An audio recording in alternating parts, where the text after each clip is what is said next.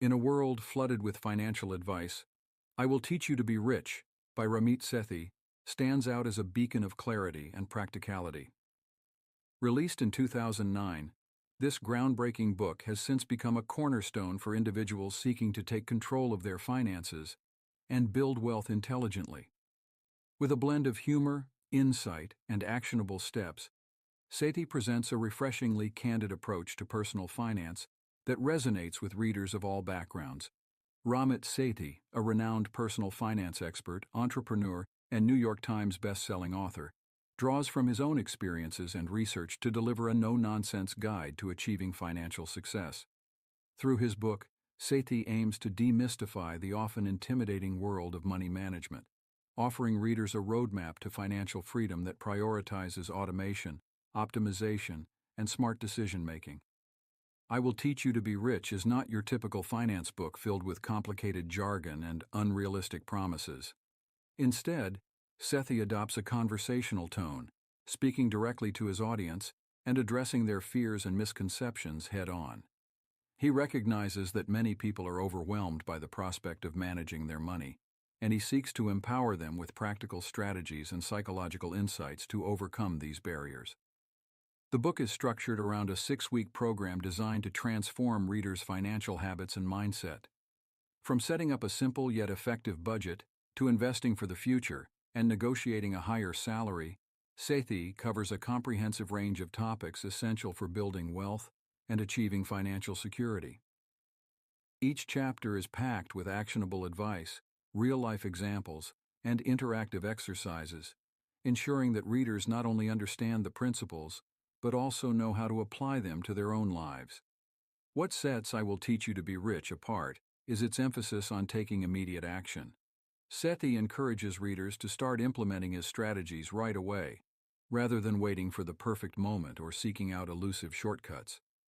By focusing on incremental progress and continuous improvement, he shows that financial success is attainable for anyone willing to put in the effort.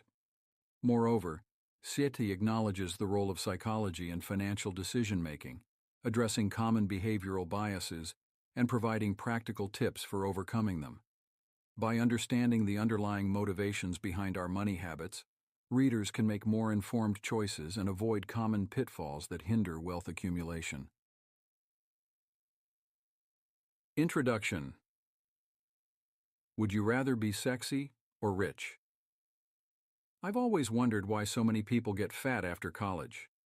I'm not talking about people with medical disorders, but regular people who were slim in college and vowed that they would never ever get fat.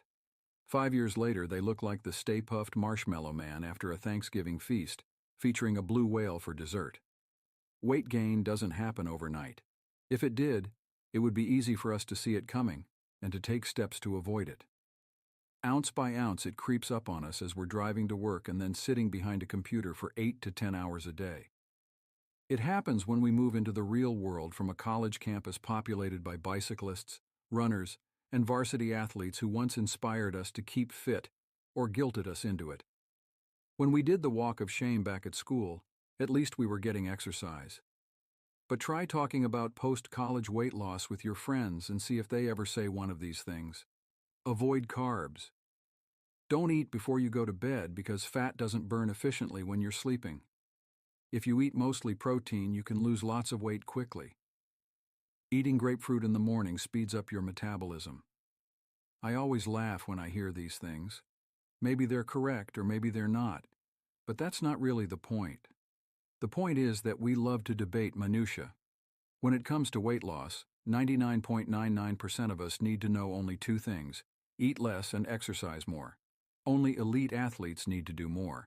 But instead of accepting these simple truths and acting on them, we discuss trans fats, diet pills, and Atkins versus South Beach. Why are money and food so similar? Most of us fall into one of 2 camps as regards our money. We either ignore it and feel guilty, or we obsess over financial details by arguing interest rates and geopolitical risks without taking action. Both options yield the same results: none.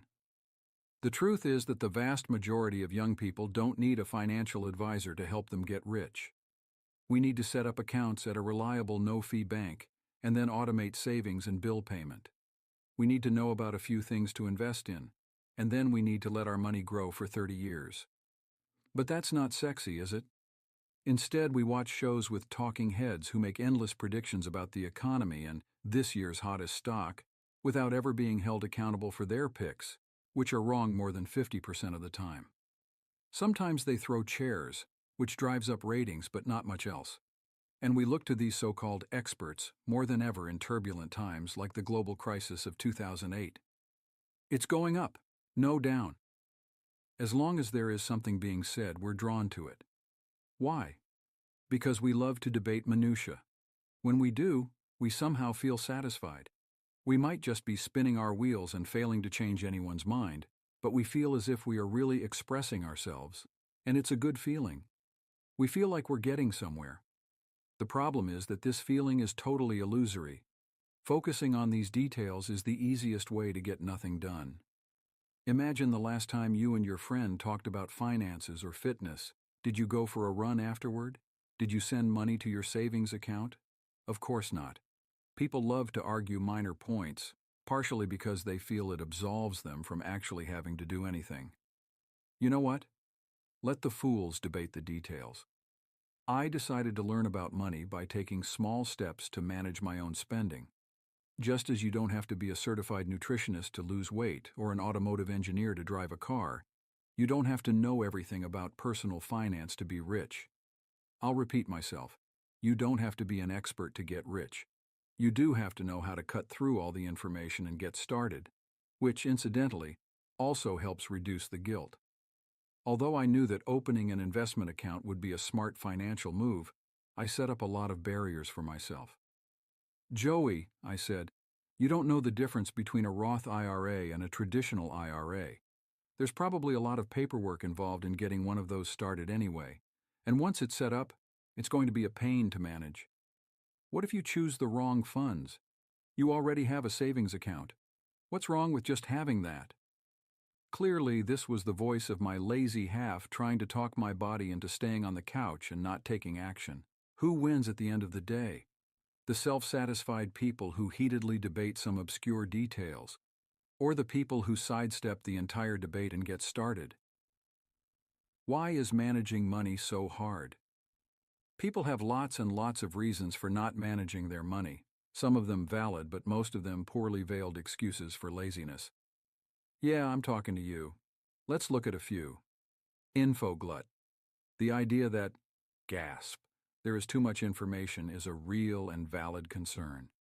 But Ramit, you might say, that flies in the face of all American culture.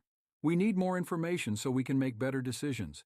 People on TV say this all the time, so it must be true. Huzzah! Sorry, nope. Look at the actual data and you'll see that an abundance of information can lead to decision paralysis. A fancy way of saying that with too much information we do nothing. Barry Schwartz writes about this in The Paradox of Choice. Why more is less? As the number of mutual funds in a 401k plan offered to employees goes up, the likelihood that they will choose a fund, any fund, goes down. For every 10 funds added to the array of options, the rate of participation drops 2%. And for those who do invest, added fund options increase the chances that employees will invest in ultra-conservative money market funds. You turn on the TV and see ads about stocks, 401ks, Roth IRAs, insurance, 529s, and international investing. Where do you start? Are you already too late? What do you do? Too often the answer is nothing, and doing nothing is the worst choice you can make, especially in your 20s. As the table on the next page shows, investing early is the best thing you can do. Look carefully at that chart. Smart Sally actually invests less but ends up with about $80,000 more. She invests $100/month from age 25 to age 35 and then never touches that money again. Dumb Dan is too preoccupied to worry about money until he's 35, at which point he starts investing $100/month until he's 65. In other words, Smart Sally invests for 10 years and Dumb Dan for 30 years. But Smart Sally has much more money. And that's just with $100/month. The single most important thing you can do to be rich is to start early. How to make $80,000 more than your friends, with less work. The media is partially to blame. I love casting blame. Why does just about everything written about personal finance make me want to paint myself with honey and jump into a nest of fire ants? Personal finance advice has been geared toward old white men and taught by old white men for far too long. I don't understand why newspaper columnists continue to write about tax optimization strategies and spending less on lattes, hoping that young people will listen. We don't care about that. We care about knowing where our money's going and redirecting it to go where we want it to go. We want our money to grow automatically, in accounts that don't nickel and dime us with fees. And we don't want to have to become financial experts to get rich. We don't want to have to become financial experts to get rich. Now, I fully recognize that I'm a big fancy author, that's right, ladies, and am therefore part of the media. Perhaps it's uncouth to mock my brethren. Still, I can't help myself. Pick up any major magazine and chances are you'll see an article called 10 No-Hassle Tips for Getting Ahead with Your Finances. Amusingly, the same writers who breathlessly encouraged us to buy real estate in 2007 are now advising us on what to do in the downturn. I'm sick and tired of the same old boring, tired, and frankly horrible financial opinions that are paraded around as advice. More on this in Chapter 6. Other people we can blame for our money problems. There are other common excuses for why we don't manage our money. Most of them are complete BS. Our education system doesn't teach this, people whine. It's easy for people in their 20s to wish that their colleges had offered some personal finance training. Guess what? Most colleges do offer those classes. You just didn't attend. I also often hear the cry that credit card companies and banks are out to profit off us. Yes, they are. So stop complaining and learn how to game the companies instead of letting them game you. I'm afraid of losing money, some of my friends say. That's fair, especially after market losses during the global financial crisis, but you need to take a long-term view. Also, you can choose among many different investment options, some aggressive, some conservative. It depends on how much risk you're willing to take. Because of inflation, you're actually losing money every day your money is sitting in a bank account. Fear is no excuse to do nothing with your money. When others are scared, there are bargains to be found. What if I don't know where to get an extra $100 per month? It doesn't have to be $100, and you don't need to earn another penny. I'll show you how to streamline your existing spending to generate that money to invest. Remember, $1 saved per day is $30 saved per month. Too many of us are paralyzed by the thought that we have to get every single part of our personal finances in order before truly getting started managing our money. Should I use my 401k from work or open an IRA? Should I go for mutual funds or individual stocks? Do I need a variable annuity? Here's my answer. Do you need to be the Iron Chef to cook a grilled cheese sandwich? No. And once you make your first meal, it'll be easier to cook the next most complicated thing. The single most important factor to getting rich is getting started, not being the smartest person in the room.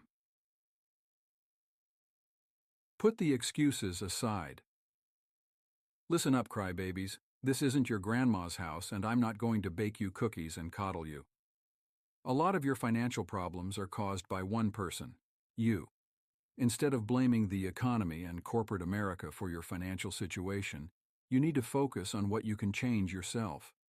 Just as the diet industry has overwhelmed us with too many choices, personal finance is a confusing mess of overblown hype, myths, outright deception, and us, feeling guilty about not doing enough or not doing it right. But we can't just blame corporations and the media. With both food and money, we're not taking personal responsibility to step up, learn this stuff, and get started. The result is that many of us end up fat, consumption-minded, and poor. No, seriously, 2/3 of Americans are overweight or obese, and the average American is nearly $7,000 in debt.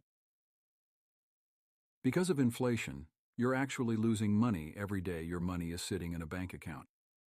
In 2008, when the global financial crisis really erupted in the stock market, the first thing many people did was pull their money out of the market. That's almost always a bad move. They compounded one mistake, not having a diversified portfolio, with a second, buying high and selling low. For all the people who blamed the government, CEOs, and evil banks, had any of them read one personal finance book? And yet they expected to get ahead with their money? Let's put the excuses aside. What if you could consciously decide how to spend your money, rather than say, I guess that's how much I spent last month? What if you could build an automatic infrastructure that made all your accounts work together and automated your savings? What if you could invest simply and regularly without fear? Guess what? You can. I'll show you how to take the money you're making and redirect it to the places you want it to go, including substantially growing your money over the long term, no matter what the economy is like. The key messages of I Will Teach You to Be Rich. I believe in small steps. I want to reduce the number of choices that paralyze us. It's more important to get started than to spend an exhaustive amount of time researching the best fund in the universe. I Will Teach You to Be Rich is about taking the first step, understanding the barriers that keep us from managing our money, and then tearing them down and putting our money in the right places so we can achieve our goals. Frankly, your goal probably isn't to become a financial expert. It's to live your life and let money serve you. So instead of saying, how much money do I need to make? You'll say, what do I want to do with my life, and how can I use money to do it? And instead of being driven by fear, you'll be guided by what history has shown us about investing and growth. I'll keep it simple. Too many books try to cover everything about money, leaving you holding a book that you should read but don't because it's overwhelming. I want you to know enough to get started setting up automated accounts and investing, even with just $50. So here are the essential messages of I Will Teach You to Be Rich. The 85% solution. Getting started is more important than becoming an expert. Too many of us get overwhelmed thinking we need to manage our money perfectly, which leads us to do nothing at all. That's why the easiest way to manage your money is to take it one step at a time and not worry about being perfect. I'd rather act and get it 85% right than do nothing. Think about it. 85% of the way is far better than 0%. Once your money system is good enough, or 85% of the way there, you can get on with your life and go do the things you really want to do. It's okay to make mistakes. It's better to make them together now, with a little bit of money, so that when you have more, you'll know what to avoid. Ordinary actions get ordinary results. Most people are, by definition, ordinary. Yet more than half of a group of college graduates surveyed said they plan to be millionaires by the age of 40, an expectation that is not in line with reality. Look around you. How many of our parents are millionaires? Not many. And if we follow the same ordinary route they did, we'll end up ordinary too. To be extraordinary, you don't have to be a genius, but you do need to take some different steps than your folks did, like starting to manage your money and investing early. There's a difference between being sexy and being rich. When I hear people talk about the stocks they bought, sold, or shorted last week, I realize that my investment style sounds pretty boring.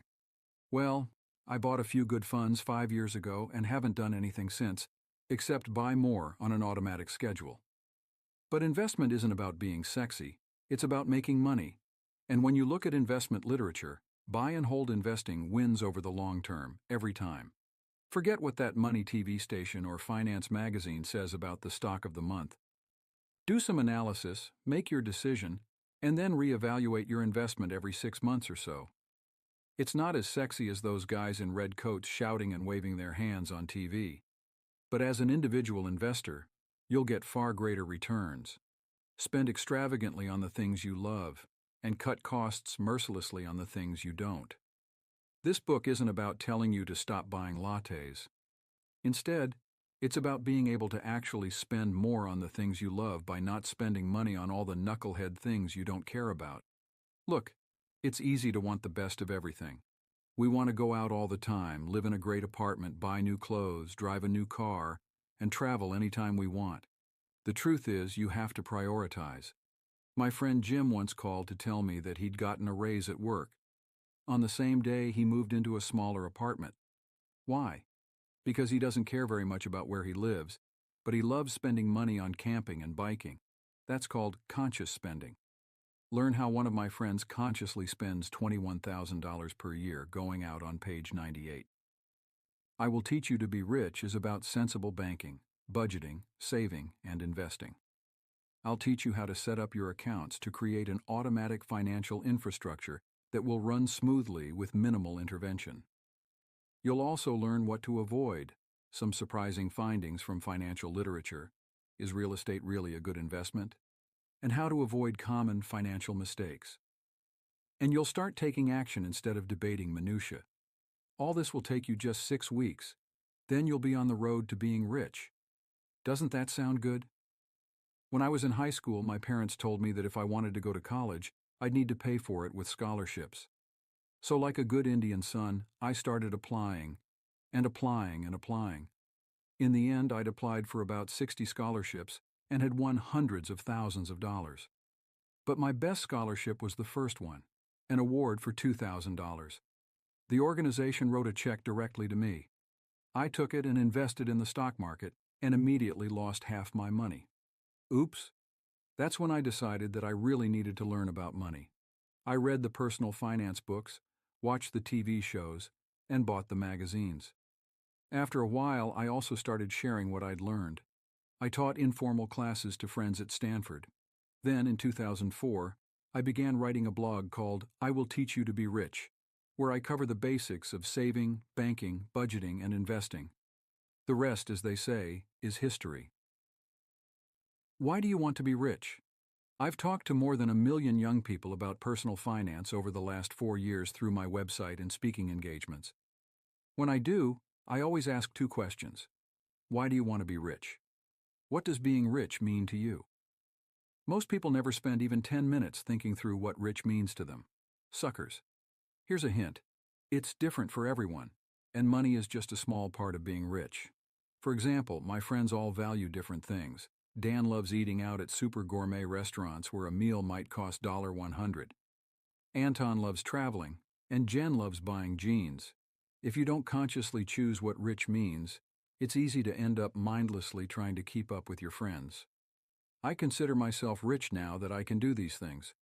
Make career decisions because I want to, not because of money. Help my parents with their retirement, so they don't have to work if they don't want to spend extravagantly on the things I love, and be relentlessly frugal about the things I don't. For example, spend lots on visiting family in New York but don't buy the flashiest sports car.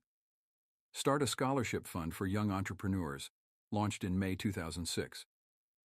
Before you go further, I encourage you to set your goals today. Why do you want to be rich? What do you want to do with your wealth? What you'll get out of this book. I love to laugh at people when they talk about investing. People think that investing means buying stocks, so they throw around fancy terms like hedge funds, derivatives, and call options. Sadly, they actually think you need this level of complexity to get rich because they see people talking about this stuff on TV each day. Guess what? For individual investors like you and me, these options are completely irrelevant. It sounds sexy, but when individual investors talk about complicated concepts like this, it's like 2 elementary school tennis players arguing about the string tension of their rackets. Sure, it might matter a little, but they'd be much better tennis players if they just went outside and hit some balls for a few hours each day. Simple, long-term investing works. This idea gets nothing but yawns and rolling eyes during a conversation. But you need to make a decision. Do you want to sit around impressing others with your sexy vocabulary, or do you want to join me on my gold-lined throne as we're fed grapes and fanned with palm fronds? I Will Teach You to Be Rich. We'll help you figure out where your money is going and redirect it to where you want it to go. Saving for a vacation to China, a wedding. Just want to make your money grow? Here's the 6-week program that will let you tackle it.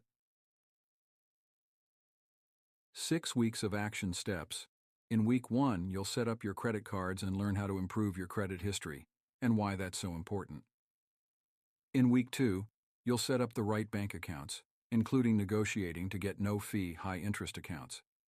In week 3, you'll open a 401(k) and an investment account, even if you have just $50 to start. In week 4, you'll figure out how much you're spending, and then you'll figure out how to make your money go where you want it to go. In week 5, you'll automate your new infrastructure to make your accounts play together nicely. In week 6, you'll learn why investing isn't the same as picking stocks, and how you can get the most out of the market with very little work. Plus, there's plenty more. You'll learn to choose a low-cost automatic portfolio that beats typical Wall Street portfolios, and how to maintain your investments by setting up a system that enables you to remain as hands-off as possible while your money accumulates automatically. There are even answers to many specific money questions, including how to buy a car, pay for a wedding, and negotiate your salary. After reading this book, you'll be better prepared to manage your finances than 99% of other people in their 20s and early 30s. You'll know what accounts to open up, ways not to pay your bank extra fees, how to invest, how to think about money, and how to see through a lot of the hype that you see on TV and in magazines every day. There aren't any secrets to getting rich. It just takes small steps and some discipline, and you can do it with just a little bit of work. Now let's get started. Chapter 1. Optimize your credit cards. How to beat the credit card companies at their own game. You'll never see an Indian driving a 2-door coupe. Seriously, think about it. If you have a neighborhood Indian, let's call him Raj, he's probably driving a 4-door car, usually a Honda Accord or Toyota Camry. However, Indian people aren't just fanatical about driving practical 4-door cars. We're absolutely nuts about hammering down the price to the last penny. Take my dad, for example. He'll bargain for 5 straight days just to buy one car. Dear God, it's not pretty. I've been along for the ride on these week-long negotiating sessions with him before. Once, as he was literally about to sign the papers, he stopped, asked them to throw in free floor mats, $1.50 value, and walked away when they refused. This after he'd spent 5 days bargaining them down. As he dragged me from the dealership, I just stared straight ahead, shell-shocked. As you can imagine, by the time I went to buy my own car, I had been steeped in a rich tradition of negotiating. I knew how to make unreasonable demands with a straight face and never take no for an answer. I took a more modern approach, however. Instead of spending a week going from dealership to dealership, I simply invited 17 dealers in Northern California to bid against one another for my business while I sat at home, watched the real world, and calmly reviewed the emails and faxes as they came in. For more about buying a car, see page 244. In the end, I found a great deal in Palo Alto and walked in ready to sign the papers. Everything was going smoothly until the dealer went to check my credit. He came back smiling. "You know, you have the best credit of anyone I've ever seen at your age," he said. "Thanks," I replied, actually wanting to say, yeah, I knew it. That is because I'm a weird 20-something Indian who chooses a 4-door Accord for his dream car and prides himself on his credit score. Then the dealer said, I asked. "Well," he said, "it looks like you have great credit, but not enough credit sources." The bottom line, he told me, was that they couldn't offer me the low interest option we had talked about. Instead of 1.9% interest, it would be 4.9%. That didn't sound like much, but I pulled out a notepad and did a quick calculation. The difference would be more than $2,200 over the life of my car loan.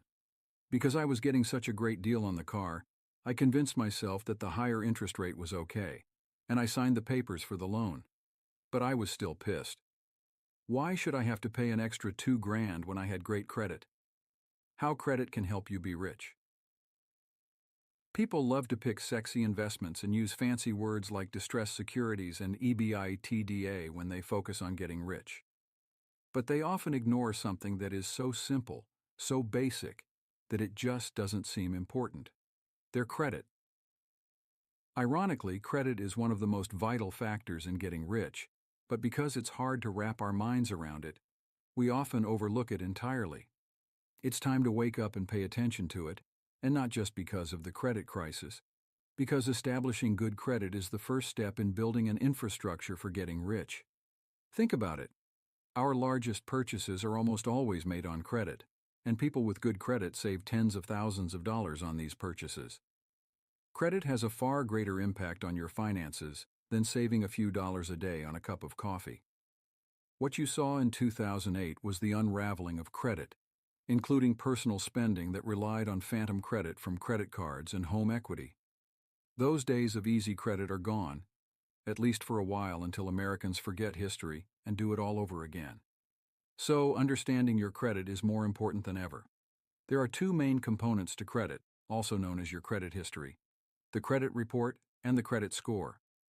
These boring terms can actually save you tens of thousands of dollars over your lifetime, so listen up. This is what will enable you to justify heading to Vegas and staying at the Hugh Hefner suite at the Palms. Credit score versus credit report. Your credit report gives potential lenders, the people who are considering lending you money for a car or home, basic information about you, your accounts, and your payment history. In general, it tracks all credit-related activities, although recent activities are given higher weight. Your credit score, often called your FICO score because it was created by the Fair Isaac Corporation, is a single, easy-to-read number between 300 and 850 that represents your credit risk to lenders. It's like Cliff's Notes for the credit industry. The lenders take this number, higher is better, and with a few other pieces of information, such as your salary and age, decide if they'll lend you money for credit like a credit card, mortgage, or car loan. They'll charge you more or less for the loan, depending on the score, which signifies how risky you are. It's ridiculously easy to check your credit score and credit report, and you should do it right now. Once a year, by law, you're allowed to obtain your credit report for free at www.annualcreditreport.com. It includes basic information about all your accounts and payment history. Be careful to type that URL correctly, not the one that first comes to mind when you think free credit report. To get your credit score, on the other hand, you'll have to pay. I recommend getting the basic credit report, which will run you about $15. You'll get the option to pick any of the three major reporting agencies. Just pick anyone, it doesn't really matter.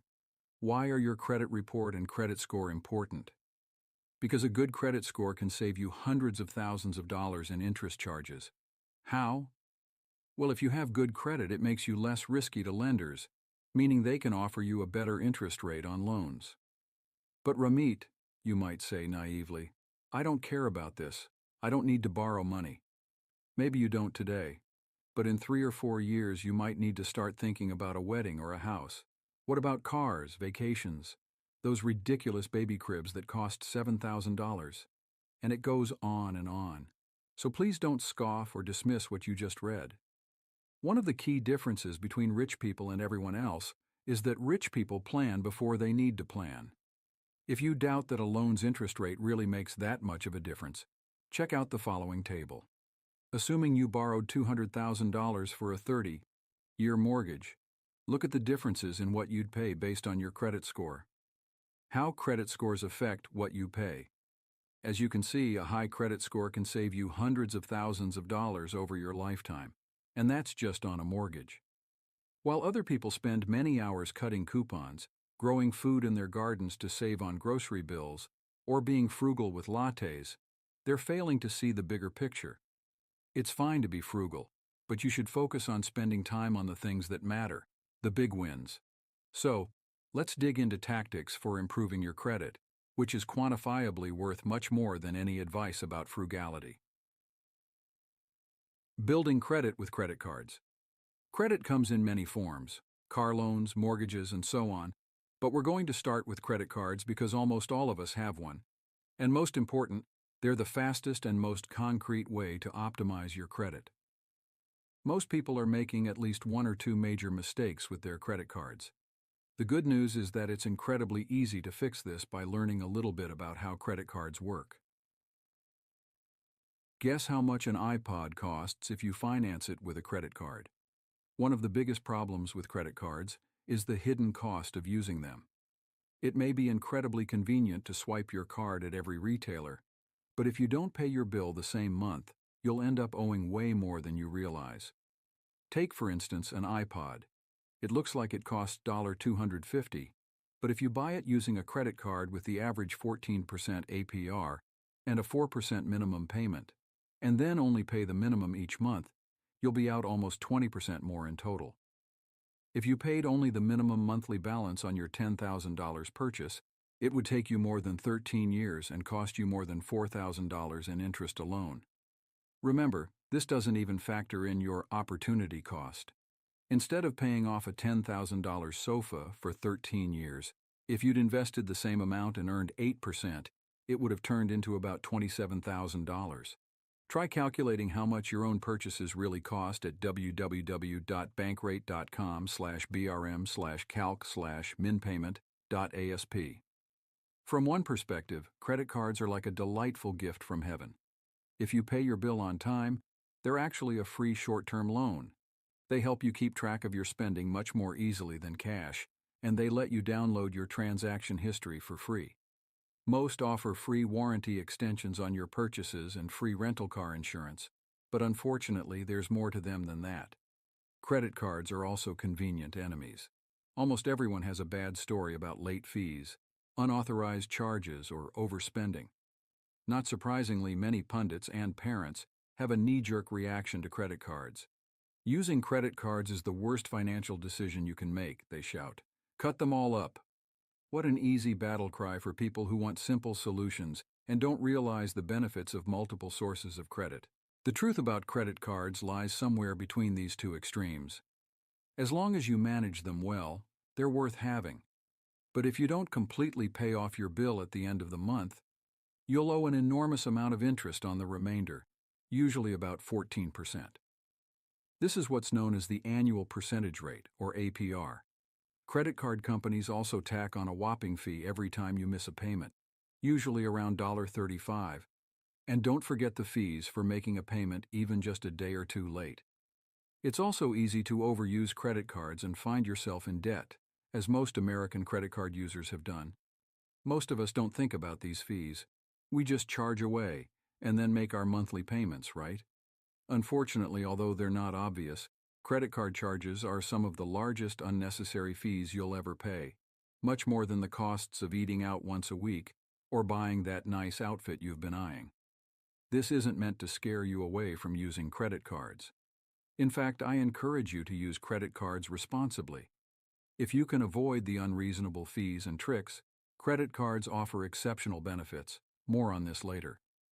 To get the most out of using credit, you need to optimize your credit card and use them as a spearhead to improve your overall credit. This is all the more important in the wake of the credit crisis. If you don't have good credit, it may be difficult to get an affordable home loan, even if you have a high income. By the end of this chapter, you'll know how to squeeze the credit card companies for everything they're worth, without paying unnecessary fees or late charges. And you'll know how to use your cards to boost your all-important credit score. Let's do it. Getting a new card. Whether you've never had a credit card before, or you're thinking about getting an additional card, there are a few things to think about. Avoid those credit card offers you receive in the mail. Let's cut to the chase. If you hate those credit card offers in the mail as much as I do, visit www.optoutprescreen.com to get off their lists.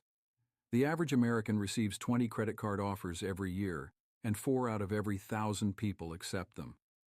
The numbers are markedly different for students. Out of every 1,000 students who are mailed offers, 150 accept them, an astonishingly high number.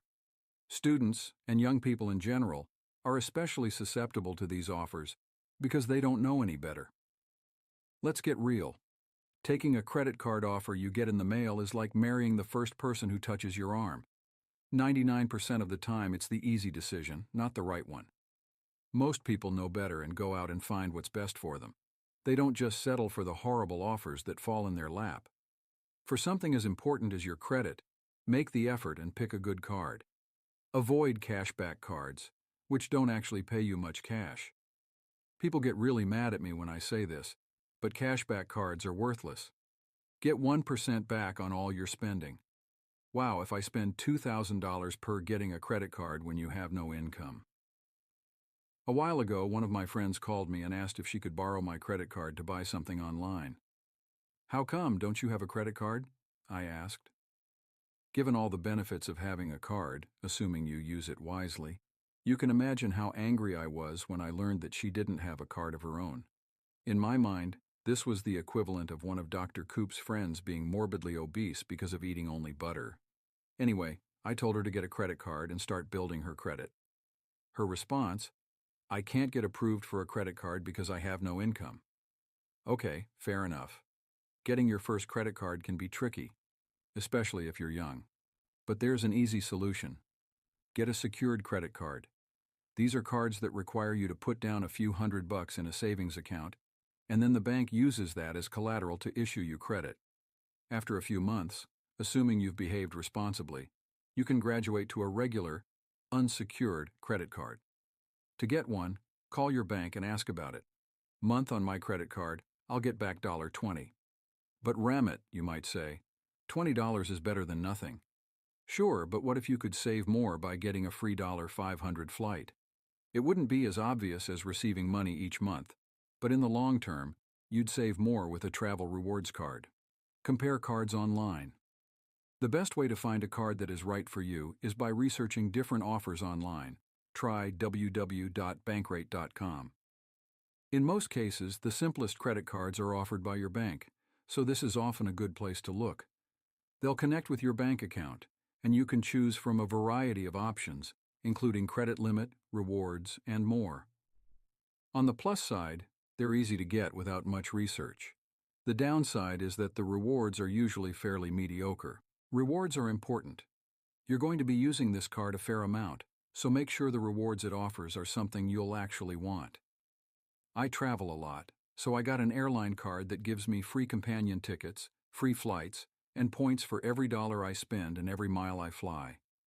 I get multiple free flights per year, and each one saves me about $350. But if you hardly ever travel, this card wouldn't make sense for you. Bottom line, if you're getting a rewards card, find one that gives you something you value. Don't go card crazy. Now that you're in the market, you might be tempted by any number of card offers, but don't overdo it. There's no magic number of cards you should have. But each additional card you get means added complexity for your personal finance system. 2 or 3 is a good rule of thumb. The average American has 4 credit cards. Your credit score is based on overall sources of credit. Remember, there are other sources of credit besides credit cards. These include installment loans, such as auto loans, personal lines of credit, home equity lines of credit, and service credit, such as utilities. Take it slow, Craig Watts of Fair Isaac Corporation says, cautioning against prescribing a specific number of credit sources. It depends on how long you've been managing credit. The less information in your credit report, the higher the prominence of each new report. For example, if you're in college and you only have one credit card in your name, when you open another account, the weight of that action is more than it would be 10 years down the line. If you limit yourself to opening one card a year, you'll be doing yourself a favor. The 6 Commandments of Credit Cards. Now it's time to take full advantage of your cards as a means to improving your credit. Optimizing your credit is a multi-step process. One of the most important factors is getting out of debt, which we'll tackle at the end of the chapter. But first, we'll set up automatic credit card payments so you never miss a payment again. Then we'll see how to cut fees, get better rewards, and take everything you can from the credit card companies. Hey, it's business, and they're in it to get your money too. 1. Pay off your credit card regularly. Yeah, we've all heard it. But what you may not know is that your debt payment history represents 35% of your credit score, the largest chunk. In fact, the single most important thing you can do to improve your awful consequences. If you miss even one payment on your credit card, here are 4 terrible, horrible, no good, very bad results you may face. 1. Your credit score can drop more than 100 points, which would add $240/month to an average 30-year fixed mortgage loan. 2.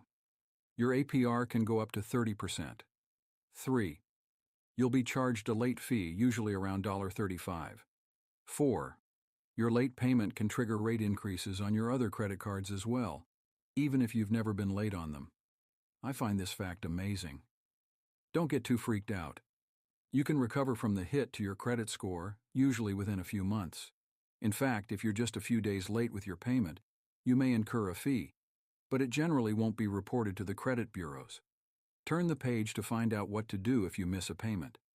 Credit is to pay your bills on time. Whether you're paying the full amount of your credit card bill or risking my wrath by paying just part of it, pay it on time. Lenders like prompt payers, so don't give your credit card company the opportunity to raise your rates and lower your credit score by being a few days late with your payment.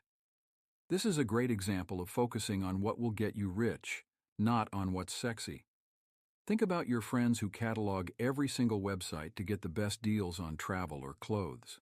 They might be thrilled after saving $10, and they can brag to everyone about all the special deals they get, but you'll quietly save thousands by understanding the invisible importance of credit, paying your bills on time, and having a better credit score.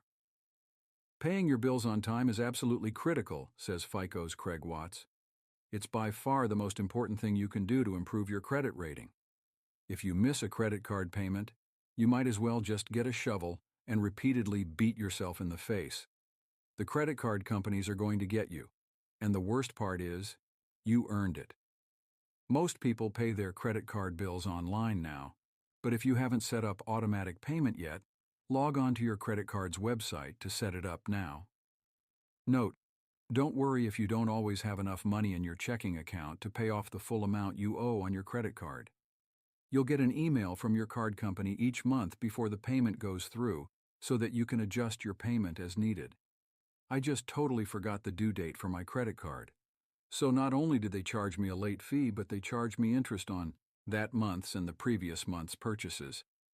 I called up the customer service line of my credit card and told them that I had been a good customer in the past and asked if they could do anything for me with the fees. The representative removed the late fee and refunded $20 of the interest charge back to my account. They returned a total of $59 to me with one phone call. Eric Henry, 25-2. Get all fees waived on your card. This is a great easy way to optimize your credit cards because your credit card company will do all the work for you. Call them using the phone what to do if you miss a payment. Nobody's perfect. Despite my warnings, I understand that accidents happen, and you might miss a payment at some point. When this happens, I use my Indian heritage to beat the companies by negotiating with them, and you can too. You. Hi, I noticed I missed a payment, and I wanted to confirm that this won't affect my credit score. Credit card rep. Let me check on that. No, the late fee will be applied, but it won't affect your credit score. Note, if you pay within a few days of your missed bill, it usually won't be reported to the credit agencies. Call them to be sure. You. Thank you, I'm really happy to hear that. Now about that fee, I understand I was late, but I'd like to have it waived. Credit card rep. Why? You. It was a mistake and it won't happen again, so I'd like to have the fee removed. Note, always end your sentence with strength. Don't say, can you remove this? Say, I'd like to have this removed. At this point, you have a better than 50% chance of getting the fee credited to your account. But just in case you get an especially tough rep, here's what to say. Credit card rep. I'm very sorry, but we can't refund that fee. I can try to get you our latest blah blah marketing pitch blah blah. You. I'm sorry, but I've been a customer for 4 years and I'd hate for this one fee to drive me away from your service. What can you do to remove the late fee? Credit card rep. Let me check on that. Yes, I was able to remove the fee this time. It's been credited to your account. You don't believe me that it can be so simple? It is. Anyone can do it. Number on the back of the card and ask if you're paying any fees, including annual fees or service charges. It should go a little something like this. You. Hi, I'd like to confirm that I'm not paying any fees on my credit card. Credit card rep. Well, it looks like you have an annual fee of $50. That's actually one of our better rates. You. I'd rather pay no fees. Which card can you switch me to that doesn't charge fees? I'd like to make sure my credit score isn't affected by closing this account too. Can you confirm? Yes, I really talk like that. The vast majority of people don't need to pay any annual fees on their credit cards. And because free credit cards are so competitive now, you rarely need to pay for the privilege of using your card.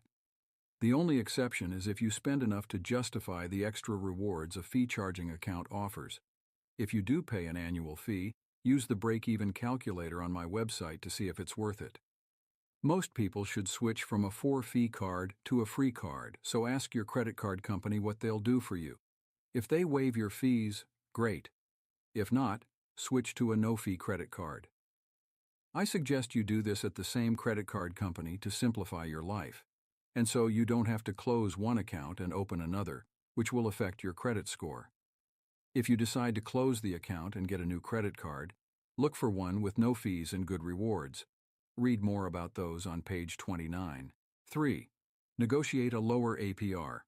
Your APR, or annual percentage rate, is the interest rate your credit card company charges you. The average APR is 14%, which makes it extremely expensive if you carry a balance on your card. Put another way, since you can make an average of about 8% in the stock market, your credit card is getting a great deal by lending you money. If you could get a 14% return, you'd be thrilled. You want to avoid the black hole of credit card interest payments so you can earn money, not give it to the credit card companies. So call your credit card company and ask them to lower your APR. If they ask why, tell them you've been paying the full amount of your bill on time for the last few months, and you know there are a number of credit cards offering better rates than you're currently getting. In my experience, this works about half the time.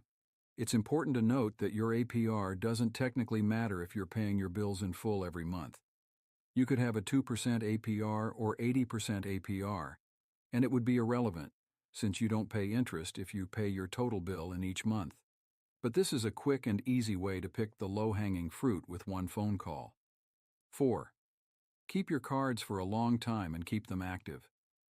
Lenders like to see a long history of credit, which means that the longer you hold an account, the more valuable it is for your credit score. Don't get suckered by introductory offers and low APRs. If you're happy with your card, keep it. And if you're getting a new credit card, don't close the account on your old one. That can negatively affect your credit score. As long as there are no fees, keep it open and use it occasionally, because some credit card companies will cancel your account after a certain period of inactivity. To avoid having your account shut down, set up an automatic payment on any card that is not your primary card. For example, I set it up so that one of my credit cards pays a $12.95 monthly subscription through my checking account each month, which requires zero intervention on my part. But my credit report reflects that I've had the card for more than 5 years, which improves my credit score. Play it safe. If you have a credit card, keep it active using an automatic payment at least once every 3 months. 5. Get more credit. Warning: do this only if you have no debt. This one is counterintuitive, and to explain it, I had to reach into personal finance lessons of yore.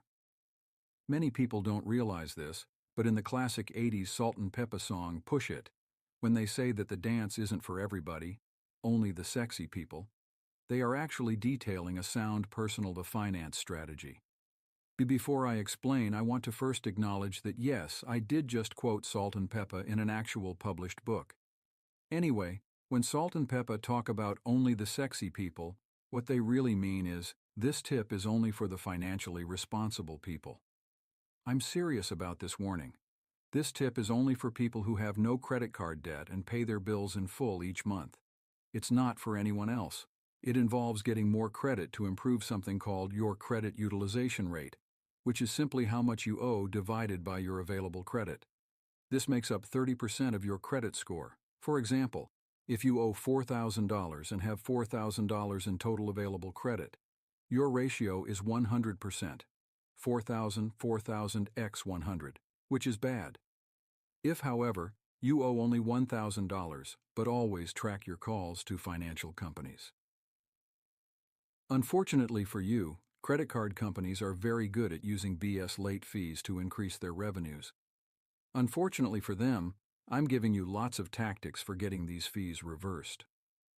One of the best ways to improve your chances of getting fees waived is by keeping track of every time you call your financial institutions, including credit card companies, banks, and investment companies. This is especially true of credit card companies, whom you should treat just slightly better than you would an armed militia coming after your younger sister. It's tempting when calling to be really nasty, but because I was raised right, I don't scream or threaten violence. Instead, when I call to dispute anything, I open a spreadsheet that details the last time I called them, whom I spoke with, and what was resolved. If only all criminals were as diligent as I am. The Pocket Tracker for tracking credit card calls. Whenever you make a call regarding a dispute on your credit card, you wouldn't believe how powerful it is to refer back to the last time you called, citing the rep's name, date of conversation, and your call notes. Most credit card reps you talk to will simply give in because they know you came to play in the big leagues. When you use this to confront a credit card company or bank with data from your last calls, you'll be more prepared than 99% of other people, and chances are you'll get what you want. The cards I use. I have 2 credit cards. My primary credit card is a Citibank Premier Pass Elite. Citibank offers no-fee and 4-fee versions of this card. The no-fee card offers half the rewards. I ran the calculations and decided to pay the $75 annual fee because I spend enough to justify the cost. With this card, I earn 1 point for every dollar I spend and 1 point for every mile I fly, plus free companion fares for domestic flights over $379. You can check this card out, along with the free version, at www.citicards.com. I also have a United Airlines student card that I got many years ago.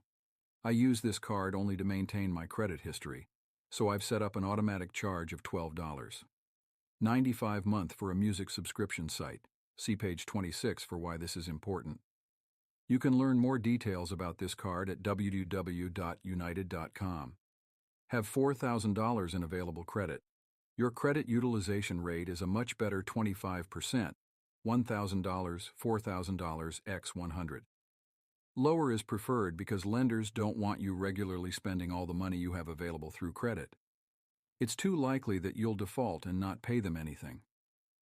To improve your credit utilization rate, you have 2 choices.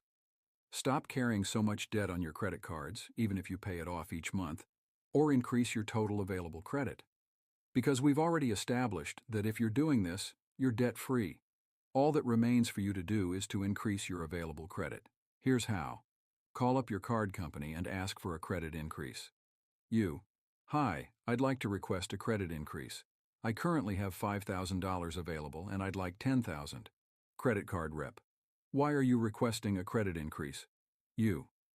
I've been paying my bill in full for the last 18 months, and I have some upcoming purchases. I'd like a credit limit of $10,000.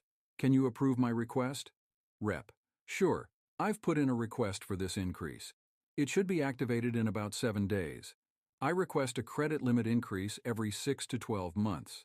Remember, 30% of your credit score is represented by your credit utilization rate. To improve it, the first thing you should do is pay off your debt. If you've already paid off your debt, only then should you try to increase your available credit. Sorry to repeat myself, but this is important. When my husband and I were in college, we got a free t-shirt or something and got credit cards with reasonable limits, $500. Sure, I had no income, but that didn't seem important at the time. Wouldn't you know it, I was responsible enough to have my limit raised to $2,000 after a very short period of time. Except that I wasn't actually responsible. And I paid thousands of dollars in interest and late fees and wrecked my credit rating for several years. It took many years for us to clear up this debt. I can't name one purchase that was truly necessary either. Michelle Miller. 38.6. Use your rewards. Before I get into rewards programs, let me say this. Just like with car insurance, you can get great deals on your credit when you're a responsible customer. In fact, there are lots of tips for people who have very good credit. If you fall in this category, you should call your credit cards and lenders once per year to ask them what advantages you're eligible for. Often they can waive fees, extend credit, and give you private promotions that others don't have access to. Call them up and use this line. Hi there. I just checked my credit and noticed that I have a 750 credit score, which is pretty good. I've been a customer of yours for the last 4 years, so I'm wondering what special promotions and offers you have for me. I'm thinking of fee waivers and special offers that you use for customer retention. Credit cards also offer rewards programs that give you cash back, airline tickets, and other benefits. But most people don't take advantage of all the free stuff they can get. For example, when I had to fly to a wedding in an obscure town in Wisconsin, I redeemed my credit card's travel reward to save more than $600 on the flight. That's an easy one, but there's better. Did you know that credit cards automatically give you disputing a charge? How to mobilize your credit card's army for you. Once, when I canceled my Sprint cell phone service, they told me my account had a $160 charge. For what? I asked. Wait for it. An early cancellation fee. Yeah, right. I knew I didn't have a contract, and I had negotiated out of an early cancellation fee a long time before that. Cell phone companies make a lot of money from trying these shady moves, hoping customers will get frustrated, give up, and just pay. Unfortunately for them, ever since Sprint had started trying to rip me off 3 years before, I had kept records of every phone conversation I'd had with them. The customer service rep was very polite, but insisted she couldn't do anything to erase the charge. Really? I've heard this tune before, so I pulled out the notes I had taken the previous year and politely read them aloud to her. As soon as I read them, I experienced a miraculous change in her ability to waive the fee. Within 2 minutes, my account was cleared, and I was off the phone. Amazing! Thank you, madam. Wouldn't it be great if that were the end of the story? Although they told me they wouldn't charge me, they did it anyway. By this point, I was so fed up that I called in the big guns. Many people don't know that credit cards offer excellent consumer protection. This is one reason I encourage everyone to make major purchases on their credit card and not use cash or a debit card. I called my credit card company and told them I wanted to dispute a charge. They said, "Sure, what's your address and what's the amount?" When I told them about my experience with Sprint, they instantly gave me a temporary credit for the amount and told me to mail in a form with my complaint, which I did. 2 weeks later, the complaint was totally resolved in my favor. What happens in disputes like this is that the credit card company fights the merchant for you. This works with all credit cards. Keep this in mind for future purchases that go wrong. Amazing consumer protection? Here are a few examples you might not know about. Automatic warranty doubling. Most cards extend the warranty on your purchases, so if you buy an iPod and it breaks after Apple's warranty expires, your credit card will still cover it up to an additional year. This is true for nearly every credit card for nearly every purchase automatically. Car rental insurance. If you rent a car, don't let them bully you into getting the extra collision insurance. It's completely worthless. You already have coverage through your car insurance, plus your credit card will usually back you up to $50,000. Trip cancellation insurance.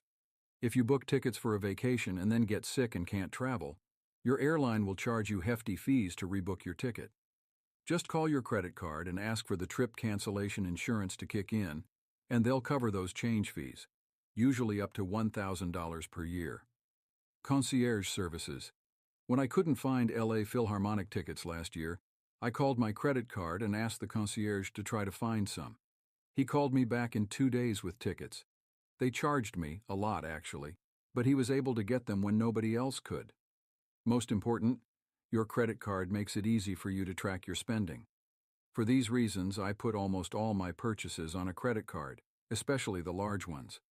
Call your credit card company and ask them to send you a full list of all their rewards. Then use them. My digital camera broke about 18 months after I bought it. The manufacturer's warranty expired after 12 months, but I knew that American Express extended warranties on electronics for an extra year. I called American Express and explained the problem.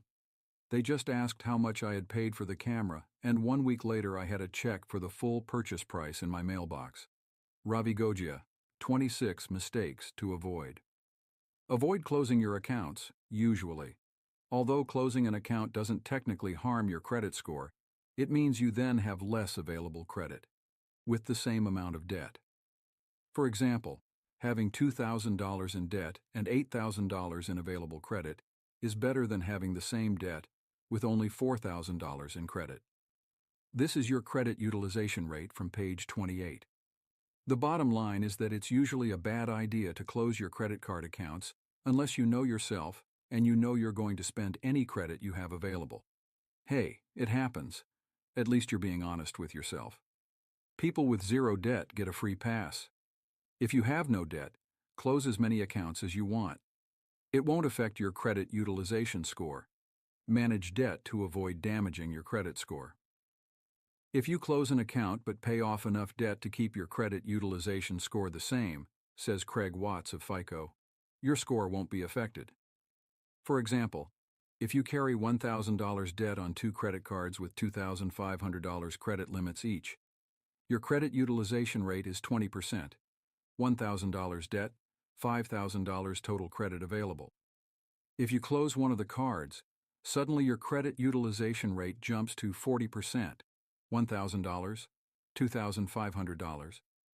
But if you paid off $500 in debt, your utilization rate would be 20%, $500, $2,500, and your score would not change. Think ahead before closing accounts. If you're applying for a major loan for a car, home, or education, don't close any accounts within 6 months of filing the loan application. You want as much credit as possible when you apply. However, if you know that an open account will entice you to spend, and you want to close your credit card to prevent that, you should do it.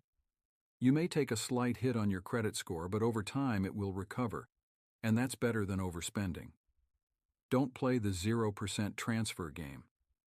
Some people have started playing the 0% transfer game to profit off of credit cards by making balance transfers or taking cash advances. They take the introductory 0% APR that you get when you open many credit cards, which usually only lasts for 6 months. Then they borrow money from the card at this, "Oh no, my credit score just dropped." Some of my Type A readers worry too much about their credit scores. If your credit score suddenly drops, first you should figure out why by getting a copy of your credit report and score, see page 15. Then what's important is how you deal with it going forward. Your credit score can start recovering immediately as more positive information is reported, like paying your bills on time. So, work to manage your credit wisely and consistently. As FICO's Craig Watts notes, the natural movement of these scores is to slowly grow. How do you think people end up with scores in the mid-800s? It's through years and years of consistently boring credit management. Low rate and stick it in a high-interest savings account, which allows them to profit off the interest. Some actually invest the money in short-term CDs or even stocks. At the end, they plan to return the money and keep the interest. I find these 0% credit card games so moronic. Sure, you can make a few bucks a year, or maybe even a few hundred, but the waste of time, risk of mismanaging the process, and possibility of screwing up your credit score just aren't worth it. Most important, this is a distraction that gets you only short-term results. You're much better off building a personal finance infrastructure that focuses on long-term growth, not on getting a few bucks here or there. Dave Ramsey, a popular personal finance author and radio host, specializes in helping people get out of debt. He says, "I have met with thousands of millionaires in my years as a financial counselor, and I have never met one who said he made it all with Discover Card bonus points. They all lived on less than they made and spent only when they had cash." Focus on the big wins if you want bigger results. Avoid getting sucked in by "apply now and save 10% in just 5 minutes" offers. Stay away from the cards issued by every single retail store. These cards might as well have "You are a dumbass" written on them in 36-point type. I can't count the number of times I've seen someone standing in front of me at the Gap or Bloomingdale's who gets suckered into these cards. If you sign up today, you'll get 10% off Rate Chasers, wasting time. Earning $25/month. One of my blog readers, a guy named Mike, wrote in to tell me about his rate chasing. In this case, it was savings accounts, not credit cards, but they're very similar. It's just moving money around from one account to another to eke out a few additional percentage points. Mike admitted, "I'm one of those rate chasers, so with $40K in emergency savings, I've consistently been earning anywhere between 0.65 and 0.85% higher than my operating money market account. That's an extra $300/year in interest, which is definitely worth changing banks every 4 to 6 months for me." My response: Mike, if you were smart enough to sock away $40K in an emergency fund, which is really impressive by the way, I bet you're smart enough to spend your time doing something better than earning $300/year. Something that will let you earn much more sustainably. You're only earning $0, 82-day doing that. How about spending the same time optimizing your asset allocation? See page 170. That step alone is probably worth thousands per year. Or starting a side business, or even spending those few hours with your family. I don't know what you value, but in my eyes, any of those things would produce more value than $300/year, especially for someone who's so far ahead of everyone else like you are. This is just my 2 cents, about 1/43 of what you earned today. Sorry, couldn't resist. Focus on the big wins to get the big results. They may not be as obvious or sexy as jumping from account to account and getting a few extra bucks, but the big wins will make you rich over the long term. Your purchase, the clerks say. They forget to mention that these cards, with an average APR of 21% and low credit limits, are issued to people with little regard for how creditworthy they are. And, predictably, they contain some of the most onerous terms of any cards, including tremendous rate increases if your payment is late even once. And for what? $20 off a single purchase? Ask yourself if it's worth it. Here, I'll just tell you, it's not. Stay away from retail cards. Don't make the mistake of paying for your friends with your credit card and keeping the cash, and then spending it all. Finally, please don't do the same dumb thing I keep doing. The last few times I've gone out to dinner, the bill has come, everyone has plopped down cash, and I've realized I can just pay on my credit card and earn some miles. Here's where things go horribly wrong. Don't wake up the next day and say, wow, I have $100 extra cash in my wallet. No, put it in the bank. I forget to do this all the time and end up regretting it. Last time I checked my statement and had shared meal charges of $50, $64, $25, and so on. Then, my mouth agape, I opened my wallet and saw $1 bill. Great. Debt, debt, debt. Statistically speaking, being in debt is normal. And yet think about it. Is it really normal to owe more than you have? Maybe for certain things, like a house or education. But what about for random purchases on a credit card? Some people differentiate debts by calling them good debt and bad debt, depending on if the debt appreciates, education, or depreciates, car, over time. Others despise debt altogether. Whatever the case, most of us have a lot of it, and it doesn't feel good. I want to talk about student loans and credit card debt, the two largest types of debt facing most 20-somethings and 30-somethings. They get in the way of your getting rich, so I want to help you knock these barriers down with a simple plan. The burden of student loans. I'm not going to lie to you. Getting rid of student loan debt is hard. The average student graduates with about $20,000 in student loan debt, but lots of my friends have more than $100,000 in loans to pay off. Unfortunately, it's not like you can just wave a magic wand and make it disappear. In fact, even if you declare bankruptcy, you'll still have to pay your student loans. However, even if you have huge student debt, I want you to pay attention to how much money you're putting toward the monthly payments. Because the loan amounts are so large, even an extra $100/month can save you years of payments. Let's look at an example. Tony, a friend of mine who graduated from Stanford, has $20,000 in student loan debt. If he pays off the loan over 10 years, his monthly payment will be about $230/month, meaning he'll pay just over $7,600 in interest. But if he pays just $100 more a month, he'll have to pay only $4,571 in interest, and he'll pay off his loan in 6.3 years.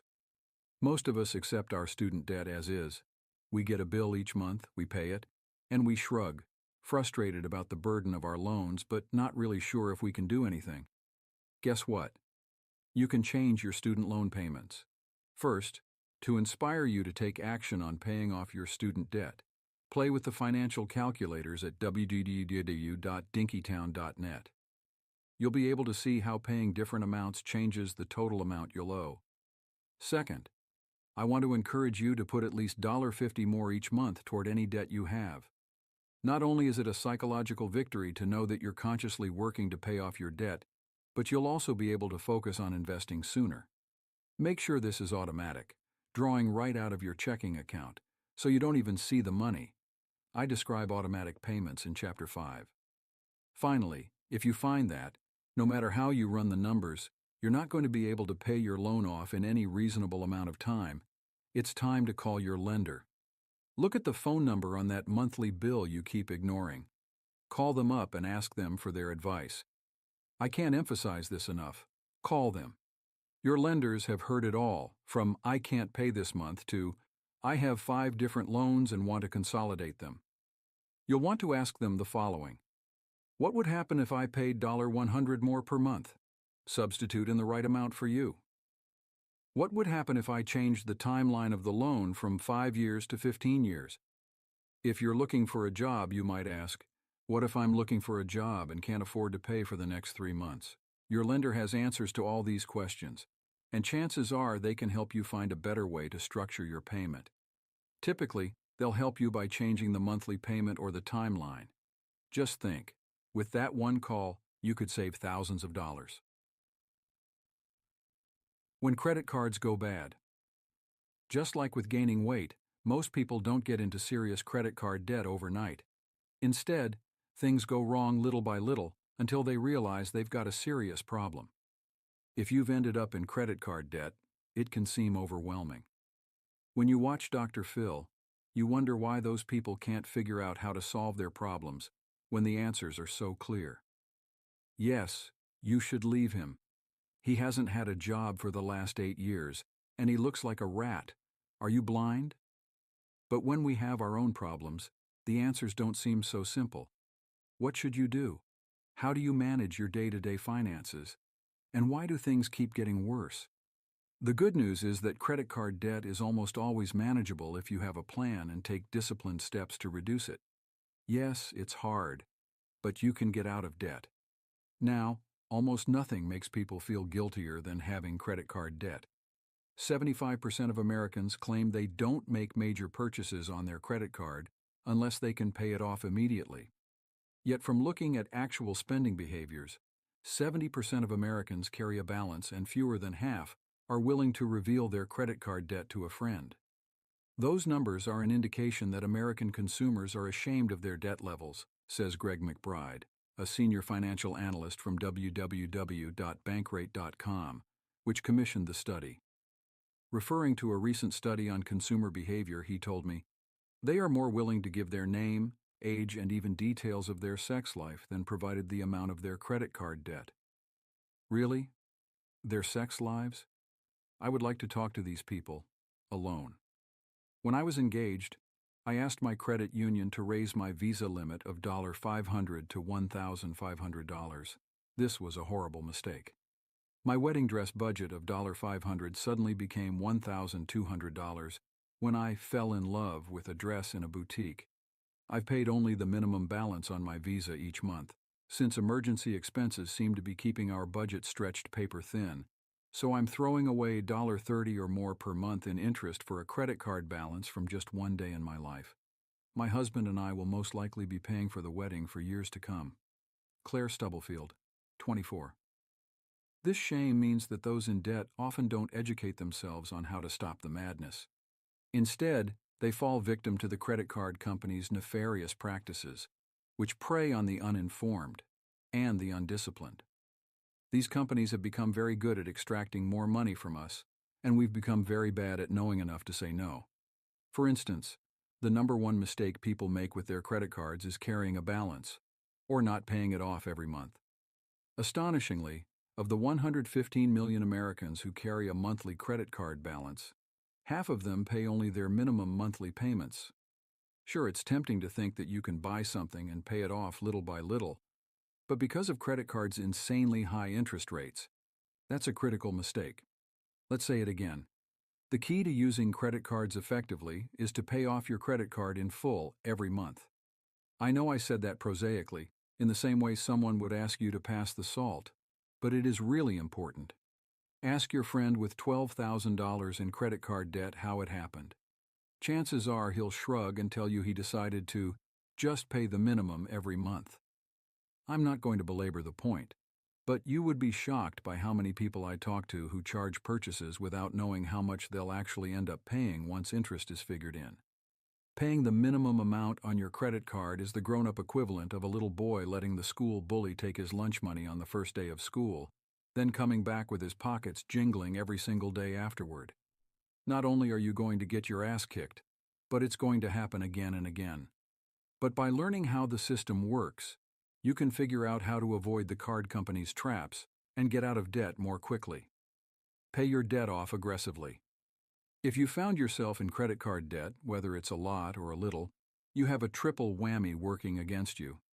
First, you're paying tons of high interest on the balance you're carrying. Second, your credit score suffers. 30% of your credit score is based on how much debt you have, putting you into a downward spiral of trying to get credit to get a house, car, or apartment, and having to pay even more because of your poor credit. Third, and potentially most damaging, debt can affect you emotionally. It can overwhelm you, leading you to avoid opening your bills, causing more late payments and more debt, in a downward spiral of doom. It's time to make sacrifices to pay off your debt quickly. Otherwise, you're costing yourself more and more every day. Don't put it off because there's not going to be a magic day when you win $1 million or have enough time to figure out your finances. You said that 3 years ago. Managing your money has to be a priority if you ever want to be in a better situation than you are today. Think about it. The average interest rate on credit cards is a hefty 14%, which means you're likely paying a tremendous amount of interest on any balance you're carrying. To see how this plays out, let's assume someone has $5,000 in debt on a card with 14% APR. If Dumb Dan pays the monthly minimum payment, it will take him more than 8 years to pay off this debt, assuming he doesn't rack up more debt, which you know he will. Over the entire process, he'll pay more than $1,900 in interest alone. Smart Sally, by contrast, decides to pay $400 each month, which is double the minimum payment. It takes her just over 5 years to pay off the full debt, and she cuts the amount of interest by more than half. Plus, since it's automatically withdrawn from her checking Dumb Dan VS. Smart Sally, paying off $5,000 credit card debt at 14% APR account each month, she doesn't even notice the extra money she's paying. That's just from paying $200 extra each month. Don't have $200 extra? How about $50? Or even $20? Any increase over the minimum helps. If you set up automatic payments, which I discuss on page 131, and work your debt down, you won't pay fees anymore. You won't pay finance charges. You'll be free to grow your money by looking ahead. In the credit card company's eyes, you'll be a deadbeat, a curious nickname they actually use for customers who pay on time every month and therefore produce virtually no revenue. You'll be worthless in their eyes, which is perfect in mine. But to beat them, you have to prioritize paying off whatever you already owe. The day I paid off my last credit card bill was surreal. I had spent 4 years in college racking up debt that I was certain I'd pay off so easily once I started working. I spring break it in Las Vegas, Mexico, and Miami. I bought Manolo Blahnik shoes. I went out several nights a week. I had no idea then that I'd spend 5 post-college years paying that debt off. 5 years in which I could not vacation, could not buy fancy shoes, and could not go out very much at all. So on the day when I sent my final payment to my credit card company, I decided that that payment would be my last. I promised myself that I would never go back into debt again. Julian Guyon, 25 Steps to Ridding Yourself of Credit Card Debt. Now that you see the benefits of climbing out of debt as quickly as possible, let's look at some concrete steps you can take to get started. I Will Teach You to Be Rich is a 6-week program, but obviously paying off your loans will take longer than that. Even if you're carrying debt, you should still read the rest of the book now, because there are important lessons on automating your finances and getting conscious about your spending. Just keep in mind that you won't be able to invest as aggressively as I recommend until you pay off your debt. Yeah, it sucks, but that's a reasonable cost to pay for incurring your debt. Now, here's what to do. 1. Figure out how much debt you have. You wouldn't believe how many people don't do this and continue blindly paying off any bills that come in with no strategic plan. This is exactly what the credit card companies want, because you're essentially just dumping money into their mouths. You can't make a plan to pay off your debt until you know exactly how much you owe. It might be painful to learn the truth, but you have to bite the bullet. Then you'll see that it's not hard to end this bad habit. In fact, you can get the credit card companies to help you. Look at the back of your credit cards for their numbers, call them, and let them tell you the answers to fill in this spreadsheet. How much do you owe? Congratulations! The first step is the hardest. Now you have a definitive list of exactly how much you owe. 2. Decide what to pay off first. Not all debts are created equal. Different cards charge you different interest rates, which can affect what you decide to pay off first. There are two schools of thought on how to go about this. In the standard method, you pay the minimums on all cards, but pay more money to the card with the highest APR because it's costing you the most. In the Dave Ramsey snowball method, you pay the minimums on all cards, but pay more prioritizing your debt money to the card with the lowest balance first, the one that will allow you to pay it off first. This is a source of fierce debate in credit card circles. Technically, the snowball method isn't necessarily the most efficient approach, because the card with the lowest balance doesn't necessarily have the highest APR. But on a psychological level, it's enormously rewarding to see one credit card paid off, which in turn can motivate you to pay off others more quickly. Bottom line, don't spend more than 5 minutes deciding. Just pick one method and do it. The goal is not to optimize your payoff method, but to get started paying off your debt. 3. Negotiate down the APR. I'm a huge fan of taking 50-50 odds if the upside is big, and it takes only 5 minutes of my time. Accordingly, try negotiating down your APR. It works surprisingly often, and if it doesn't, so what? Just call your card companies and follow this script. Hi, I'm going to be paying off my credit card debt more aggressively beginning next week, and I'd like a lower APR. Credit card rep. Why? I've decided to be more aggressive about paying off my debt, and that's why I'd like a lower APR. Other cards are offering me rates at half what you're offering. Can you lower my rate by 50% or only 40%? Credit card rep. After reviewing your account, I'm afraid we can't offer you a lower APR. We can offer you a credit limit increase, however. No, that won't work for me. Like I mentioned, other credit cards are offering me 0% introductory rates for 12 months, as well as APRs of half what you're offering. I've been a customer for X years, and I'd prefer not to switch my balance over to a low-interest card. Can you match the other credit card rates, or can you go lower? Credit card rep. I see. Let me pull something up here. Fortunately, the system is suddenly letting me offer you a reduced APR. That is effective immediately. It doesn't work every time, but when it does, you can save a significant amount of money with a 5-minute conversation. Make the call, and if you're successful, don't forget to recalculate the figures in your debt spreadsheet. I fell behind in my payments to my Sears Gold MasterCard. I racked up $3,400 in debt, so I called and told them I was having difficulties paying my bill. They offered me 0% financing on my balance for 12 months to help me get back on track. Chris Mancini, 25-4. Decide where the money to pay off your credit cards will come from. One common barrier to paying off debt is wondering where the money should come from. Balance transfers? Should you use your 401k money or your savings account? How much should you be paying off every month? These questions can be daunting, but don't let them stop you. Balance transfers. Many people begin by considering a balance transfer to a card with a lower APR. I'm not a fan of these. Yes, it can help for a few months and save you some money, particularly on large balances. But this is just a band-aid for a larger problem. Usually your spending behavior when it comes to credit card debt. So changing the interest rate isn't going to address that. Plus, balance transfers are a confusing process fraught with tricks by credit card companies to trap you into paying more. And the people. So, you've decided to get out of credit card debt. Here's how to do it right. It's fine to use credit cards as tools for convenient spending and to rack up bonus points, as long as you're aware of the possibility you are subtly spending more due to the ease of use. I would even understand it if you use a credit card in an emergency situation when no other options are available.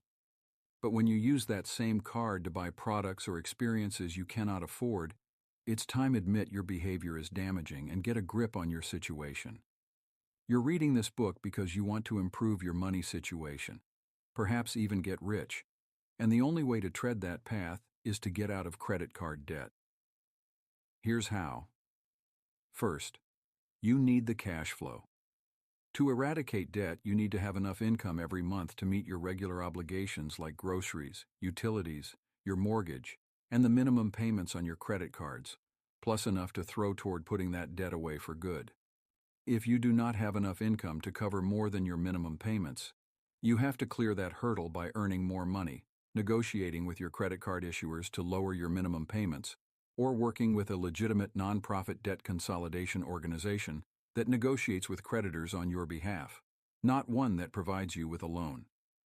Try the National Foundation for Credit Counseling at www.nfcc.org and read about nonprofit debt consolidation on How Stuff Works at http://moneyhowstuffworks.com, Personal Finance Debt Management Nonprofit Debt Consolidation, TM. Next, prioritize your credit cards. The best way to do this is to list your debts from highest interest rate to lowest. If you do a little research, you may find some people, vocal professionals with motivational seminars and radio talk shows, who disagree with this premise. They want you to list your credit cards with the lowest balances as the most important, the ones to fully pay off first. They claim that the emotional quick win of paying off the first card as quickly as possible will motivate you to continue paying off debt. This sounds more like a quick win for the credit card industry because they will get more of your money from interest. You're already motivated, and it could well be your emotions that got you into this mess of debt in the first place. Leave your emotions at the door and get out of debt the quickest, cheapest, and most efficient way possible. Pay the minimum on everything except the top card. Once your credit cards are ranked properly, pay the minimum amount due listed on the statement for every card except the one at the top of the list. Dedicate all the extra funds you have to paying it off. Do this every month until that first credit card balance disappears. Then move to the second card on the list. Stop using your cards.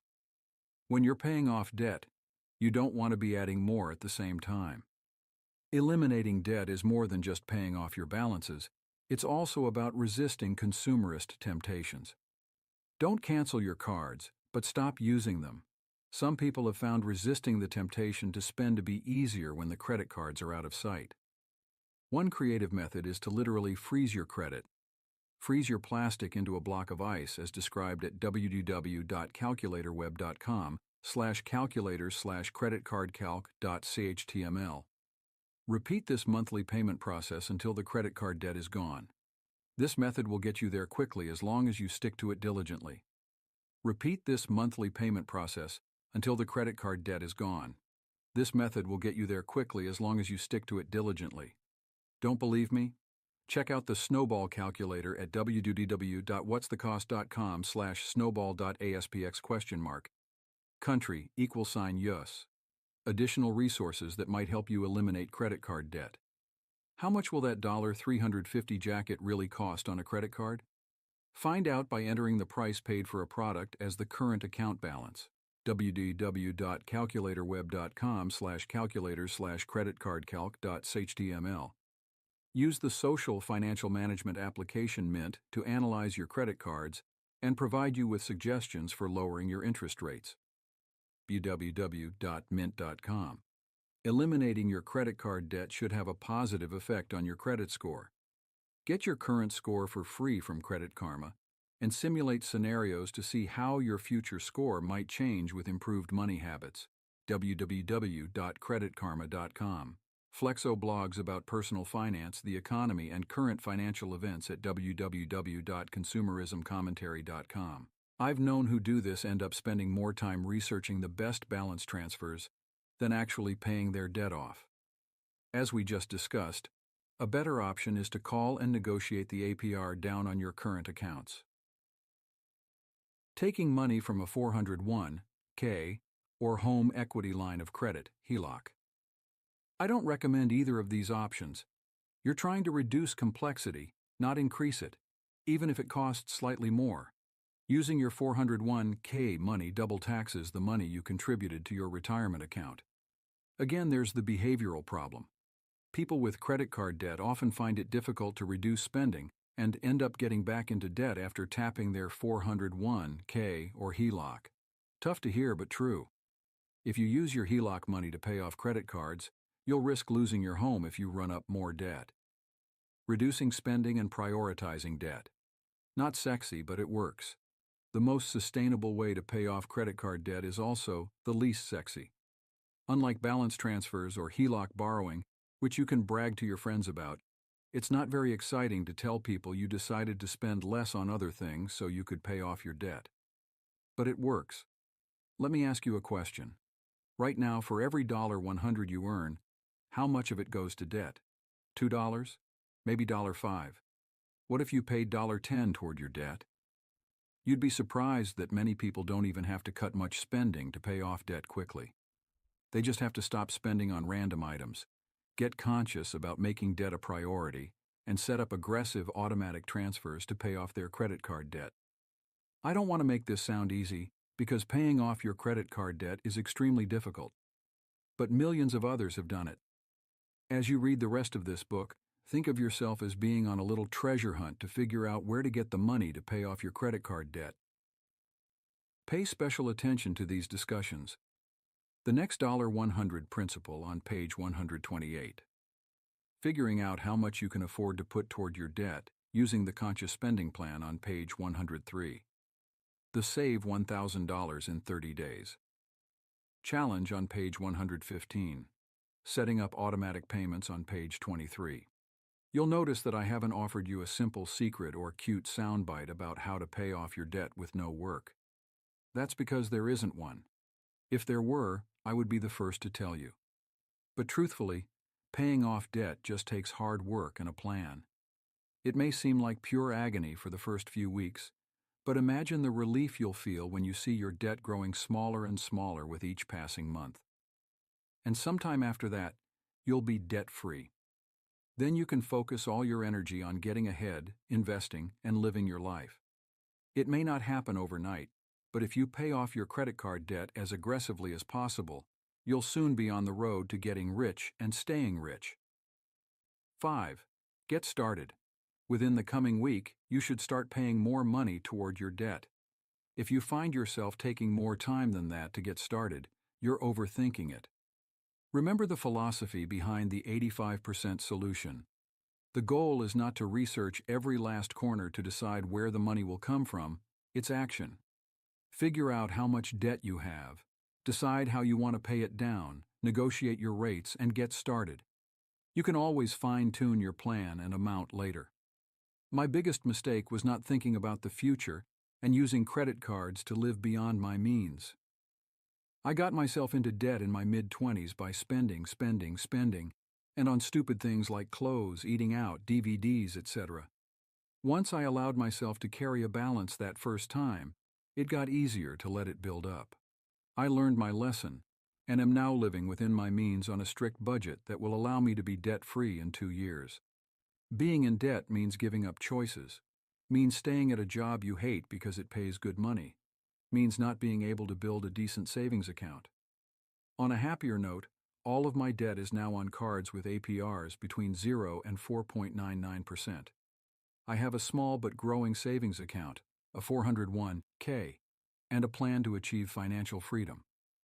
Melissa Brown, 28 Action Steps, Week 1. 1. Get your credit report and credit score, 1 hour. Check them to make sure there are no errors and to get familiar with your credit.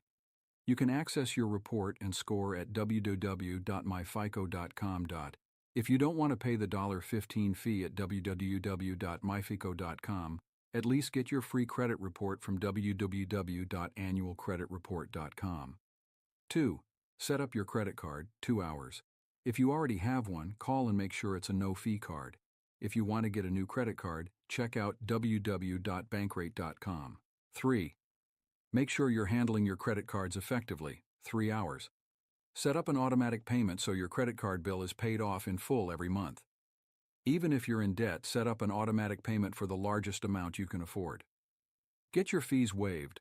Apply for more credit if you're debt-free. Make sure you're getting the most out of your cards. 4. If you have debt, start paying it off. 1 week to plan, then start paying more. Not tomorrow, not next week, today. Give yourself 1 week to figure out how much you owe. Call the lender to negotiate down the APR or restructure your payments, in the case of student loans, and set up your automatic payment with more money than you're paying now. Getting out of debt quickly will be the best financial decision you ever make. That's it. You've mastered improving your credit by using your credit card. You've waived your card fees, negotiated your rates down, and even set up automatic payments. And if you have debt, you've taken the first steps toward paying it all off. Congratulations. In the next chapter, we're going to optimize your bank accounts. You'll earn more interest, pay no fees, and upgrade to better accounts than the worthless checking and savings accounts we grew up with. Once you've tackled your credit card and bank accounts, you'll be ready to start investing and growing your money significantly. Chapter 2. Beat the banks. Open high-interest, low-hassle accounts and negotiate fees like an Indian last week. You got your credit cards organized, and now in week 2 we're going to get your bank accounts set up right. Since they're the backbone of your personal finance infrastructure, we're going to spend a little time picking the right ones, optimizing them, and making sure you're not paying unnecessary fees. The good news is that this can be done in just a few hours over the next week, and once you do it, your accounts will basically run themselves. The bad news is that the bank account you have, probably from your neighborhood big bank, is most likely a big fat ripoff with fees and minimums that you don't need to be paying. See, banks love young people because we're new to banking, and they think we don't know any better about things like monthly fees and overdraft protection. With this chapter, that's going to change. I'll show you how to pick the best bank and the best accounts so you can earn the maximum amount of interest. How banks rake it. Fundamentally, banks earn money by lending the money you deposit to other people. For example, if you deposit $1,000, a big bank will pay you 0.5% to hold on to that money, and then they'll turn around and lend it out at 7% for a home loan. Assuming that everyone repays the full amount they're loaned, the bank makes a 14 times return on their money for simple arbitrage. To be fair, banks don't get 100% of their principal plus interest back, so they do incur some risk and should be compensated accordingly. But 14 times is a lot of money. To me, this is a lot like a lazy Godzilla outsourcing a city's destruction to the Stay Puft Marshmallow Man while he sits around and eats a big old pizza, then takes a nap. Fees, fees, fees. Banks also make money from fees, a lot of money. In 2006, banks made more than $10 billion from overdraft fees alone. For example, if you're using a debit card and accidentally buy something for more money than you have in your checking account, you'd expect your bank to decline the charge, right? Nope. They'll let the transaction go through, and then they'll helpfully charge you around $30 for an overdraft fee. Even worse, banks can charge you multiple overdraft fees in one day, leading to horror stories of more than $100 in fees levied in a single day. But there are some positives. Bank of America is nice enough to charge you only $20 for the first overdraft, but $35 for each subsequent overdraft. What a great deal! Check out Bank of America's ridiculous fees and processes site, which offers full-screen video and thousands of words but, crucially, does not actually tell you the amount they charge. No more overdrafts. One overdraft fee at your crappy neighborhood bank wipes out your interest for the entire year and makes you hate your bank even more than you already do, if that's even possible. More than half the people I've spoken to during my personal finance talks have had at least one overdraft. One night back in college, I was out for dinner, and my friend Elizabeth started asking me questions about overdrafts. They got increasingly complex, which weirded me out because I wondered how she knew so much about them. I thought I was the only nerd who read up on overdraft fees for fun. Then I asked her a simple question. How many overdrafts have you had? She suddenly got quiet, which forced me to interrogate her like Mike Wallace. I ended up learning that she'd incurred more than $400 in overdraft fees over 4 years of college by simply not paying attention to how much money she had in her account. I screamed at her so much. The sad thing is that she could have negotiated her way out of the first few and then set up a system so that it never happened again. For more on negotiating bank fees, see page 65. Remember, your bank's fees are often more important than the interest rate it offers. If you have $1,000 and another bank has a 1% higher interest rate, that's a difference of $10 per year. Just one overdraft fee equals 3 times that amount. Costs matter. I'm going to admit my bias up front.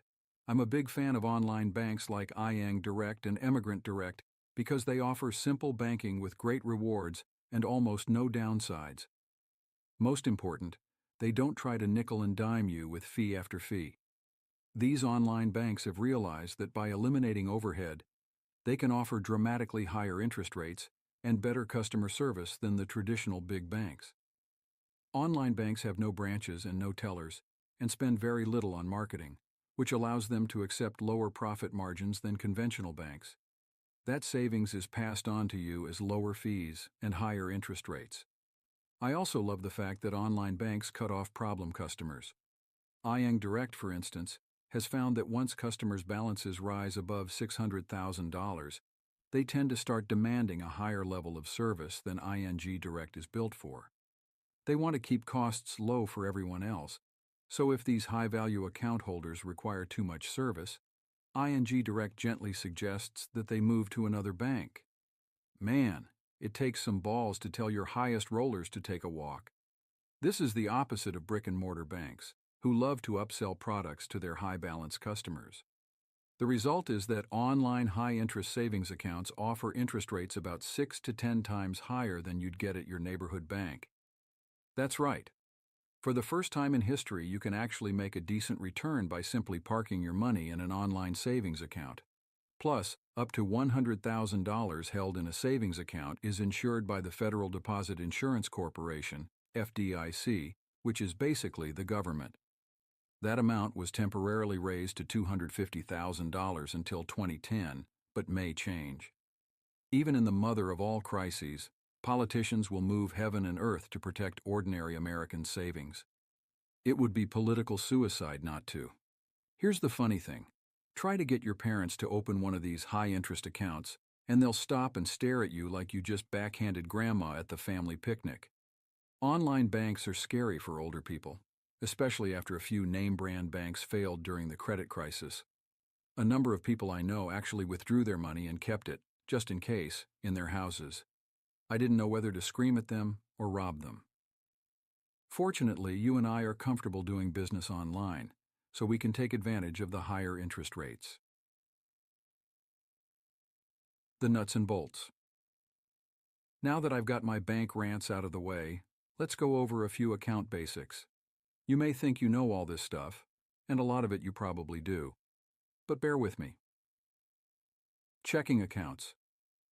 As you know, checking accounts let you deposit money and withdraw money using debit cards, checks, and online transfers. I think of my checking account like an email inbox. All my money goes in my checking account, and then I regularly filter it out to appropriate accounts, like savings and investing, using automatic transfers. I pay most of my bills through my credit card, but occasionally there are bills that I can't pay with my card, like rent or my car payment, that I pay directly from my checking account using automatic transfers. In Chapter 5, I'll show you how to make these transfers and bill paying work automatically. Traditionally, banks paid no interest on checking accounts, but this is changing. Most online banks now offer checking accounts with interest, blurring the line between checking and savings accounts. Checking accounts are the number one place where unnecessary fees are levied, which we're going to fix. How much you earn at online banks versus big bank savings accounts. Think of savings accounts as places for short-term, 1 month, to mid-term savings, 5 years. You want to use your savings account to save up for things like a vacation, Christmas gifts, or even longer-term items like a wedding or down payment on a house. The key difference between checking accounts and savings account is this. Savings accounts pay interest, although as we saw, the lines are being blurred with new interest-bearing checking accounts. Typically, Big banks paid about 0.5% interest on savings accounts, meaning that if you put $1,000 in a savings account, you'd earn 41 cents in monthly interest, or $5 per year. I find more than $5 in pennies on my way to the bathroom each morning, so I'm not very impressed by that kind of return. Interestingly, if your money were sitting in one of these big banks, like Wells Fargo or Bank of America, you'd actually be losing money every day because inflation is about 3%. That's right. You may be earning 0.5% interest on your savings account, but you're losing 2.5% every year in terms of real purchasing power. The most important practical difference between checking accounts and savings accounts is that you withdraw money regularly from your checking account, but you rarely withdraw from your savings account, or at least that's the way it should be. Checking accounts are built for frequent withdrawals. They have debit cards and ATMs for your convenience. But your savings account is really a goals account, where every dollar is assigned to a specific item you're saving up for. Most people keep their savings account and checking account at the same bank, although this is increasingly changing as electronic transfers become the industry standard. In fact, with electronic transfers and online banks, options have gotten considerably better for consumers. Online banks pay a higher interest rate for savings accounts, about 2.5 to 5%, which would produce $25 to $50 interest per year on that $1,000, compared with $5 per year on the big bank savings account. And as with any savings account, your money just keeps growing and compounding, meaning it is working for you by just sitting there. There is one downside to having an online savings account. It can take a few business days to access your money. Typically, if you want to withdraw your money, you'll log into your online savings account, initiate a free transfer to your checking account, and then wait 3 to 5 days for it to happen. If you need your money immediately, this could cause a problem. But then again, you shouldn't be withdrawing very frequently from your savings account, so most likely this won't be a big issue. To see how much you'd make from an online bank versus a big bad bank, plug in your own numbers using the online spreadsheet at my website. I will teach you to barrick.com. Why you need both a savings account and a checking account.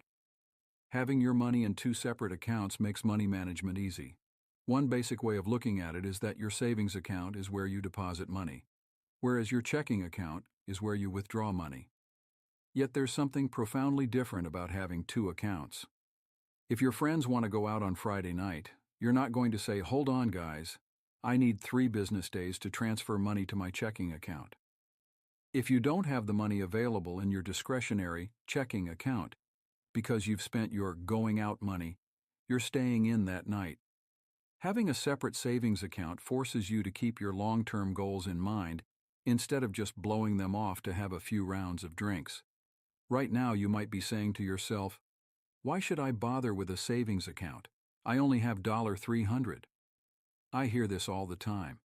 It's true, the interest you'll be earning on that kind of money isn't really that much. How my bank accounts work. It's not easy being me. Just as the paparazzi follow Paris Hilton and Lindsay Lohan, wanting to know what they're wearing and which clubs they're going to, people are always dying to know about my personal finance infrastructure, my accounts. All of my money goes through my interest-bearing Schwab online checking account. Deposits happen through direct deposit and by mailing checks in pre-addressed, pre-stamped Schwab envelopes. I have a brick-and-mortar Wells Fargo checking account because it was required to open my savings account, and I haven't gotten around to closing it. But in general, once you've opened the online account, you can close your brick-and-mortar account anytime. My system. My finances work on a monthly cycle, and my system automatically disperses money where it needs to go. I've set up accounts to draw from my checking account. For example, my ING direct savings account automatically withdraws a certain amount every month from my checking account, as does my investment account. More about these in Chapter 3. For consumer protection, I pay my bills using my credit card. The credit card is automatically paid in full every month by my online checking account. For cash expenses, I use the Schwab ATM card to withdraw money at any ATM nationwide. All ATM charges are fully reimbursed at the end of the month. Generally, I use my ING direct account as a receiver, not a sender.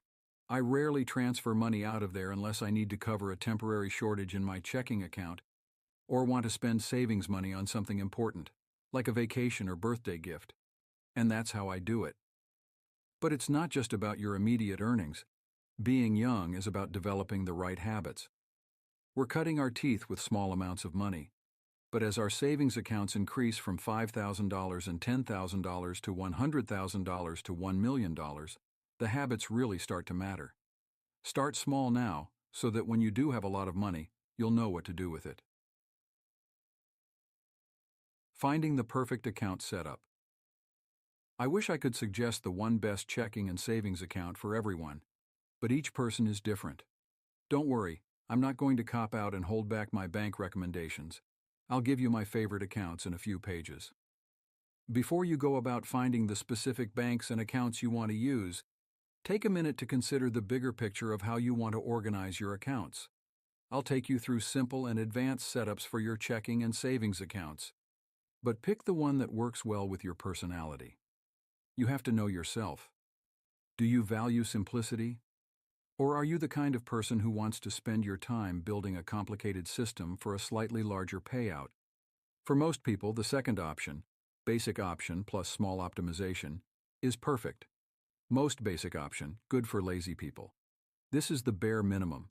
All you need is a checking account and a savings account at any local bank. Even if you already have these accounts, it's worth talking to your bank to be sure you're not paying fees.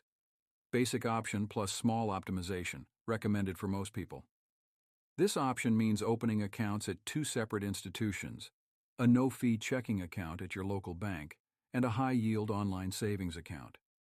With the checking account, you'll have immediate access to your money and the ability to transfer cash to your high-interest online savings account for free. If you already have this, great. Just call to make sure you're not paying unnecessary fees. Note, most online banks require you to have a brick-and-mortar bank, so don't close your old account before checking with your online bank.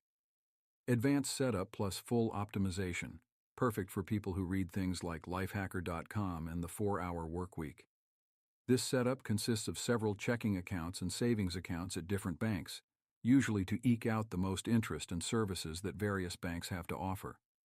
For example, I have a basic checking account at a brick-and-mortar bank, an interest-bearing checking account at an online bank, and a savings account at yet another online bank.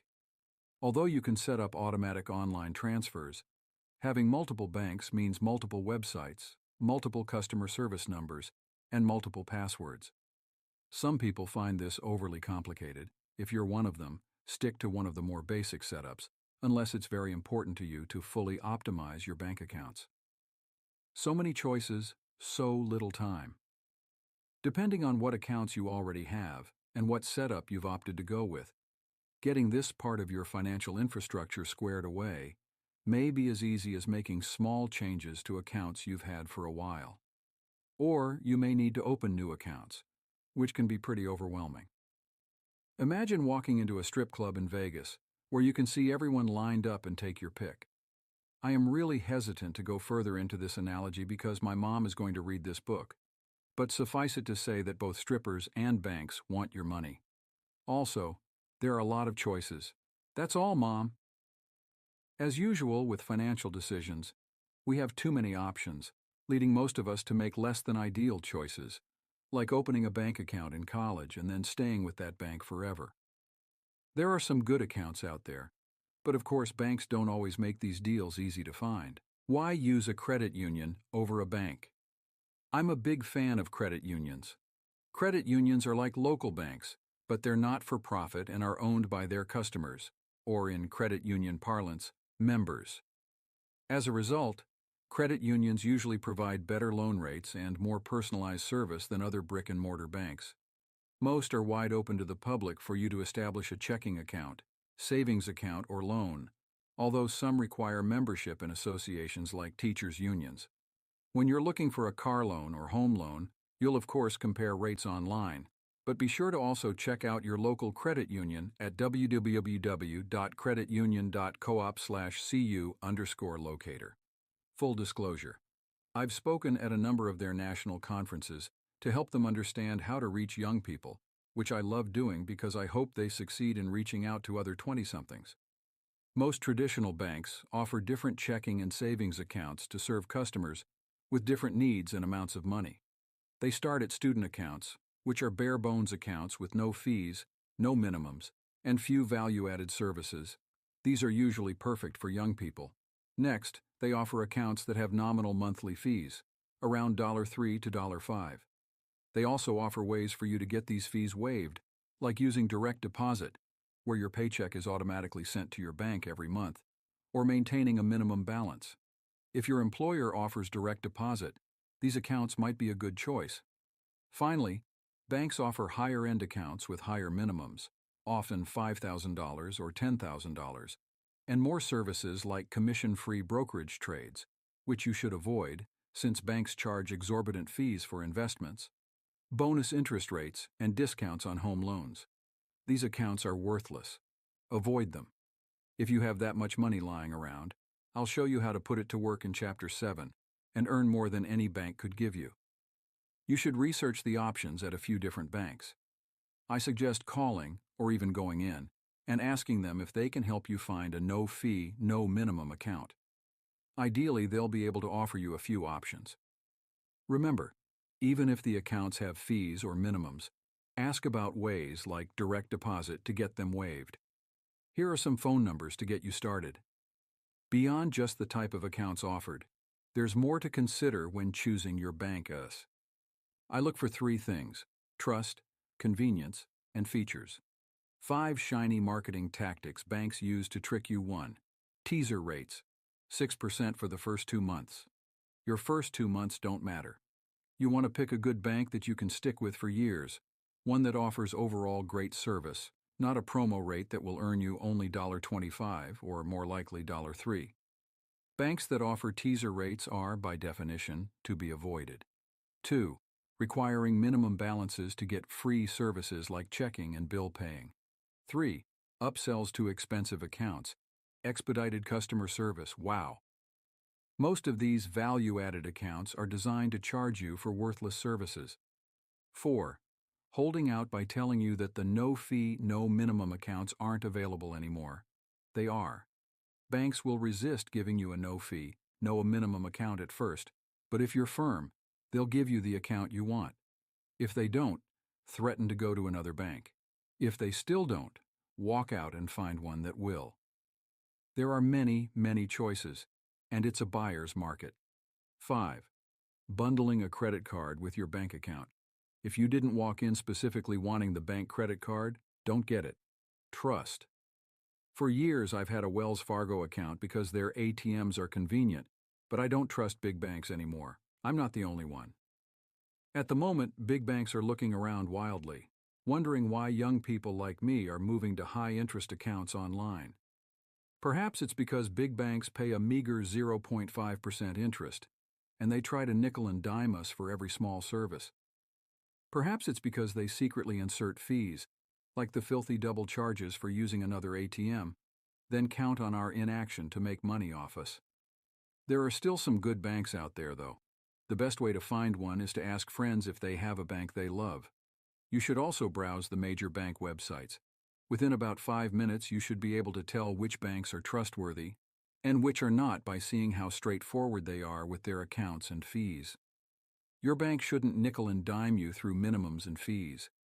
It should have a website with clear descriptions of different services, an easy setup process, and 24/7 customer service available by phone. Another thing, ask them if they send you promotional material every damn week. I don't want more junk mail. Stop sending crap. A couple of years ago, I switched my car insurance because they would not stop sending me mail 3 times a week. Go to convenience. If your bank isn't convenient, it doesn't matter how much interest you're earning. You're not going to use it. Since a bank is the first line of defense in managing your money, it needs to be easy to put money in, get money out, and transfer money around. This means its website has to work, and you need to be able to get help when you need it, whether by email or phone. Don't be a rate chaser. Do me a favor. If your bank account offers 3% and another bank starts offering 3.1%, don't change accounts. Half the time, those rates are simply introductory teaser rates that will drop after 6 months. I'd rather take a slightly lower interest rate if it's at a bank I can trust to give me great service over the long term. But there are a lot of dorks who spend every waking hour online digging up the best interest rate and switching to it immediately. OMG, they say. Emigrant Direct increased its rate from 2.25% to 2.75%. Now it's 0.02% higher than ING Direct. I must switch accounts right away. Onward. If you do this, you are a moron. Do you really want to spend each month figuring out which bank is offering a slightly better rate? That's a colossal waste of time for most of us, since a 0.5% difference equals just a few dollars per month more in interest. Plus, interest rates change over time, so rate chasing doesn't even make sense. I plan on sticking with my bank for the next few decades, and I'm sure you have better things to do with your time. So focus on the big problems, not on rate jumping. My bank's website is terrible. It's horrible. Most of it isn't in plain English. And they seem to think that everyone should speak like a stock trader. Even worse, it obfuscates how much you actually have versus how much you owe, and doesn't give you streamlined access to moving things around. For example, on a recent charge I made, I can see it online, but I can't pay it. I will have to call them and authorize them to pay it. How messed up is that? Eleanor P. 25 features. The bank's interest rate should be competitive. If it's an online bank, it should offer value-added services like prepaid envelopes for depositing money and convenient customer service. Transferring money around should be easy and free because you'll be doing a lot of it, and you should have free bill paying. It's nice if the bank lets you categorize your spending and get images of canceled checks, but these aren't necessary. The best accounts. As we've seen, there's a lot that goes into finding the right accounts. Here are a few specific options that I've found work well for many people. Checking accounts. Your local bank or credit union's checking account with no fees and no minimums. Yes, I hate big banks, but their checking accounts are usually the most convenient ones available. As we just discussed, you can get no fee and no minimum accounts with student accounts, direct deposit, or negotiation. Bill paying and new checks are generally free with some concession, such as a minimum amount in the account or direct deposit. These accounts pay little or no interest, but because you won't be storing much money here, that's no big deal. Using the criteria I laid out on the last few pages, you should be able to find a local bank or credit union that you'll be happy with. Schwab Bank Investor Checking with Schwab. One brokerage account. www.schwab.com/public/schwab/home/account. _type/brokerage/schwab_1. _with_ic.html or just Google it.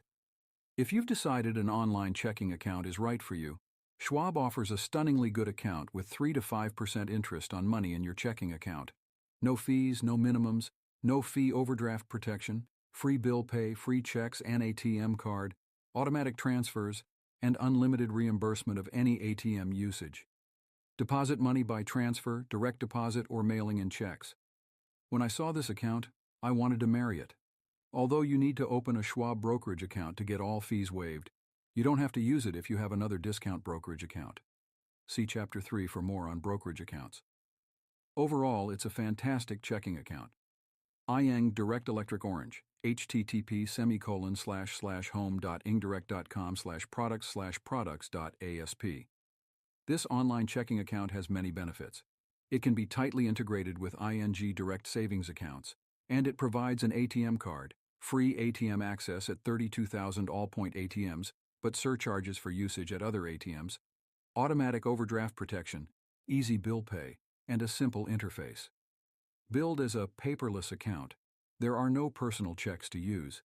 You issue checks electronically through your account or transfer money outbound. You can deposit money by transfer, direct deposit, or mailing in checks. The only reason I don't absolutely love this account is the fact that only some ATM withdrawals are free, which means you'll have to look up which ATMs you can withdraw from, or face fees. Savings accounts. I would not encourage anyone to use a standard big bank savings account. Online savings accounts let you earn dramatically more interest with lower hassle, And because you'll primarily be sending money there, not withdrawing it, what does it matter if it takes 3 days to get your money? Ing Direct Orange Savings. http://home.ingdirect.com/products/products.asp. I use Ing Direct for my online savings account. This excellent bank lets you keep virtual sub-accounts, which means you can specify savings goals like a car, wedding, and so on, and set up automatic transfers to other accounts. Transfer $100 on the 1st of every month from my checking account, and send $20 to my investment account on the 5th of every month. You can use this in conjunction with an ING direct checking account, and there are no fees, no minimums, and no tricky upsells or annoying promotions. It's not always the highest interest rate, but it's always close. Emigrant Direct. https://emigrantdirect.com. Another great bank that a bunch of my friends use. Their account generally has the highest or second highest interest rates available. HSBC Direct. www.hsbcdirect.com. Also highly recommended. Like Emigrant Direct, HSBC generally has the highest or second highest interest rates available. Now you've got all the information you need to open a new checking or savings account. It shouldn't take more than 3 hours of research and 2 hours to open each account and fund it. Get it done.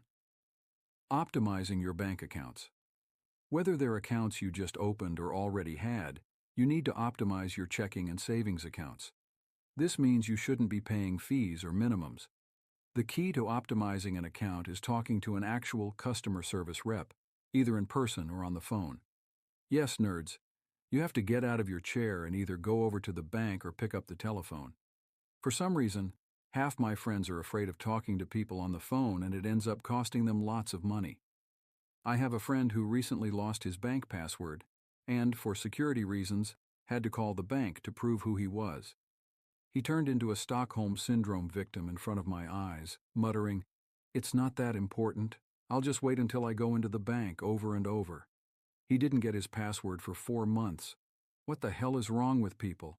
You may not like to talk on the phone, but most of the special deals I'll show you how to get require talking to someone in person or on the phone, so suck it up. Avoiding monthly fees. Maybe I'm too demanding, but if I'm lending a bank my money to re-lend out, I don't believe I should have to pay them additional fees. Think about alert to students. If you're a student, there's no reason you shouldn't have an account with no fees and no minimums.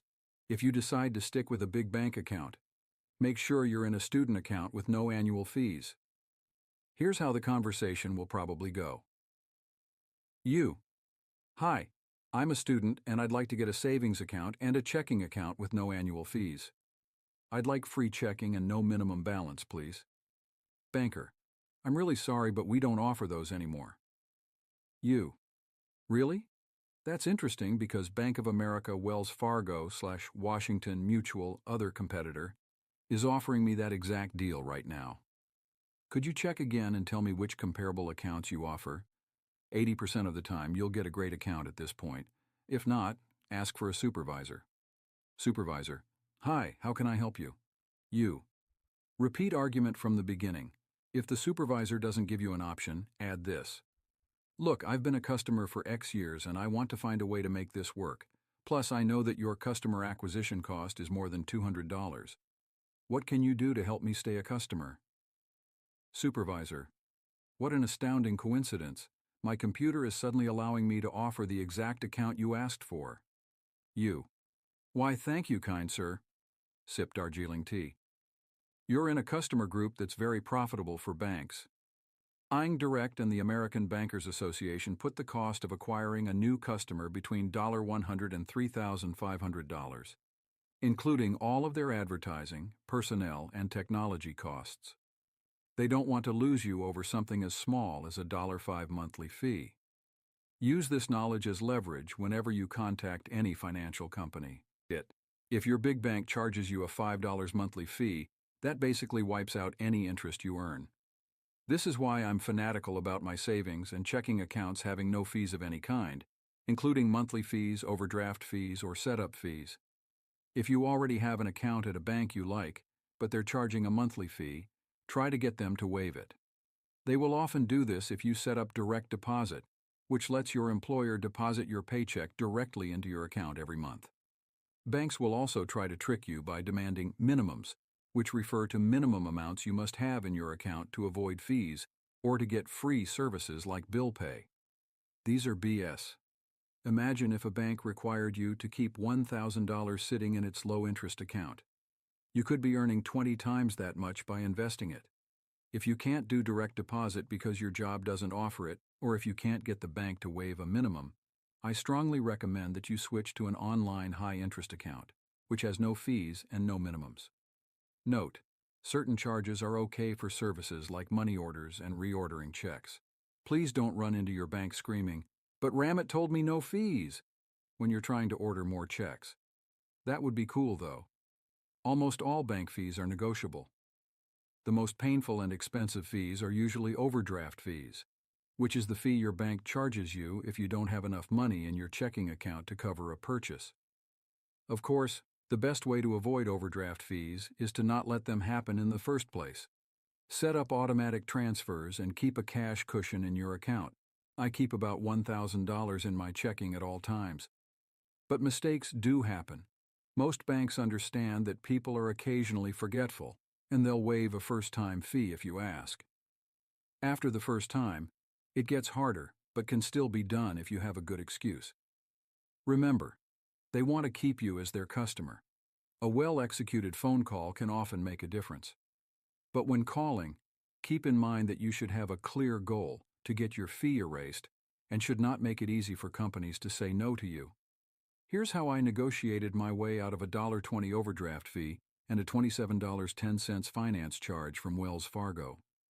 I had transferred money from my savings account to my checking account to cover a temporary shortage, and the transfer arrived one day late. I saw the overdraft fee, sighed, and called the bank to get it waived. Ramit: "Hi, I just saw this bank charge for overdrafting and I'd like to have it waived." Bank rep: "I see that fee. Let me just see here. Unfortunately, sir, we're not able to waive that fee. It was..." Some BS excuse about how it's not waivable. Bad things to say here. Are you sure? Don't make it easy for the rep to say no to your request. Is there anything else I can do? Again, imagine if you were a customer service rep and someone said this. It would make your life easier to just say no.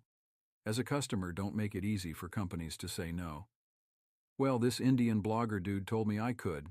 Nobody cares. But it would be cool if 1,000 customers called their banks and said this. Okay, don't give up here. Despite what you learned in sex ed, no does not mean no when it comes from a bank. Try this instead. Ramit: "Well, I see the fee here and I'd really like to get it waived. What else can you do to help me?" Repeat your complaint and ask them how to constructively fix it. At this point, about 85% of people will get their fees refunded. I have hundreds of comments from people on my blog who have taken this advice and saved thousands of dollars in fees. But in case the rep is obstinate, here's what you can do. Bank rep: "I'm sorry, sir, we can't refund that fee." Ramit: "I understand it's difficult, but take a look at my history. I've been a customer for more than 3 years, and I'd like to keep the relationship going. Now, I'd like to get this waived. It was a mistake and it won't happen again. What can you do to help?" Bank rep: 1 second, please. I see that you're a really good customer. I'm going to check with my supervisor. Can you hold for a second?" Being a long-term customer increases your value to them, which is one reason you want to pick a bank you can stick with for the long term. And the fact that you didn't back down at the first no makes you different from 99% of other customers. Bank rep: "Sir, I was able to check with my supervisor and waive the fee. Is there anything else I can help you with today? That's all I had to do." This doesn't just work for overdraft fees. It can also work for certain processing fees, late fees, and even ATM fees. I learned this lesson the hard way. I lived in New York for a summer when I was doing an internship. I decided not to open a bank account while I was there because it would take time and I was lazy, so I just used those ATMs left and right and ate the $3 charges, $1.50 from my bank, $1.50 from the ATM, each time. Now I feel dumb because I just talked to a friend who recently moved to New York for a few months. She didn't want to open a bank account for such a short time either, but instead of just shrugging and saying, "Oh well," she actually called her bank. She just asked them if they would waive the ATM fees while she was there. "No problem," they said. She saved more than $250 just by making a phone call. Remember, with a customer acquisition cost of more than $200, banks want to keep you as their customer. So use this information to your advantage, and next time you see any fees levied on your account, make the call. While many bank fees are ridiculous, I find that they are quite willing to wipe them for a good customer. I had a bounce check fee wiped because I stupidly wrote a check out of the wrong account. I simply walked into the bank and asked, and they did it right there on the spot. I didn't have to do any convincing or anything. Plus, I'd been a customer for about 5 years. Adam Ferguson, 22 Action Steps, Week 2. 1. Open a checking account or assess the one you already have, 1 hour. Find an account that works for you, call the bank, or go in, and open the account. If you've already got one, make absolutely sure it is a no-fee, no-minimum account. How? Review your last bank statement, or if you don't have that, call your bank and say, "I'd like to confirm that my bank account has no fees and no minimums whatsoever. Can you confirm that?" If you discover you've been paying fees, use the negotiating tactic on page 64 to get your account switched to a no-fee, no-minimum account. Be aggressive in threatening to leave if they don't switch you. If you decide to switch, check out www.bankswitcher.com. 2. Open an online high-interest savings account, 3 hours. You'll earn more in interest and pay less in fees. Plus, it's psychologically powerful to have your savings account separate from your checking. You're much less likely to dip into your savings if it's not immediately reachable through your normal banking. Spend a couple of hours comparing the banks I recommended on page 61. To see a more comprehensive list, go to www.bankrate.com. My favorite savings account, ING Direct, 2A optional. Open an online checking account, 2 hours. This isn't absolutely necessary, but if you're ready to be more advanced and earn a higher interest rate, go ahead and do it. Remember, the main benefits of an online checking account are a high interest rate and fewer tricky fees. My favorite checking account, Schwab Investor Checking. 3. Fund your online savings account, 1 hour. Leave 1.5 months of living expenses in your checking account or as close to it as you can manage. This prevents overdrafts as you're getting used to transferring money between accounts. Remember, most transfers take 3 to 5 business days. Transfer the rest to your savings account, even if it's only $20. Congratulations! Now that you've got the backbone of your personal financial infrastructure up and running, we're going to open your investment account. Chapter 3. Get ready to invest. Open your 401(k) and Roth IRA, even with just $50. There's something special about Indian parents. To understand what I mean, ask any Indian kid you know what happened when he excitedly brought home his straight-A report card. His parents probably gleamed with pride, gave him a huge hug, and then immediately frowned. "VJ, this is very good. But why did you get this A-?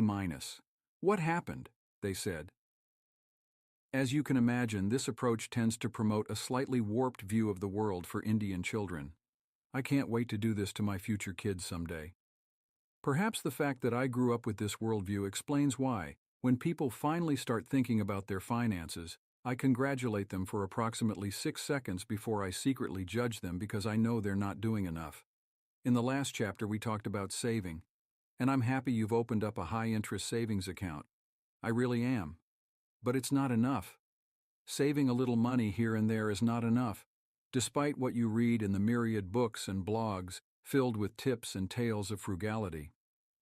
Buy 200 cases of orange juice, these fantastic articles say, and you can save 6%. Amazing. Get a life. The sad fact is, if you do only the bare minimum, for example, if you get frugal and save $100 a month in an online savings account, the results will not be especially impressive. Even if you're earning a competitive 3% or higher from a high-interest online savings account, it will take you a long, long time to get a substantial return.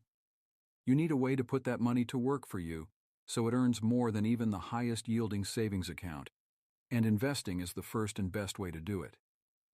Compounding, Albert Einstein said, is mankind's greatest invention because it allows for the reliable, systematic accumulation of wealth. Rather than earning 0.5% interest like most people do in their savings account, or even 6 times that amount with a high-interest savings account, like the one you now have, right? You can earn around 8% per year over the long term by investing. Over the 20th century, the average annual stock market return was 11%, minus 3% for inflation, giving us 8%. To put that in perspective, if you invested $1,000 at age 25 and didn't touch it until age 65, it would be worth about $3,000 in your 3% high-interest savings account. But if you put it in an investment account that earned 8%, you'd have more than $21,000. Investing may seem intimidating, especially considering the volatility of the markets during the global financial crisis. But it's actually quite painless. I'll walk you through it, and by the end of this chapter, you'll have opened an investment account. You don't actually have to worry about choosing where to invest yet. That comes in Chapter 7. For now, we'll set up the right accounts so that when you're ready, you can simply set up automatic transfers to funnel cash there each month. There must be something about turning 40 that causes you to evaluate where you've been and where you are going. My husband was offered a new position with better pay. But even with a $15,000 increase in salary, our debt load has been so high, we have continued to struggle. The turning point was when we received a fairly sizable inheritance and used it to pay down our debt, but even that wasn't enough to pay it off. Ann Berg, 40. Why your friends probably haven't invested a cent yet. Before we go any further, let's take a minute to understand why young people are not investing. Then you can secretly scorn them once you've opened your own investment accounts. Ask any of your friends how much they've invested, and they'll say things like, "Huh?" or "I don't earn enough to invest." Most of them will say, "I don't know how to pick stocks," which is ironic because investing isn't about picking stocks. Although it's true that some of them might participate in a 401(k), a type of retirement account. That's probably the extent of their investments. And yet, these are the most important investing years of our lives. Another reason young people don't invest is that they're scared. You can hear the media scream global financial crisis only so many times before you decide to opt out altogether. And yet a drop in the stock market is a good thing for young people. It means investments are essentially on sale, so we can buy stocks for less now and then. Let our 3 startling stats about young people and 401(k)s. Remember, a 401(k) is just a type of investment account, one that offers huge benefits that I'll cover on page 78. Here's what's stunning. Of employees age 25 and under, less than 1/3 participate in a 401(k). Less than 4% max out their contributions. And astonishingly, only 16% contribute enough to get the full company match. The company match is literally free money, so 84% of young employees are losing thousands of dollars per year because they haven't spent a few hours to learn how this stuff works. Older people regret not investing. I'm not a crotchety old man yet, but when I see these numbers, it's tempting to run around with a cane and a vodka tonic in hand, screaming at young people. Not only do we fail to invest our money, but we don't even know why it's important. Money grows for decades. When people say buy low, sell high, this is what they're talking about. Remember, knowing how to invest isn't obvious. And that's the problem. When it comes to money, it's actually very easy to end up like most other people. You just do nothing. After years of talking to young people about money, I have come to a couple of conclusions. First, I pretty much hate everyone. Second, I believe there are 3 categories of people: the A's, the B's, and the C's. The A's are already managing their money and want to optimize what they're doing. The B's, the largest group of people, are not doing anything but could be persuaded to change that if you figure out what motivates them. The C's are an unwashed mass of people who are a lost cause. Theoretically, they could be motivated. I have a friend who loves cycling and movies. He never liked to dress up, preferring dirty jeans and t-shirts, and didn't want a boring office job. I don't think he's ever received more than $9 an hour in his life. He has spent all of his money on lighter bike parts and VHS movies. When DVDs came out, he started rebuying the same movies on DVD because they were better quality. Meanwhile, he filed for bankruptcy to get out from under credit card debt and no lives in a trailer behind his parents' house, with his sister paying most of his bills. Ronald Wagner, 25. But it's impossibly hard to get through their knuckle-headed reasons and excuses for putting money management so far down their list of priorities. Sadly, although some people are limited by circumstances, most people will never get rich simply because they have poor attitudes and behaviors about money. In fact, most people in their 20s are Bs. Not great, but not bad. There's a lot of time left for them to set aggressive investment goals, but if they don't take any action, they end up inevitably drifting toward being a C. Don't let this happen to you. Why do so many of us have such poor attitudes toward money? You could make a convincing case for a lack of education, too much information, confusing messages from the media, or simply a lack of interest. Whatever the reason, we know young people aren't investing enough. Financial institutions have noticed an interesting phenomenon. When people enter their 40s, they suddenly realize that they should have been saving money all along. As a result, the number one financial concern Americans have is not having enough money for retirement. Even a majority of Americans in upper-income households say they are every or moderately worried about their retirement income, says Lydia Saad of the Gallup News Service. To bring this close to home, ask your parents what they worry about most. I'll bet you their answer is, simply, money. Yet we're not paying much more attention to our finances than our parents did. Although it's easy to plan on winning the lottery to get rich, the real way to do it is actually much simpler. Of America's millionaires, 80% are first-generation affluent, meaning their parents weren't rich. They collected their significant wealth through controlling their spending. A fifth of young people think they'll get rich through the lottery. Regular investing and, in some cases, entrepreneurship. Not as sexy as winning the lottery, but much more realistic. On average, millionaires invest 20% of their household income each year. Their wealth isn't measured by the amount they make each year, but by how much they've saved and invested over time. In other words, a project manager could earn $50,000 per year and be richer than a doctor earning $250,000 per year, if the project manager has a higher net worth by saving and investing more over time. American culture doesn't help us think about investing our money. We see shows like My Super Sweet 16 that show us the results of being rich, not how to get there. Not surprisingly, as such TV shows have become more popular, our attitudes have changed. According to a Roper Center study in 1975, a lot of Americans thought the good life meant a happy marriage, one or more children, an interesting job, and a home. By 1999, the responses were more materialistic. A lot of money, a second car, a second TV, a vacation home, a swimming pool, and really nice clothes. Despite this preoccupation with material goods and a dizzying array of information sources, including 24/7 financial news channels and dozens of personal finance magazines, most of us don't seem to be concerned with managing our financial situation. Even high-income earners don't handle their money well. 34% of those who earned $250,000 or more said the need to pay everyday bills was the top reason why they weren't saving more.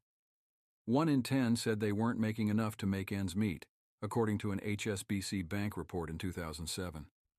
Even though lots of young people have naive and often delusional ideas about money, you don't need to be one of them. I'm going to help you. Confront reality and take a few simple steps to get rich. 10 years from now, hell, maybe even 3 months from now, you'll see an investment account full of money that is automatically added to each month. You'll be earning while you sleep. And instead of waiting for a magical lottery win, you'll consciously use your investment account to get rich. Investing is the single most effective way to get rich. By opening an investment account, you give yourself access to the biggest money-making vehicle in the history of the world, the stock market. Setting up an account is an excellent first step toward actually investing, and you don't have to be rich to open one.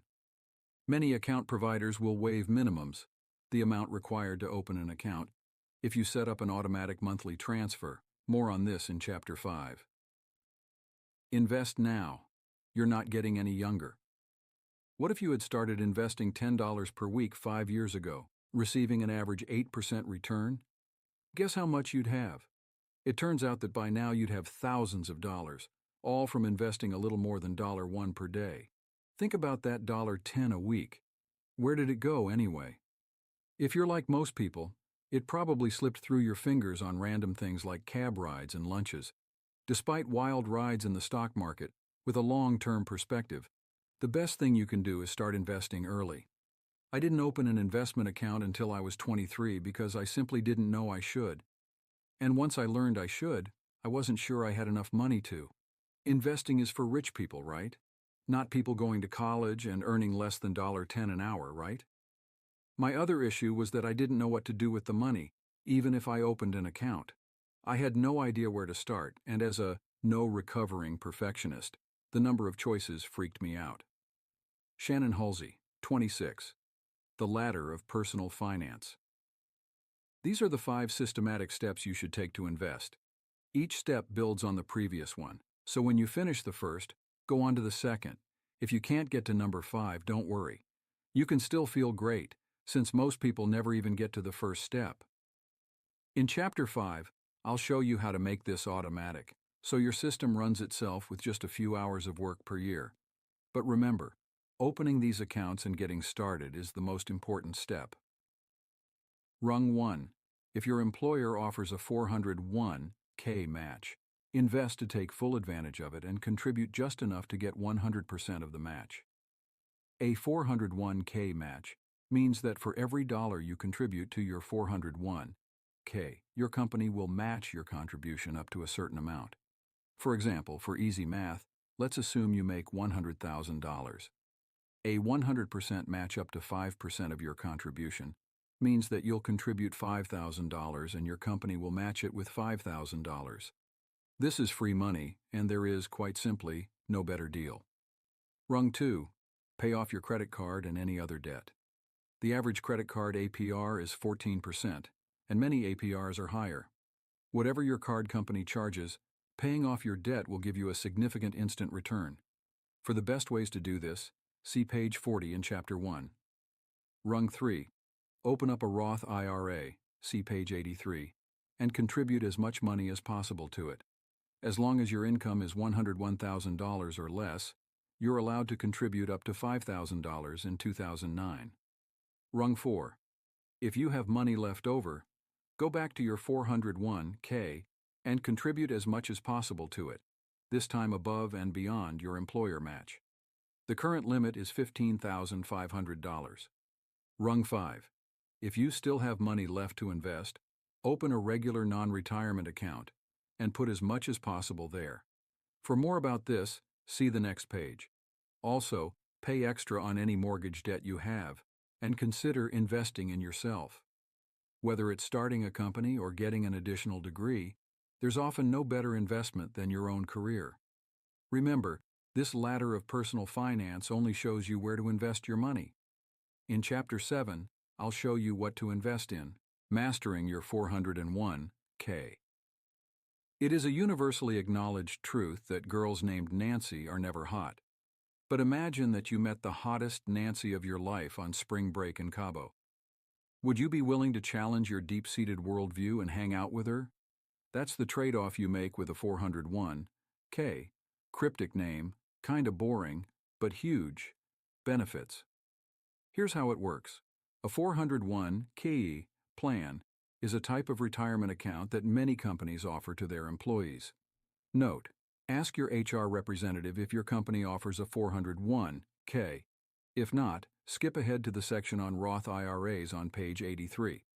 It's a retirement account because it gives you large tax advantages if you agree not to withdraw your money from the account until you reach the retirement age of 59 and a half. You don't actually have to start withdrawing your money until you're 70 and a half years old, and even then there's an exception if you're still working. But don't worry about that now. By the time you're 70, we'll all have flying jetpacks and robots to handle all our finances. To set up your 401k, you fill out a form authorizing part of each paycheck. You decide how much to be sent to your account each month. The money goes straight from your employer to your 401k, so you never see it in your paycheck. When you set the account up, you choose among some simple investment options, then let your money accumulate over time. How a 401k grows. Let's dig deeper into the benefits of your 401k. 401k. Benefit 1. Using pre-tax money means an instant 25% accelerator. Retirement accounts offer you a deal. You promise to invest your money for the long term, and in exchange, they give you huge tax advantages. Because the money you're contributing isn't taxed until you withdraw it many years later, this is called pre-tax money, you have much more money to invest for compound growth, usually 25 to 40% more. Let's look at a regular account, a non-retirement account, first. If you open one of these at any investment firm, you don't get many tax advantages. For every $100 you make, you'll be able to invest only about $75 of it because, depending on your tax rate, about 25% goes to pay income taxes. A 401k is different. It's tax-deferred, meaning you can invest the entire $100 and let it grow for about 30-plus years. Sure, you'll pay taxes when you withdraw your money later, but that extra 25% turns out to make a huge difference as it gets compounded more and more. 401k. Benefit 2. Your employer match means free money.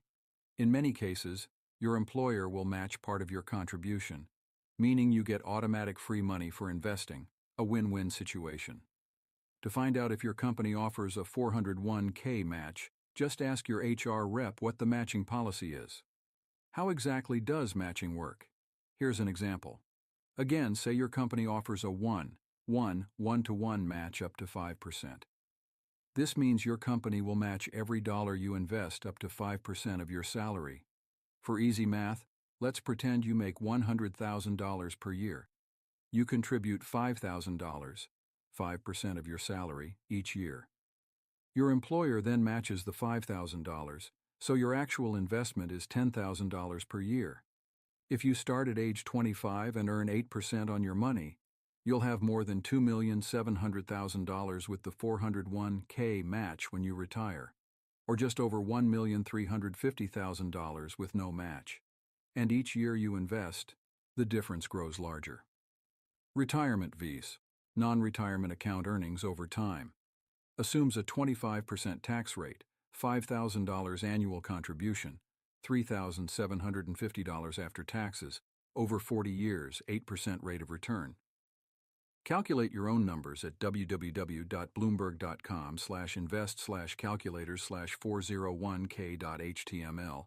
401k. Benefit 3. Automatic investing. With a 401k, your money is sent into your investment account without you having to do anything. If you don't see the money in your paycheck because it's automatically sent to your 401k, you'll learn to live without it. This is an excellent example of using psychology to trick yourself into investing. In fact, there's an emerging body of literature on how powerful these effects are. For example, some companies have begun offering opt-out 401ks rather than those that require you to opt in, meaning that you're automatically enrolled by default to contribute a certain percentage of your income.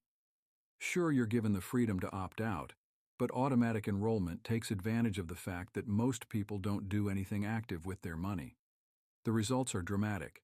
401k participation was initially 40% in the companies that were studied, but after automatic enrollment, it soared to more than 90%. Common concerns about 401ks. What happens if I really need my money? A 401k is a retirement account for long-term investments, not a checking or savings account. If you withdraw money before you're 59.5 years old, you incur severe penalties, including income taxes and an early withdrawal penalty of 10%. These punishments are intentional. This money is for your retirement, not to go out drinking on Saturday. That said, there are allowances for hardship withdrawals, including paying medical expenses, buying a primary residence, paying educational costs, and the like. These are subject to income tax and the 10% early withdrawal penalty, so they're not a great option. I'd avoid raiding your 401k unless you're truly desperate. But they do exist. Remember, the biggest problem most people have is not saving and investing at all, so don't let worrying about how you'll get your money out stop you. Once you've saved and invested money, you can always figure out a way to withdraw it if you really need to. Will I have to pay taxes when I withdraw my money? Yes. Although your 401k is tax-deferred, it's not tax-free. When you start withdrawing after age 59 and a half, you'll have to pay taxes. But don't feel bad about paying these taxes, since your money will have been compounding at an accelerated rate for the last 30 to 40 years. Because you agreed to invest your money in a 401k, you were able to put in about 25% more money to grow for you. What if I switch jobs? The money in your 401k is yours, so if you move to another company, don't worry. You have a few options. 1. Move it to an IRA. This option is preferred. It lets you roll over your 401k money into an IRA, which is great because an IRA lets you invest in virtually any kind of investment, including life cycle funds and index funds, which we'll cover in Chapter 7. Call your discount brokerage such as Vanguard, Fidelity, Schwab, or T. Rowe Price. You'll be signed up with one of these by the end of the chapter, and ask for their help with a 401k rollover, including converting to a Roth IRA. It should take about 10 minutes, and it's free. Note that there may be a time limit on transferring the money to a new provider, so when you change jobs, you need to call your discount broker and ask them how to handle a rollover. 2. Roll your money from the old 401k to the new company's 401k.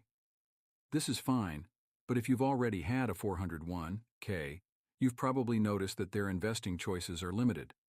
Plus, the main reason to contribute to a 401k is to take advantage of your employer's match, which won't apply to funds you roll into the new account. So, I prefer rolling 401k money into an IRA. If you really want to roll it over to the new 401k, ask the HR person at your new employer for help. 3. Leave it at your current company. This is almost always a bad move because you'll forget about it and certainly won't stay up to date on the investment options and changes offered through the plan. 4. Cash out the money and pay taxes and a 10% early withdrawal penalty. This is the worst thing you could possibly do. Yet here's an astonishing fact. 78% of 20-somethings cash out their 401ks when they leave their jobs, taking a huge hit on taxes and fees. Don't be dumb. Summary of 401k advantages. We've covered this, but it bears repeating. 401ks are great because with virtually no effort on your part, you get to put pre-tax money to work. What this means is that since you haven't paid taxes on the money yet, there's more of it to compound over time. On top of this, your company might offer a very lucrative 401k match, which amounts to free money that you'd be insane not to take. Remember to be aggressive with how much you contribute to your 401k, because every dollar you invest now will likely be worth many more times that in the future. Do it now, setting up your 401k. To set up your 401k, call your HR administrator and get the paperwork to open the account, which should take about 30 minutes to fill out. The forms will ask you to choose which funds you want to invest in. Before you make your choices, read through Chapter 7 where I cover your investment plan. If you do have an employer match, calculate how much you need to contribute to your 401k to get the full match, and then have it automatically deducted from your paycheck. The 401k paperwork you fill out will let you specify this. For example, if your employer matches 5% of your salary and you make $50,000 year, you need to contribute about $208/month. That's $50,000 multiplied by 5% divided by 12 months. If that amount was automatically taken out of your paycheck and you never saw it, could you still live? Answer: yes. If not, adjust the amount down until you're comfortable. Remember, investing 85% of the way is better than not doing it at all.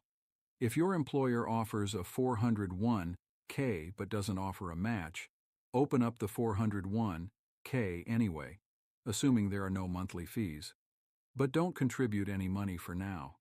Your first step will be to pay off debt and max out your Roth IRA. Crush your debt. The second step on the ladder of personal finance is addressing your debt. If you don't have any credit card debt, good for you. Skip this step and jump to the next page. Collect $200 as you pass go. Don't you wish that happened in real life? If you do have debt, it's time to pay it off. I know it's not sexy or easy, especially when we're talking about investing. It's a funny thing. Once people get their first taste of investing, setting up new accounts and learning phrases like asset allocation become way more exciting than paying off tired old debt. They say, "Why do we have to talk about debt? I'll make more from investing than paying off debt." I don't like this. Well, investing may sound hot, but you want to focus on being rich, which involves being debt-free. Because I want you to crush all the barriers that keep you from being rich, I encourage you to focus on paying off your loans, especially your credit card debt, which often comes with exorbitant interest rates. For the best ways to get rid of debt, revisit page 40. The beauty of Roth IRAs. Once you've set up your 401k and dispelled your debt, it's time to start funding a Roth IRA. A Roth IRA is another type of retirement account with significant tax advantages. It's not employer-sponsored. You contribute money on your own. Every person in their 20s should have a Roth IRA, even if you're also contributing to a 401k. It's simply the best deal I've found for long-term investing. One of the benefits is that it lets you invest in whatever you want. Whereas a 401k has an array of funds that you must choose among, a Roth IRA lets you invest in anything you want. Index funds, individual stocks, anything. A second difference has to do with taxes. Remember how your 401k uses pre-tax dollars, and you pay taxes only when you withdraw money at retirement. Well, a Roth IRA uses after-tax dollars to give you an even better deal. With a Roth, you invest already taxed income, and you don't pay any tax when you withdraw it. Every person in their 20s should have a Roth IRA, even if you're also contributing to a 401k. Let me put that into perspective. If Roth IRAs had been around in 1972, and you'd invested $10,000 after-tax dollars in LUV, Southwest Airlines stock, you'd have hit a grand slam. Not only would the money have turned into about $10 million, but when you withdrew the money some 30 years later, you'd have paid no taxes. Although way back in 1972, you would have paid taxes on your initial $10,000 investment, the $9,990,000 you earned in the Roth IRA would have been tax-free. That's unbeatable. Think about it. In a Roth IRA, you pay taxes on the amounts you contribute, but not the earnings. And if you invest well over 30 years, that is a stunningly good deal. How much will a Roth IRA save you? Assumptions: 25% tax rate, now and at retirement. 8% annual rate of return, yearly contribution of $5,000. That's $417/month. Notice how much taxes eat out of your returns. Proof that a Roth IRA works. Ask your friends if they have a Roth IRA. Hint, they don't. If you sense derision in my voice, it's because I take a perverse pleasure in knowing how much you're going to dominate everyone else in the personal finance arena. Because most people don't understand the benefits of a Roth IRA, they don't take the time to open an account. That's a costly mistake. Check out the table above to see the tax benefits of choosing a Roth IRA over a regular taxable account. Or worse, doing nothing. Roth IRA restrictions. As with a 401k, you're expected to treat a Roth IRA as a long-term investment vehicle, and you're penalized if you withdraw your earnings before you're 59 and a half years old. Exception. Most people don't know this, but you can withdraw your principal, the amount you actually invested from your pocket, at any time, penalty-free. There are also exceptions for down payments on a home, funding education for you or your partner/children/grandchildren, and some other emergency reasons. Important note: you qualify for the above exceptions only if your Roth IRA has been open for 5 years or more. This reason alone is enough for you to open your Roth IRA this week.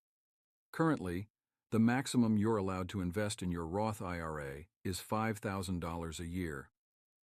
Beginning in 2009, the limit will increase in $500 increments based on inflation, which means that at some future point, the limit will be $5,500, then $6,000, and so on. One other important thing to know is that if you make more than $100,000 per year, there are restrictions on how much you can contribute to a Roth IRA, and over a certain income, you're not eligible to open one at all.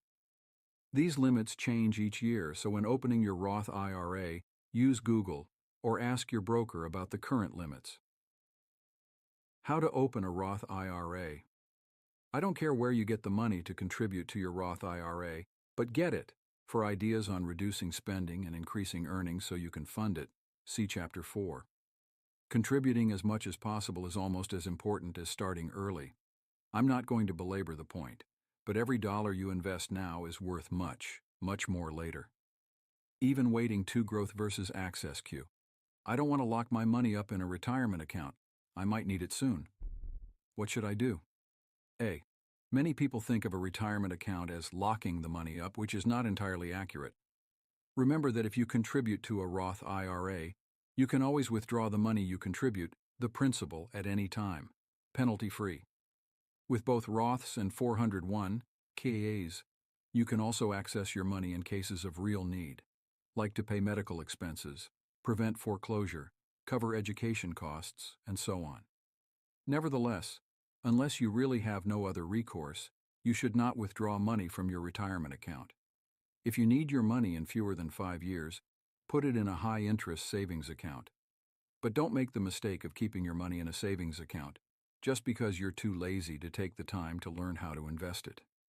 If you'd invested 10 years ago, wouldn't it feel good to have a lot more money right now?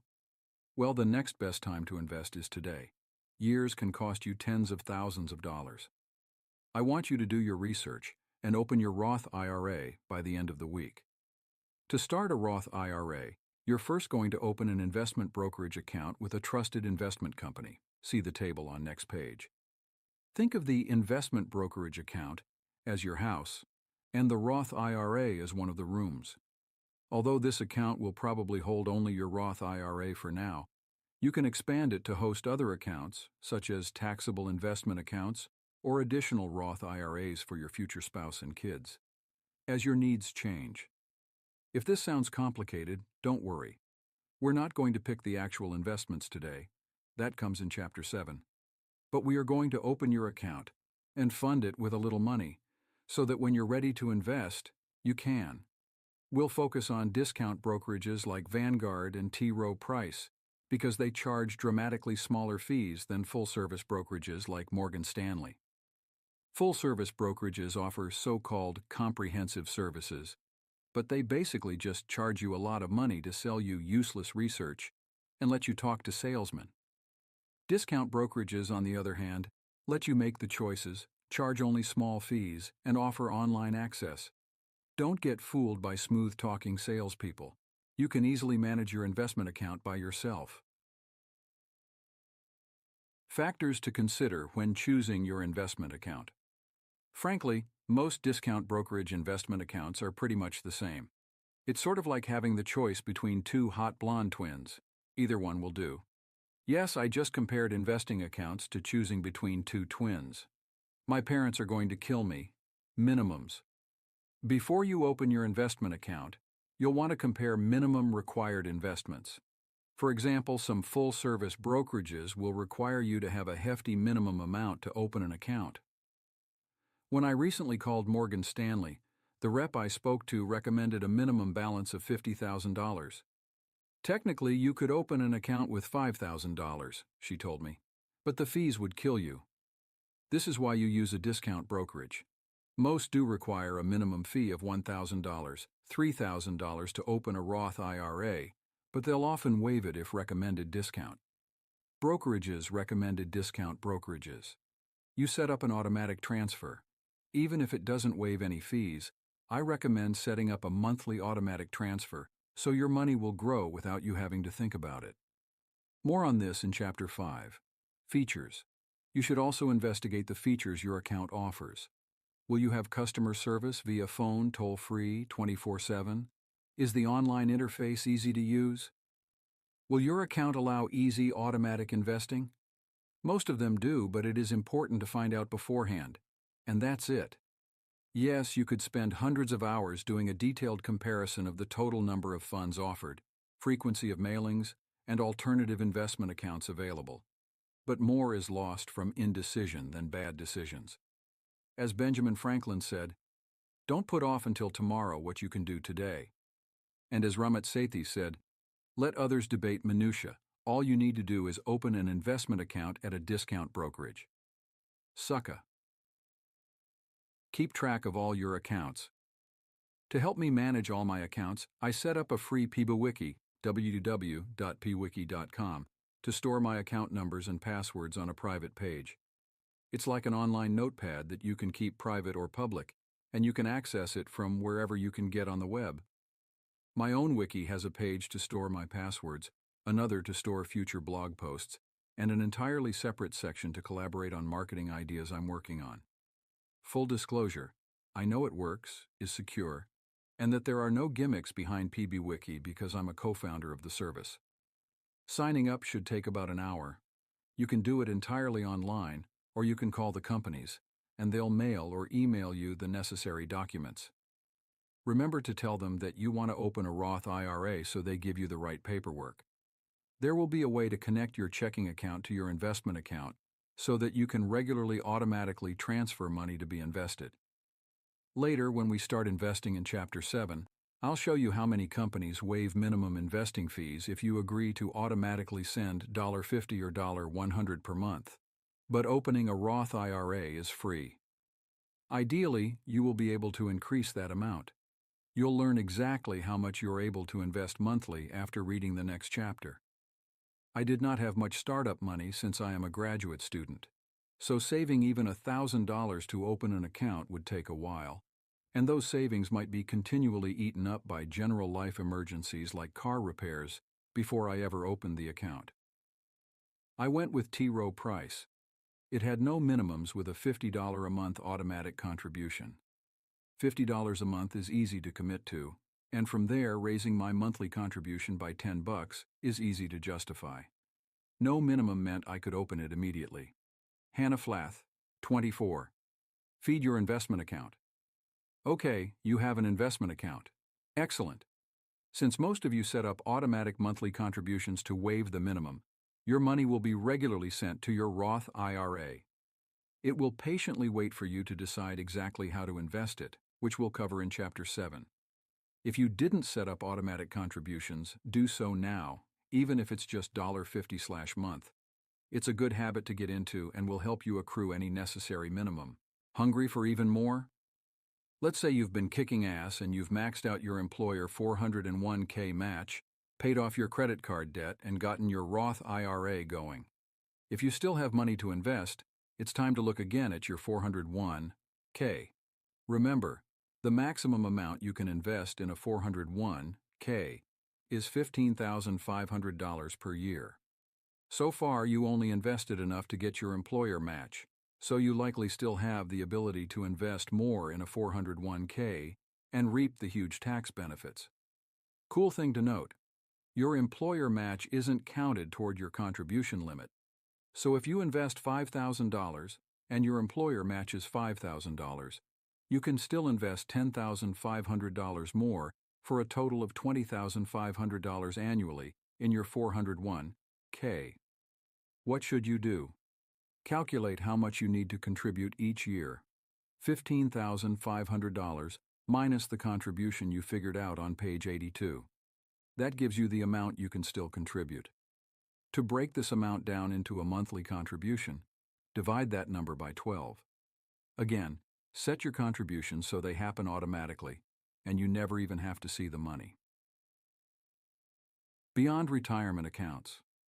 If you've taken full advantage of your 401k match, paid off all your credit card debt, topped out your Roth IRA, and gone back to max out the remainder of your 401k, and you still have money to invest, there are even more choices to grow your money. In Chapter 7, we'll get into the best strategies and options. But right now, I want you to buy me something ornate because you have a lot of money. Congratulations! You've started up the ladder of personal finance. Take a moment to pat yourself on the back. You now have a system set up to grow your money. This is so important. Having investment accounts means you're starting to think about rapid growth and distinguishing between short-term savings and long-term investing. And that $50 you sent may seem like a small step, but I believe it's the most significant $50 you'll ever invest. Action Steps Week 3. 1. Open your 401k, 3 hours. Get the paperwork from your HR manager and fill it out. Check to see if your employer offers a match. If it does, contribute enough to get the full match. If not, leave your 401k account open, but contribute nothing. 2. Come up with a plan to pay off your debt, 3 hours. Get serious about getting out of debt. Run a calculation from www.dinkytown.net to see how much you could save by paying an extra $100 or $200 per month. Also revisit page 35 in Chapter 1 and see page 220 in Chapter 9 for details on how to pay off your credit card debt and student loans. 3. Open a Roth IRA and set up automatic payment, 1 hour. Send as much as you can, but even $50/month is fine. We'll dive into the details a little later. Now that you've opened these accounts, let's figure out a way to get them as full as possible. In the next chapter, I'll show you how to get control of your spending to make your money go where you want it to go. Chapter 4. Conscious Spending. How to save hundreds per month and still buy what you love. I used to find it ridiculous when people said you could judge a person by their belt or shoes. Are you kidding me? Can I tell what kind of soup you like by the earrings you're wearing? Get the hell out of here. Recently, however, I discovered I was wrong. It turns out there is one universal shortcut to discovering someone's true character. If they eat chicken wings like an immigrant. Because I don't understand or care about sports, last Super Bowl Sunday I decided to go on a wing crawl. It's like a pub crawl, but with wings. I quickly realized that the most interesting part of eating wings with friends is seeing how much meat they leave on the bone. Some people leave half the chicken and move on to the next wing. These people are worthless, and I quickly distance myself from them. Then there are people who clean the bone so thoroughly, flawlessly ridding it of every last shred of meat and marrow, that you can conclude only two things. They will be stellar successes in all facets of life, and they must be from another country. You see, immigrants, like my parents, never leave a shred of meat on a chicken wing. We can all learn something from them. I feel guilty about not having a budget. I have a hard time wrapping my brain around how to set a budget and then not actually spend more than the budget allows. I feel guilty that I'm a nerd in most other respects, but I just can't sit down and do the math about my spending. Sarah Robeson, 28. That kind of economy is rare these days. Although in the wake of the global financial crisis, frugality, or at least giving lip service to it, is becoming more common. We spend more on our cell phones than most people in other countries do on their mortgages. We buy shoes that cost more than our grandparents paid for their cars, yet we don't really know how much these individual costs add up to. How many times have you opened your bills, winced, then shrugged and said, "I guess I spent that much"? How often do you feel guilty about buying something, but then do it anyway? In this chapter, The Antidote to Unconscious Spending, we're going to gently create a new, simple way of spending. It's time to stop wondering where all your money goes each month. I'm going to help you redirect it to the places you choose, like investing, saving, and even spending more on the things you love, but less on the things you don't. Wait, before you run away thinking this is a chapter on creating a budget, hang on a second. This isn't about creating a fancy budget that you'll have to maintain every day for the rest of your life. I hate budgeting. Budgeting is the worst word in the history of the world. I could be sitting on a golden throne surrounded by 43 scantily clad models, and if I accidentally uttered the word budget, I sincerely believe they would all instantaneously look up, from feeding me grapes and fanning me, open their jaws in shock, and then flee in horror. Nobody wants to budget. I'm not finished. Create a budget is the sort of worthless advice that personal finance pundits feel good prescribing. Yet when real people read about making a budget, their eyes glaze over faster than John Goodman's lips at Krispy Kreme. Who wants to track their spending? The few people who actually try it find that their budgets completely fail after 2 days because tracking every penny is overwhelming. Amusingly, in a 2007 survey by Bankrate.com, 75% of Americans said they have a budget, which is complete nonsense. There's probably a lot of wishful thinking in this response, says Jared Bernstein, director of the Living Standards program of the Economic Policy Institute. It's probably more accurate to say that 3/4 think they should work on a monthly budget. My kind of man, exposing the delusions of people everywhere. How many times have you opened your bills, winced, then shrugged and said, "I guess I spent that much"? For the last 50 years, budgeting has been the battleground for snobby personal finance writers who've tried to shove a daily tracking system down everyone's throats because it sounds logical. Track your spending. It's so simple. There's only one catch. Nobody ever does it. And I don't believe for a second that because times are tough, Americans are going to buckle down and stop consuming over the long term. Most people wouldn't know where to start if I told them to stop spending and start saving. I might as well try to convince an ankylosaurus to dance a jig.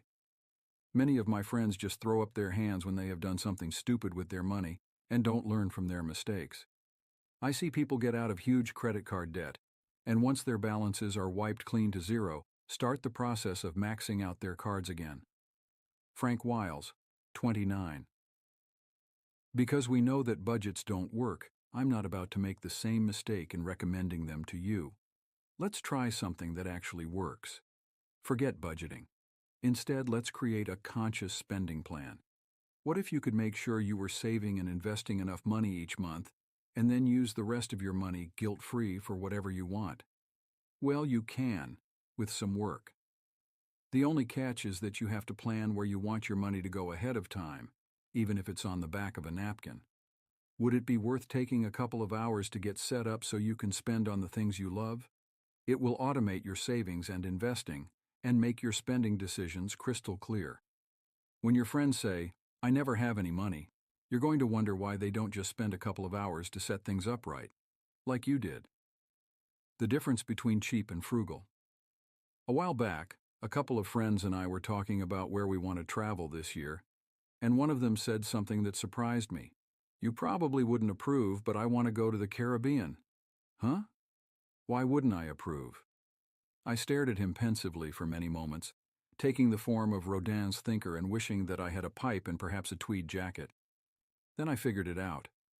Apparently, he thought of me as a finger-wagging money judge, as if I silently disapproved of him for spending his money on something frivolous.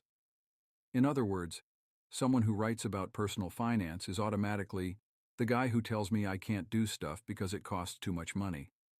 Nothing could be further from the truth. Now, I will call your ass out when you make mistakes, like one of my readers who wasn't worried about his cable bill increasing $5/month, yet complained every time the price of gas went up 2 cents a gallon. But I'm not the nagging parent who tells you not to spend money on lattes. I spend lots of money on eating out and traveling, but I never feel guilty. Instead of taking a simplistic, "don't spend money on expensive things" view, I believe there's a more nuanced approach to spending. Let's first dispense with the idea that saying no to spending on certain things means you're cheap. If you decide that spending $2.50 on Cokes when you eat out isn't worth it, and you'd rather save that $15 each week for a movie, that's not cheap. That's using frugality to drive conscious spending. Unfortunately, most Americans dismiss frugality because they confuse it with cheapness, thinking that frugality is all or nothing. Frugal people don't spend money on anything. I'm never going to cut all my spending, so forget it. Furthermore, our parents never taught us how to be frugal, so not only have we confused frugality with cheapness, but we never really practiced it in the first place. As a country, we spend more than we make each year, and virtually nothing seems to change our behavior. Even though we may tighten our wallets during a downturn, we soon return to our usual spending behaviors. And frankly, nobody's interested in changing the status quo. Consumer spending accounts for about 70% of the American economy. Frugality isn't just about our own choices, though. There's also the social influence to spend. Call it the Sex and the City effect, where your friend's spending directly affects yours. Next time you go to the mall, check out any random group of friends. Chances are they're dressed similarly, even though chances are good that they have wildly different incomes. Keeping up with friends is a full-time job. In fact, continuing the parallel between our attitudes toward money and food that I mentioned in the introduction, researchers found in a landmark 2007 study published in the New England Journal of Medicine, the spread of obesity in a large social network over 32 years, that friends had a direct influence on one's likelihood of gaining weight. When a friend became obese, a person increased his or her chances of becoming obese by 57%. How do you think your friend's spending influences yours? Too often, our friends invisibly push us away from being frugal and conscious spenders. Too often, our friends invisibly push us away from being frugal and conscious spenders. Right around the time when the 3G iPhone came out, for example, I went to dinner with two friends. One of them was considering getting the new iPhone, and she pulled out her old phone to show us why she was thinking about buying a new one. My other friend stared in disbelief. "You haven't gotten a new phone in 4 years? What's wrong with you?" she asked. "You need to get the iPhone tomorrow." Even though it was only 3 sentences, the message was clear. There's something wrong with you for not getting a new phone, regardless of whether or not you need it. Cheap people versus frugal people. Spend on what you love. Frugality isn't about cutting your spending on everything. That approach wouldn't last 2 days. Frugality, quite simply, is about choosing the things you love enough to spend extravagantly on, and then cutting costs mercilessly on the things you don't love. The mindset of frugal people is key to being rich. Indeed, as the researchers behind the landmark book The Millionaire Next Door discovered, 50% of the more than 1,000 millionaires surveyed have never paid more than $400 for a suit, $140 for a pair of shoes, and $235 for a wristwatch. Again, frugality is not about simply cutting your spending on various things. It's about making your own decisions about what's important enough to spend a lot on and what's not, rather than blindly spending on everything. The problem is that hardly anyone is deciding what's important and what's not, damn it. That's where the idea of conscious spending comes in. How my friend spends $21,000 per year, going out, guilt-free. I want you to consciously decide what you're going to spend on. No more, "I guess I spent that much," when you see your credit card statements. No, conscious spending means you decide exactly where you're going to spend your money. For going out, for saving, for investing, for rent. And you free yourself from feeling guilty about your spending, along with making you feel comfortable with your spending. A plan keeps you moving toward your goals instead of just treading water. The simple fact is that most young people are not spending consciously.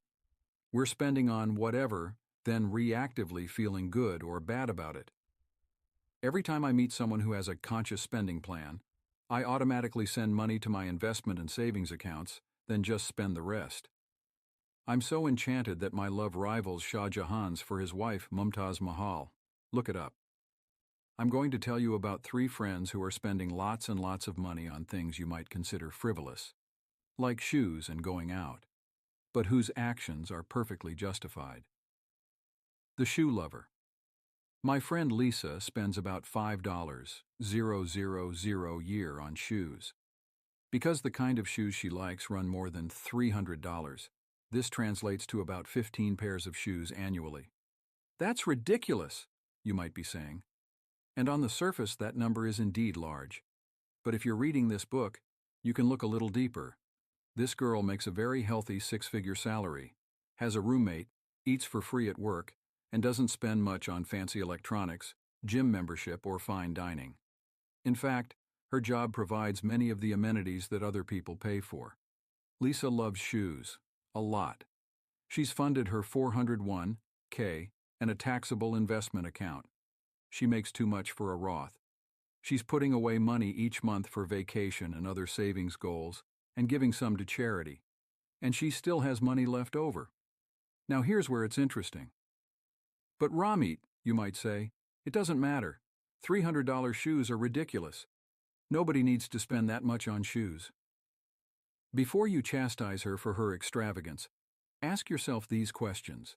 Have you funded your 401(k) and opened additional investment accounts? Are you fully aware of where your spending money is going? And have you made a strategic decision to spend on what you love? Very few people decide how they want to spend their money up front. Instead, they end up spending it on random things here and there, eventually watching their money trickle away. Just as important, have you decided what you don't love? For example, Lisa doesn't care about living in a fancy place, so she has a tiny room in a tiny apartment. Her decision to live in a small place means she spends $400 less every month than many of her coworkers.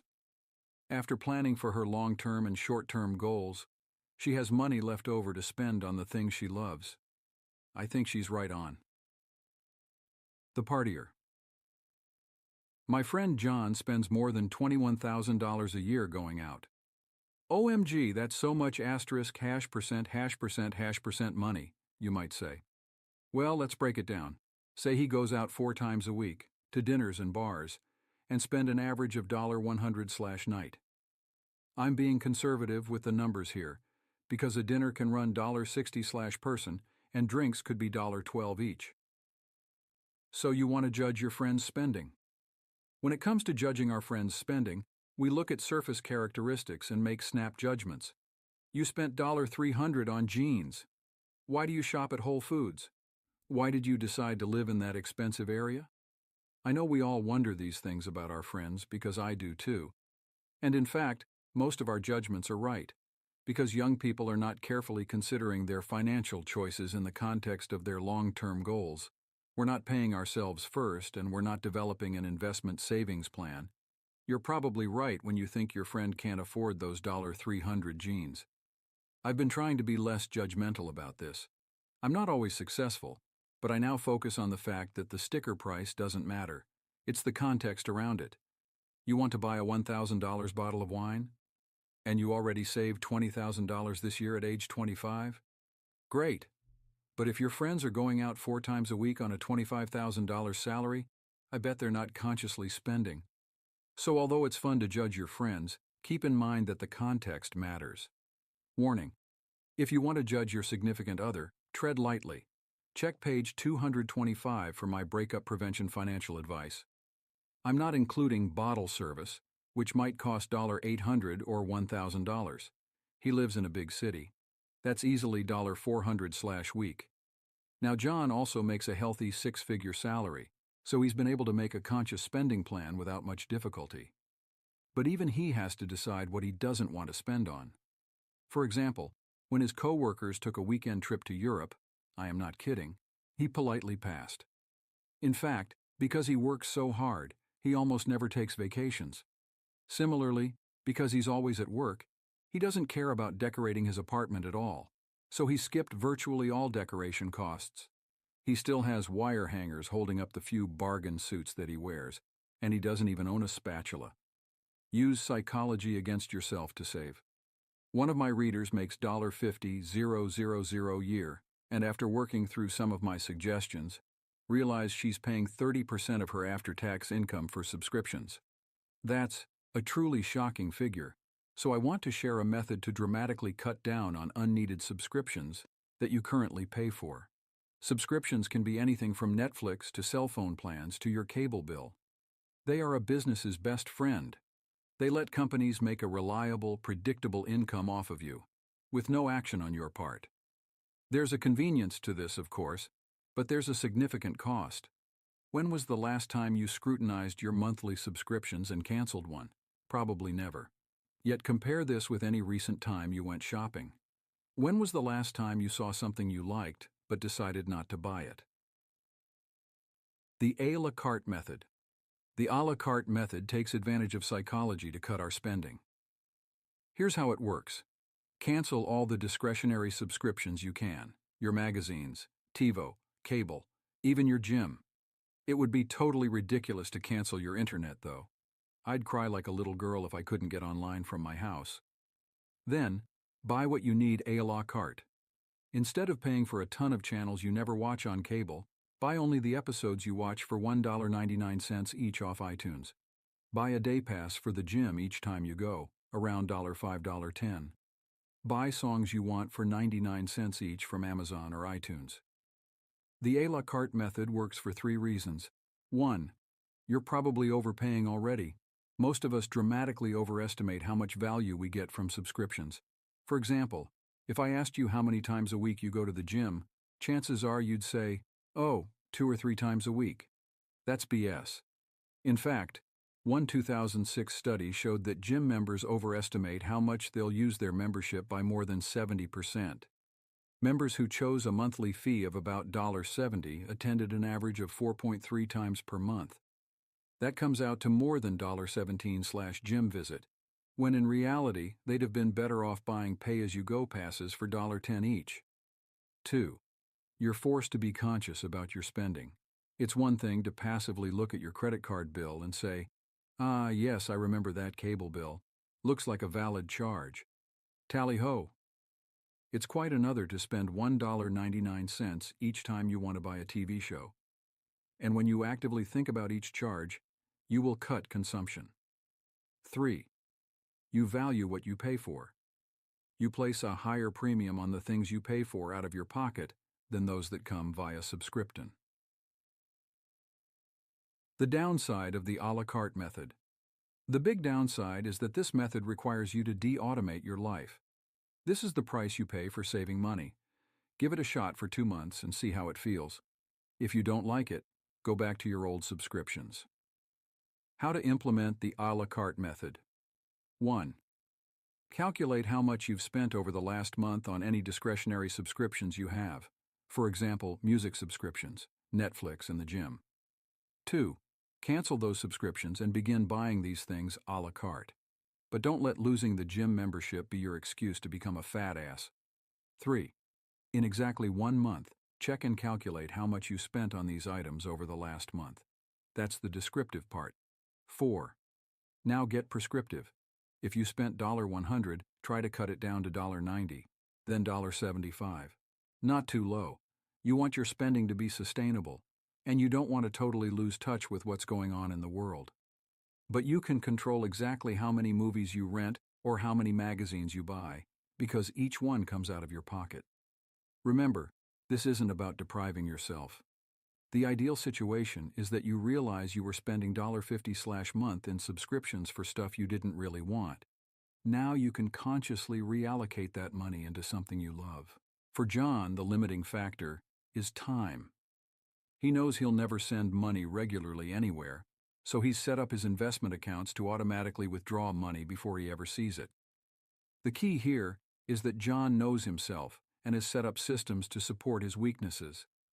In terms of spending, he works hard and plays hard, going out twice during the week and twice on the weekends, when he causes some real damage. Yet, despite spending ungodly amounts going out each week, in just a couple of years John has saved more than almost any of my friends. And although $21,000 sounds outrageous on the surface, you have to take the context of his salary and priorities into consideration. Whereas other friends might spend thousands decorating their apartments or taking vacations, John, after meeting his investment goals, chooses to spend that money going out. The point here is that whether or not I agree with his choices, he's thought about it. He sat down, considered what he wanted to spend on, and is executing that plan. He's doing more than 99% of the young people I've talked to. If he had decided he wanted to spend $21,000 a year on furry donkey costumes and Fabergé eggs, that would have been great too. At least he has a plan. The nonprofit employee. You don't have to make a 6-figure salary to be a conscious spender. My friend Julie works at a nonprofit firm in San Francisco, making about $40,000 per year, but she saves more than $6,000 per year, far more than most Americans. She does this by being extremely disciplined. She cooks at home, shares rent in a small apartment, and is reimbursed for her driving by her office. When she's invited out to eat, she checks her envelope system, more on that on page 115, to see if she can afford it. If not, she politely declines. But when she does go out, she never feels guilty about spending because she knows she can afford it. Yet it's not enough to save money on just rent and food. She also chooses to save aggressively, maxing out her Roth IRA and putting aside extra money for traveling. Each month, that money is the first to be automatically transferred out. From talking to Julie at a party or over dinner, you would never know that she saves more than most Americans. We glibly make snap decisions about people's spending using the most cursory data. Their job and their clothes give us most of what we think we need to know to understand someone's financial situation. But Julie proves that the surface data isn't always enough. Regardless of her situation, she's chosen to put her investing and saving priorities first. What they're doing right. The friends I wrote about above are exceptions to most people our age. They have a plan. Instead of getting caught on a spending treadmill of new phones, new cars, new vacations, and new everything, they plan what's important to them and save on the rest. My shoe friend lives in a microscopic room because she's hardly home, saving her hundreds per month. My partier friend uses public transportation and has exactly zero decor in his apartment. And my nonprofit friend is extraordinarily detailed about every aspect of her spending. Each of them pays themselves first, whether it's $500/month or $2,000 month. They've built an infrastructure to do this automatically, so that by the time money ends up in their checking account, they know they can spend it guilt-free. They spend less time worrying about money than most people. They already know about online savings accounts and credit cards and basic asset allocation. They're not experts. They've just got a head start. To me, this is an enviable position to be in, and it's a big part of what I will teach you to be rich is about automatically enabling yourself to save, invest, and spend. Enjoying it, not feeling guilty about those new jeans, because you're spending only what you have. You can do it. It takes a plan, and it's really as simple as that. The I will teach you to be rich. Conscious spending plan. Clearly, budgeting sucks. But agreeing that conscious spending is good is like forming a group called Americans for Babies and Lovable Koala Bears. Who would ever disagree with you? The real challenge, of course, is doing something about it. Let's get on with the specifics of how you can make your own conscious spending plan. I'm not going to lie to you.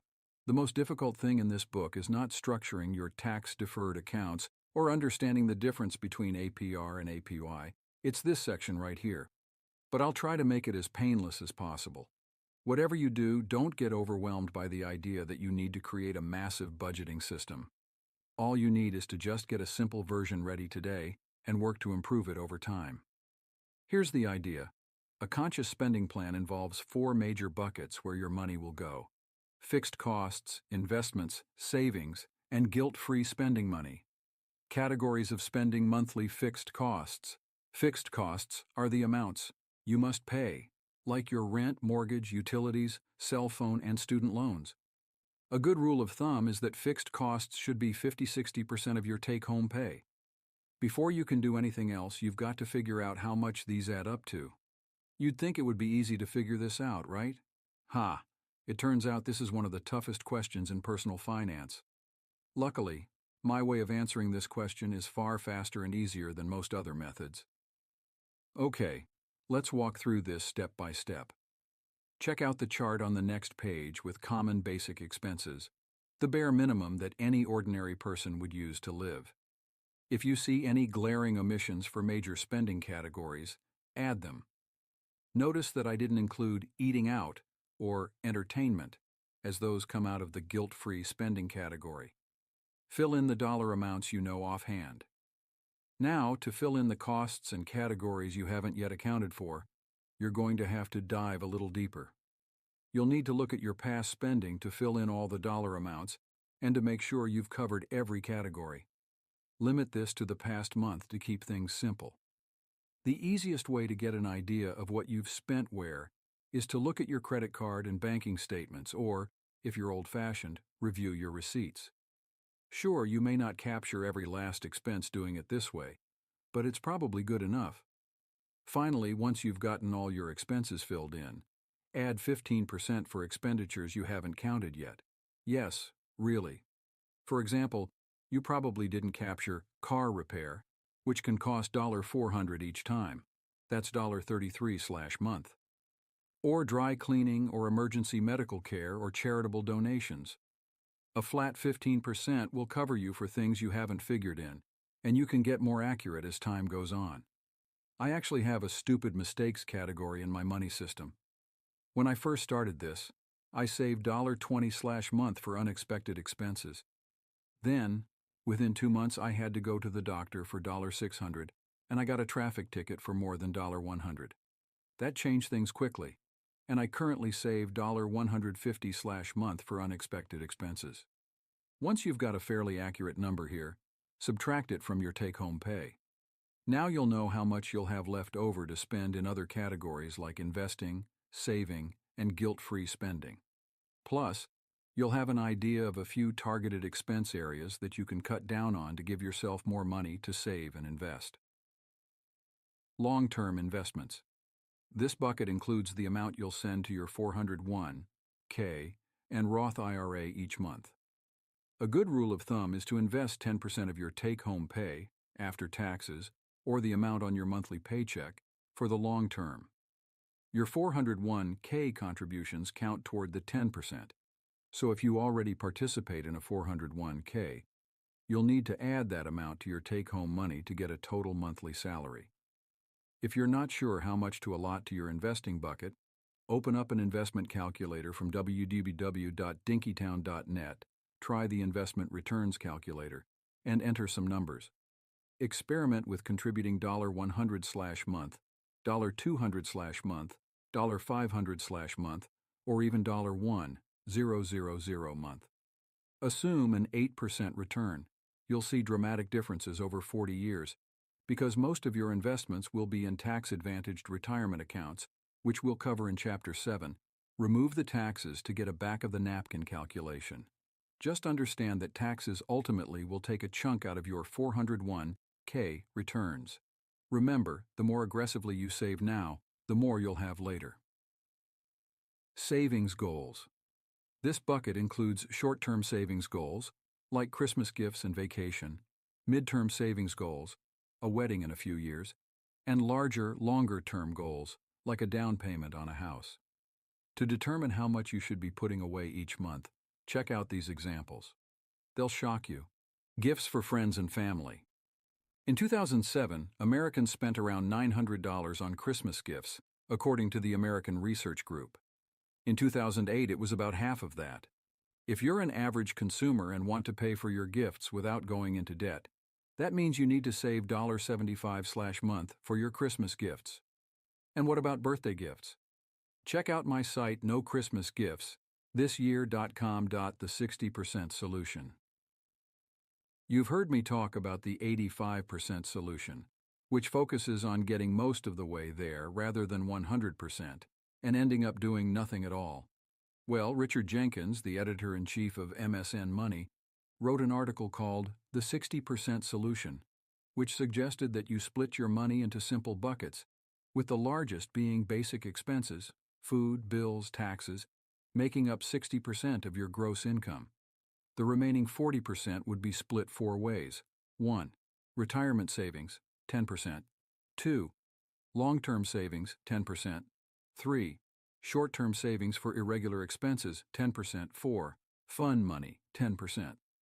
The article has been widely distributed, although curiously none of my friends had heard of it. My conscious spending plan relates to Jenkins's 60% solution, but it's more focused toward young people.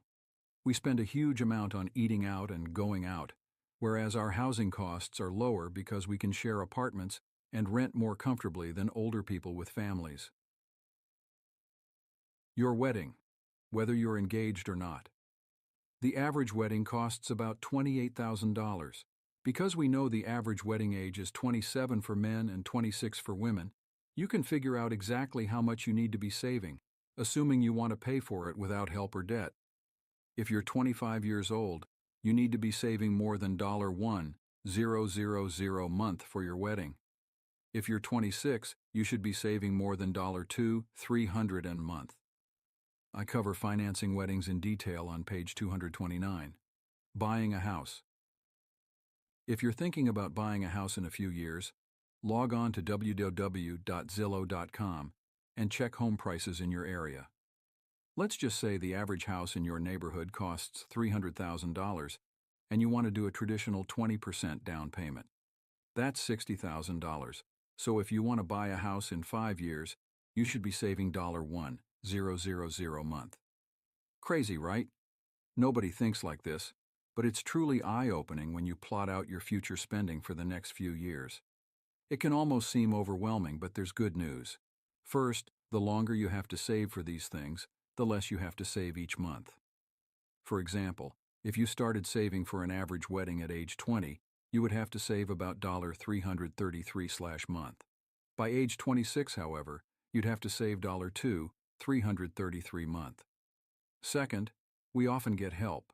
Our spouse or parents may be able to chip in a little, but you can't count on someone else coming to rescue you. Third, theoretically, you could use some of your investment money from Step 2 to pay for these savings goals. It's not ideal, but you can do it. Regardless of exactly what you're saving for, a good rule of thumb is to save 5 to 10% of your take-home pay to meet your goals. Guilt-free spending money. After all that spending, investing, and saving, this bucket contains the fun money, the stuff you can use for anything you want, guilt-free. Money here covers things like going out to restaurants and bars, taxis, movies, and vacations. Depending on how you've structured your other buckets, a good rule of thumb here is to use 20% to 35% of your take-home income for guilt-free spending money. Optimizing your conscious spending plan. Now that you've worked out the basics of your conscious spending plan, you can make some targeted improvements to tweak your spending and make your money go where you want it to go. Instead of having this dull, throbbing cloud of worry over your head, I know I'm spending too much. Your plan will serve as a living, breathing system that signals you when something's broken. If the alarm bells aren't going off, you don't need to waste time worrying. Tools of the trade queue. What do you use to manage your finances? A. For budgeting, I use a combination of Mint, www.mint.com, Excel, and plain paper. I enter expenses into my system within 2 days. Otherwise, I forget. For investing, I use Instant X-Ray, www.morningstar.com/cover/tools.html, to make sure my asset allocation makes sense. For other money management, I've opted out of credit card offers at www.optoutprescreen.com.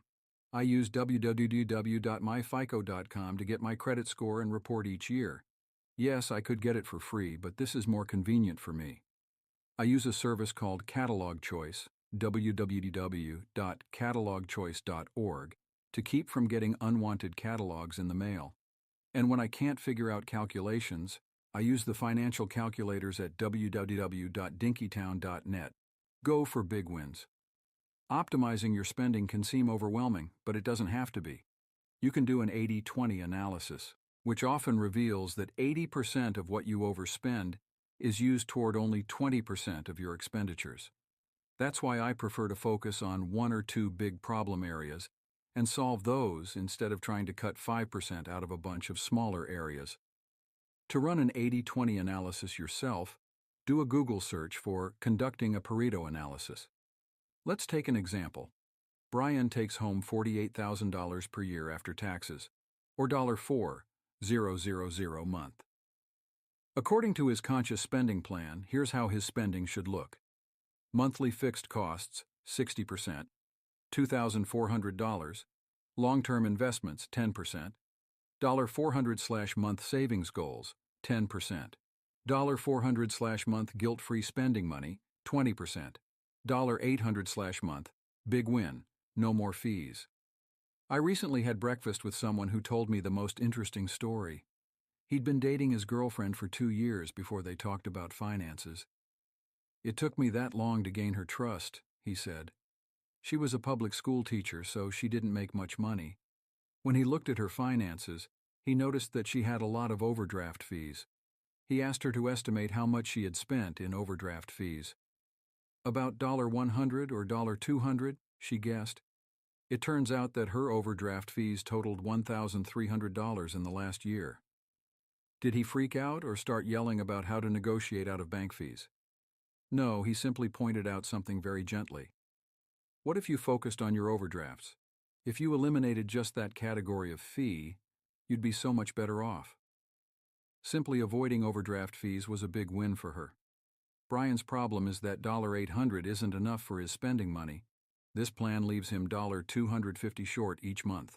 What should he do? Bad answer. The superficial answer is that Brian can decrease his contributions to his long-term investments and savings goals. Sure, he could do that, but it will cost him down the line.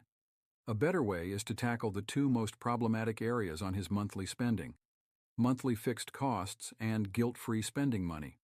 Good answer? Brian decides to pick his 3 biggest expenses and optimize them. First, he looks at his monthly fixed costs and realizes that because he's been consistently paying the minimum monthly payment on his credit card debt at 18%, he has $3,000 of debt left. Under his current plan, it will take him about 22 years and cost him $4,115 in interest to pay off his debt. But he can call his credit card to request a lower interest rate. See page 42 for details.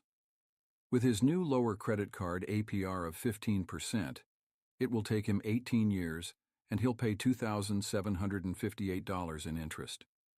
He saves 53 months and $1,357 of payments. That's only $6/month, but over 18 years it adds up to a lot. Next, he checks his subscriptions and realizes he's been paying for a Netflix account and a Star Wars membership site, both of which he rarely uses. He cancels them, saving $60/month and increasing his chances of getting a girlfriend. Finally, he logs into his money management account at www.mint.com and realizes that he's spending $350 eating out each month, plus $250 at bars, or $600 in total. He decides that over the next 3 months he'll slowly ratchet that amount down to $400/month, saving him $200/month. Total amount saved, $266/month. By adjusting his spending, Brian is able to create a conscious spending plan that works for him. Brian was smart to focus on changing the things that mattered. Instead of promising that he'd stop spending money on Cokes every time he ate out, he picked the big wins that would really make an impact on his total dollar amount. You'll see this a lot. People will get really inspired to budget and decide to stop spending on things like appetizers with dinner. Or they'll buy generic cookies. That's nice, and I definitely encourage you to do that. But those small changes will have very little effect on your total spending. They serve more to make people feel good about themselves, which lasts only a few weeks once they realize they still don't have any more money. Try focusing on big wins that will make a large, measurable change. In fact, I focus on only 1 or 2 big wins each month: eating out and buying books, because I'm a huge dork. You probably know what your big wins are. They're the expenses you cringe at, the ones you shrug and roll your eyes at and say, "Yeah, I probably spend too much on ______." For most of my friends, these big wins are eating out and drinking. Set realistic goals.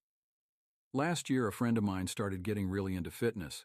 I think it was because of his laudable goal of getting some girls. Kudos, sir. Anyway, he started working out a lot, going to the gym in the morning, running during the day, then hitting the gym again at night. Needless to say, this fitness program didn't last long. Do you know people who get so into their idea du jour that they go completely overboard and burn out? I would rather do less but make it sustainable. The problem is that that's rarely sexy. This idea of sustainable change is core to personal finance. Sometimes I get emails from people who say things like, "Ramit, I started managing my money. Before I was spending $500 a week. Now I'm saving $495 of it, and don't just save for a goal, it's hard to save. Unless there's a reason, by Jim Wang of www.pfblueprint.com. My friend and I are the same age, make roughly the same amount, and have similar lifestyles. So, over 5 years, why was I able to save $20,000 for a down payment and buy a house? And he ended up with hardly anything. He came to talk to me about it one day. We soon sorted out that the key difference was that we had a different approach to saving money. In his mind, he was simply saving. I, on the other.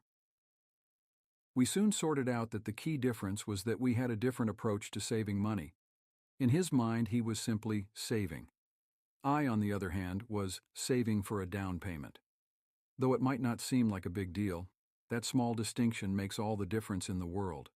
I brought in a bag lunch because I was saving toward a house. He brought in a bag lunch because he was simply saving. When it came time for lunch, his was merely a decision between whether he wanted his sandwich or something different.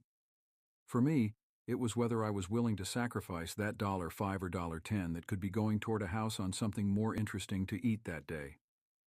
Saving with a goal, whether it's tangible like a house or intangible like your kid's education, puts all your decisions into focus. Make the trade-offs worthwhile. Having a goal means that you are working towards something concrete.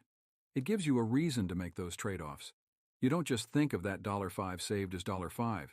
Instead, it is something that gets you closer to your goal of having $20,000 for a down payment on a home. It changes the entire motivation for saving. Spending less isn't always easy, but with this newfound motivation, it's much easier to make and justify your decisions. For a while, I was only going out with my friends one night a week, rather than the 2 or 3 times we normally did. This still gave me a chance to hang out with my buddies, but I was spending 1/3 less than I used to. When my friends asked, I told them I couldn't go out because I was saving up for a down payment. They accepted this as a pretty good reason not to go out all the time. My friends might give me grief if I was simply being lazy or lame, but because I had a concrete goal, and one that they could identify with, they became supporters of my cause rather than unwitting detractors. Set up a specific account. Another key difference was how I was saving. I opened up an ING direct savings account and named it Down Payment, regularly transferring in the amount I had determined I wanted to save. As the months passed, the amount in that account grew larger and larger, and I felt as though I was making progress toward my goal. My friend never set aside an account, so his regular checking account was one big pot of money mentally earmarked for various things. His account balance grew, but he had no pride of achievement or sense of closing in on his goal because he didn't have a goal. It's possible that he could have saved as much as I had and just not have known it. Saving with a goal, whether it's tangible like a house or intangible like your kid's education, puts all your decisions into focus. That second difference was psychological. Rather than being motivated to save, he developed a feeling of despair about it. Trying to save $20,000 sounds daunting until you spread it out over 3 years. Then it's $555 a month. Spread it out over 5 years, and it's only $333 a month, not including interest earned. That's certainly doable if you make sacrifices and track your progress. After my friend opened a separate account, he told me that this step alone changed his whole perspective about saving money for his down payment. Once he accomplished that goal, he planned to use the account to save for his annual vacations and his emergency fund. Enjoy lunch. Don't listen to experts telling you that you should stop buying CDs or how you should brown bag a lunch. Think about your goals. Ask yourself if you'd rather spend $10 on lunch or save $10 toward a house or a car. If you would rather spend the money on lunch, by all means enjoy lunch. You save money so that you can spend it later on the things that make you happy. You don't save money just to watch your account balance grow. Once you list your goals and start making those trade-offs, you'll realize that saving money becomes far easier. Jim Wang writes about personal finance and money management at www.pfblueprint.com, putting it into a bank account. I read this and just sigh. Although you might expect me to get really excited about someone contributing $495/month to their savings, I've come to realize that when a person goes from one extreme to another, the behavioral change rarely lasts. When I make a change, I almost always make it bite-sized in an area that matters, see my previous discussion of big wins, and work in increments from there. This is why I just shake my head when I see personal finance pundits giving families advice to go from a 0% savings rate to a 25% savings rate. You can do it. Giving that kind of advice is not useful. Habits don't change overnight, and if they do, chances are it won't be sustainable. For example, if I started keeping track of my expenses and discovered I was short $1,000 a month, this happens more than you think, I'd pick the two big wins. Two items that I spent a lot on, but know I could cut down with some effort, and focus my efforts on them. Say I was spending about $500/month eating out, here's how it would look. It's not a race, but within 6 months I'd have cut my eating out budget in half, and it'd be much more likely to be sustainable. The other way to do it is to look at your current spending, freak out, and cut half your total spending. Then you're suddenly forced to spend in a completely different way, without the means to cope. How long do you think your ambitious spending goal will last? How many times have you heard friends say something like, "I'm not going to drink for a month"? I don't understand the point of short-term whims like that. A month from now, okay, you spend only 50% of what you normally do. And then what? If you can't keep it up and you bounce right back to your normal spending habits, what did you really accomplish? I'd rather have people cut their spending by 10% and sustain it for 30 years than cut 50% for just a month. Join the Save $1,000 in 30 Days challenge. Last year, I got sick of reading the same old frugality tips, so I launched this challenge to help people save $1,000 in 30 days.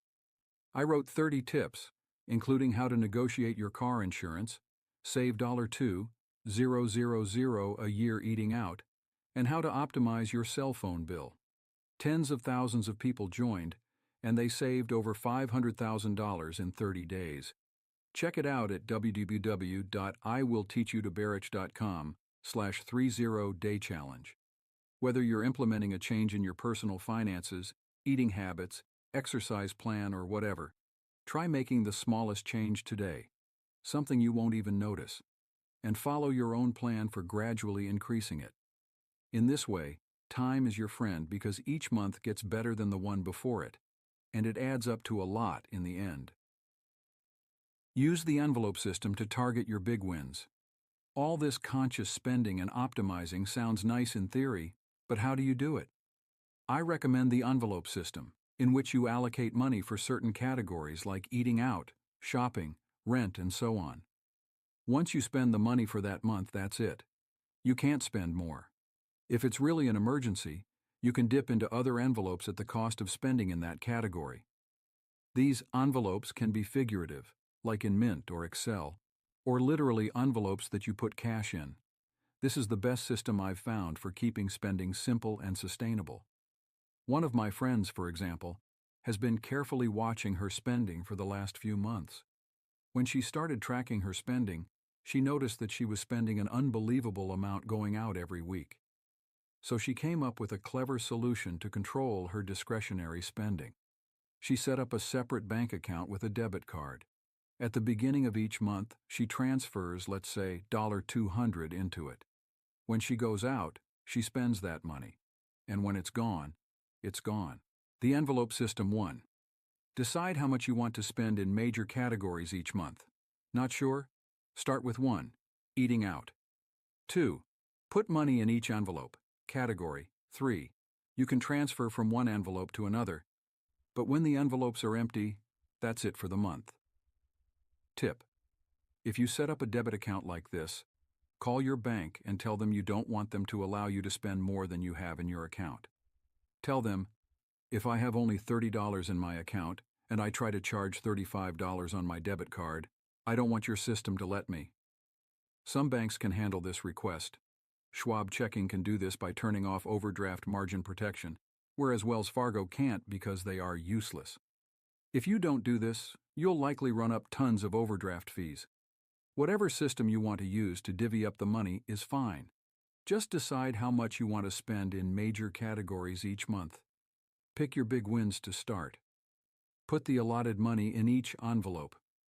When the envelopes are empty, that's it for the month. You can transfer from one envelope to another, but that money is coming out of another category, so your total spending doesn't actually increase.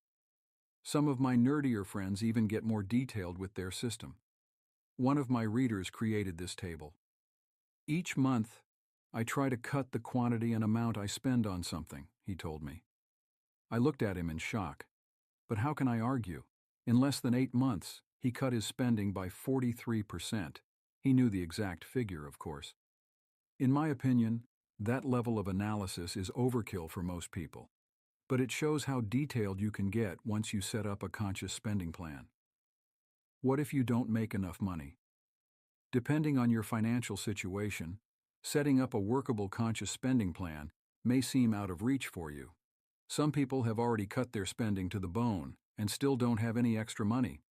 For me to suggest that they put away 10% for retirement is, frankly, insulting. How can they be expected to contribute 10% toward long-term savings when they don't have enough to fill the car with gas?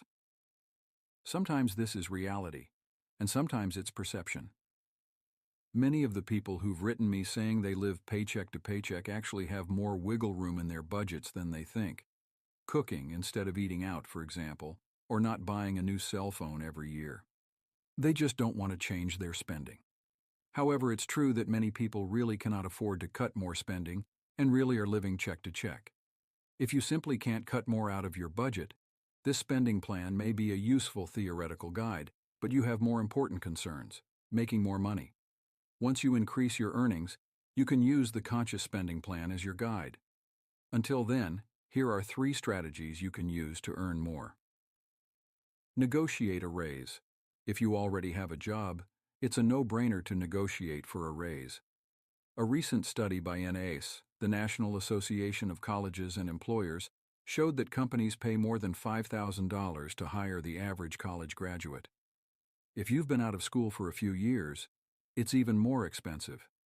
If they've already spent $5,000 recruiting you and thousands more training you, would they really want to lose you? Asking for a raise takes careful planning. Don't do what my friend Jamie did. When he realized he was being drastically underpaid for his contributions, he seethed without taking any action for more than 2 months. When he finally got up the courage to ask his boss for a raise, he said it in the most timid way. "Do you think I might possibly ask you about a raise?" If you're a manager, the first thing you'd think is, "Oh God, not another thing in my day." My friend's boss brushed him off, leaving Jamie, who's still at the company, frustrated and underpaid. Remember that getting a raise is not about you. It's about you demonstrating your value to your employer. Remember that getting a raise is not about you. It's about you demonstrating your value to your employer. You can't tell them you need more money because your expenses are higher. Nobody cares. You can, however, show how your work has been clearly contributing to the company's success and ask to be compensated fairly. Here's what you need to do. 3 months before you ask for a raise, start tracking everything you do at work and the results you get. If you were on a team that sold 25,000 widgets, figure out what you did to help make that happen, and as much as possible, quantify it. If you can't figure out the exact results you're causing, ask someone at work who's more experienced. This is a classic question that new employees have, and many experienced coworkers would be happy to someone at work who's more experienced. This is a classic question that new employees have, and many experienced coworkers would be happy to help you. At the same time, ask your boss if you can sit down and discuss ways you can excel at work. Make it clear you want to exceed expectations, and ask what that would entail. If you're really clever, you can hint about discussing compensation in the future. 2 months before you ask for a raise, meet with your boss again and show him your tracking from the previous month. Ask what you could do better. You want to know if you're on the right track with your work, and more important, the way you're communicating it. 1 month before the big event, mention to your boss that because you've been doing so well, you'd like to discuss compensation at a meeting the next month. Ask what you'll need to bring to make it a fruitful discussion. Listen very carefully to what he says. Around this time, it wouldn't hurt to ask your fellow co-workers to put in a good word with the boss. This assumes, of course, that you've been exceeding expectations and driving concrete results. 2 weeks before you ask for a raise, ask a couple of friends to role-play your job negotiation. This seems really weird, but negotiating is not a natural behavior. It will feel extremely odd and uncomfortable the first couple of times you do it. Better to do it with friends than your boss. And pick good friends, people who have business experience, and will give you feedback on how you performed. On the day you negotiate, come in with your salary, a couple of competitive salaries from www.salary.com and www.payscale.com, and your list of accomplishments, and be ready to discuss fair compensation. Remember, you're not asking your mommy for lemonade. You're a professional who's asking to be compensated fairly. You want to proceed as partners, as in, how do we make this work? If you get the raise you were looking for, congratulations. That was a huge first step toward increasing your income.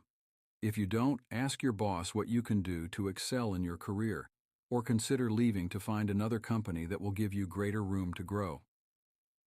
Cool trick. Quickly discover how much you make to find your annual salary. Just take your hourly rate, double it, and add 3 zeros to the end. If you make $20/hour, you make approximately $40,000 year. If you make $30/hour, you make approximately $60,000 year. This also works in reverse. To find your hourly rate, divide your salary by 2 and drop the 3 zeros. So $50,000 year becomes approximately $25/hour. This is based on a general 40-hour workweek and doesn't include taxes, but it's a good general back-of-the-napkin trick.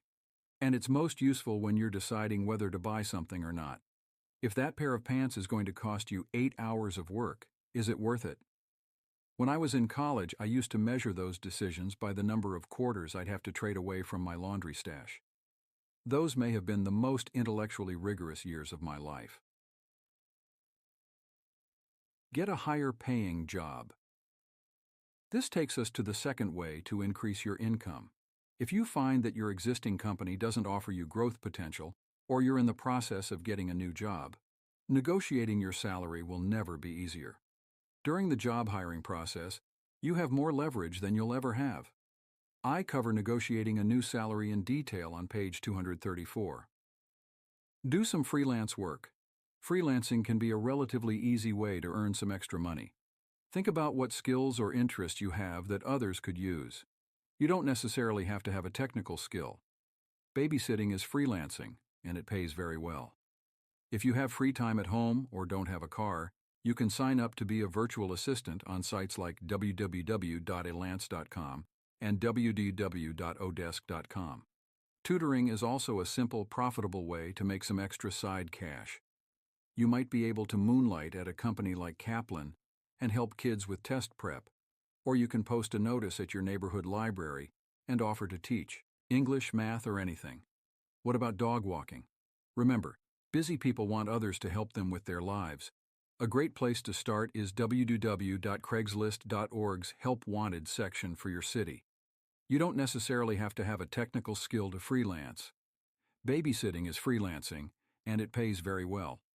If you have expertise in something, reach out to companies who'd need someone like you. For example, when I was in high school, I emailed 50 websites from all different industries that looked interesting, but had poor marketing and copywriting. I offered to help them rewrite their websites. About 15 responded, and I ended up editing copy for one company that eventually promoted me to run their sales department. Later, during college, I consulted for venture capitalists, teaching them about Web 2.0 technologies like YouTube, Facebook, and Flickr. This is stuff you and I know like the back of our hand, but it was new to these VCs, and valuable enough that they paid a great consulting fee. Maintaining your spending plan.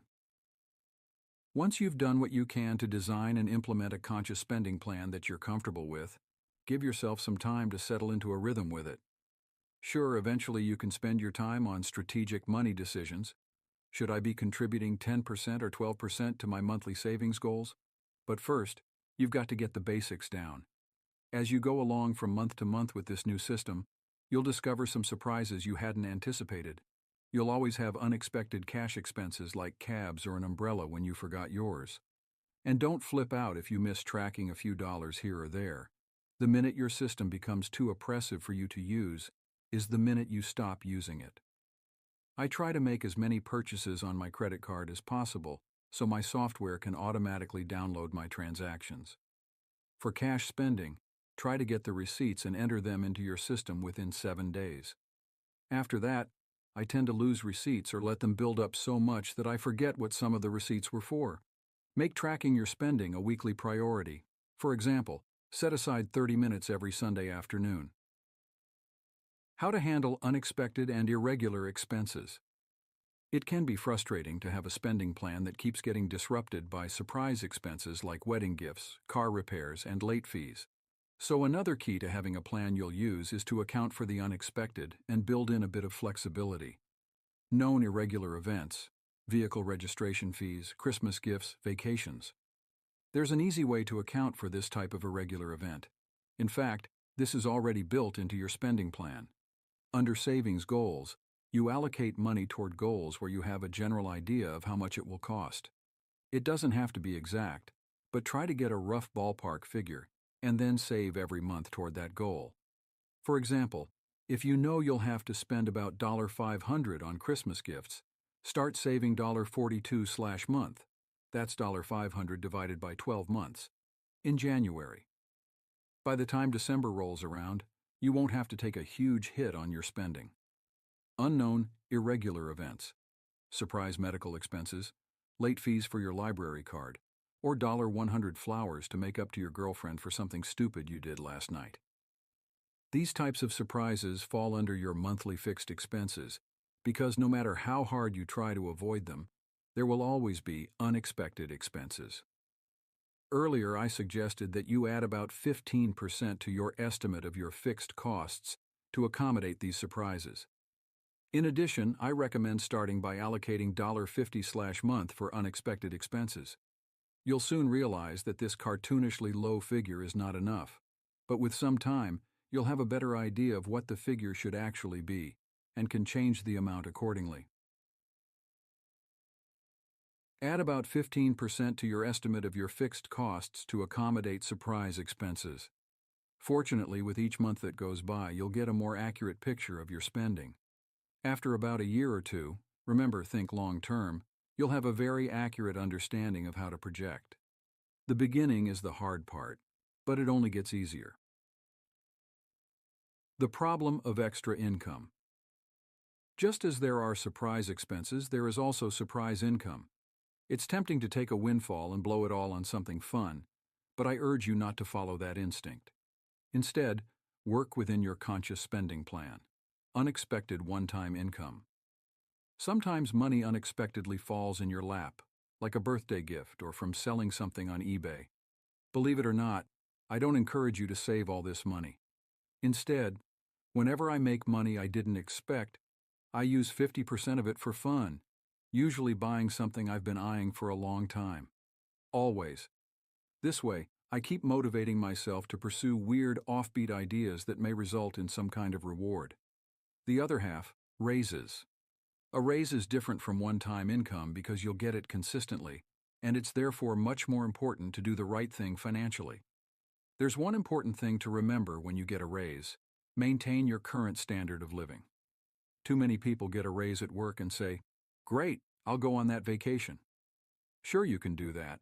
Then, "I'll buy that new sofa I've been wanting." Uh-oh. And then, "I think I need those new shoes." What? I've been working hard. And then you want to kill yourself because you're swirling into a downward spiral of spending.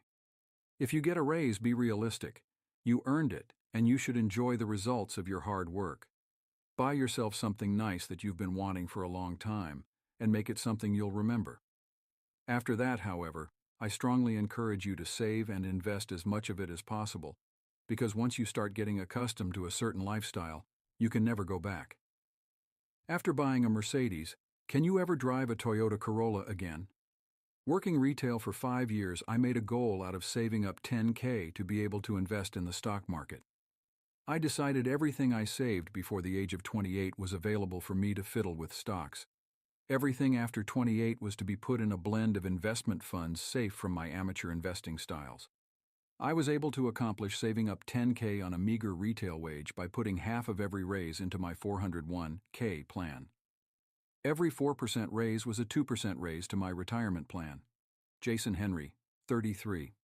The best part about setting up a strategic budget is that it guides your decisions, letting you say no much more easily. Sorry, it's not in my plan this month, and freeing you up to enjoy what you do spend on. This is guilt-free spending at its best. Sure, there will be tough decisions. Deciding to change the way you spend is the most difficult part of this book. It involves making choices and saying no to certain things. Your system, however, makes this much less painful. If a friend asks you out to dinner and you don't have enough spending money left, it will be easier to politely pass. After all, it's not personal. It's just your system. Remember that most people are, by definition, ordinary. They go through their 20s and 30s feeling a gnawing sense that they should do something about their money tomorrow. They don't think about saving until their mid-40s. And yet, you are now extraordinary, because you see that setting up a simple system will let you make the tough decisions up front and spend your money guilt-free. Action steps. Week 4. 1. Get your paycheck. Determine what you've been spending, and figure out what your conscious spending plan should look like. 30 minutes. Do this now and don't overthink it. Just break your take-home income into chunks of fixed costs, 50-60%, long-term investments, 10%, savings goals, 5-10%, and guilt-free spending money, 20-35%. How does it fit? 2. Optimize your spending, 2 hours. Dig in deeper to your savings goals and monthly fixed costs. Try the a la carte method. How much does your insurance actually cost? Can you improve on that? How much will you spend for Christmas gifts and vacation this year? Break these expenses down into monthly chunks, then recalculate your plan. 3. Pick your big wins, 5 hours. Open an account at Mint or Quicken online. Assuming you want to cut your spending by $200/month, what 1 or 2 big wins will you target? Start using the envelope system. 4. Maintain your conscious spending plan, 1 hour per week. Enter any cash receipts into your system each week. Tweak the percentages you send to each part of your spending plan. We'll cover this in detail in the next chapter. And most important, make sure your system is realistic enough that you'll stick with it for the long term. All right, deep breath, you did it. You made it through the most difficult part of the book. Now you've got a strategic spending plan. You no longer have to constantly worry about how much money you're spending. Phrases like, "Can I afford this?" and "I know I'm going to worry about this later, but for now," will be erased from your vocabulary. Now we're going to automate this system so each new dollar that comes into your system gets instantly sent to the right area, whether it's investments, savings, fixed costs, or guilt-free spending. Chapter 5. Save while sleeping.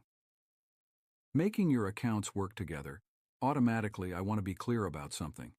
I plan to do less and less work as I go through my life. When I meet people on a career path that will have them working more, not less, I'm always puzzled. That's like being a real-life Mario brother, where every level you beat means your life gets progressively more difficult. Why would you want that? Managing money is no different. By investing a little now, we don't have to invest a lot later. Of course, that's easier said than done. Somehow, we just never get around to consistently managing our money. And let's be honest, that will never change. Because who really cares about managing money? It's about as appealing as cleaning the garage every week for the rest of your life. We dream of having an automated system that handles most of the work for us, something that just works. In the last chapter, you set up a conscious spending plan to determine how much you want to spend in each category: fixed costs, investments, savings goals, and guilt-free spending money. You didn't think you'd have to manually transfer money each month, did you? Not a chance. In this chapter, We'll create an automatic money flow to manage your money for you. It will take the accounts you've set up, your credit cards, checking, savings, and investment accounts, and create automatic transfers so your money goes where it needs to go. I call it my finance assembly line. Before I even see a paycheck, I automatically give the maximum amount to my company's 401k. The remainder of my pay is direct deposited into a checking account. Then part of it is automatically transferred to a high-interest online savings account, and another part goes to my discount brokerage account. My rent is paid automatically on the 1st of every month, and I pay my credit card bill online on the 15th. I never miss the money I invest because I never see it. In total, I spend about 30 minutes a month on my finances. Mark Lawrence, 22. Do more before doing less. Some people just seem to have a magical ability to manage money. They enrolled in their 401k years ago. They always know how much money they have, and they seem to relish tweaking their system to optimize it. Usually, these people are extremely annoying and unattractive. But that doesn't mean we can't learn something from them. You see, they don't spend more time on day-to-day money management than most average people. In fact, they spend less time thinking about their money because they've set up an automated system that frees them from having to worry. These people don't work harder, they just work smarter. You can become one of these people, only you'll be very attractive and not at all annoying, if you follow my advice about automating. This is all driven by a principle I'll call the curve of doing more before doing less. This is as much about where to invest your time as it is about where to put your money. Sure, setting up an automatic money flow will take you a few hours. It would be easier to do nothing. But that would mean you'll have to manage your money constantly for the rest of your life. By spending a few hours up front, you'll end up saving huge amounts of time over the long term. Your money flow will be automatic, and each dollar that comes in will be routed to the right account in your conscious spending plan from Chapter 4 without you really having to think about it. The payoff for these few hours is huge because this automatic system will let you focus on the fun parts of life. No more worrying about whether you paid that bill or if you're going to overdraft again. You'll start to see money as a tool for getting what you want without the manual drudgery of tracking categories and transferring money from one account to another each week. I spend an hour per month managing my money, perhaps, paying bills, checking the balance on my credit card and my bank accounts, and watching a few holdings in my portfolio. But I'm not an active trader, just maintaining situational awareness. Once a month, I might evaluate my savings plan to see if I can plan a vacation or make a larger purchase. Jennifer Chang, 32. The power of defaults.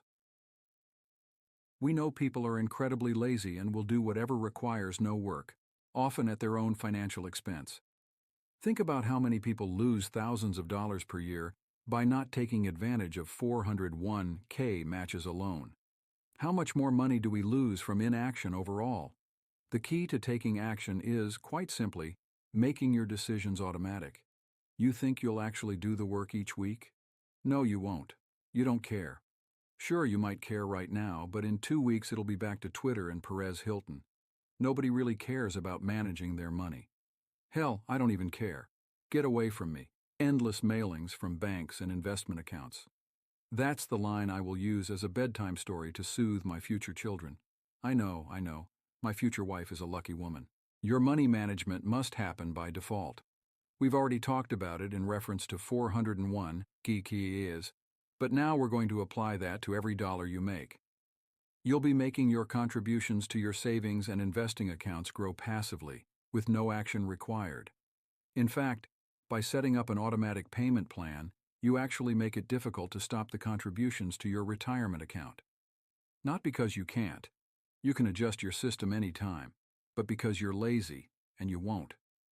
Hey, I'm lazy too. You just have to know how to take advantage of it. Once it's set up, this system is so hands-off that if you got eaten alive by a Komodo dragon, your money system would continue transferring money from account to account by default, a ghost-like reminder of your financial prescience. Haunting, but cool. If you want to build wealth over your lifetime, the only sure way to do it is to get your plan on autopilot and make everything that's financially important in your life automatic. I recommend that people automate a handful of things in their financial lives. You can set it up once in less than an hour, and then go back to your life. David Bach, author of The Automatic Millionaire. How to spend only 3 hours a month managing your money. I hope I've convinced you by now that automation is the way to go. In Chapter 4, you set up a basic system, the conscious spending plan, that gave you an idea of where you're going to distribute your money. As a refresher, check out the rough percentages to assign to the 4 categories, or buckets, in the table on the next page. Now let's take your conscious spending plan and make it automatic. To do this, I use a concept called the next $100. This means simply, where will the next $100 you make go? Will it all go to your investment account? Will you allocate 10% to your savings account? Most people just shrug and don't take any time to think about how their money, categories of spending, will be allocated, which means it gets thoughtlessly spent, and I sob uncontrollably. But there's a better way. It involves actually using the guidelines you established in your conscious spending plan. If you did things right in Chapter 4, you already know how much money you want to contribute to your fixed costs, investments, savings, and spending money. So if you made $100 and your plan resembled the example above, you'd put $60 toward your fixed costs, $10 into your investment account, and $10 into savings.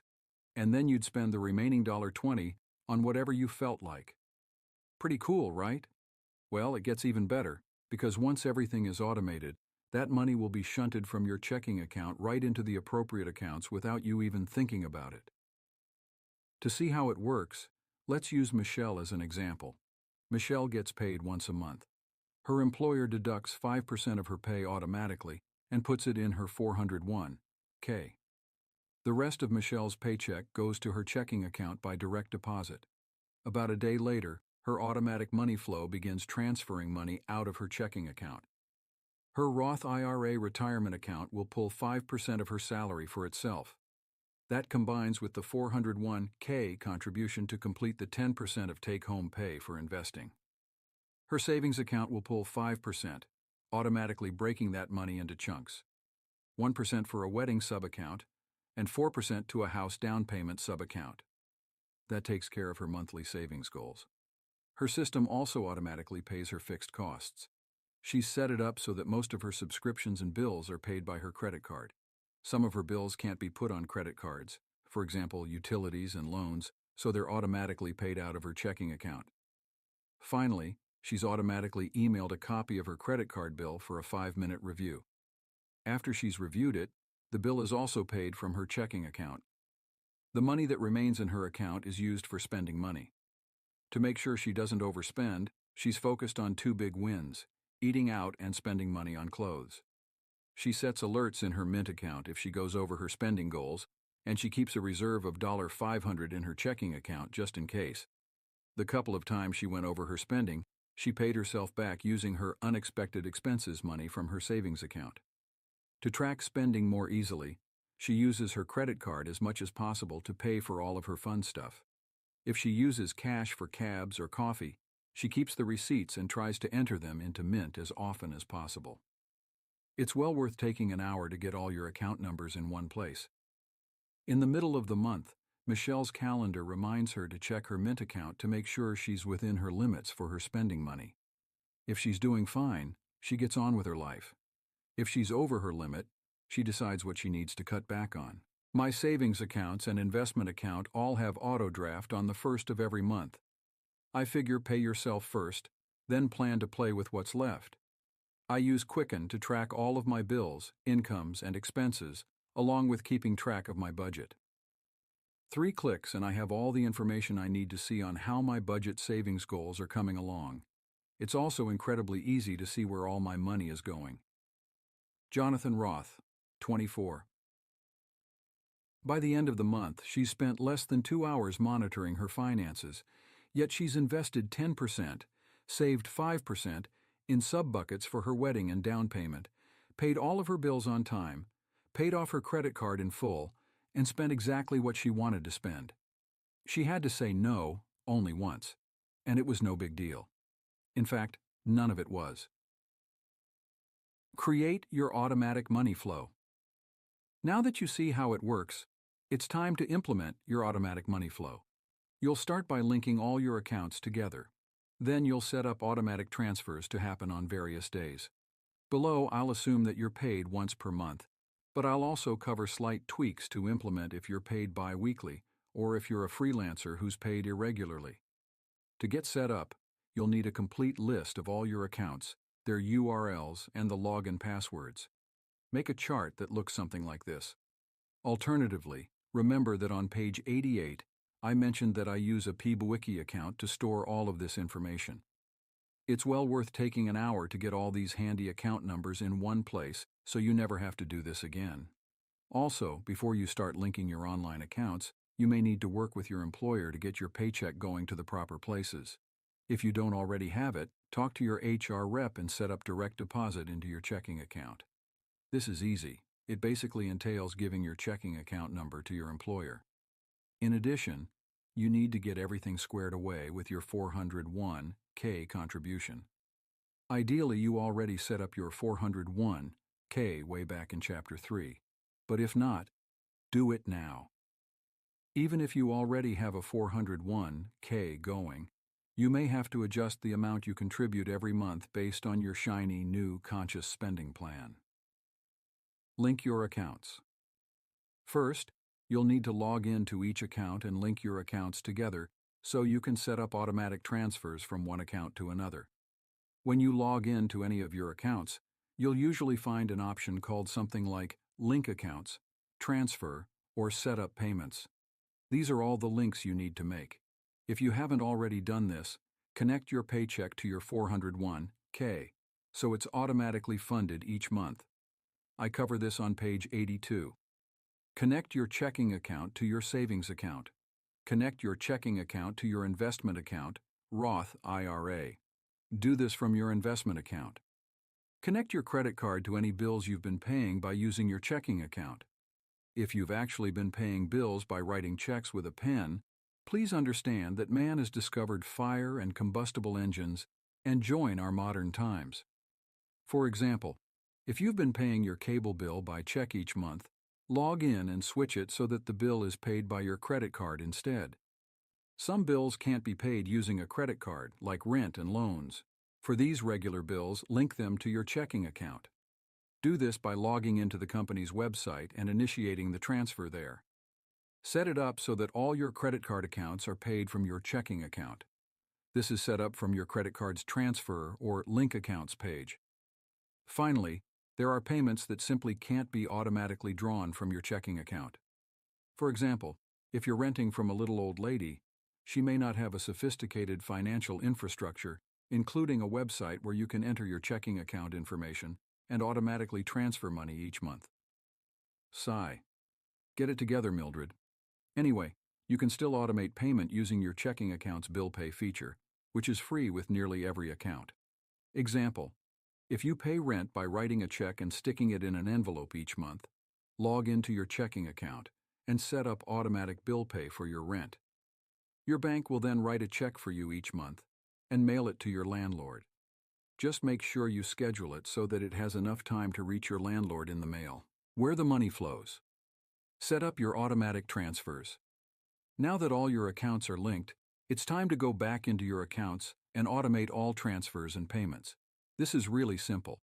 It is just a matter of working with each individual account's website to make sure your payment or transfer is set up for the amount you want and on the date you want. One thing you want to pay attention to is picking the right dates for your transfers. This is key, but people often overlook it. If you set automatic transfers at weird times, it will inevitably necessitate more work. For example, if your credit card is due on the 1st of the month, but you don't get paid until the 15th, how does that work? If you don't set it and forget it, Automate Your Finances to Focus on Long-Term Goals by Gina Trapani of lifehacker.com. Tech savvy. Folks who want to get more done in less time don't want to fuss with tedious money tasks like writing checks and transferring funds, so financial automation is very popular among the Lifehacker readership. Personally, I'm right there.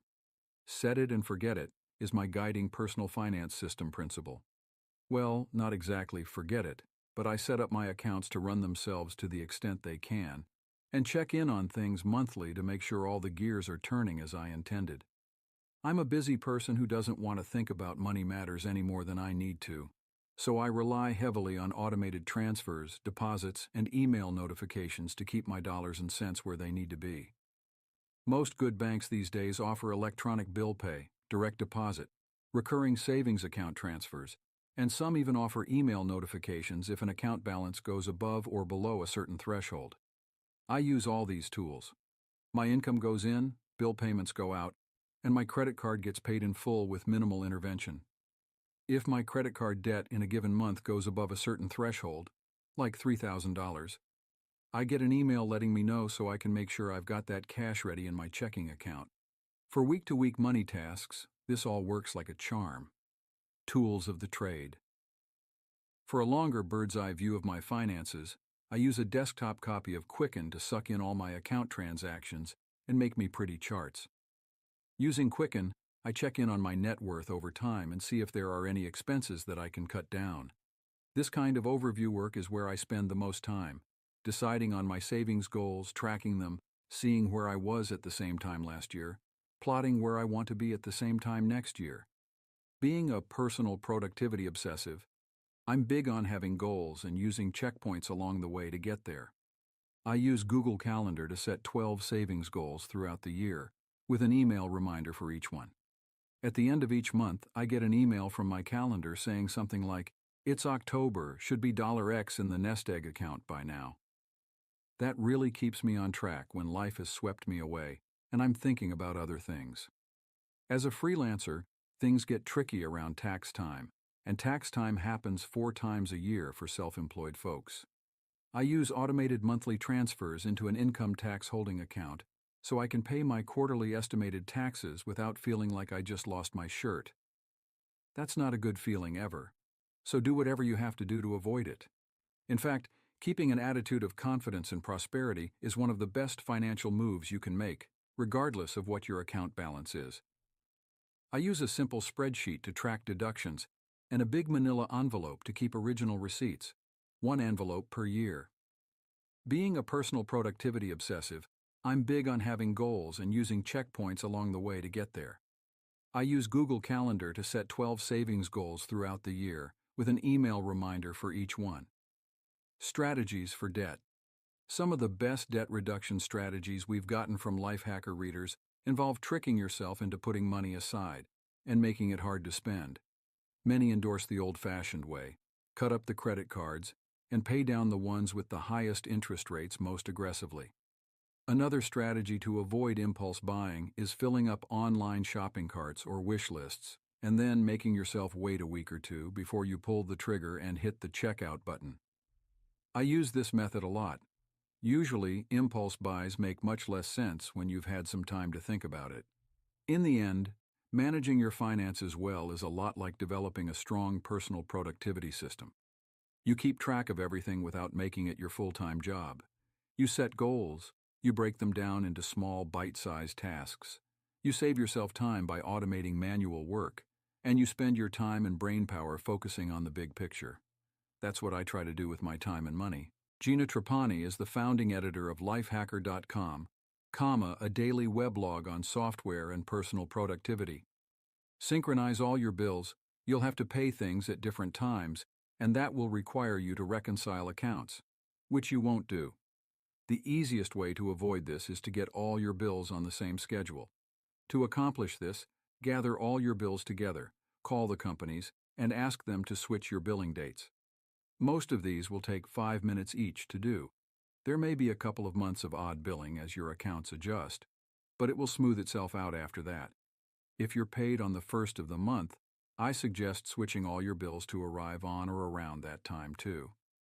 Call and say this: "Hi, I'm currently being billed on the 17th of each month, and I'd like to change that to the 1st of the month. Do I need to do anything besides ask right here on the phone?" Of course, depending on your situation, you can request any billing date that will be easy for you. Get all your bills on the same schedule by calling the companies and asking to switch your billing dates. Now that you've got everything coming at the beginning of the month, it's time to actually go in and set up your transfers. Here's how to arrange your automatic money flow. assuming you get paid on the first of the month.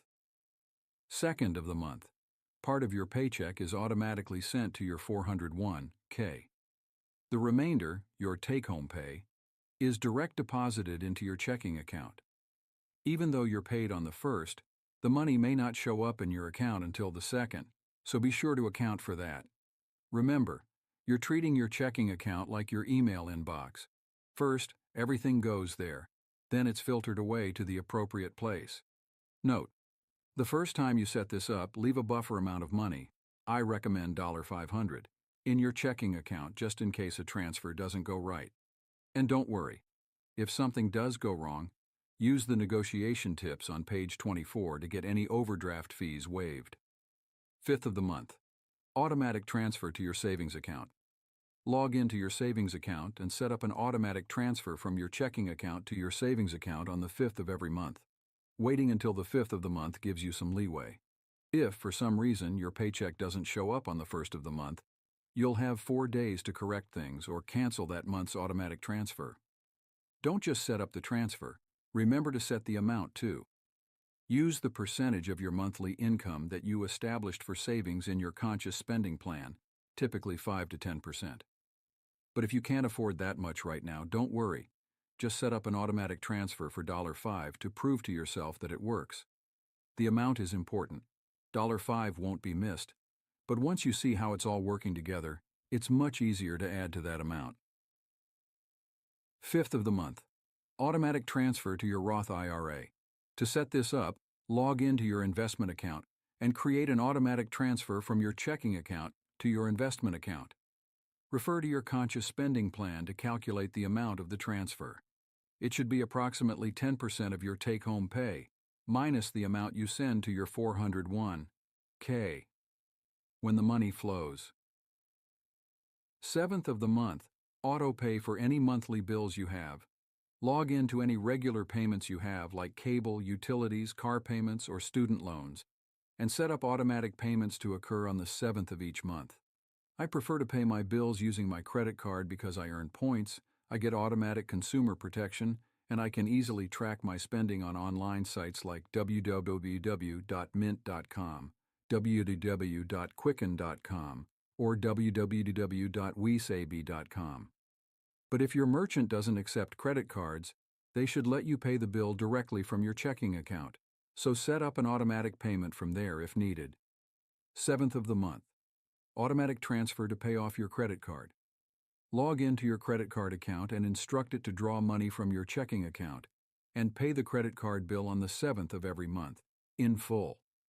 Because your bill arrived on the 1st of the month, you'll never incur late fees using this system.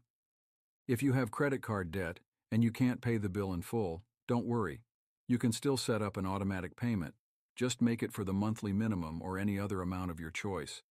See page 39 to learn why this is a very good idea. Get your credit card to email you a monthly link to your bill so you can review it before the money is automatically transferred out of your checking account. By the way, while you're logged in to your credit card account, also set up an email notification. This is typically under Notifications or Bills, to send you a monthly link to your bill so you can review it before the money is automatically transferred out of your checking account. This is helpful in case your bill unexpectedly exceeds the amount available in your checking account. That way you can adjust the amount you pay that month. Tweaking the system. That's the basic automatic money flow schedule, but you may not be paid on a straight once-a-month schedule. That's not a problem. You can just adjust the above system to match your payment schedule. If you're paid twice a month, I suggest replicating the above system on the 1st and the 15th, with half the money each time. This is easy enough, but the one thing to watch with this is paying your bills. If the second payment, on the 15th, will miss the due dates for any of your bills, be sure that you set it so that those bills are paid in full during the payment on the 1st. Another way to work your system is to do half the payments with one paycheck, retirement, fixed costs, and half the review your credit card bill. I pay with my credit card as much as possible because it lets me automatically download my transactions and categorize my spending. Plus, I get travel points and extra consumer protection, like a free additional warranty for any electronic device. For more on this, see page 31. Once a week, I take 5 minutes and review all the charges on my card, and once a month, I get an email to review my entire bill. If I take no action, my credit card reaches into my checking account and pays the full amount automatically. No late fees, no worries. If I do see an error, I just call my credit card company anytime 24 hours a day and get it fixed. Let's talk about those weekly reviews for a second. I do like to keep an eye on my credit card charges whenever there's a human involved, so I keep my receipts whenever I go to restaurants and store them in a folder on my desk. Every Sunday night, I open the folder and spend about 5 minutes comparing my receipts with what my credit card's website says. I just do a CTRLF for the amount, for example $43.35, and confirm that it's correct. If I wrote down $43.35 as the full amount, but instead saw that the restaurant had charged me $1.50, someone's trying to make a quick buck off me. And in that case, you need to ask yourself one question. Wade, what would an Indian do? Answer: a quick call to my credit card company will resolve this. The most important thing is keeping your receipt folder on your desk.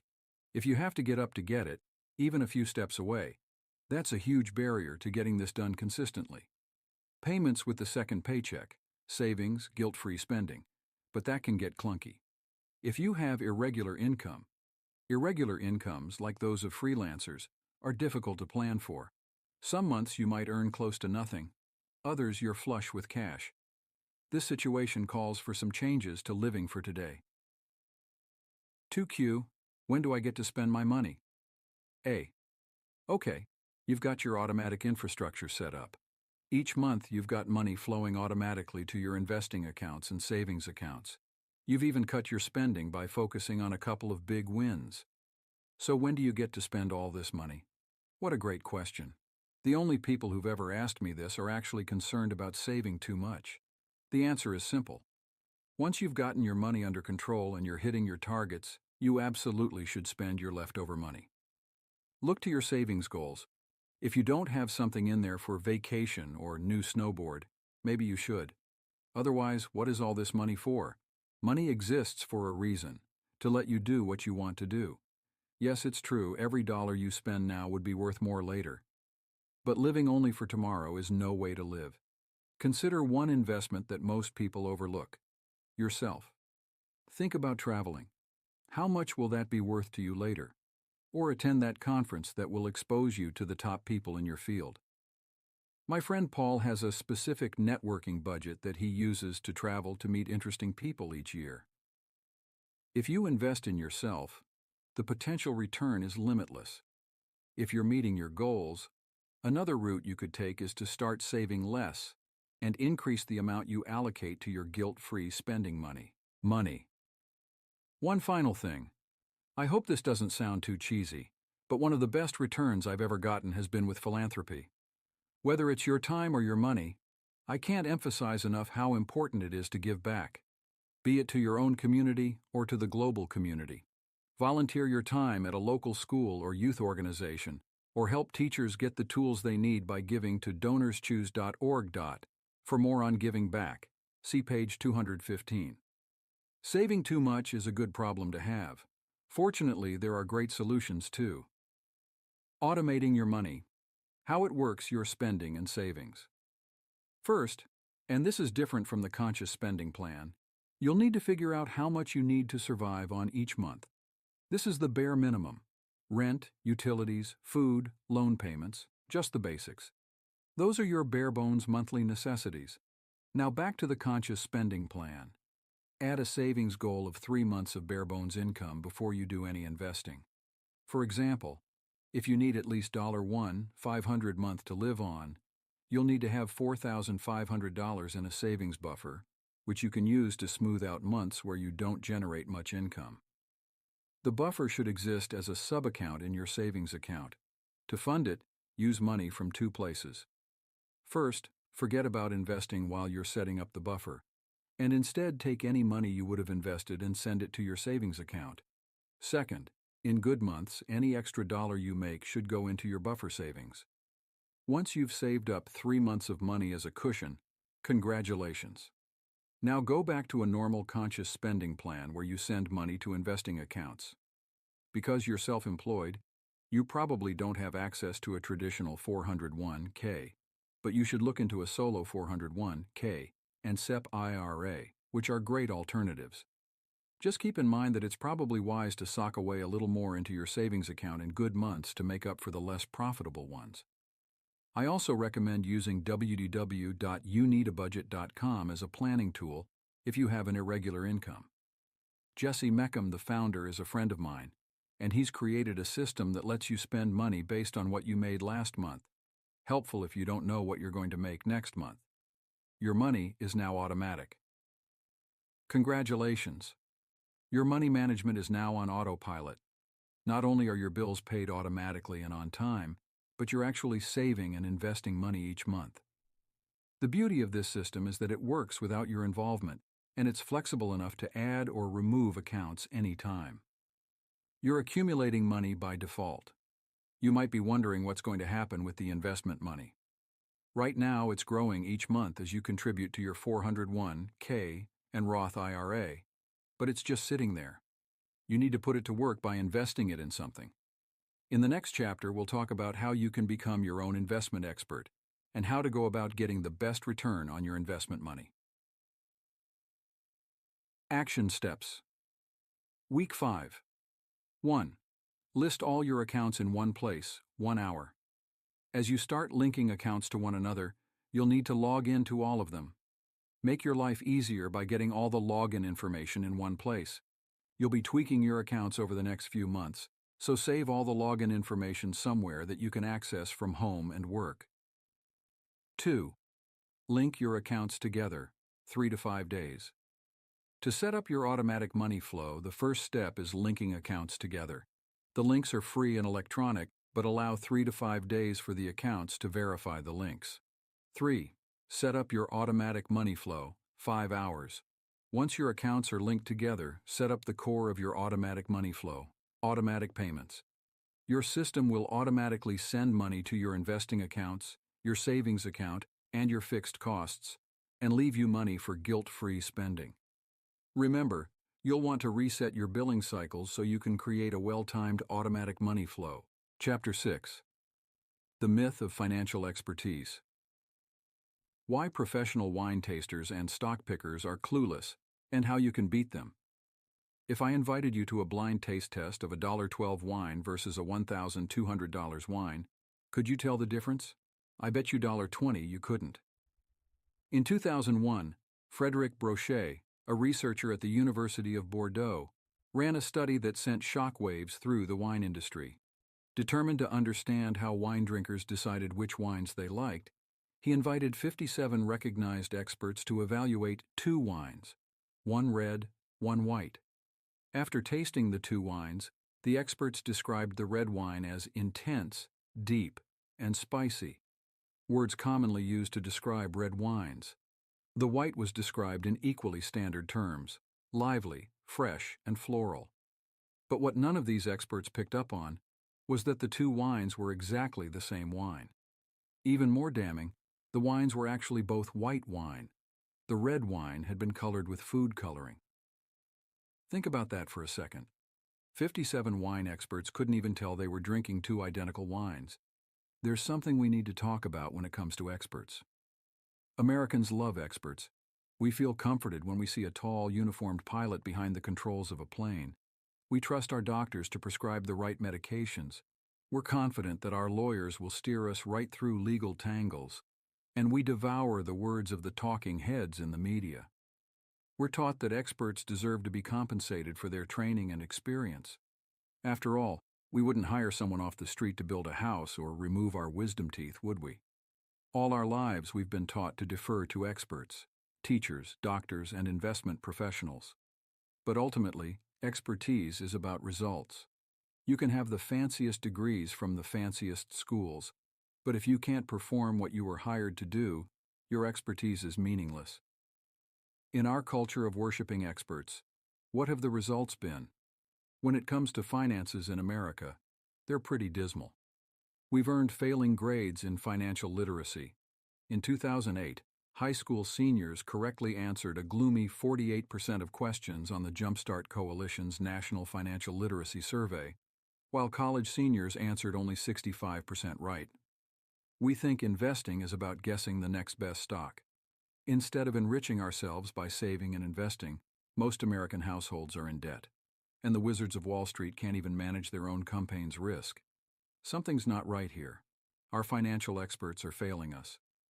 All our lives we've been taught to defer to experts, but ultimately expertise is about results.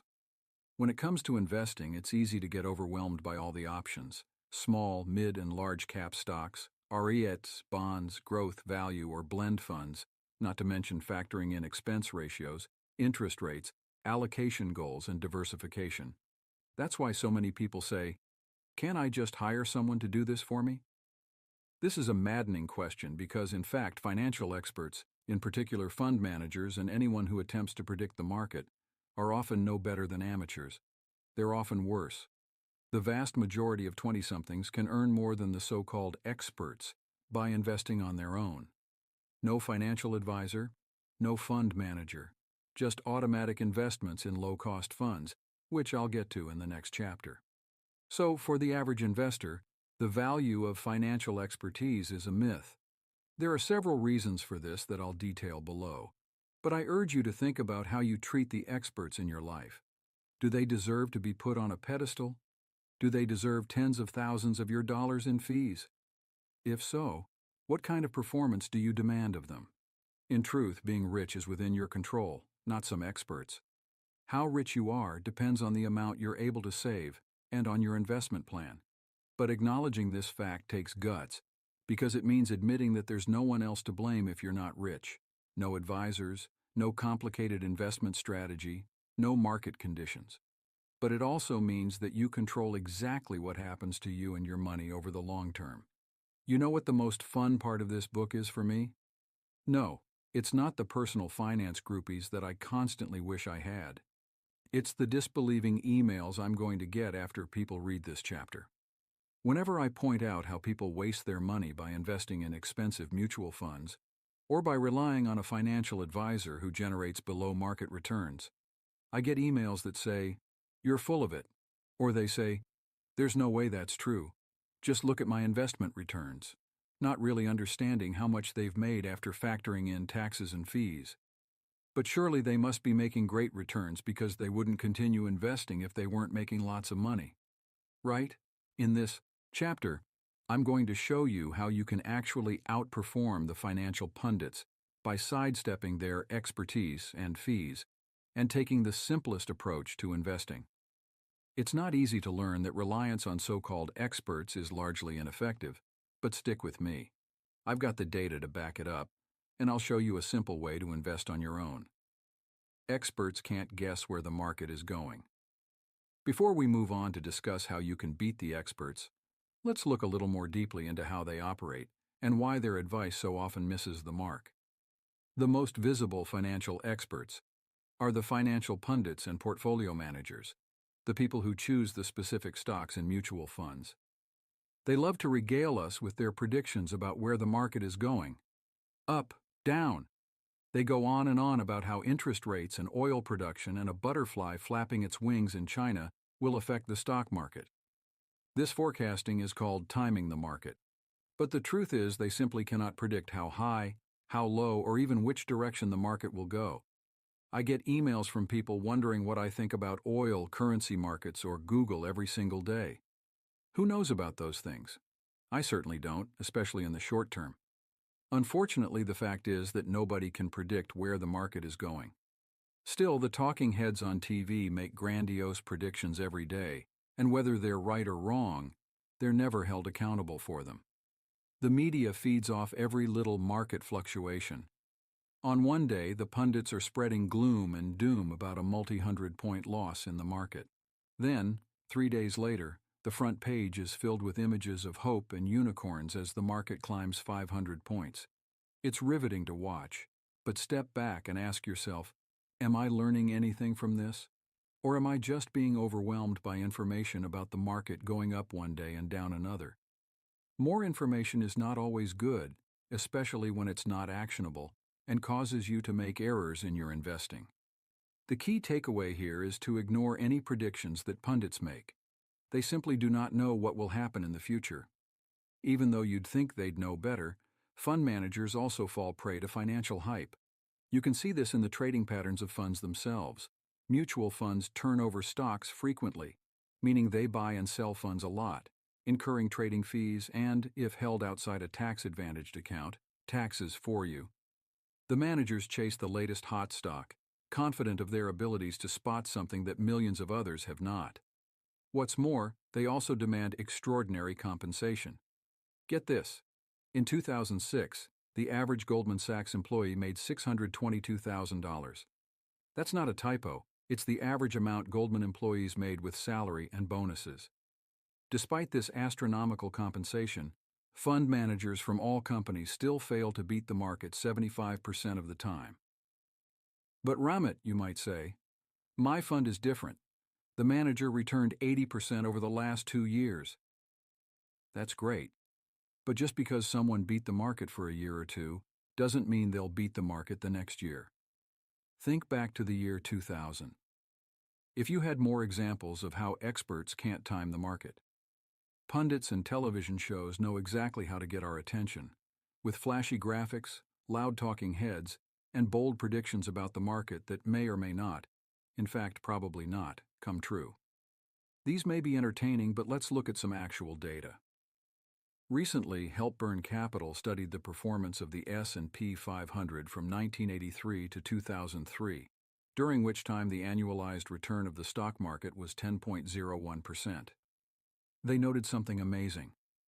During that 20-year period, if you missed the best 20 days of investing, the days where the stock market gained the most points, your return would have dropped from 10.01% to 5.03%. And if you missed the best 40 days of investing, your returns would equal only 1.6%, a pitiful payback on your money. Unfortunately, we can't know the best investing days ahead of time. The only long-term solution is to invest regularly, putting as much money as possible into low-cost, diversified funds, even in an economic downturn. Useless newsletters. A 1996 study by John Graham and Campbell Harvey investigated more than 200 market timing newsletters. The results were, shall we say, unimpressive. We find that the newsletters fail to offer advice consistent with market timing. The authors deadpanned as only academics can. Hilariously, by the end of the 12.5-year period they studied, 94.5% of the newsletters had gone out of business. Not only did these market timing newsletters fail to accurately predict what would happen, but they couldn't even keep their own doors open. Get a life, market timers. I'll end with a couple of more recent examples. In December 2007, Fortune published an article called The Best Stocks for 2008, which contained a special entry, Merrill Lynch. Smart investors should buy this stock before everyone else comes to their senses, they advised. They obviously weren't counting on it being sold in a fire sale a few months later. And in April 2008, Business Week advised us, don't be leery of Lehman. I'm not sure about you guys, but I'm leery of worthless, risky advice couched in cute alliteration. I think I'll ignore you from now on, pundits. Looked at the 50 best returning funds then. Exactly 0 would have been on the same list in 1998 or 1999. And if I asked you to name the best stocks of the past 10 years, you might select Apple. But would you have guessed Oshkosh Truck? What about Gilead Sciences? Holly Corp? The problem is that nobody can consistently guess which funds or stocks will outperform or even match the market over time.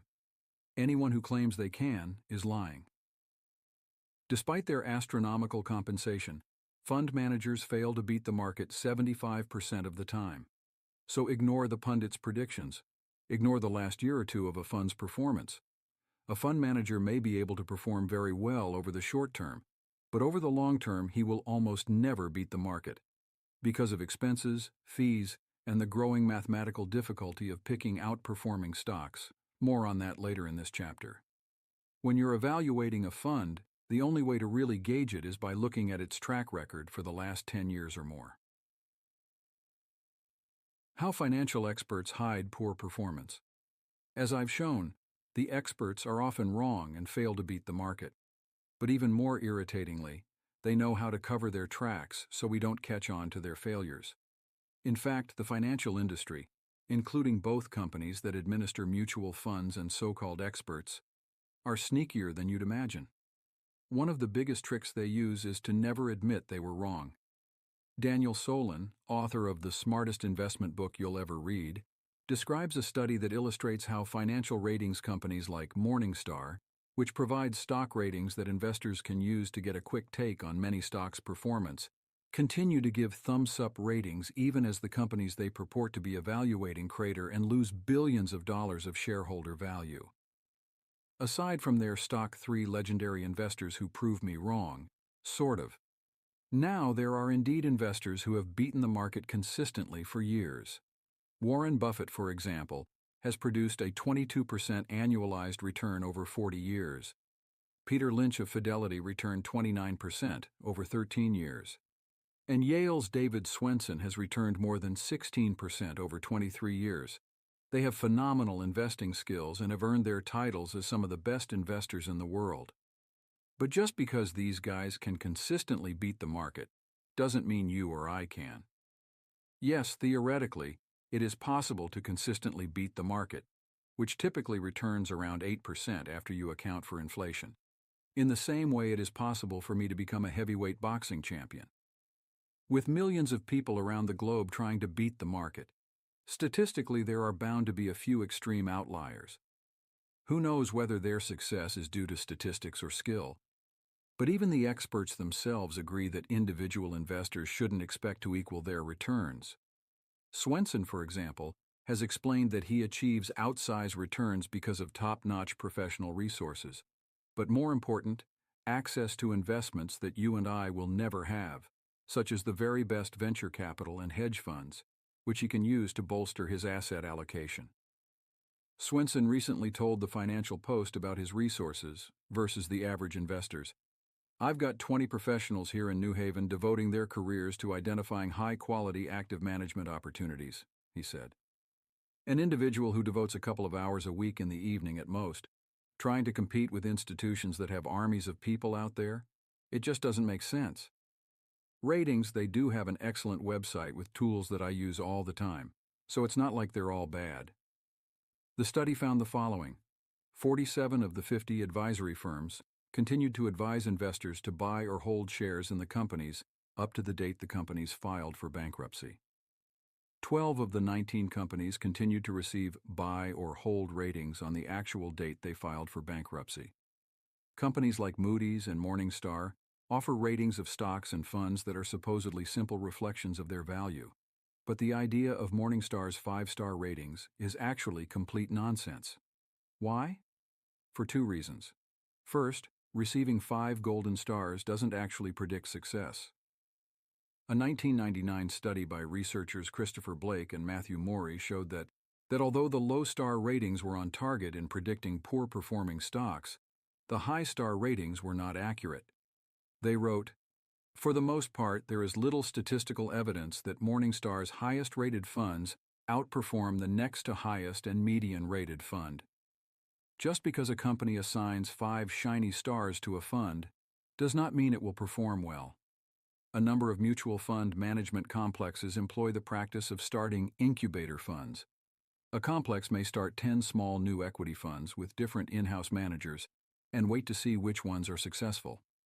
Suppose after a few years, only 3 funds produce total returns better than the broad market averages. The complex begins to market those successful funds aggressively, dropping the other 7 and burying their records." Burton G. Malkiel, A Random Walk Down Wall Street. Second, when it comes to fund ratings, companies rely on something called survivorship bias to obscure the picture of how well a company is doing.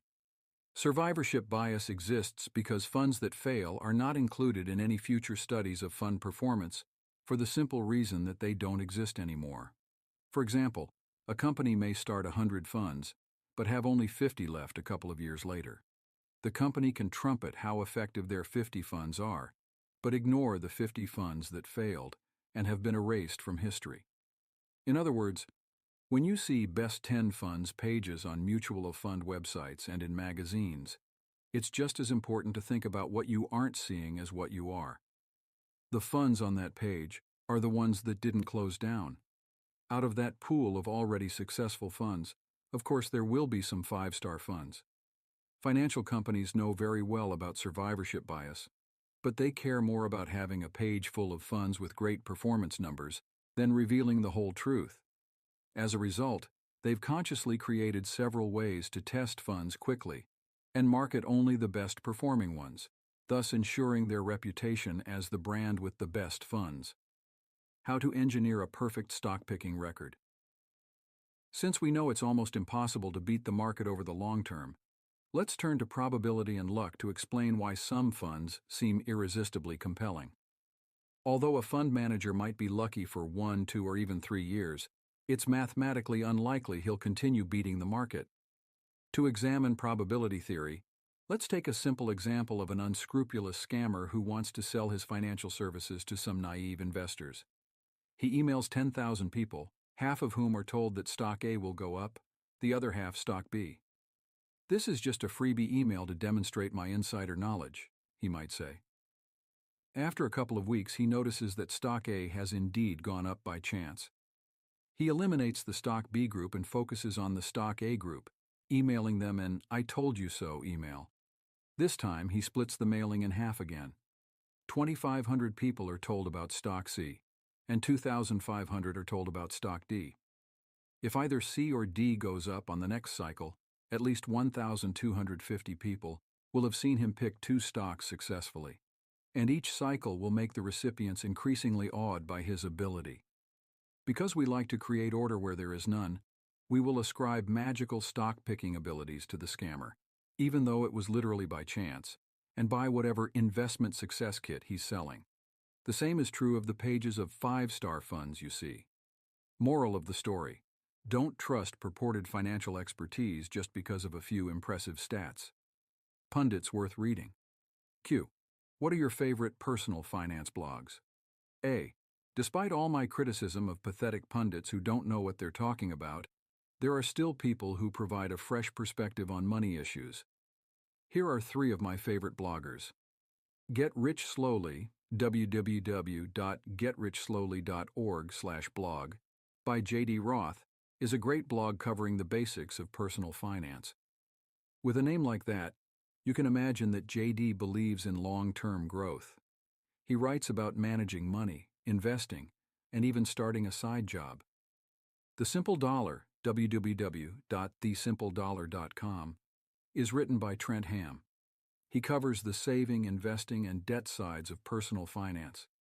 He's got great book reviews and posts about regular financial situations that people like you and I find ourselves in all the time. Plus, he posts a lot. JLP at All Financial Matters, http://allfinancialmatters.com, does an excellent job of using charts and data to show how low-cost investing beats brokers. JLP is usually pretty laid back, but occasionally he loses it and can't resist calling out financial companies that take advantage of regular people. Those are my favorite posts. I also keep a public list of all my personal finance bookmarks at http://delicious.com/Ramit Sethi/finance. These tricks are especially insidious because you'd never know to look out for them. When you see a page full of funds with 15% returns, you naturally assume they'll keep giving you 15% returns in the future. And it's even better if they have 5-star ratings from a trusted company like Morningstar. But now that we know about survivorship bias and the fact that most ratings are meaningless, it's easy to see that financial experts and companies are just looking to fatten their wallets, not ensure that you get the best return for your money. I bet you don't need a financial advisor. You've heard my rants against the media hype surrounding investment and the poor performance of most professional investors. Now there's one more category of financial professionals that I want to warn you about: financial advisors. Some of you might say, "But Ramit, I don't have time to invest. Can't I just use a financial advisor?" Ah, yes, the old outsourcing argument. We outsource our car cleaning, laundry, and housekeeping. So why not the management of our money? Most young people don't need a financial advisor. We have such simple needs that with a little bit of time, a few hours a week over the course of, say, 6 weeks, we can get an automatic personal finance infrastructure working for us. Plus, financial advisors don't always look out for your interests. They're supposed to help you make the right decisions about your money, but keep in mind that they're actually not obligated to do what's best for you. Some of them will give you very good advice, but many of them are pretty useless.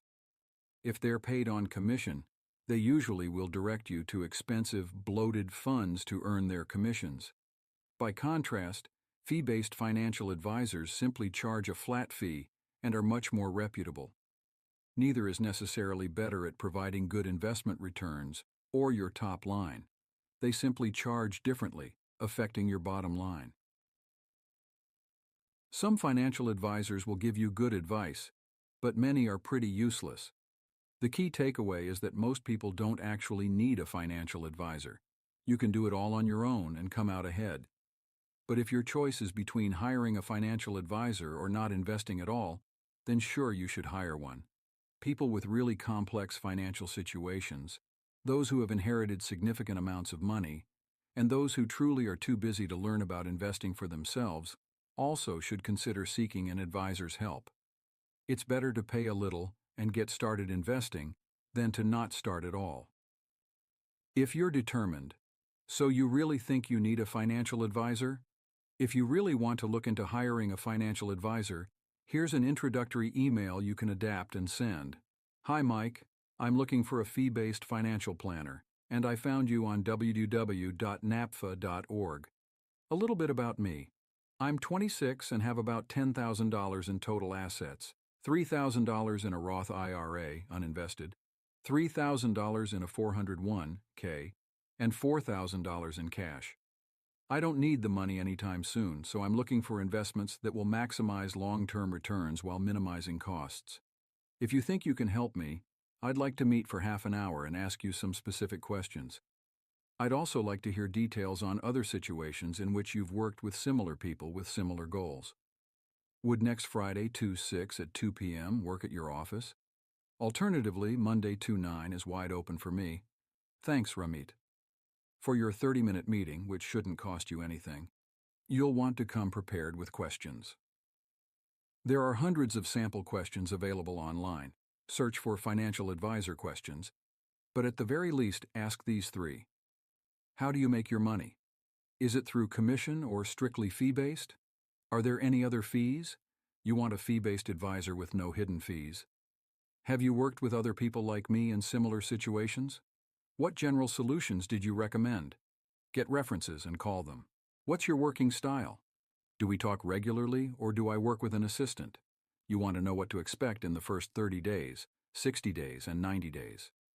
To get professional help, begin your search at the National Association of Personal Financial Advisors, www.napfa.org. These advisors are fee-based. They usually have an hourly rate, not commission-based, meaning that they want to help you, not profit off their recommendations. But remember, many people use financial advisors as a crutch and end up paying tens of thousands of dollars over their lifetime, simply because they didn't spend a few hours learning about investing. If you don't learn to manage your money in your 20s, you'll cost yourself a ton one way or another, whether you do nothing or pay someone exorbitant fees to manage your money. After seeing for 4 years that my financial planner wasn't providing any special return on my investment, but costing me 1.5% in fees each year, I made the decision to open an online brokerage account and take charge of my money. Sarah Pura, 24 Active versus Passive Management. Please know that even with all of this doom and gloom about professional investor performance, I'm not in any way saying that investing is a waste of money. You just have to know where to invest. Mutual funds, which are simply collections of stocks and sometimes bonds, but usually just stocks, are often considered the simplest and best way for most people to invest. But as we've seen, fund managers fail to beat the market 75% of the time, and it can be hard to tell which funds will actually perform well over the long term. And no matter how good a mutual fund is, the returns are hampered by the large fees they charge. Sure, there are some low-cost mutual funds, But because of the way they compensate their own portfolio managers and other employees, it's virtually impossible for them to compete with the low costs of passively managed index funds, which I'll talk more about in a minute. When it comes to investing, fees are a huge drag on your returns. This is a little counterintuitive since we're used to paying for service, like our gym membership or admission to Disneyland. If we're getting something out of it, we should pay a fair price, right? The key is fair, and many of the financial experts we turn to for guidance make an effort to squeeze every last cent out of us. You see, mutual funds use something called active management. This means a portfolio manager actively tries to pick the best stocks and give you the best return. Sounds good, right? But even with all the fancy analysts and technology they employ, portfolio managers still make fundamentally human mistakes like selling too quickly, trading too much, and making rash guesses. These fund managers trade frequently so they can show short-term results to their shareholders and prove they're doing something, anything, to earn your money. Not only do they usually fail to beat the market, but they charge a fee to do this. Mutual funds typically charge 1.5 to 3% of assets managed each year. This percentage is known as a fund's expense ratio. In other words, with a 2% expense ratio and a $10,000 portfolio, you'd pay $200 per year in fees. Some funds even tack on additional sales charges, or loads, to the purchase price, a front-end load, or sales price, back-end load, of the fund. These are just some of the tricky ways mutual fund managers make money whether they perform or not. Not only do most fund managers fail to beat the market, they charge a fee to do this. 2% doesn't sound like much until you compare it with the alternative, passive management. This is how index funds, a cousin of mutual funds, are run. These funds work by replacing portfolio managers with computers.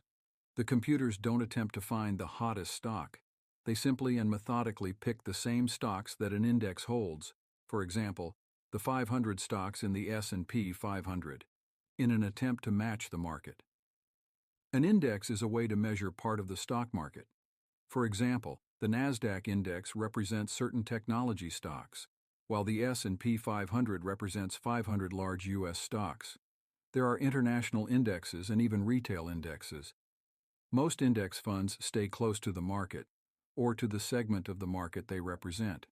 Just as the stock market may fall 10% one year and gain 18% the next year, index funds will rise and fall with the indexes they track. The big difference is in fees. Index funds have lower fees than mutual funds because there's no expensive staff to pay. Vanguard's S&P 500 index fund, for example, has an expense ratio of 0.18%. Remember, there are all kinds of index funds. International index funds are relatively volatile since they follow indexes that were just recently established. General U.S.-based index funds, on the other hand, are more reliable, since they match the U.S. stock market. What's a better deal? If your decision was determined by fees alone, index funds would be the clear choice. But let's also consider another important factor: returns. Despite my hammering home the fact that mutual funds fail to beat the market 75% of the time, I will say that they do occasionally provide great returns. In some years, some mutual funds do extraordinarily well and far outperform index funds. In a good year, for example, a fund focused on Russian stocks might return 70%. But 1 or 2 years of great performance only gets you so far. What you really want is solid long-term returns. So if you're thinking about using a broker or actively managed fund, call them and ask them a simple point-blank question. What were your after-tax, after-fee returns for the last 10, 15, and 20 years? Yes, their response must include all fees and taxes. Yes, the return must be at least 10 years, because the last 5 years of any time period are too volatile to matter. And yes, I promise they won't give you a straight answer, because that would be admitting that they didn't beat the market consistently. It's that hard to do. So the safe assumption is that actively managed funds will too often fail to beat or match the market. In other words, if the market returns 8%, actively managed funds won't return at least 8% more than 3/4 of the time. In addition, when combined with their high expense ratios, Actively managed funds have to outperform cheaper, passively managed funds by at least 2 or 3% just to break even with them.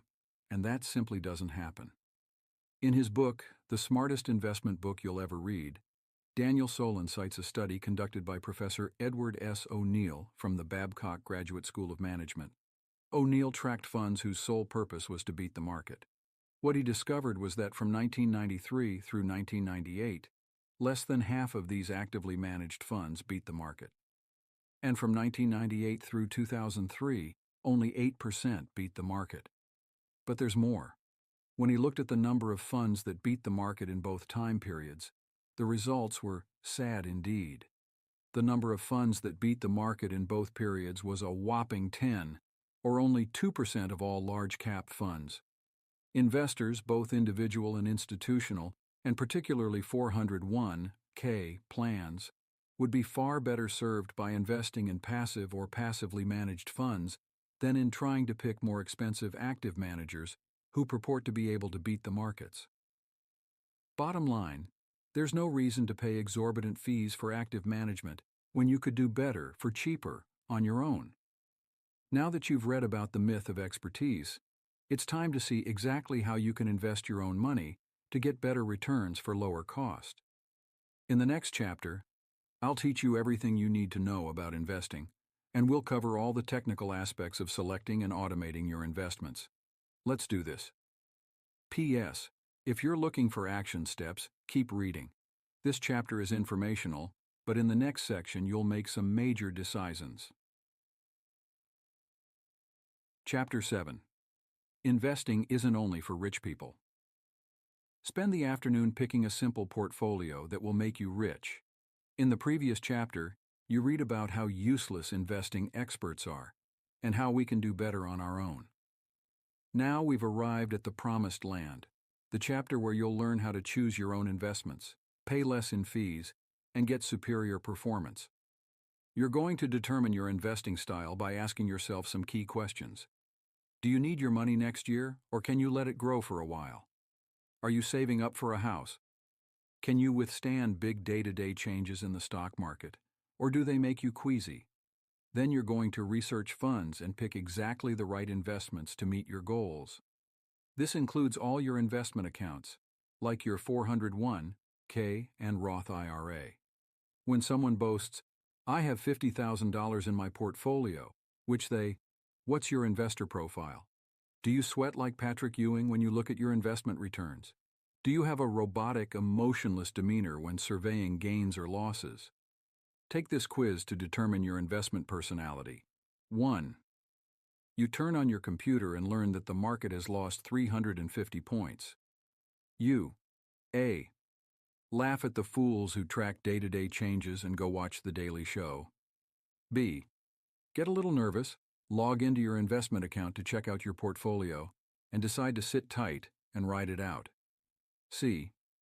Feel your heart start to race, bite off your fingernails, log into your account and scream, "Sell, sell, sell," while clicking furiously. 2.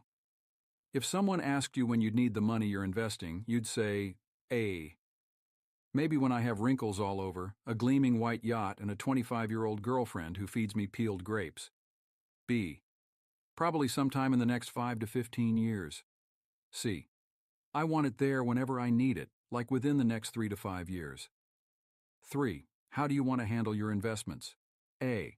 You want to optimize every asset of your investments and tweak your asset allocation to exactly what you want. B. You know you should do something with your money but aren't sure yet exactly what. C. Can't someone please handle this for me? If you chose mostly A answers, you're a type A power investor who's focused on the long term. You're willing to give up convenience in exchange for control over every aspect of your portfolio. I recommend you pick your own asset allocation through index funds. See how on page 188. If you chose mostly BS, you're like most people reading this book. You don't need your money for the next few years, but after that it's hard to tell what you'll need. You know you should do something to invest, but it's not clear what, and you don't want to spend your life managing your money. This is actually a great position to be in, because while most people will give in to inertia and do nothing, you can take action. You're a perfect candidate for the 85% solution. You just want to invest and let your money grow without having to think about or monitor it all the time. I recommend a life cycle fund, see page 180, so you can invest and get on with your life. If you chose mostly CS, you need to get your head on straight. It's one thing to be conservative. If you're afraid of losing money, you can pick investments that limit your exposure, such as a life cycle fund that's geared towards someone a few years older than you, or a heavier emphasis on more stable large-cap funds in your portfolio. But the more common problem is that you haven't given investing much thought at all. You want to invest and get your money out in 3 to 5 years. What the hell is wrong with you? Nobody can consistently make money in the short term. More typically, people who answered C haven't invested at all. Confusion and fear of losing money gets in the way. Let's be clear. If you're not investing, in the long term you're losing money every day. It actually costs you money to park your money in a savings account as inflation eats into your earnings. Look at the chart on page 5 to see why investing makes such a difference, especially when you start early. If you're truly risk-averse, you can always balance your portfolio with more conservative investments. But don't succumb to irrational fear and not invest at all. Ironically, the people who do that are the ones who end up without enough money in the end. Check out the chart on page 75 and see why it pays to start investing today. Would say only if they were a jackass. They're probably referring to money in their 401(k), Roth IRA, and perhaps even other investment accounts. By the end of this chapter, you'll know exactly what to invest in and why. And you'll do it with minimal human involvement, incurring minimal expense. My goal for this chapter is to help you pick the simplest investment to get started and to make your portfolio easy to maintain. By doing just those two things, you'll be on the way to getting rich. Another benefit is that you will, quite simply, become a cooler person than all of your friends. Hey, I can't deny it. You'll realize that your friend who makes $50,000 a year has no savings or investments. You'll start noticing the excuses people make to justify not investing, including, I don't have time, and stocks can go down, and I don't want to lose my money. Most people don't know the first thing about how to pick investments, but now you will. The promised land is sweet. A better way to invest: automatic investing. Let's be honest, nobody really loves managing their money. I'd rather be using my money like eating at Taco Bell or flying to New York to hang out with friends. Basically, I'm always on the lookout for ways to spend less time and get better results. When I was in high school and applying to colleges, for example, I created a system to write 3 scholarship applications per day and ended up winning more than $200,000 in 6 months to pay for school. These days, I manage more than 700 emails per day about PBWiki, my blog, and this book. This isn't to brag about how busy I am, but to show that when it comes to money, I'm very, very interested in paying less attention while getting better returns. I've taken pains to research investments that don't take lots of time to maintain and also pay off. That's why I urge you to combine a classic low-cost investing strategy with automation. Automatic investing is not some revolutionary technique that I just invented. It's a simple way of investing in low-cost funds that is recommended by Nobel laureates, billionaire investors such as Warren Buffett, and most academics. It involves spending most of your time choosing how your money will be distributed in your portfolio. Picking the investments, this actually takes the least amount of time, and then automating your regular investments so you can sit and watch TV while growing your money. Hey, we're lazy. We might as well embrace it and use it to our advantage. Automatic investing works for 2 reasons. Lower expenses. As I discussed in Chapter 6, nothing kills your investment performance more than expensive funds that invisibly drain your returns. Investing in them is especially ridiculous when you can earn better returns with lower fees. Why would you pay for the privilege of losing your money? With automatic investing, you invest in low-cost funds, which replace worthless, expensive portfolio managers, and you save tens of thousands of dollars in trading fees, taxes, and overall investment expenses, outperforming most investors. It's automatic. Automatic investing frees you from having to pay attention to the latest hot stock or micro change in the market. You pick a simple investment plan that doesn't involve any sexy stocks or guessing whether the market is going up or down, and then set up automatic contributions to your investment accounts. In this way, you effectively trick yourself into investing because it requires no work from you. This means you can focus on living your life, doing your job well, spending time with friends, traveling to different countries, eating at great restaurants, instead of worrying about your money. I might well call this Zen investing for people who have real lives, and that is why I'll never be a naming consultant. Too good to be true. The way I described automatic investing was basically the same as saying, puppies are cute. Nobody would ever disagree with it. Automatic investing sounds perfect, but what happens when the market goes down? It's not as easy to go along for the ride then. For example, I know several people who had automatic investment plans, and when the stock market incurred huge losses in late 2008, they immediately canceled their investments and took their money out of the market. Big mistake. The test of a real automatic investor is not when things are going up, but when they are going down. It takes strength to know that you're basically getting shares on sale, and if you're investing for the long term, the best time to make money is when everyone else is getting out of the market. Do you believe everything your friends tell you? Q. My friends tell me that investing is too risky and that I could lose all my money. Is that true? A. That's an instinctive emotional reaction, not a well-reasoned logical response. But you have to admit, it does make sense to be scared of investing right now, especially if you don't understand how it works. With headlines screaming about sharp drops, it's easy to practice the DNA style of investing, the do-nothing approach. It's very unfortunate that the very same people who are afraid of investing in the market right now are usually the same people who buy when prices are soaring. As Warren Buffett has said, investors should be fearful when others are greedy and greedy when others are fearful. For you, it's different. You understand how investing works, so you can put a long-term perspective into practice. Yes, in theory, it's possible for you to lose all your money, but if you've bought different investments to create a balanced or diversified portfolio, you won't. You'll notice that your friends are concerned with the downside. You could lose everything. How will you have time to learn to invest? There are so many sharks out there to take your money. What about the downside of the money they're losing every day by not investing? Ask your friends what the average return of the S&P 500 has been for the past 70 years. How much money would they have if they invested $10,000 today and didn't touch it for 10 years or 50 years? They won't know because they don't even know the basic return rate to assume. Try 8%.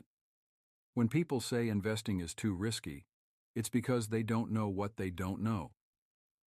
Bottom line, automatic investing may not seem as sexy as trading in hedge funds and biotech stocks, but it works a lot better. Again, would you rather be sexy or rich? More convenience or more control? You choose. I want investing to be as painless as possible for you, so here's what I'm going to do. I'll give you an easy version and a more advanced version. If you're the kind of person who wants your money to grow with the least possible effort on your part, and you don't care about all the theory, turn to page 180. There you'll find a step-by-step guide for picking a single investment, a life cycle fund, and you'll get started investing in just a few hours. But if you're a type A nerd like me who wants to learn how it works, and maybe even customize your own portfolio for more control, read on. I'll walk you through the building blocks of a portfolio, and I'll help you construct a portfolio that's both aggressive and balanced. Investing is not about picking stocks. Really, it's not. Ask your friends what they think investing means, and I bet they'll say, picking stocks. Guys, you cannot reliably pick stocks that will outperform the market over the long term. It's way too easy to make mistakes, such as being overconfident about choices, or panicking when your investments drop even a little.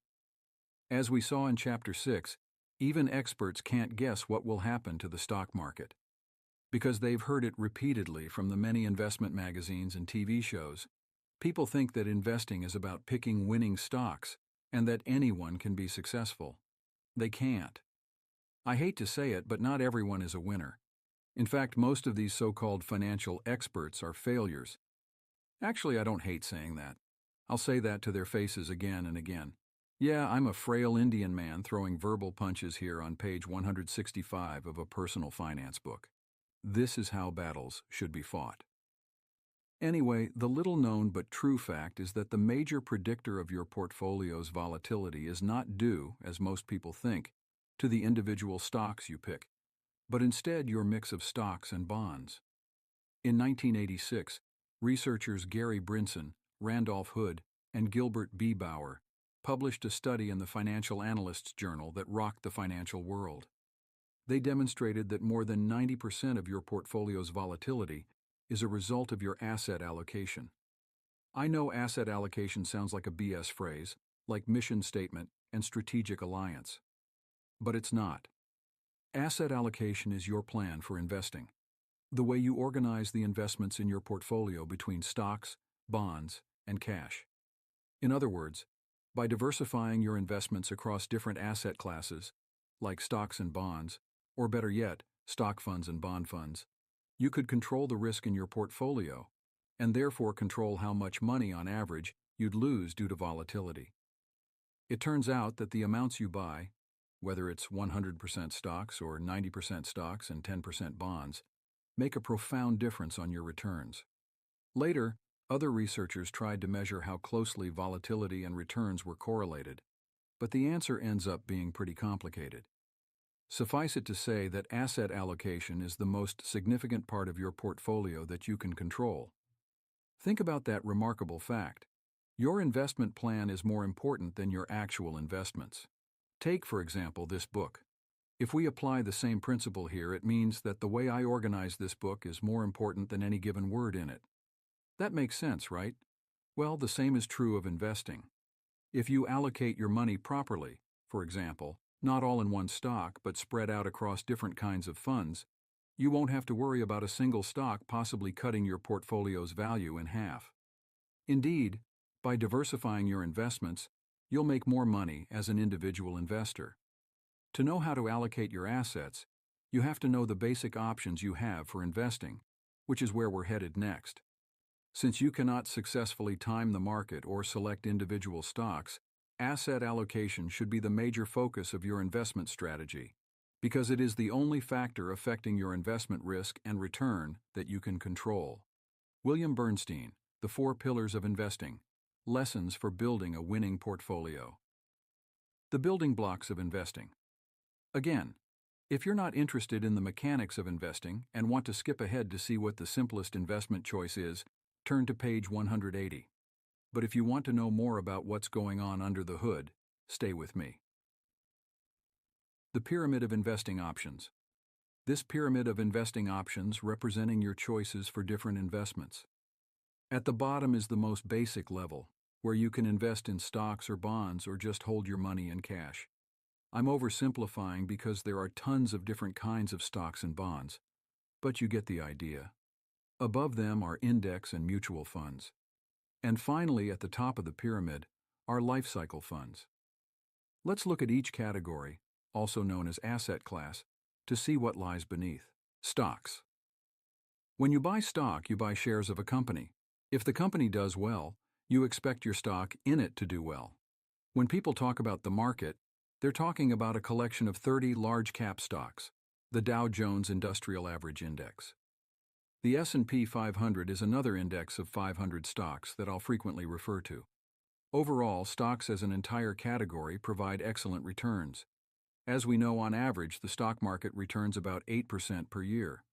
In fact, you can do significantly better than the market if you pick a winning stock, or significantly worse if you pick a loser.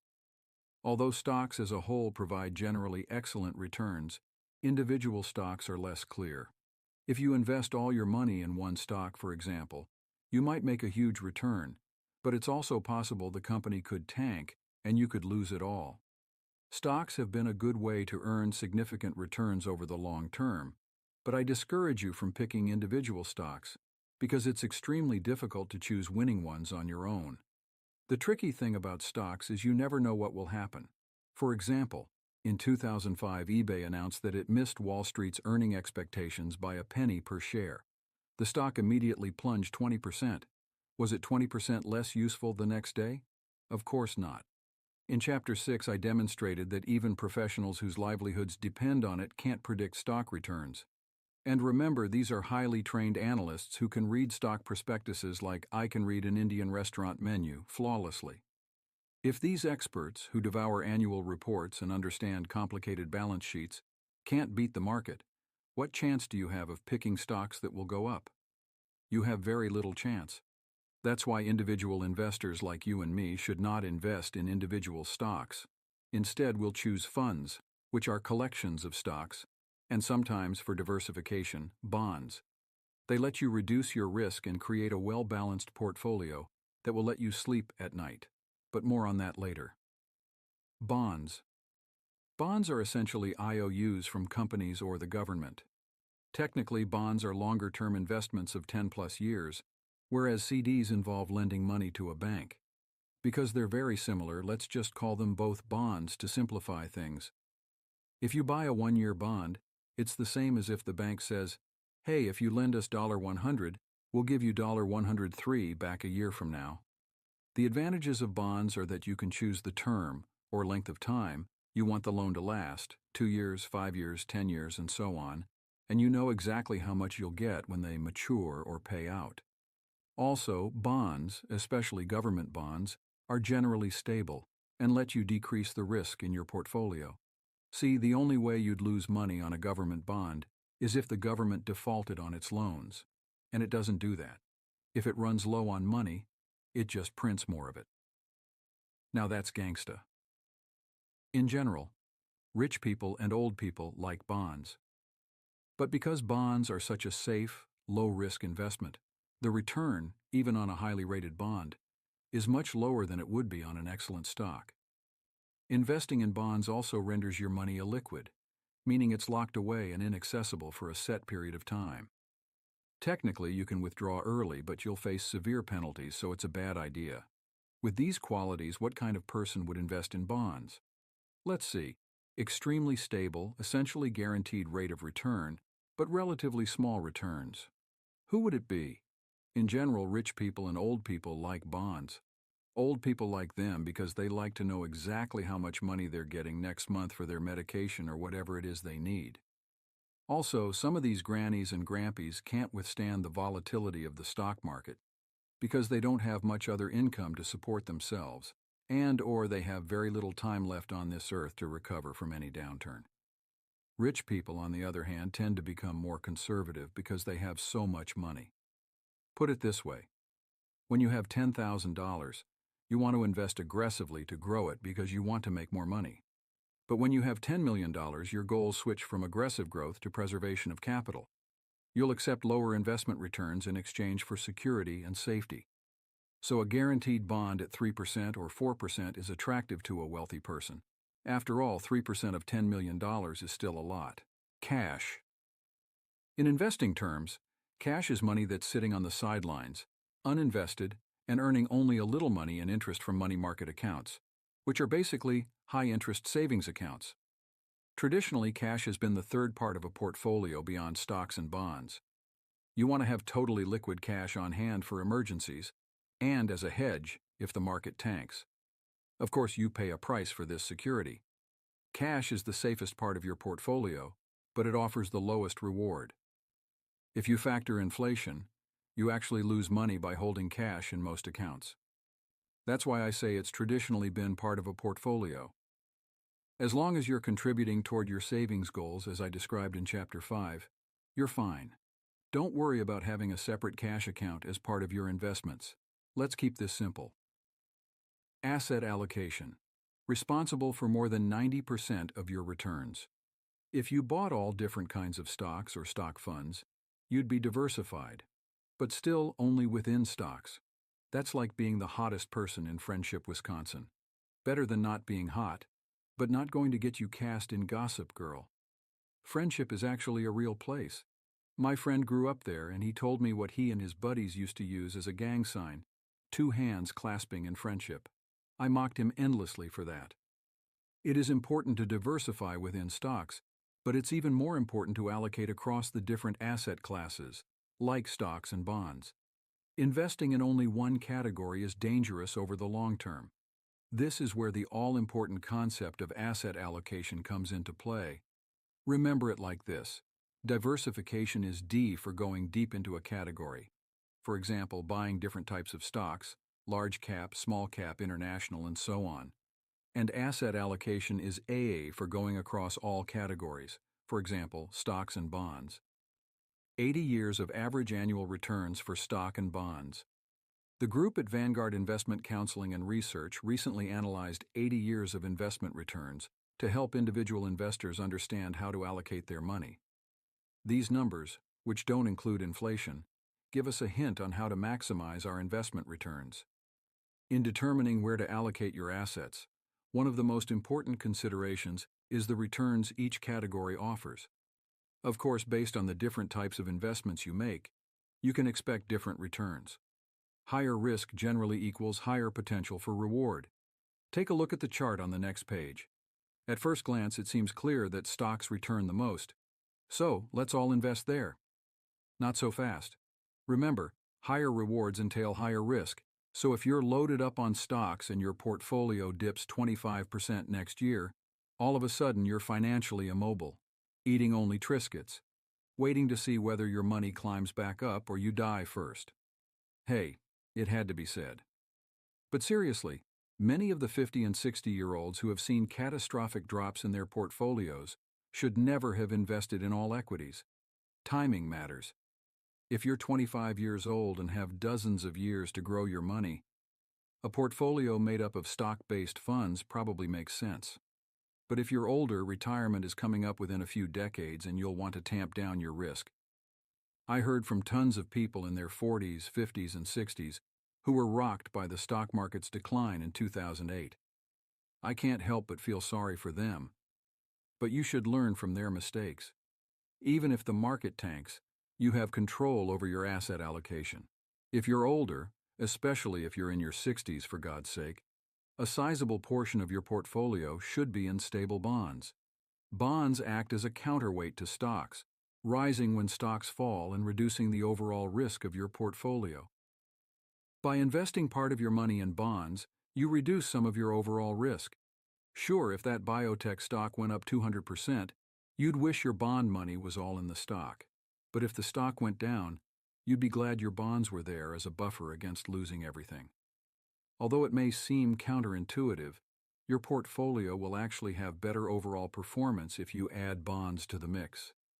Because bonds will generally perform better when stocks fall, bonds lower your risk a lot while limiting your returns only a little. But Ramit, you might say, I'm young and I want to invest aggressively. I don't need bonds. I agree. Bonds aren't really for young people in their 20s. If you're in your 20s or early 30s and you don't necessarily need to reduce your risk, you can simply invest in all stock funds and let time mitigate any risk. But in your 30s and older, you'll want to begin balancing your portfolio with bonds to reduce risk. What if stocks as a whole don't perform well for a long time? That's when you need to own other asset classes to offset the bad times. The importance of being diversified. Now that we know the basics of the asset classes, stocks, bonds, and cash at the bottom of the pyramid, let's explore the different choices within each asset class. Basically, there are many types of stocks, and we need to own a little of all of them. Same with bonds. This is called diversifying, and it essentially means digging into each asset class, stocks and bonds, and investing in all their subcategories. As the table on the next page shows, the broad category of stocks actually includes many different kinds of stock, including large company stocks, large cap, mid-cap stocks, small cap stocks, and international stocks. To add yet another wrinkle, none of them performs consistently. In the same year, small cap stocks might gain huge percentages, but international stocks might tank, and this performance can vary from year to year.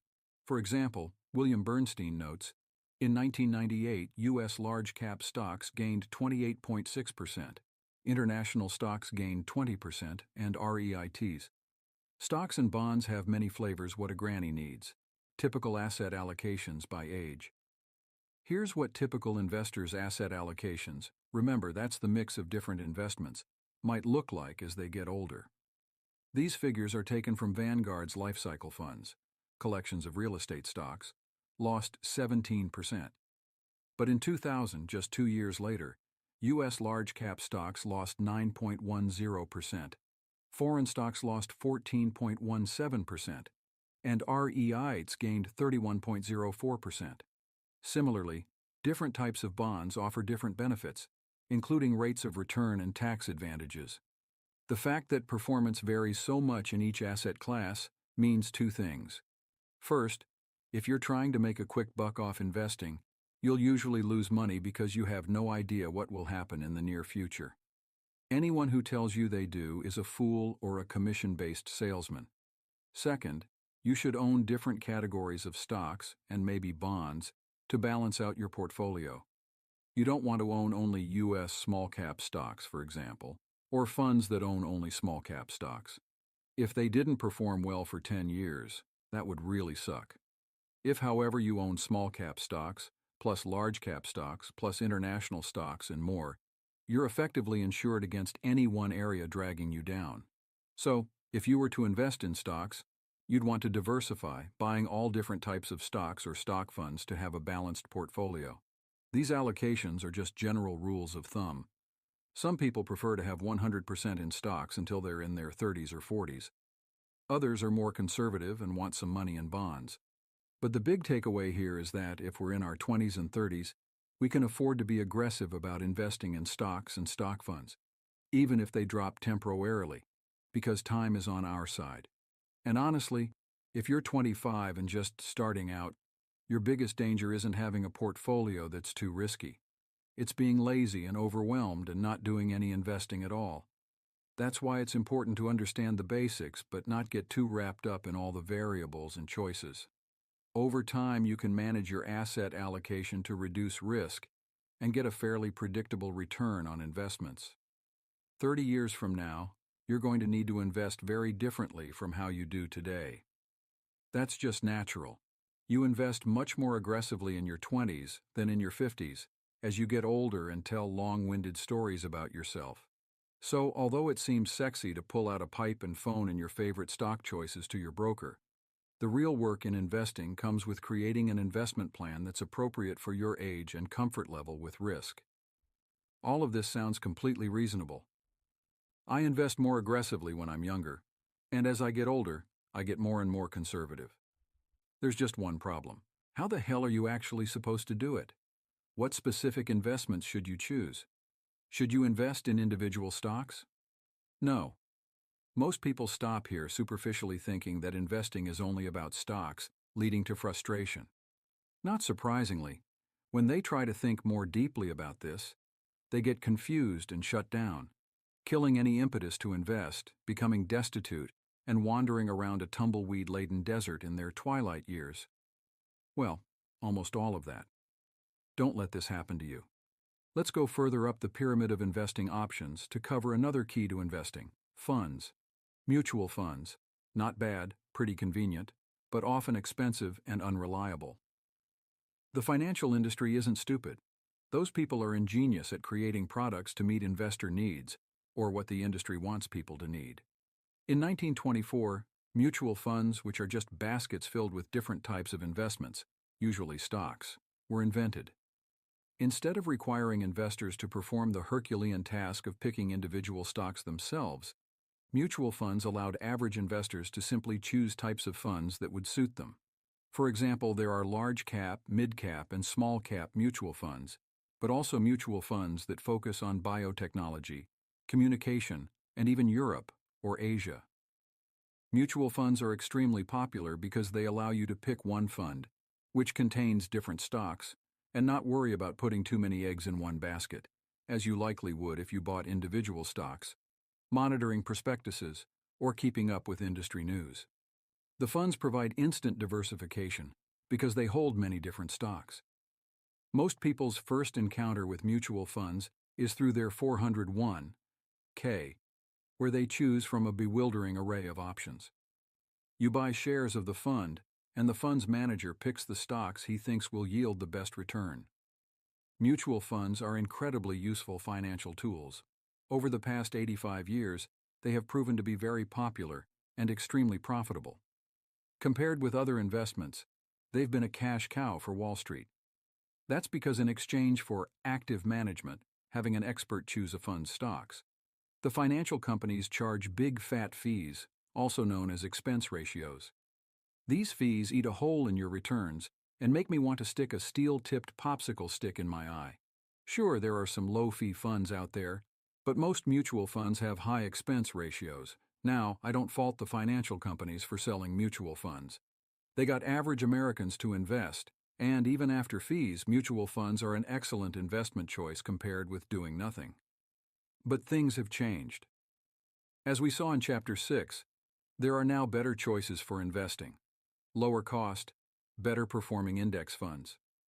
Yet, like a gold digger clasping onto her soon-to-be ex-husband, Wall Street has resisted killing its cash cow of activity-managed mutual funds. Advantages of a mutual fund. Hands-off approach means an expert money manager makes investment decisions for you. Mutual funds hold many varied stocks, so if one company tanks, your fund doesn't go down with it. Disadvantages. Annual fees can equal tens of thousands of dollars or more over the lifetime of an investment using expense ratios, front-end loads and back-end loads, worthless sales charges that add nothing to your returns. All tricky ways to make mutual funds more money. Also, if you invest in two mutual funds, they may overlap in investments, meaning you may not really be diversified. Worst of all, you're paying an expert to manage your money, and 75% of them do not beat the market. In short, mutual funds are prevalent because of their convenience, but because actively managed mutual funds are, by definition, expensive, they're not the best investment anymore. Active management can't compete with passive management, which takes us to index funds, the more attractive cousin of mutual funds. Index funds, the attractive cousin in an otherwise unattractive family. In 1975, John Bogle, the founder of Vanguard, introduced the world's first index fund. These simple funds use computers to buy stocks and match the market, such as the S&P 500 or NASDAQ. Instead of having a mutual fund's expensive staff of experts who try to beat the market, index funds set a lower bar. A computer matches the indexes by automatically matching the makeup of the market. For example, if a stock represents 2% of the S&P 500, it will represent 2% of the index fund. Index funds are the financial equivalent of, if you can't beat 'em, join 'em. And they do so while also being low-cost and tax-efficient, and requiring hardly any maintenance at all. In other words, index funds are simply collections of stocks that computers manage in an effort to match the market. There are index funds for the S&P 500, for Asia-Pacific funds, for real estate funds, and for anything else you can imagine. Just like mutual funds, they have ticker symbols, such as via Finks. In a radical move he originally crafted in his senior thesis at Princeton, Bogle argued that index funds would offer better performance to individual investors. Active mutual fund managers could not typically beat the market, yet they charged investors maintenance fees and incurred tremendous amounts of taxes on their frequent trading. Just as we each think we're above average when it comes to being attractive, every mutual fund manager believes he can beat the market. To accomplish this, managers use fancy analysis and data and trade frequently. Ironically, this results in lots of taxes and trading fees, which, when combined with the expense ratio, makes it virtually impossible for the average fund investor to beat, or even match, the market over time. Bogle opted to discard the old model of mutual funds and introduce index funds. Today, index funds are an easy, efficient way to make a significant amount of money. Note, however, that index funds simply match the market. If you own all equities in your 20s, like me, and the stock high expense ratios cost more than you think. Professionals agree. Index funds are great investments. You don't have to take my word for it. Here, a few experts on the benefits of index funds. I believe that 98 or 99%, maybe more than 99%, of people who invest should extensively diversify and not trade. That leads them to an index fund with very low costs, Warren Buffett, one of America's greatest investors. When you realize how few advisors have beaten the market over the last several decades, you may acquire the discipline to do something even better. Become a long-term index fund investor.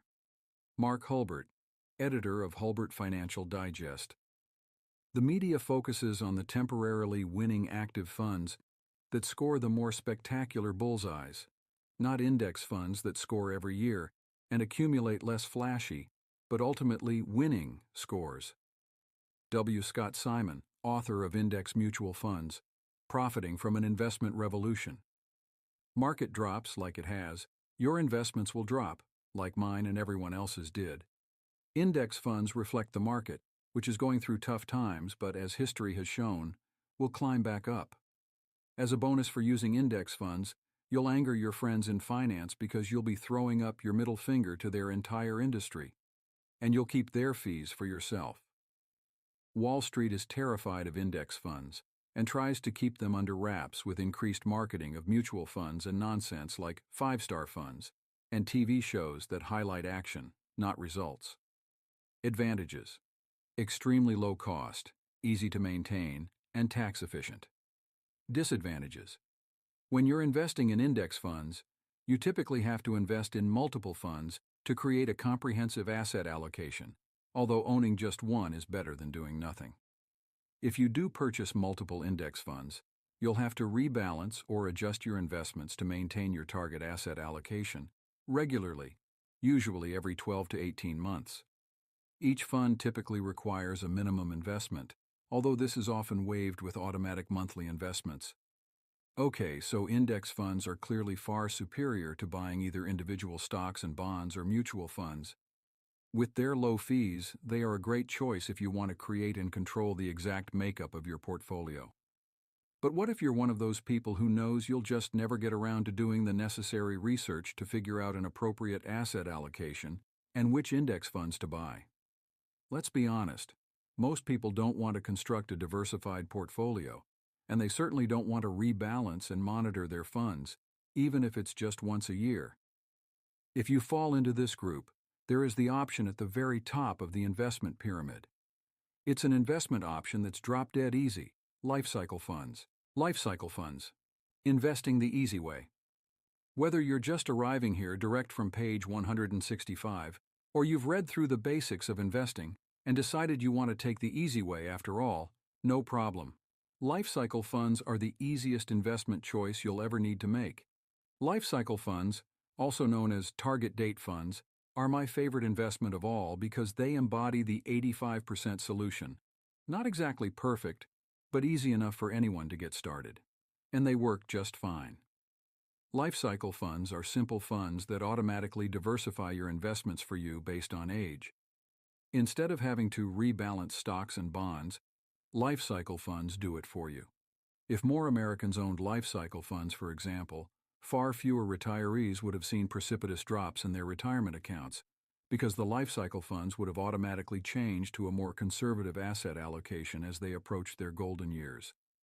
Life cycle funds are actually funds of funds, or collections made up of other funds, which offer automatic diversification. For example, a life cycle fund might include large cap, mid cap, small cap, and international funds, and those funds in turn will hold stocks from each of those areas. In other words, your life cycle fund will own many funds, which all own stocks and bonds. It sounds complicated, but believe it or not, this actually makes things simple for you because you'll have to own only one fund, and all the rest will be taken care of for you. Life cycle funds are different from index funds, which are also low cost, but require you to own multiple funds if you want a comprehensive asset allocation. Multiple funds mean you have to rebalance your funds regularly, usually every year, which is a laborious process of redistributing your money to different investments, so you get back to your target asset allocation. What a pain. If more Americans owned life cycle funds, for example, far fewer retirees would have seen precipitous drops in their retirement accounts. Luckily, life cycle funds automatically pick a blend of investments for you based on your approximate age. They start you off with aggressive investments in your 20s and then shift investments to become more conservative as you get older. You do no work except continuing to send money into your life cycle fund. Life cycle funds aren't perfect for everyone because they work on one variable alone: age.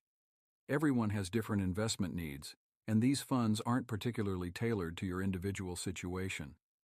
As a result, you might not get the maximum possible return you could get if you picked your own portfolio. However, life cycle funds are designed to appeal to people who are lazy. In other words, for many people, the ease of use for these funds far outweighs any loss of returns that might occur from taking the one-size-fits-all approach. In my opinion, if it means it will get you investing, the benefits of having one fund that handles all of your investments make up for any shortcomings. What about other kinds of investments? There are many different investments besides stocks, bonds, and index and life cycle funds. You can buy precious metals, real estate, or even art. Just don't expect very good return. And despite all my dire warnings, you can also buy a couple of stocks you really like. Real estate. For most Americans, their home is their biggest investment. And yet, as investments go, real estate is not a very good one for individual investors. Why? Because the returns are generally poor, especially when you factor in costs like maintenance and property taxes, which renters don't pay for but homeowners do. I'll cover real estate more in Chapter 9, but in general, most people confuse their house with an investment that they buy and sell for profit. Think about it. Who sells their house for profit and keeps the money? If your parents ever sold their house, did they move into a smaller house and enjoy the rest of that money? No. They rolled it over to the down payment for their next, more expensive house. You want to keep each part of your portfolio balanced so no one area overshadows the rest. If you're spending $2,000 per month on your mortgage and don't have enough left over to diversify into other areas, that's not a balanced portfolio. If you do buy real estate, regardless of whether it's to live in or to invest in, be sure to keep funding the rest of your investment areas, whether that's a life cycle fund or your own portfolio of index funds.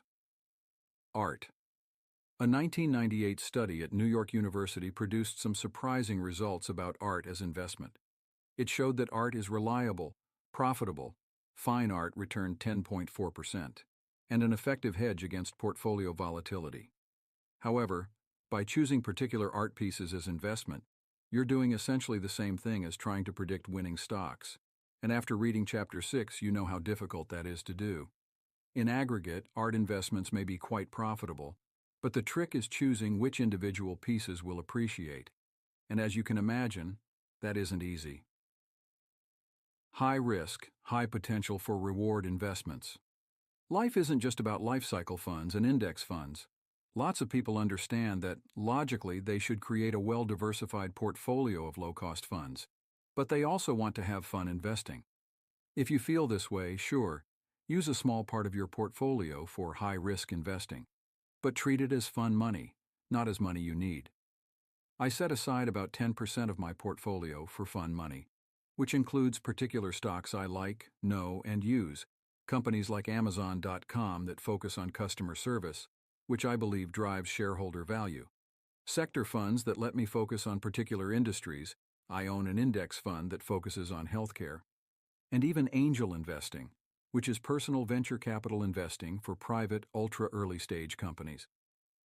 I occasionally see these angel opportunities because I work in Silicon Valley and have friends who start companies and look for early friends and family money. All these are very high-risk investments, and they're funded by just-for-fun money that I can afford to lose. Still, there is the potential for great returns. If you have the rest of your portfolio set up and still have money left over, be smart about it, but invest a little in whatever you want. Life cycle funds aren't all created equal. Some of them are more expensive than others, but as a general rule, they're low-cost and tax-efficient. Best of all, they take no work beyond automatically contributing money once a month, quarter, or year. You won't have to actively invest and monitor and rebalance on your own, because life cycle funds handle the messy work for you. Cool, right? One thing to note is that you'll need between $1,000 and $3,000 as a minimum to buy into a fund. If you don't have it, go to page 106 and add a savings goal for life cycle fund. Once you save the minimum needed to invest, you can open your fund and set up an automatic transfer each month. All right, let's check out an example of two low-cost life cycle funds. In the table on the next page, you can see how the allocations in both funds change based on your age. When you're in your 20s, more of your assets are in stocks because you can afford to take more risks. When you're in your 50s, the balance shifts, so you are more heavily invested. Life cycle funds automatically adjust as you get older. Here's a comparison of two popular life cycle funds. These funds target roughly the same age, someone in his or her 20s, and assume retirement at age 65. You should pay special attention to the minimum initial investment. It matters if you don't have a lot of money lying around. And the asset allocation, which will help you determine which fund most suits your risk tolerance. Remember, these are only two example funds. You can choose among many lifecycle funds offered by companies like the ones I list on page 187. The major benefit to a lifecycle fund is that you set it and forget it. You just keep sending money and your fund will handle the allocation, trading, and maintenance, automatically diversifying for you. If you invest in a lifecycle fund, you could literally spend minutes per year on your investments. You may not agree with the exact allocation of the fund, but frankly, it's close enough. As you know, 85% correct is way better than nothing at all. In stable, lower-risk bonds. We saw this same approach when we talked about allocating your assets across stocks, bonds, and index funds. But the difference with life cycle funds is that they automatically do this rebalancing for you. Getting your hands dirty, choosing and buying your investments. By now, you should know what you want to invest in, a life cycle fund or index funds.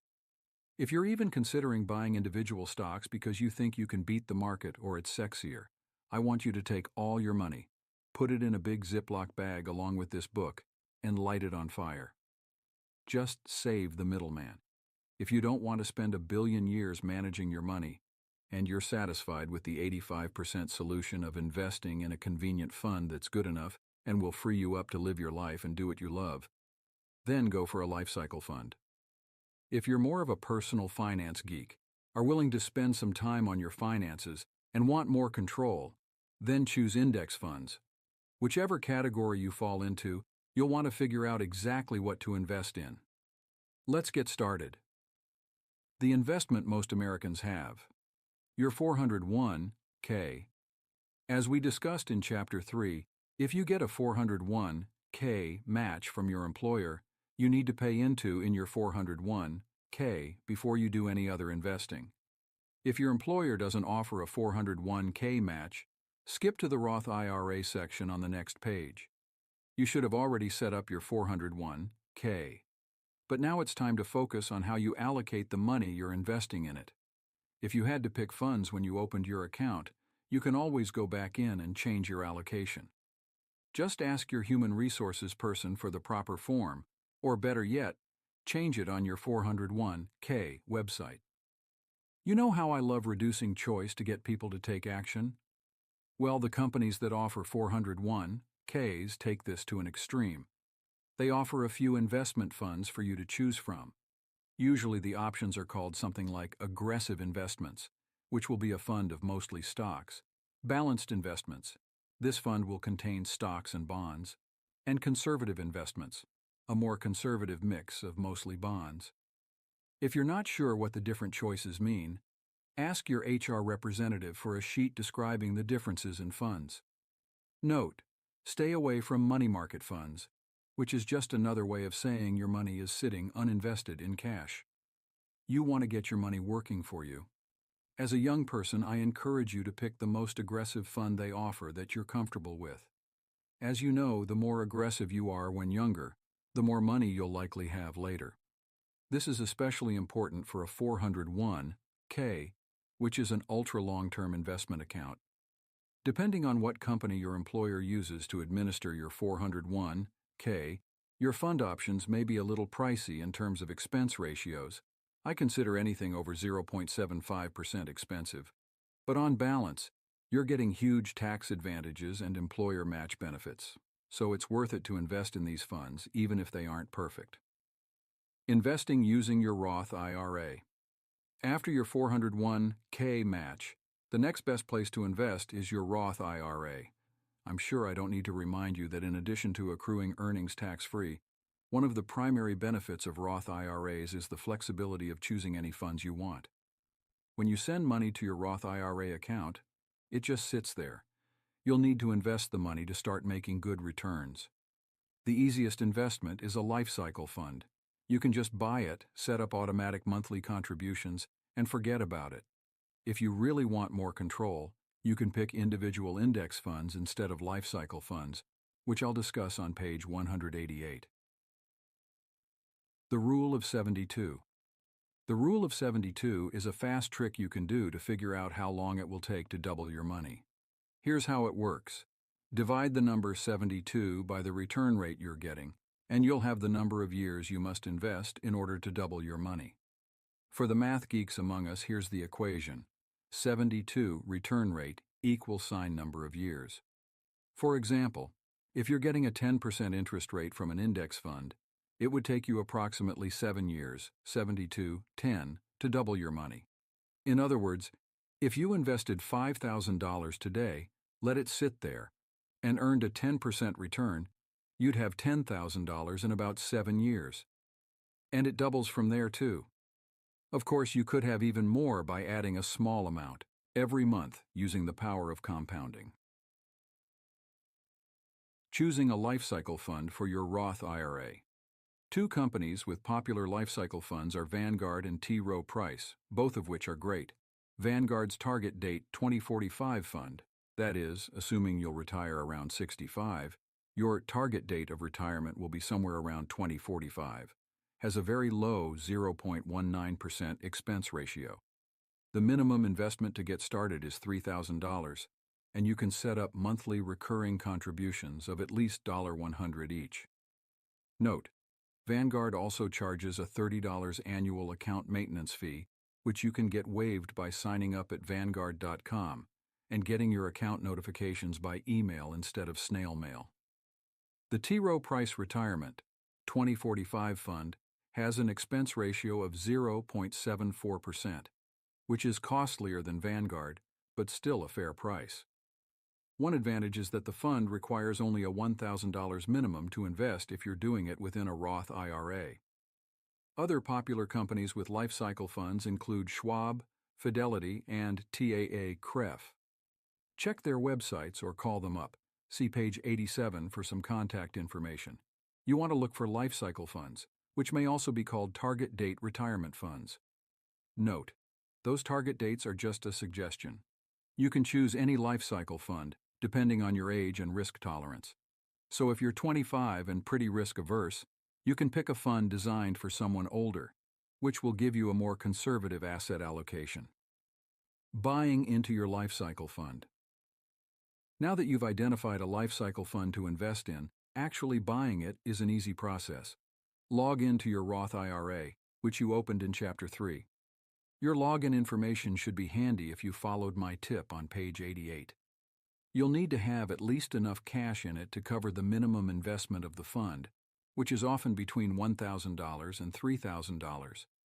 Some companies waive the minimums if you agree to set up an automatic $50 or $100 investment every month, which you should. But some, like Vanguard, won't waive the fees no matter what. If you really want a fund that requires a minimum investment, but you don't have the money, you'll need to save up the necessary amount before you can buy into the fund. So once you have enough money in your account, type in the ticker symbol for your life cycle fund. It will look something like VFINX. If you don't know it, you can search for it right from your account. Then, click Buy. Voila! With each fund you buy, you'll be able to set up automatic contributions so you don't have to contribute manually each month. So you want to do it on your own. So you aren't satisfied with one life cycle fund, and you want to pick your own index funds to construct your portfolio in your Roth IRA. Are you sure? If you're looking for one investment that gets you 85% of the way there, which you won't have to monitor, rebalance, or even pay attention to, then just use a life cycle fund from the above section. Can you tell that I'm a big life cycle fan?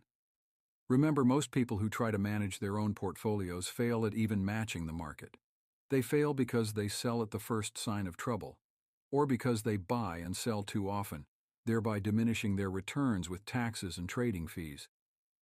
Think of all the people who sold off their 401ks in late 2008, not really understanding that there were bargains to be had by simply continuing their consistent investing. It was fear, not strategy. The result is tens of thousands of dollars lost over a lifetime. Plus, if you buy individual index funds, you'll have to rebalance every year to make sure your asset allocation is still what you want it to be. More on this in a minute. Lifecycle funds do this for you, so if you just want an easy way to invest, use one. The key to constructing a portfolio is not picking killer stocks.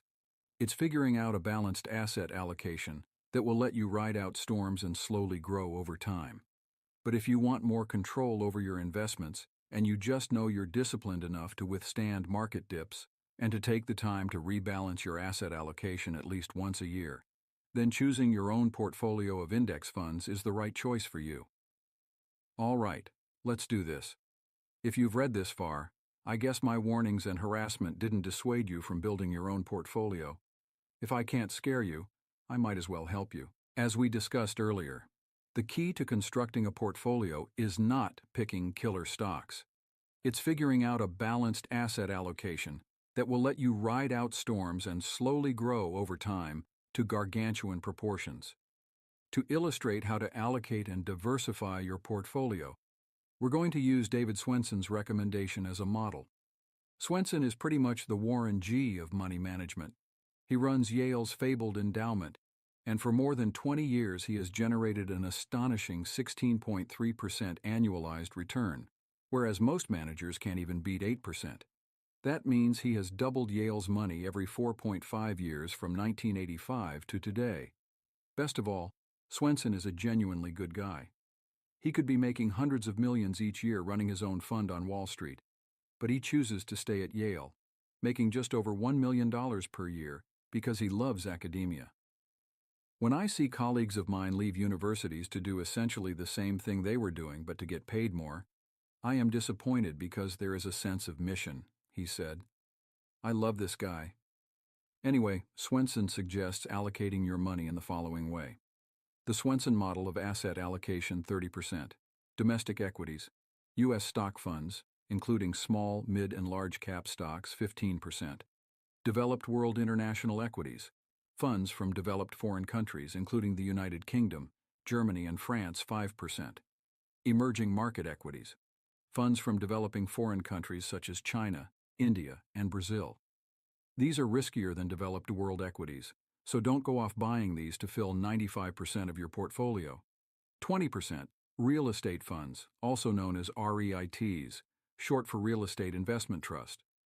REITs are funds that invest in mortgages and residential and commercial real estate, both domestically and internationally. 15%, government bonds, fixed interest U.S. securities, which provide predictable income and balance risk in your portfolio. As an asset class, bonds generally return less than stocks. 15%, Treasury inflation-protected securities, also known as TIPS. These Treasury notes protect against inflation. Eventually, you'll want to own these, but they'd be the last ones I'd get after investing in all the better returning options first. A significant amount of math went into Swenson's allocation, but the most important takeaway is that no single choice represents an overwhelming part of the portfolio.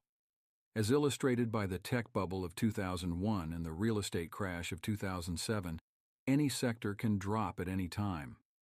When it does, you don't want it to drag your entire portfolio down with it. As we know, lower risk generally equals lower reward. But the coolest thing about asset allocation is that you can actually reduce your risk while maintaining an equivalent return.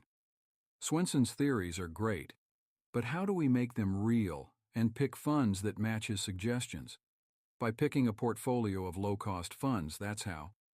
Choosing your own index funds means you'll need to dig around and identify the best index funds for you. I always start researching at the Keep It Manageable queue. How many funds should I invest in? If you're wondering how many funds you should own, I'd encourage you to keep it simple. Ideally, you should have just one, a life cycle fund. But if you're picking your own index funds, as a general guideline, you can create a great asset allocation using anywhere from 3 to 7 funds. That would cover domestic equities, international equities, real estate investment trusts, and perhaps a small allocation to treasury bonds. Remember, the goal isn't to be exhaustive and to own every single aspect of the market. It's to create an effective asset allocation and move on with your life. And if you're looking for those funds, check page 180. Most popular companies: Vanguard, Schwab, and T. Rowe Price. You'll find their phone numbers and websites on page 87. I especially like Trade.com's research tools, which let you easily see how much the funds cost, what their fees are, and what types of stocks they contain. When you visit these websites, you'll be able to research funds. You may have to click Products and Services on many of the sites to make sure they're low cost and meet your asset allocation goals. You cannot just pick random funds and expect to have a balanced asset allocation.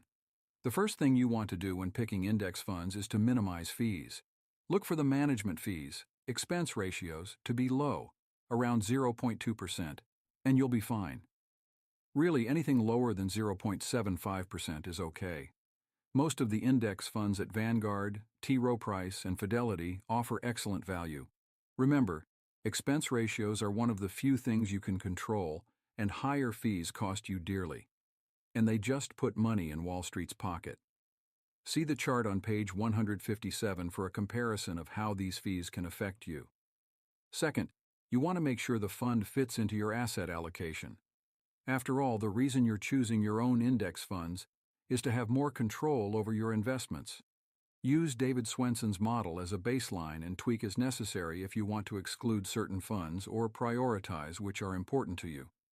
For example, if you have limited money and you're in your 20s, you'd probably want to buy the stock funds first so you could get their compounding power, whereas you could wait until you're older and have more money to buy the bond funds to mitigate your risk. In other words, when you look for various funds, make sure you're being strategic about your domestic equities, international equities, bonds, and all the rest. You cannot just pick random funds and expect to have a balanced asset allocation. I use the Instant X-ray tool, www.morningstar.com/cover/tools.html, which lets me compare various funds' asset allocations to see how well they cover domestic investments, foreign investments, bonds, and more. It's a great tool to help drill into your asset allocation and make sure your funds are well diversified. Third, note that you should absolutely look at how well the fund has returned over the last 10 or 15 years. But remember that, as they say, past performance is no guarantee of future results. Dollar cost averaging, investing slowly over time. When I want to sound smart and intimidate people, I calmly look at them, chew on a muffin for a few seconds, and then abruptly throw it against a wall and scream, "Do you dollar cost average?" People are often so impressed that they slowly inch away, then turn around and whisper to people around them. I can only surmise that they are discussing how clever and knowledgeable I am. Anyway, dollar cost averaging is a fancy phrase that refers to investing regular amounts over time, rather than investing all your money into a fund at once. This is the essence of automatic investing, which lets you consistently invest in a fund so you don't have to guess when the market is up or down. For example, if you have $12,000 available to invest, you could invest $1,000 per month for a year. Remember, if you set up automatic investing at regular intervals, most funds waive transaction fees. But if you have the cash, why would you invest at regular intervals instead of all at once? Imagine if you invest $10,000 tomorrow and the stock drops 20%.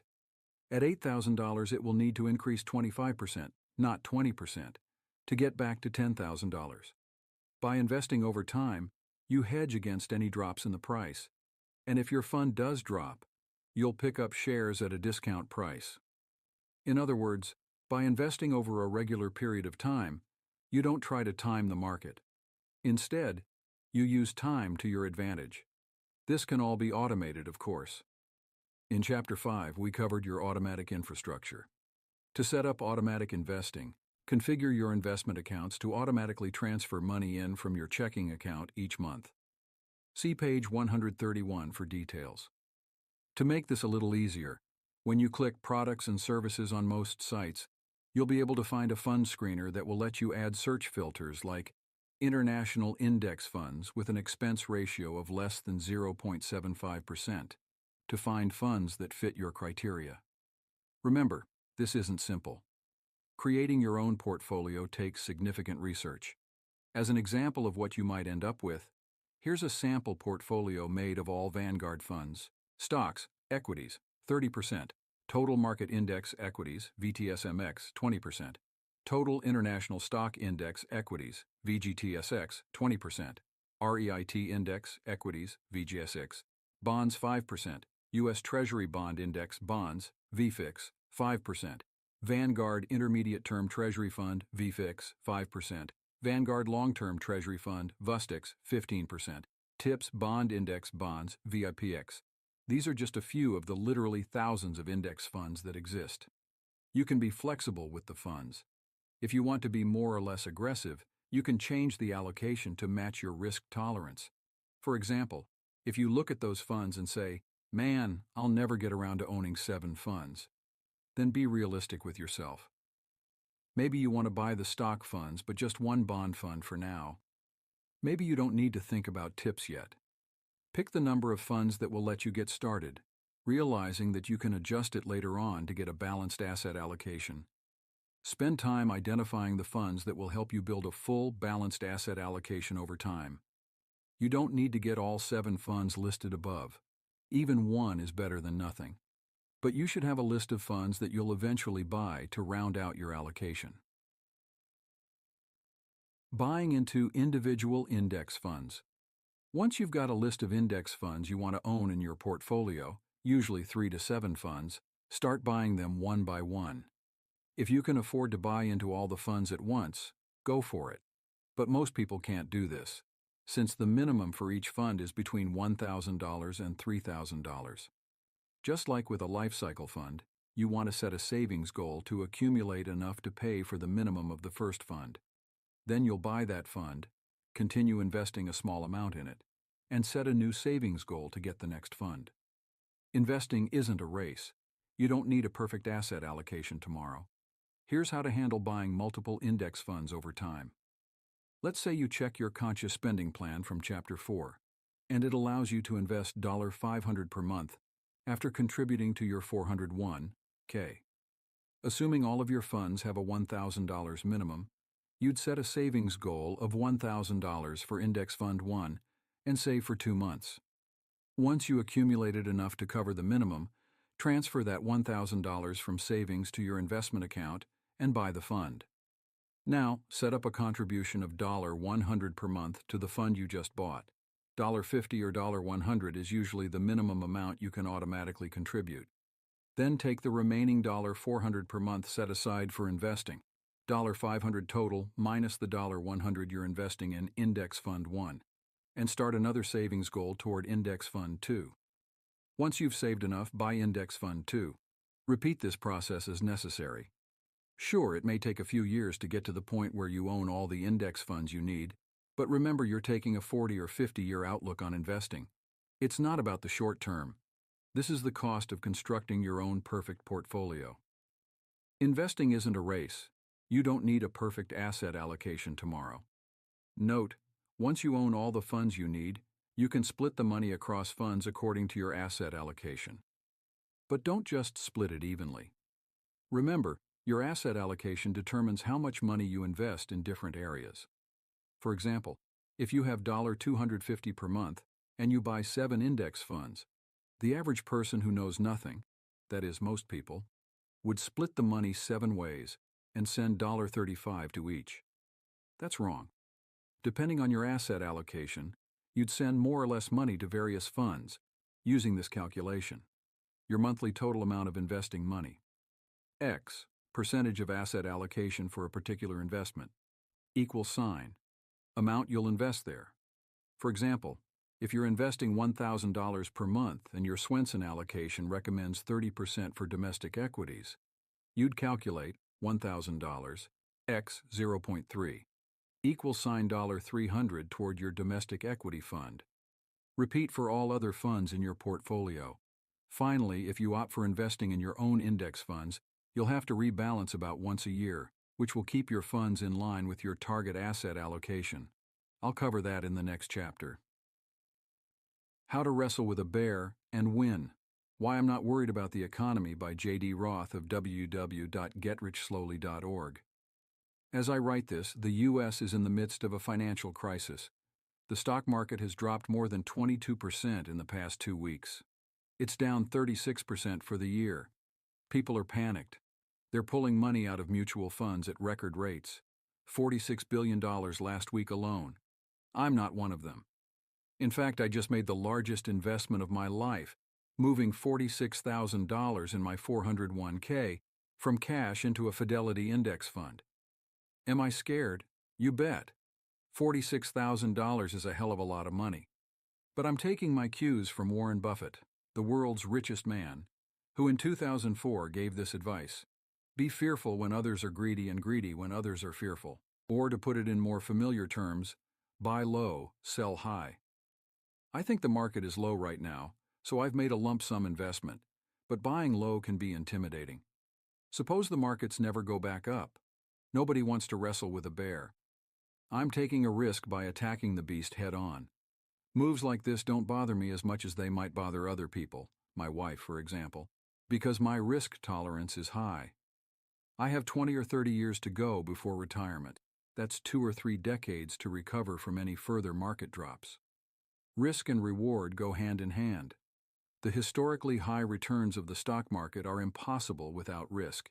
Anyone who tells you otherwise is lying. But not everyone can stomach having all of their investments in stocks and mutual funds. If your risk tolerance is low, if you're scared of bears, or you're approaching retirement, it's best to keep your money someplace safe, such as bond funds or high-yield savings accounts. I keep cash equal to a few months of expenses and savings. I have a friend who is far less risk-tolerant than I am who keeps an entire year of expenses and savings. Please, if you're going to set this much money aside, put it into a high-yield savings account or certificates of deposit. Even if your risk tolerance isn't all that high, you can still invest in the stock market, even during downturns. Dollar-cost averaging is an excellent way to do this. Dollar-cost averaging simply means making regular, scheduled investments instead of buying into the stock market all at once. It's a way to mitigate risk. An indexed mutual fund decreases risk because your money is diversified across many stocks. Dollar-cost averaging decreases risk even further because your money is diversified across time. Buying low can be intimidating. Suppose the markets never go back up. When I was dollar-cost averaging, I set up a system through ShareBuilder, sharebuilder.com, an online brokerage that's a subsidiary of ING Direct, though there are many other ways to do it. On the first of every month, ShareBuilder pulled $250 from my credit union and used the money to buy shares of index funds inside my Roth IRA. The process was painless. I invested every month, whether the market was up or down. It let me ignore the news and enjoy life knowing my long-term plan was in motion. Dollar-cost averaging makes investing easy. You set it and forget it. But don't just take my word for it. Here are a handful of sites that offer tools and tricks to help you tangle with bear markets. http://tinyurl.com, dollar-cost averaging. Michael Fisher's video presentation about the virtues of dollar-cost averaging. http://tinyurl.com, fear of investing. Aaron Burt offers 5 tricks to conquer your fear of investing. http://tinyurl.com, risk quiz. Rutgers University helps you assess your risk tolerance. http://tinyurl.com, stupid investors. Ben Stein on why smart investors are sometimes stupid. http://tinyurl.com, DCA benefits. A great introduction to the benefits of dollar-cost averaging. In Why Smart People Make Big Money Mistakes and How to Correct Them, Gary Belsky and Thomas Gilovich point to research that shows the pain people feel from losing $100 is much greater than the pleasure they experience from gaining the same amount. Don't let the bear scare you. You can wrestle with him and come out ahead. J.D. Roth writes about smart personal finance at getrichslowly.org. Action steps. Week 6. 1. Figure out your investing style. 30 minutes. Decide whether you want the simple investment options of a life cycle fund or more control and the complexity of index funds. I recommend a life cycle fund as the 85% solution. 2. Research your investments. 3 hours to 1 week. If you've decided on a life cycle fund, research the funds from Vanguard, T. Rowe Price, and Schwab. See page 87 for contact info. This should take a few hours. If you're constructing your own portfolio, it will take more time and more money to meet the minimums of each fund. Use the Swenson model as a basic template and prioritize which funds you'll buy today and which you'll get later. Once you decide on an asset allocation, research funds using a fund screener like the one in your investing account, Morningstar X-Ray, or the great one on www.etrade.com. 3. Buy your funds. 1 hour to 1 week. Buying a life cycle fund is easy. First, transfer money to your investment account. For 401 KWS, you should already be directing money from each paycheck into your 401k account. For Roth IRAs, this money should be waiting in your savings account from Chapter 5. If you don't have cash lying around to invest, set a savings goal and wait until you have enough to invest in your first fund. Once the money is ready and has been transferred to your investment account, log into your account, enter the ticker symbol, and you're finished. If you're buying individual index funds, you'll usually need to buy one at a time and set up savings accounts for the others. Yes, you're now an investor. And not only that, but you've reached the end of the 6-week program. You've optimized your credit cards and bank accounts and started investing. And even better, you've tied your system together so it works automatically, with hardly any effort on your part. There's just a little more. In the next chapter, we'll focus on how to maintain your investments. Then, in the last chapter, I'll address all those random questions you have about money and life in general. But the truth is, by making it all the way through this chapter, you've already done all the hard work. Chapter 8. Easy Maintenance. You've done the hard work. Here's how to maintain and optimize your financial infrastructure. You may have noticed that this chapter is one of the shortest in the book. That's because you've already put the 85% solution into place and dealt with the most important parts of your finances: your credit cards, bank accounts, spending, and investments. Most people are still struggling with paying their monthly bills, so congratulations. But of course there's a but. If you're seriously nerdy and want to know more about enhancing your finances, this is the chapter for you. We'll cover a few topics that will help you optimize your investments even further. Remember though, this is extra credit, so don't feel the need to follow the advice in this chapter unless you really want to. Feed your system. In the previous chapter, you chose your investments and set things up so they run automatically. The automatic system is great, but it's fueled by only one thing: the money you feed it. That means that your system is only as strong as the amount you put in it. The earlier chapters in this book were about implementing the 85% solution. Getting started was the hardest and most important step. It didn't matter if you were contributing only $100 per month, but now it's about the raw volume you put into your system. More in, more out. Do you really want to wait 25 years to have $100,000? If not, feed your system as much money as possible now. Every dollar you invest today will be worth many more tomorrow. How rich will I be, and how much will your monthly investment be worth, assuming an 8% return? Don't just take it from me, though. Go to www.dinkytown.net and open up one of their investment calculators. Enter in your monthly investment contribution, assuming an 8% return. Don't forget to factor in taxes if you're not using a Roth IRA. You'll likely see that your current contributions will grow more slowly than you thought. But by adding a small amount per month, even $100 or $200 more, the numbers will change dramatically. In Chapter 4, I outlined a conscious spending plan that suggested general percentages of income to allocate for savings and investing. Your first goal was to aim for those percentages. Now it's time to move beyond those amounts so you can save and invest as much as possible. I can hear you screaming, "Are you kidding? I can't squeeze out another cent. I hate you, Ramit." This is not about me wanting to deprive you. Actually, quite the opposite. Because compounding works so effectively, the more you save now, the more you'll have later, by a huge amount. You saw this in the Dinkytown.net calculator. Now, go in and play around with your conscious spending plan to see how you can eke out a little more to put toward your investments every month. Optimizing your plan might involve doing some serious bargaining when you make major purchases like a car or house, see Chapter 9. Or you might need to cut your expenses as ruthlessly as possible. Don't forget to check out my Save $1,000 in 30 Days challenge at www.iwillteachyoutobarich.com/30day-challenge. You may even think about negotiating a higher salary or getting a higher paying job, see page 234. No matter how you go about it, be sure that you're shoveling the maximum amount possible into your system every month. Remember, it's never easier to do this than when you're in your 20s and 30s. And the more you feed into your system now, the sooner you'll be rich. Ignore the noise. Now that you've mastered the basics of personal finance and set up your automated system, you're going to start noticing how badly most other people are managing their money. Here, for example, are 3 real recent quotes from my highly educated friends. Q. I don't know what to do with my 401k. I was advised to put it all in money market for now since mutual funds are not doing well. Is this right? How do you know when the downturn has hit bottom? Somebody said that it may take 5 years to get this mortgage mess turned around.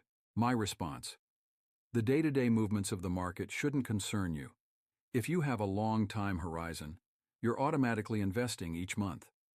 When the market is going up, your system will automatically buy fewer shares. When the market is going down, it will buy more shares.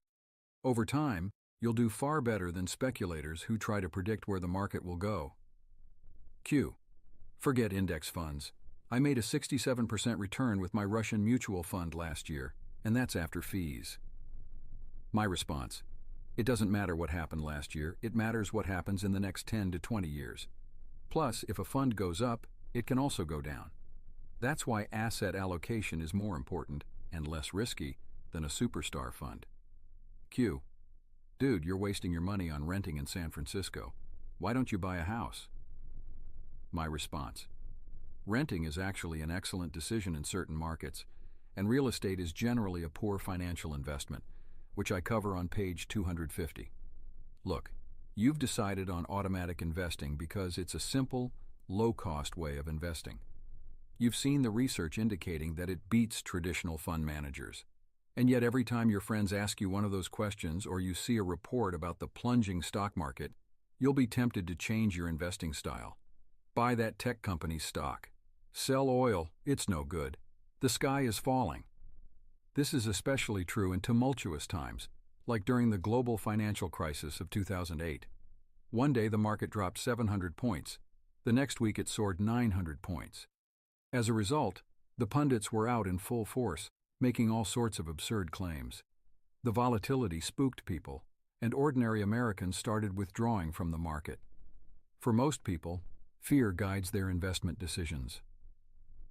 Unlike other people who worry about money because they never learned how it works, you get to focus on the things you love. Ignore it all.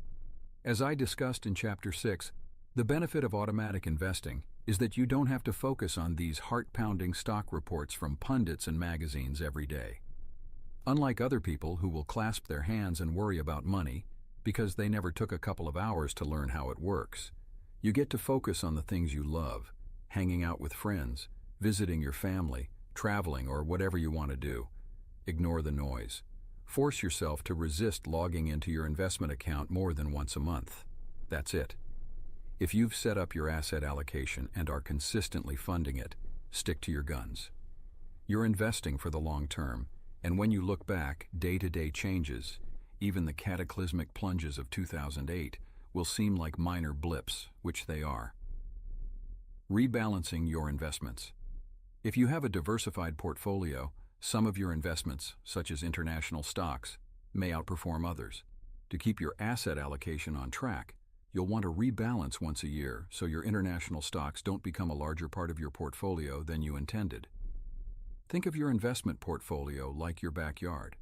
If you want your zucchini to be only 15% of your backyard, and they grow like crazy and end up taking over 30%, you'll want to rebalance by either cutting the zucchini back or by getting a bigger yard so that the zucchini is back to covering only 15%. I know. I should become an organic gardener. Ladies, it's hard to deny that I am a Renaissance man. The good news, if you've chosen a life cycle fund as described on page 180, you can skip this section. Those funds handle rebalancing for you. But if you've chosen to manage your own asset allocation, you'll need to rebalance every 12 to 18 months. Otherwise, within a couple of years, your allocation will be completely skewed. For example, let's say you create an asset allocation based on the Swenson model, target asset allocation. Now let's assume that domestic equities gain 50% 1 year. For easy calculations, let's hold all other investments constant. All of a sudden, domestic equities represent a larger part of your portfolio, and all the other numbers are out of whack.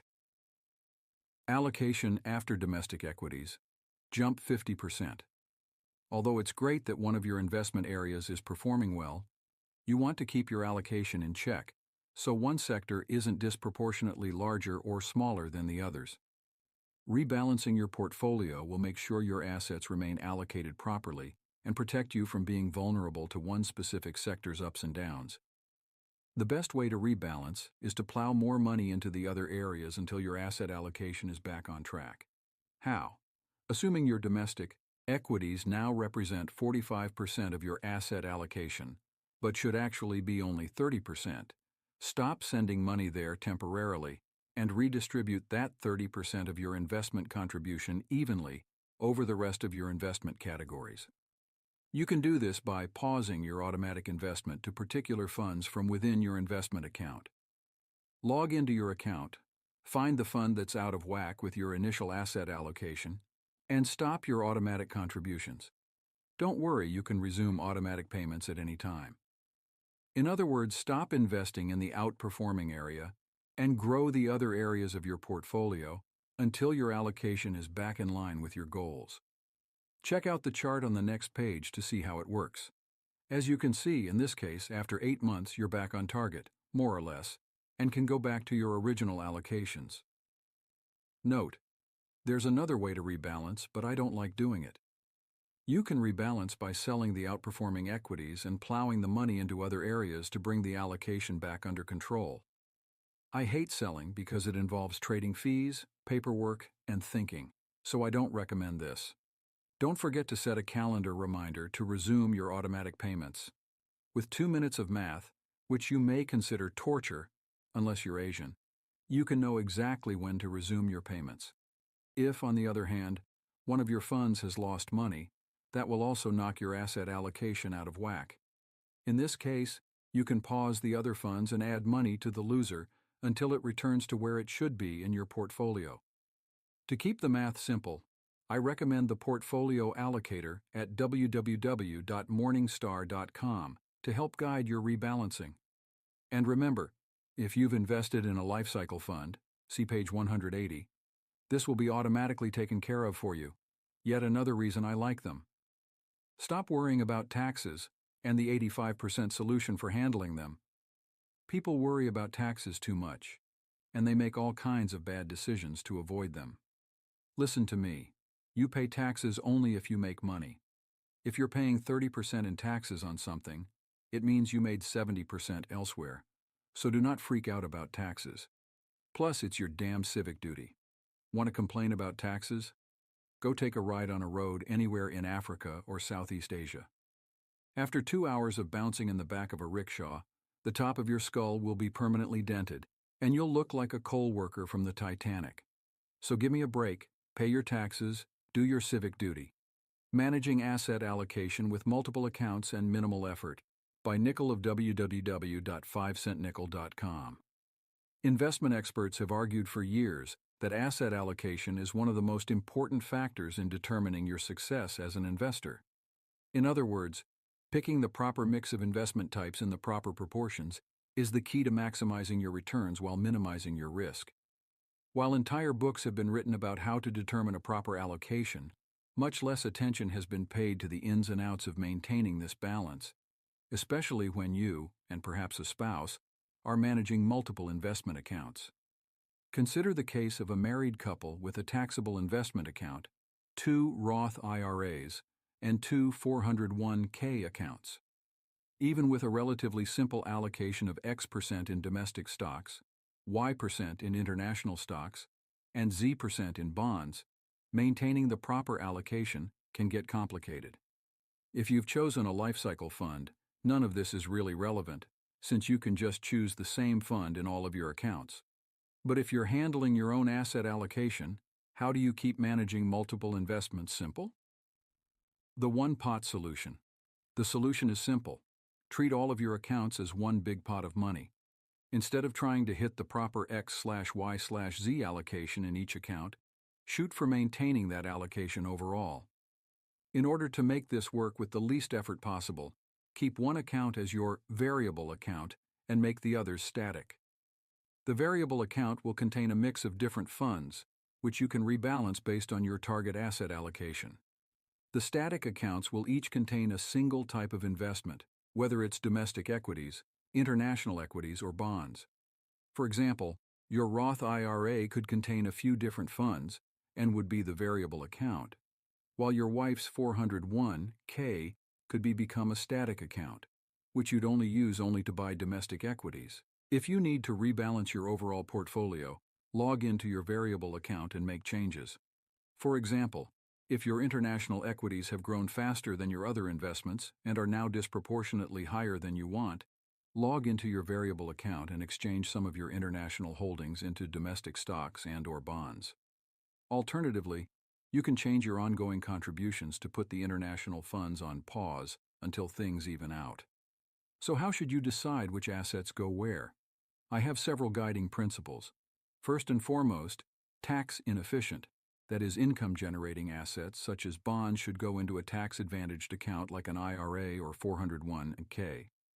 Conversely, taxable accounts should only hold tax-efficient investments like equity index funds, and you should try to make these accounts static to minimize the tax consequences associated with selling your investments when rebalancing. Finally, since withdrawals from Roth accounts such as a Roth IRA or Roth 401k will be completely tax-free, you should seek to maximize growth in those accounts by picking aggressive investments. Keeping one asset type per account eliminates the need to rebalance within each individual account. The real benefit here is that keeping one asset type per account eliminates the need to rebalance within each individual account. Instead, rebalancing becomes a matter of tweaking the holdings within your variable account to bring your overall allocation back into line. You'll handle ongoing contributions in much the same way.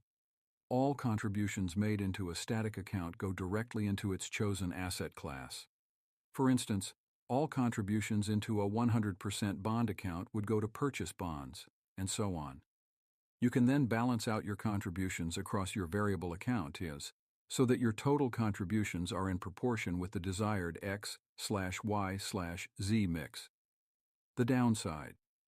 The only real drawback to this strategy is that, in an extremely turbulent market, your allocation might get so far out of line that you can't correct it by rebalancing your overall holdings across accounts.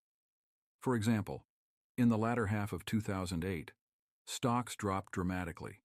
So if you wanted to rebalance by selling bonds and buying more stocks, you might not have had enough bonds available to exchange into stocks in your variable account. In such cases, you'd have to unlock one of your static accounts and use that to help rebalance your portfolio. For the most part, however, you won't have to do this, and this strategy will save you a ton of headaches. Nickel writes about personal finance at http://www.5centnickel.com. Okay, that was a weird tangent. I hate to say this, but aside from the very basics of saving on taxes, like taking advantage of tax-deferred accounts and not selling investments before holding them for a year. Chances are you don't make enough to worry about them. You certainly don't need to make investment decisions, like buying tax-efficient municipal bonds, to save on taxes. People in their 20s who do this have usually read something in some magazine, and then they start scheming ways to avoid the tax man. Let's be honest. Once you start making too much to invest in your Roth IRA, you'll need more help in this department. But for now, follow that old adage. Don't let Uncle Sam make your investment decisions. The one thing you need to know about taxes and investments. Invest as much as possible into tax-deferred accounts like your 401k and Roth IRA. Because retirement accounts are tax-advantaged, you'll enjoy significant rewards. Your 401k money won't be taxed until you withdraw it many years down the line, and your Roth IRA earnings won't be taxed at all. More important, you won't have to worry about the minutiae, including picking tax-efficient funds or knowing when to sell to beat end-of-year distributions. By taking this one step of investing in tax-advantaged retirement accounts, you'll sidestep the vast majority of tax concerns. Investing in tax-advantaged retirement accounts is the 85% solution for taxes. Sure, you could create complicated tax structures, start putting money away in 529SS for your kids, and use the annual gift allowance to give thousands away to others in gifts. But who the hell needs to do that right now? Investing as much as possible in tax-deferred accounts is the answer to 85% of your tax questions.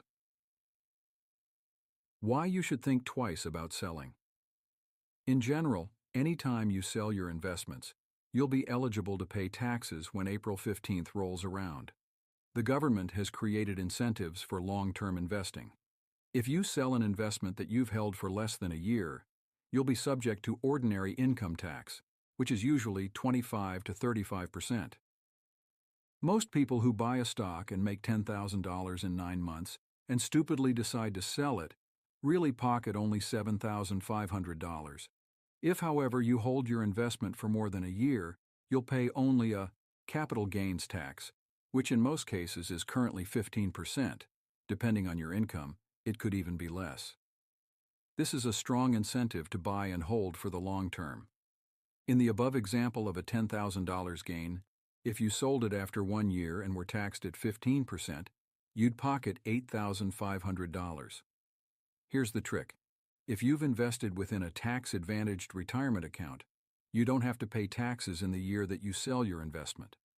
In a 401k, which is tax-deferred, you'll pay taxes much later when you withdraw your money.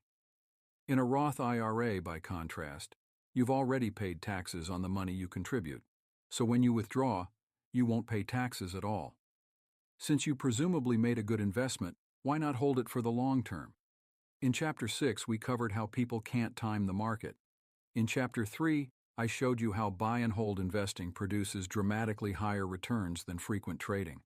And once you've factored in taxes, the odds are stacked against you if you sell. This is yet another argument for not buying individual stocks, and instead using lifecycle funds or index funds to create a tax-efficient, simple portfolio. Remember, all of this assumes that you made a good investment. Bottom line, invest in retirement accounts and hold your investments for the long term. Until your portfolio swells to roughly $100,000, that's about all you need to know. Knowing when to sell your investments. In your 20s and 30s, there are only 3 reasons to sell your investments. You need the money for an emergency, you made a terrible investment, and it's consistently underperforming the market, or you've achieved your specific goal for investing. You need the money for an emergency. If you suddenly need money for an emergency, here's your hierarchy of where to get it. 1. Use your savings account. 2. Sell any valuables that aren't critical to you. Seriously, use eBay. I'll be honest, you probably won't get a lot of money from selling valuables. People have a tendency to overvalue their own property compared with what others will pay for it. But selling some of your own goods is an important psychological step. It will let you prove how serious you are both to yourself and to your family, which will help if you're asking them for help. 3. Ask your family if you can borrow the money from them. Note, This doesn't work if your family is crazy. 4. Use the money in your retirement accounts. You can always withdraw the principal you contributed to your Roth IRA penalty-free, although you'll be severely retarding your money's ability to compound over time. With a 401k, you can take money out for hardship withdrawals, which typically include medical expenses, buying a home, tuition, preventing foreclosure, and funeral expenses, but you'll probably still pay early withdrawal fees. If it comes to this, consult your HR representative. But I urge you to avoid cashing out your retirement accounts because of the penalties and taxes involved. 5. Use your credit card only as a last resort. I can't emphasize this enough. The chances are very good that your credit card will gouge you when you repay it, so don't do this unless you're truly desperate. You made a terrible investment that's consistently underperforming. This point is largely moot if you invested in an index fund or series of index funds, because they reflect the entire market's performance. If it's going down, that means the entire market is down. If you believe the market will recover, that means investments are on sale for cheaper prices than before, meaning not only should you not sell, but you should keep investing and pick up shares at a cheaper price. But let's talk about this conceptually to understand when to sell an investment for poor performance. If you pulled up a list of your investments and saw the chart at the top of the next page, what would you do? Ramit, you might say frantically, this stock sucks. I need to sell it before I lose all my money. Not so fast.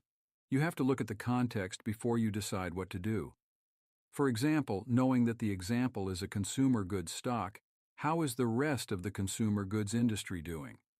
Note, you can consumer goods stock research industries by going to Yahoo Finance, clicking on Investing, and then on Industries.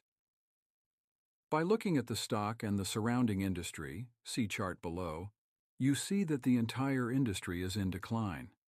It's not your particular investment. They're all doing poorly. Now, this raises questions about the industry, but it also gives you a context to explain your stock's plunging returns. And just because they're plunging, by the way, doesn't mean that you should sell immediately.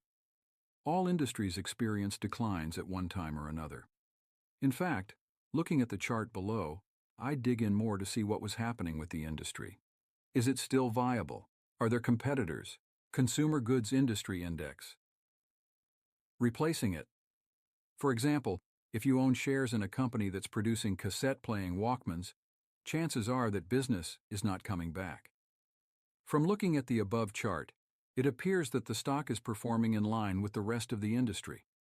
If you think the industry or investment is simply going through a cyclical downturn, then hang on to the investment and continue regular purchases of shares.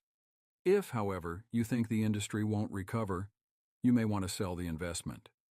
Now, if your stock looked like this, I might consider selling stock from industry, a industry, a index.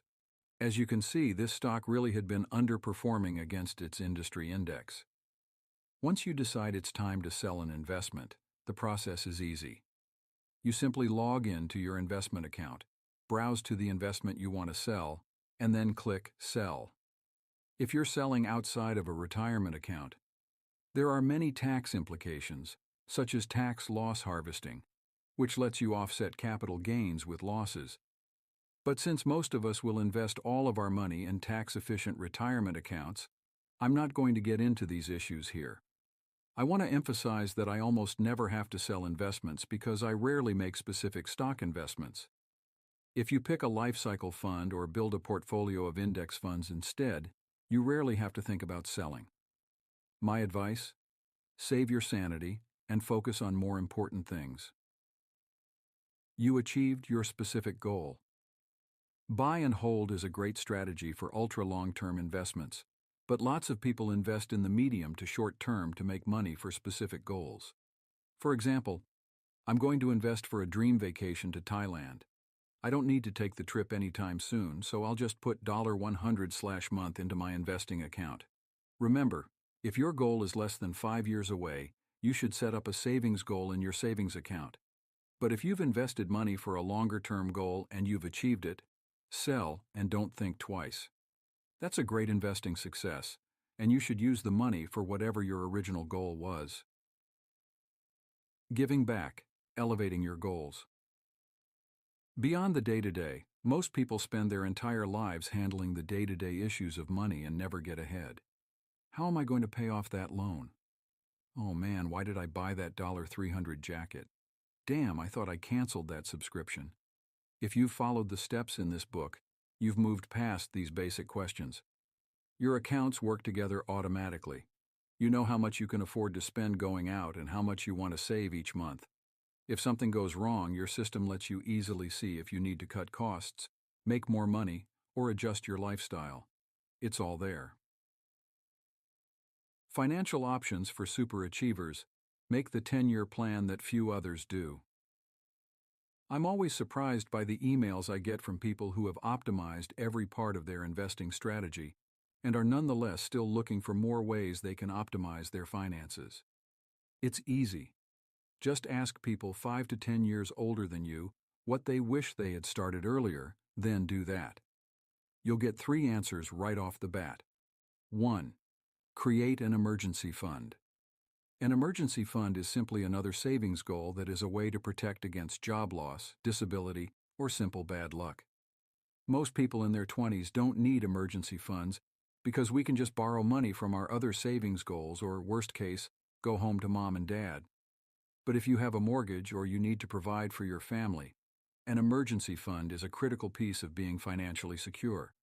To create one, just set up an extra savings goal and then funnel money to it in the same way you would your other goals. Eventually, your emergency fund should contain 6 months of spending money, which includes everything: your mortgage, other loans, food, transportation, taxes, gifts, and anything else you would conceivably spend on. 2. Insurance. As you get older and more crotchety, you'll want more and more types of insurance to protect yourself from loss. This includes homeowner insurance, fire, flood, and earthquake, and life insurance.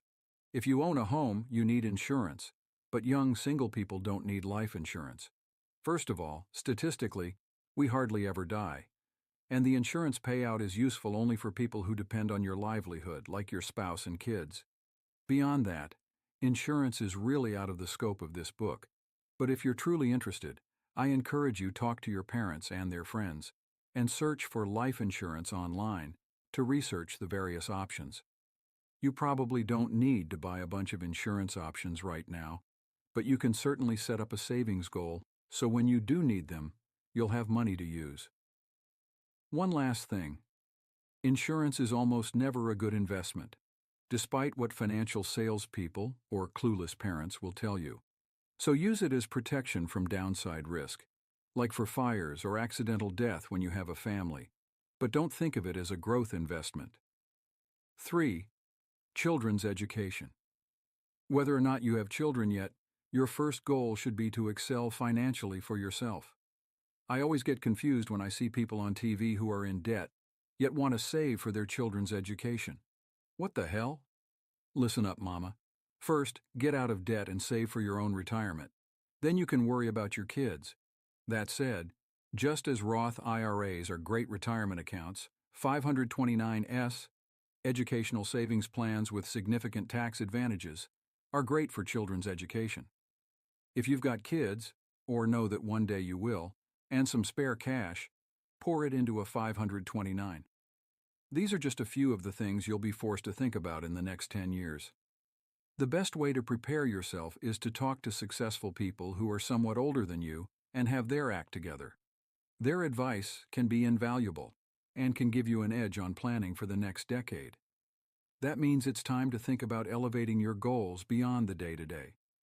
Whereas most people might be so consumed with the minutiae of money that they've never thought about getting rich. I just want to pay off this debt. You can set larger goals of doing the things you love using money to support you. I'm afraid this will sound sanctimonious to some of you, but I really don't mean it to be.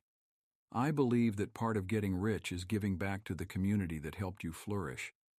There are lots of traditional ways to do this, like volunteering at a soup kitchen or becoming a big brother or big sister. I wanted to try to contribute on a bigger scale. Plus, I find that my jokes are not so welcome at soup kitchens. So in 2006, I created the Sethi Scholarship, scholarships.ramitsethi.com, which awards money and mentoring to one entrepreneurial young person per year. Fun fact, the first year I launched it, not one person applied. When I told friends I had launched a scholarship, they looked at me in disbelief. "That's ridiculous," they said. "I could never have enough money to launch a scholarship." They said this while wearing $150 jeans and eating a $40 dinner. How easy would it be for them to set a savings goal and sock away money to give to others? Look, my scholarship is for $1,000. You don't need to be rich to give back. Even $100 helps. And it doesn't have to be a scholarship either. Sites like kiva.org let you give directly to poor third world communities. Or you can donate to your high school, local library, environmental action groups, the Red Cross, whatever means the most to you. And if you're short on cash, donate your time, which is often more valuable than money. If you think about it, philanthropy mirrors the very same "I will teach you to be rich" principles you read in this book. The simplest step can get you started. But as with managing their money, people overcomplicate things and create artificial barriers to prevent themselves from giving back. You don't have to be rich to be a philanthropist, just as you don't have to be rich to invest. The point is that now you've got a personal finance system that few others have. This allows you to elevate your goals beyond making it through the daily grind. When you think back to last year, what was the one big thing you accomplished for others? What will it be this year? If I could hope for one thing from this book, it would be that you become a master of conscious spending, and then apply those skills to help those around you. Maybe it will be by establishing a scholarship, or mentoring a needy kid, or even just helping your friends manage their money for free. Whatever it is, you're now in the very top tier of investing knowledge. You've moved beyond managing your money for short-term goals, and you're thinking strategically about your money and how it can help you to be rich, and how to share that with others. If this were a movie, it would be raining. Violin music would be swelling in the background, and a young soldier would slowly raise his hand to salute an elderly general. With all this talk about giving back, it would be very emotional, and a single tear would be rolling down someone's cheek. But we've got one last chapter to read. From the thousands of emails and blog comments I've received over the years, I know there are a few common issues that come up regularly. Apparently, life isn't all about dissecting the nuts and bolts of asset allocation and creating compound growth charts. Who knew? In the next chapter, I'll cover the specifics of money and relationships, buying a car in your first house, and managing the daily questions that come up in your financial life. Last chapter, let's do it. Chapter 9. A Rich Life. The finances of relationships, weddings, buying a car, and your first house. What does rich mean to you?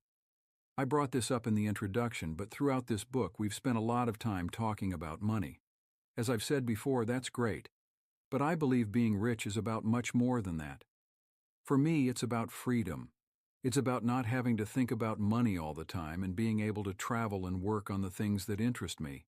It's about being able to use money to do whatever I want, and not having to worry about my budget, asset allocation, or how I'll ever be able to afford a house.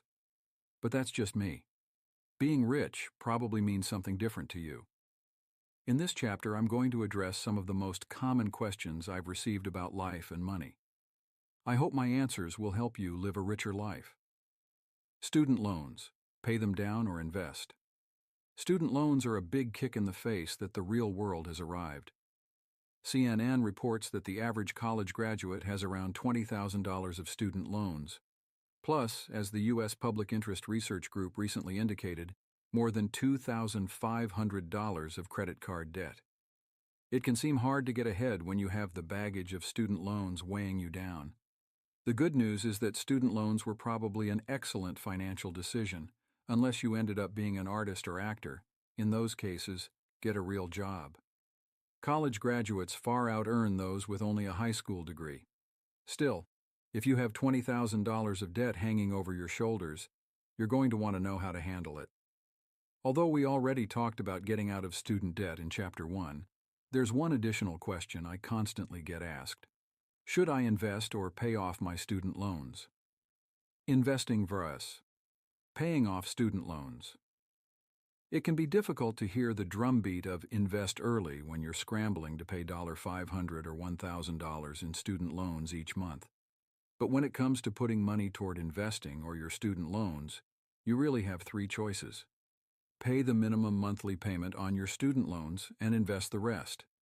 Pay as much as possible toward your student loans, and then, once they are paid off, start investing. Do a hybrid 50-50 approach, where you pay half toward your student loans, always paying at least the minimum, and send the other half into your investment accounts. Technically, your decision comes down to interest rates.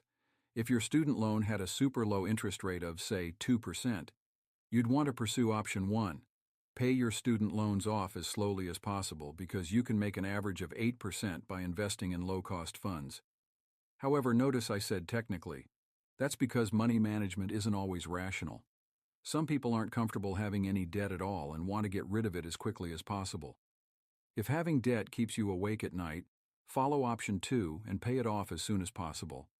But understand that you could be losing lots of growth potential just so you can be more comfortable. I recommend you take a close look at option 3, and here's why. The interest rate on most student loans these days is similar to what you'd get in the stock market, so frankly your decision will be a toss-up. All things being equal, the money you would stand to make by investing would be about the same amount that you'll pay out in interest on your student loan, so basically, it's a wash. It won't really matter whether you pay off your student loans or invest, because you'll get roughly the same return, except for two things: compound interest and tax-advantaged retirement accounts.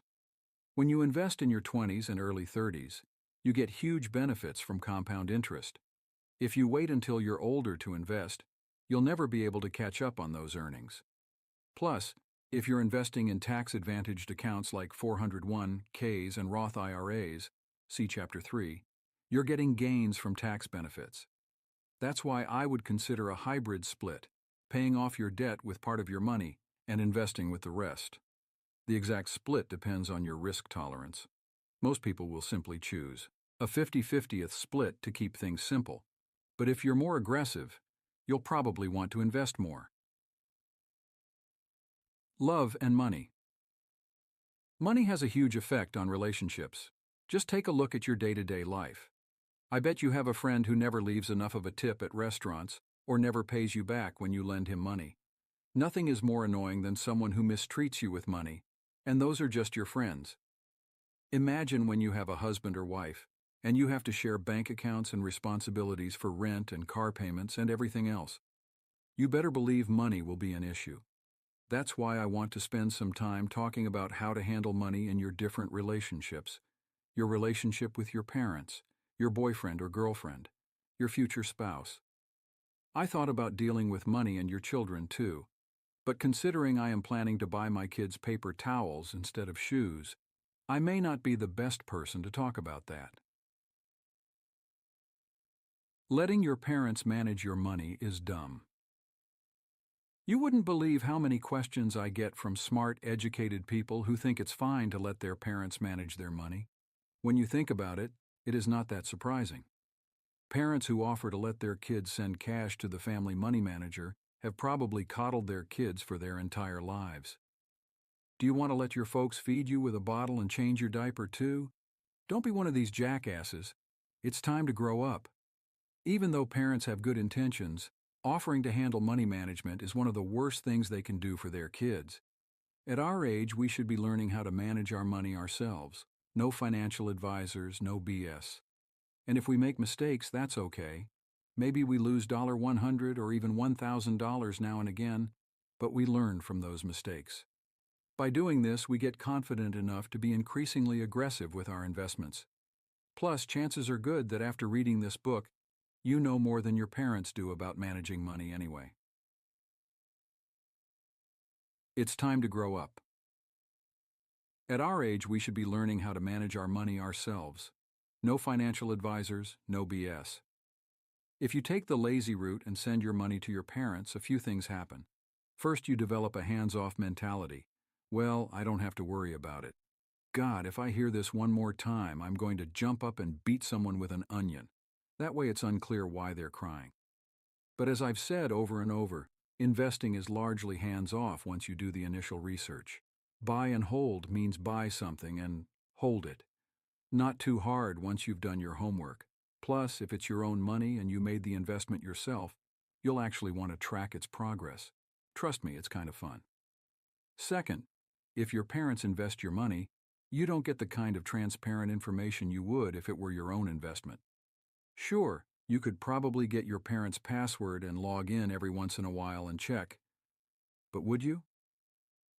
Also, if their entire portfolio went up 30%, what does that mean for your money, which was probably invested at a different time than their money? How much did you actually make? I hate math, so I would avoid having to calculate this at all costs. Third, you want to give yourself bottom-line accountability for any gains or losses. No blaming your parents, their financial advisor, who is paying his bills using the fees he charges you, or your parents' fancy full-service account for charging you fees. Your investments should be yours, and so should the wins or losses.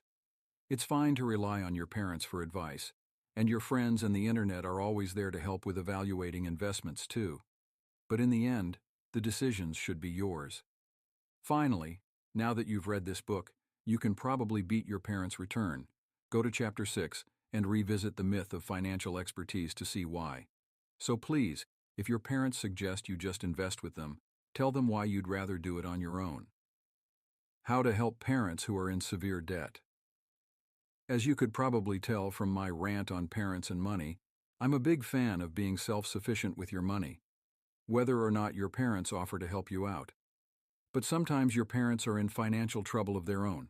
If your parents are in a lot of debt, it can be very tough on your relationship with them, especially if they reach out to you and ask for help. In this case, your biggest challenge is not going to be coming up with a technical personal finance solution for their problem. Instead, it's going to be persuading them to change decades of bad money management habits. Work through this delicately but firmly. They'll probably be coping with the crushing guilt of having to rely on their son or daughter to help them with their finances, but don't let them get caught up in feeling bad. Instead, identify where their money is going. Set up a plan using the hierarchy of investing, see page 76, and then help your parents make the tough decisions that will be necessary. My readers have used what I've taught them to persuade their parents to do anything from finally setting up a retirement account when they were in their 50s, to selling their house and downsizing their entire lives. Every situation is different, but here are some questions you can ask. Remember, tread gently. Nobody likes talking about money, especially if it means having to admit to their kids that they need help. How do they feel about their money? Why? How much do they make per month? How much do they spend? What percentage of their income are they saving? Do they pay fees for their bank accounts and credit cards? What's their average monthly credit card balance? Why isn't it zero? How could they get it there? Do they have any investments? If so, how did they choose them? Do they own mutual funds? How much are they paying in fees? Are they maximizing their 401(k) at least as much as their company matches? What about other retirement vehicles like a Roth IRA? Do they have one? Do they read www.iwillteachyouToberic.com? No? Why not, Pops? Note: I highly recommend that you scream this really loudly at them. Your parents might not have answers to all these questions, but listen closely to what they do tell you. I'd encourage you to take the 85% solution approach and figure out one or two major actions they could take to improve their financial situation. Maybe it means setting up an automatic savings account, or focusing on paying off one credit card so they can feel a small sense of accomplishment. Think back to when you didn't know anything about money, and it was incredibly overwhelming. Now you can use what you've learned to help your parents make small changes that will have big results. The dreaded DTR conversation with your boyfriend or girlfriend about money. Remember how painful those define the relationship conversations were back in college? Now imagine you have to sit down and talk about money while wishing you could use the sweat from your forehead to drown yourself. Sure, you and your boyfriend or girlfriend might have had an occasional chat about money. But when you're getting serious, whether you're recently engaged or moving in together, or just at a point where your decisions start to really affect each other, it's important to spend some time talking about your money and your financial goals. Talking about money with your partner might sound painful, but I promise you it doesn't have to be awkward. As corny as it sounds, it can actually bring you closer together if you know what to ask and stay calm. And if your girlfriend-boyfriend isn't a nut job with $300,000 in credit card debt, the specific tactics aren't as important as your attitude going in. The key is to start by asking their advice. Yes, even if you don't need it. Bring the topic up lightly. Hey, I've been trying to learn about money lately. What do you think about investing versus saving? If you don't get an answer, try this. Okay, hey, I have another question. What do you think about my spending? Is there anything you think I should change? I guarantee you they'll have an opinion on that. And although you're sacrificing yourself, at least it'll get the conversation started. The key is to start by asking their advice. Yes, even if you don't need it. After a few days, ask for their financial advice again. What do you think? Should I pay off my credit card or my student debt? Of course, you already know the answer from page 220. Then, a few days later, tell them you've been doing some more research.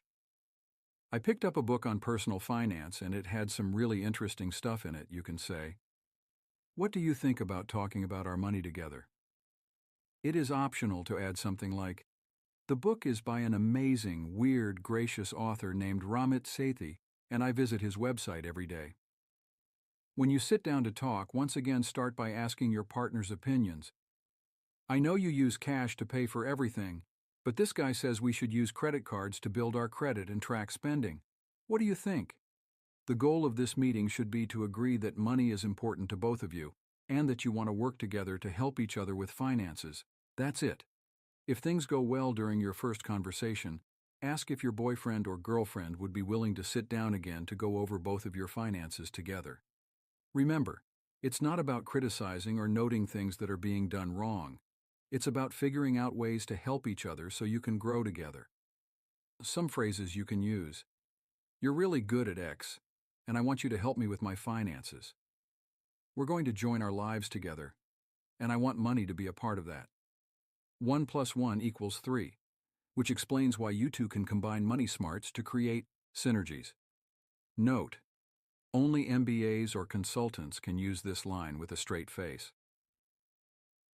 The big meeting. This is the big day when you both lay bare all your finances and work through them together. But remember, it's not really such a dramatic step, since you've been slowly working toward this for weeks. It should take about 4 or 5 hours to prepare for this meeting.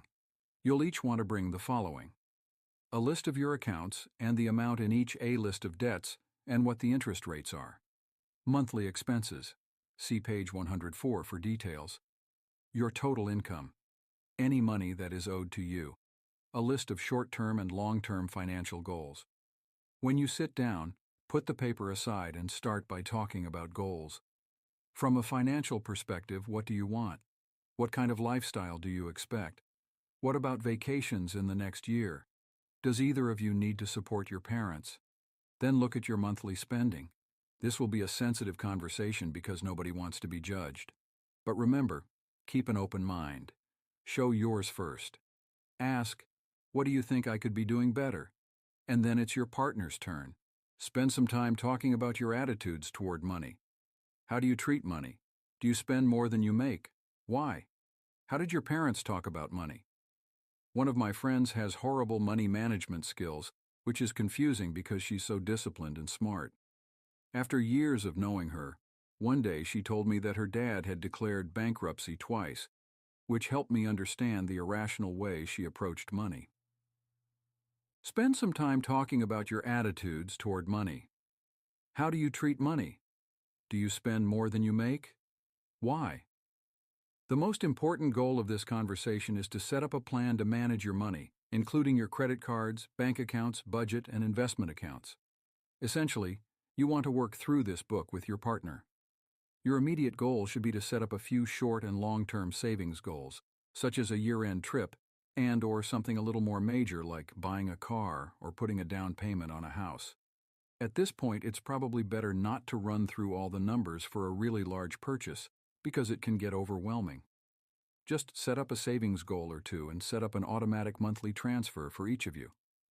Longer term, you and your girlfriend/boyfriend should work together to get on the same page with your money attitudes.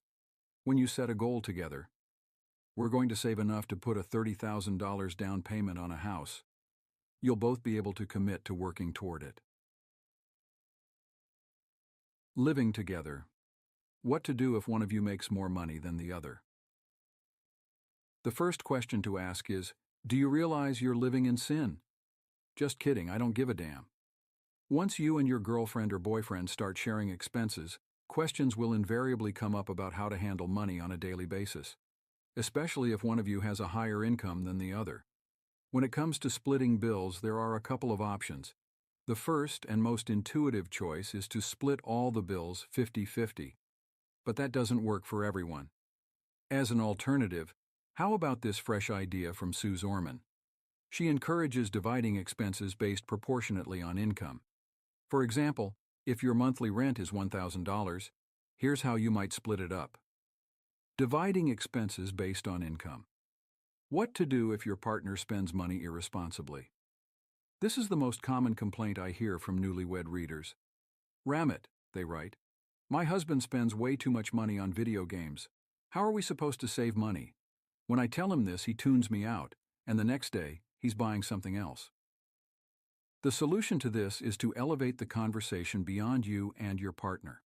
If you keep trying to tell your partner not to spend money on something, he or she will resent it and ignore you. More than anything, people hate to be judged for their spending. So if you continue making it personal, you can't spend that much on shoes each month. You'll get nowhere. Instead, keep it simple.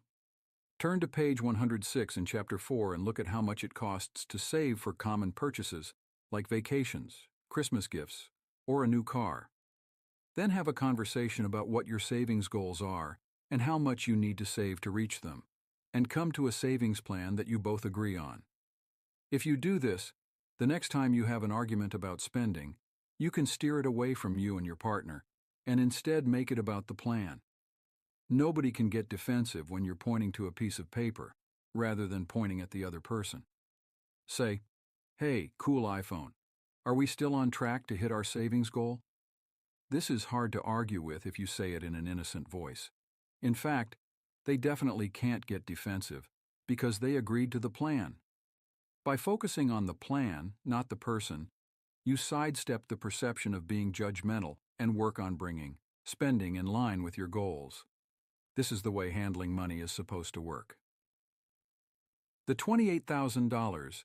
Question: why we're all hypocrites about our wedding and how to save for yours. A while back, I was out with some friends, including one who was planning her wedding. Because both my sisters had recently gotten married, I suggested she check out a nearby stationery store for her invitations. It's really expensive, like $14 per invitation, I told her. But at least you can get some ideas for design. She looked at me and without a hint of arrogance said, "Oh, I'll check it out. I actually talked to my family and we have an unlimited budget for the wedding." That one sentence rendered me speechless. She wasn't bragging. She was just saying it matter-of-factly. Her wedding could cost anything and that was totally fine. She comes from a very wealthy family, so this isn't so unusual. What is unusual, however, is that so many people will scoff at the above story, and then proceed to spend ungodly amounts on their own wedding, while steadfastly insisting how absurd most people are. I want to help plan for these large life events. But be prepared. You're going to have to confront the hypocrisy that we all have when it comes to these purchases. Of course, your wedding will be simple. When my sister called me to tell me that she'd gotten engaged, I was out with my friends. I ordered champagne for everyone. When my other sister told me she was getting married a few months later, I told all my friends again.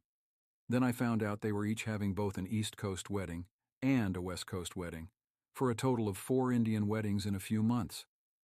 I ordered a round of cyanide and made mine a double.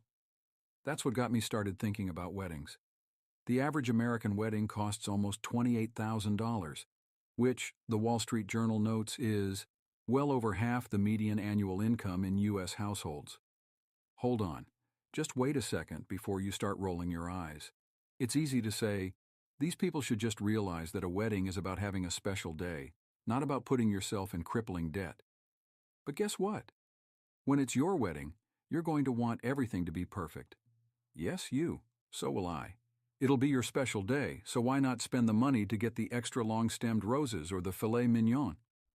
My point isn't to judge people for having expensive weddings. Quite the opposite.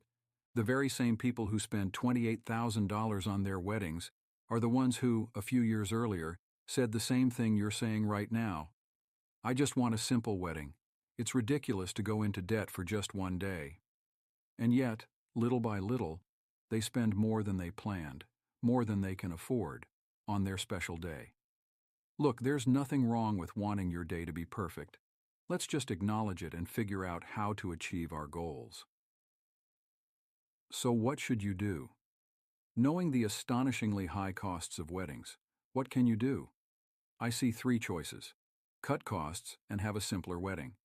Great idea, but frankly, most people are not disciplined enough to do this. I don't say this pejoratively, but statistically, most people will have a wedding that costs tens of thousands of dollars. Do nothing and figure it out later. This is the most common tactic. I spoke to a recently married person who spent the previous 8 months planning her wedding, which ended up becoming a very expensive day. Now, months later, she and her husband don't know how to deal with the resulting debt. If you do this, you are a moron. But you are in good company because almost everybody else does it too.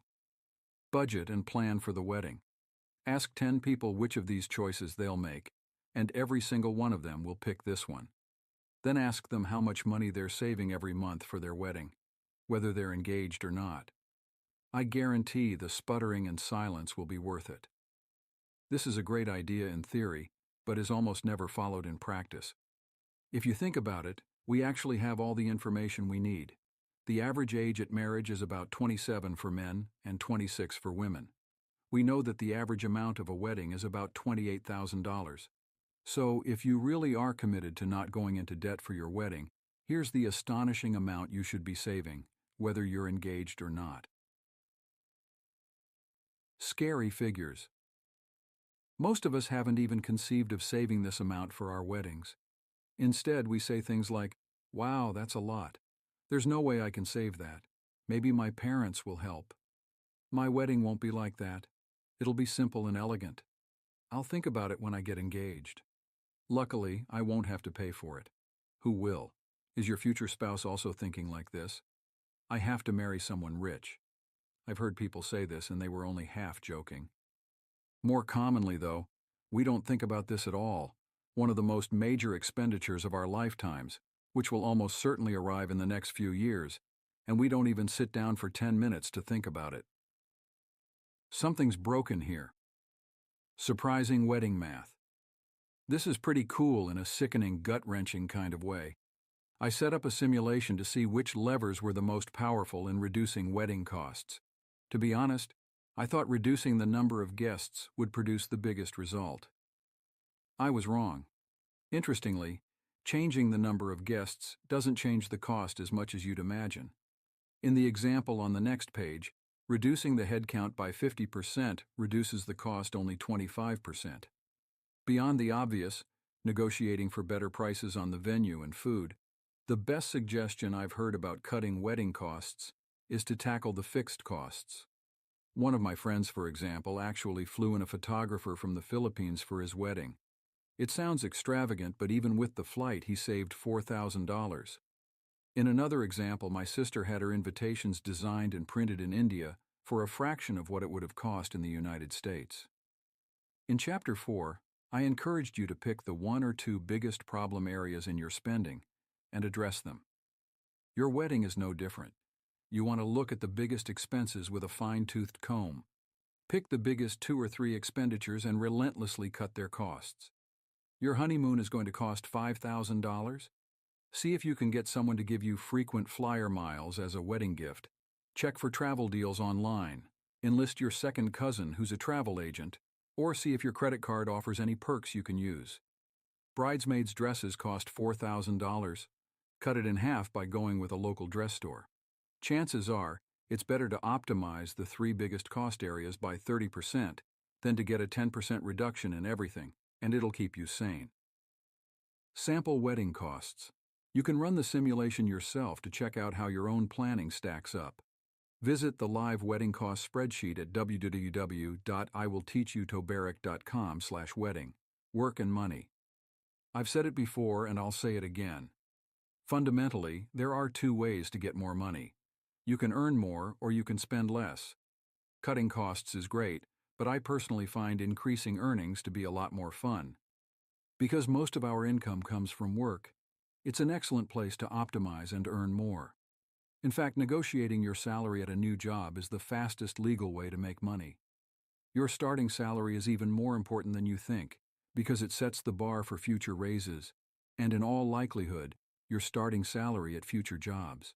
A $1,000 or $2,000 salary increase, in other words, can equal many times that over your career. Now let me show you how to get thousands by negotiating for a better salary. Negotiating your salary, I will teach you to be rich style. In Chapter 4, I wrote about asking for a raise at your current job. But the single best time to negotiate salary is when you're starting a new job. You have the most leverage then, and with some basic preparation, you can earn $5,000 or $10,000 in a simple 10-minute conversation, then retire to a nearby cafe for a light lunch. Delightful. When I coach people on negotiation, I pretend to be the hiring manager and ask the toughest questions they might get. My friends don't like this, possibly because I also repeatedly crack jokes about taking the role play further than I should. But I force them to do it, and they later thank me. When we're finished, 4 to 5 hours later, they're exhausted and cranky. But the people I've coached end up negotiating on average $6,000 more in salary. Negotiating is 90% about mindset and 10% about tactics. Most people don't believe they should negotiate. They're afraid of being rude or of having the employer rescind their offer. That almost never happens, especially because the company may have already spent up to $5,000 recruiting you. If you negotiate, you explicitly communicate that you value yourself more highly than the average employee. Are you average? If not, why would you settle for an average salary? Highlight the ways you'll help your company hit its goals. The basics of negotiating are very simple. 1. Remember that nobody cares about you. Most new employees come to the table talking about how much they want to make. To be totally honest, as a hiring manager, I don't really care what you want to make. I would like to sit in the back of a Bentley with 2 hot twins and be fed a Taco Bell grill stuffed burrito with extra jalapenos. So when you're negotiating, remember this. When it comes to you, your manager cares about 2 things: how you're going to make him look better, and how you're going to help the company do well. Negotiating tactic. Always frame your negotiation requests in a way that shows how the company will benefit. Don't focus on the amount you'll cost the company. Instead, illustrate how much value you can provide to the company. If your work will help them drive an initiative that will make $1 million for the company, point that out. Tie your work to the company's strategic goals and show the boss how you'll make him look good. Highlight how you'll make your boss's life easier by being the go-to person he can hand anything to.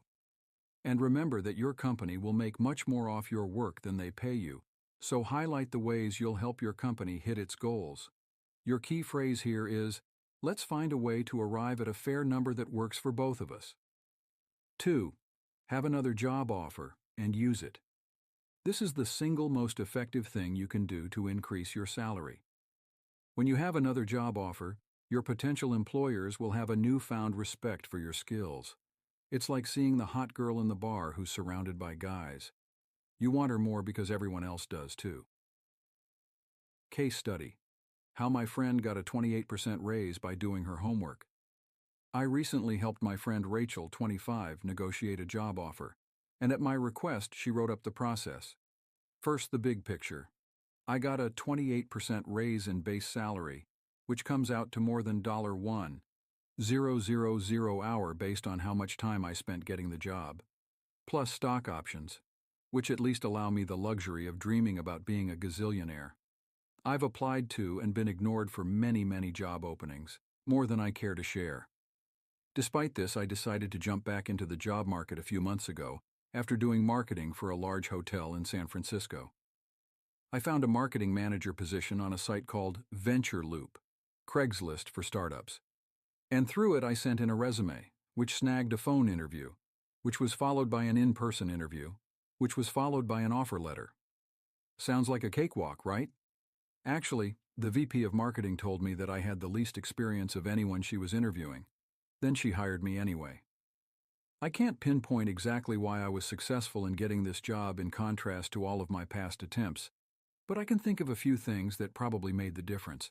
My strategies weren't rocket science, but they involve time and effort, two things that definitely make a difference separating you from the pack. 1. I broke down their job posting line by line and wrote down my skills and projects I'd worked on that directly related to their description. 2.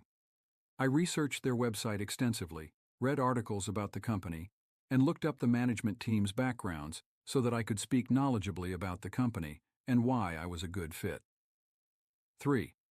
I prepared a spiel about my somewhat eclectic resume, which can look unfocused if not set in the proper context. 4. I called an expert on startups, finance, bargaining, and a half dozen other things to get some outside counsel. Ramit gave me some key advice, including, tell them you want to get your hands dirty, and suggest 3 things you would do to enhance their marketing efforts. Yes, he does talk just like he writes on his blog. 5. I actually took Ramit's advice, which is where a lot of my work came in. I dreamed up 3 proposals for generating greater interest at trade shows, better responses to direct marketing efforts, and increased name recognition in the general population. Wow. So the interview must have gone really well, right? Not quite. And Rachel's description of what she did is a classic case of turning a missed opportunity into a chance to win. I never actually found a good opportunity to mention my ideas, this despite a 4-hour interview.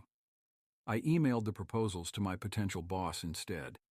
I then individually emailed every person I spoke to that day to thank them for their time.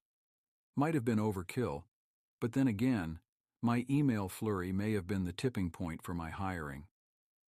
My references later told me that the VP had been impressed with my energy and intelligence, and had decided she would rather train someone with potential than hire a more experienced and perhaps less flexible individual.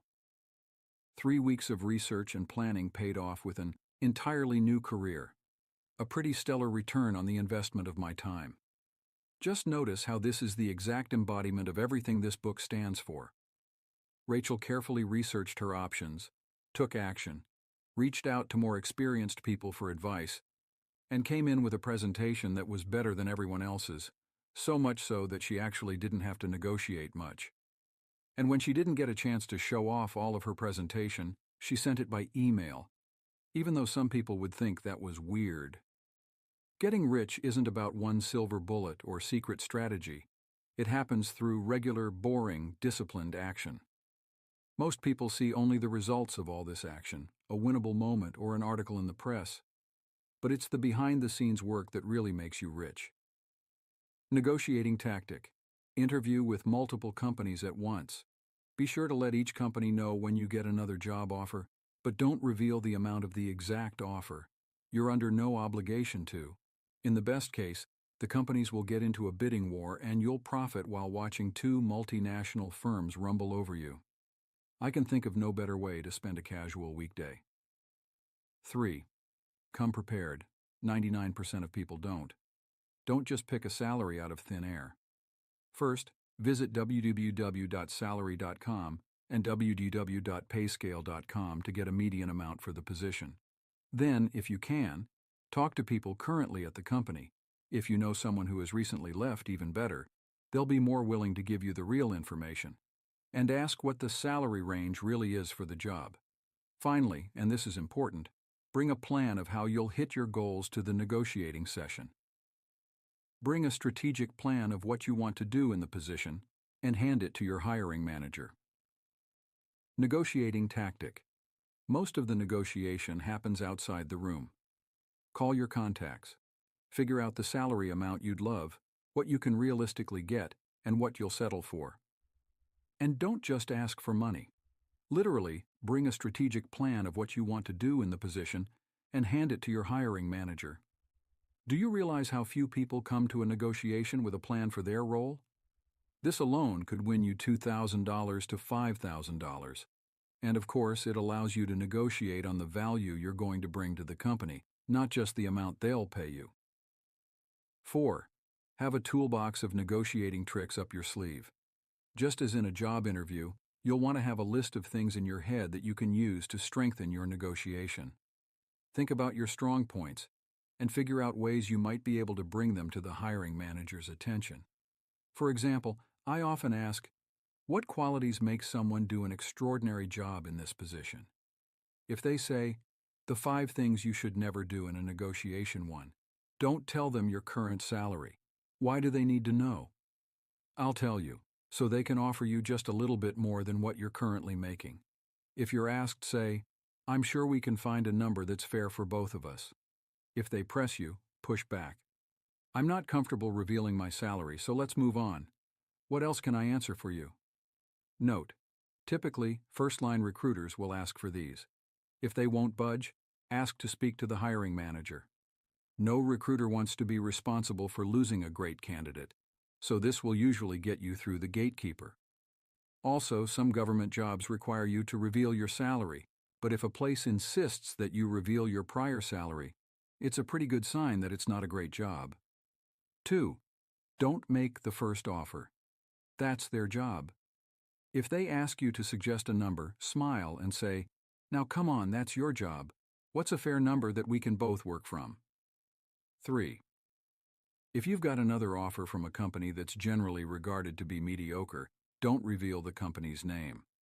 When asked for the name, just say something general but true, like, it's another tech company that focuses on online consumer applications. If you say the name of the mediocre company, the negotiator is going to know that he's got you. He'll tear down the other company, which I would do too, and it will all be true. He won't focus on negotiating. He'll just tell you how much better it will be at his company, so withhold this information. 4. Don't ask yes or no questions. Instead of, you offered me $50,000. Can you do $55,000?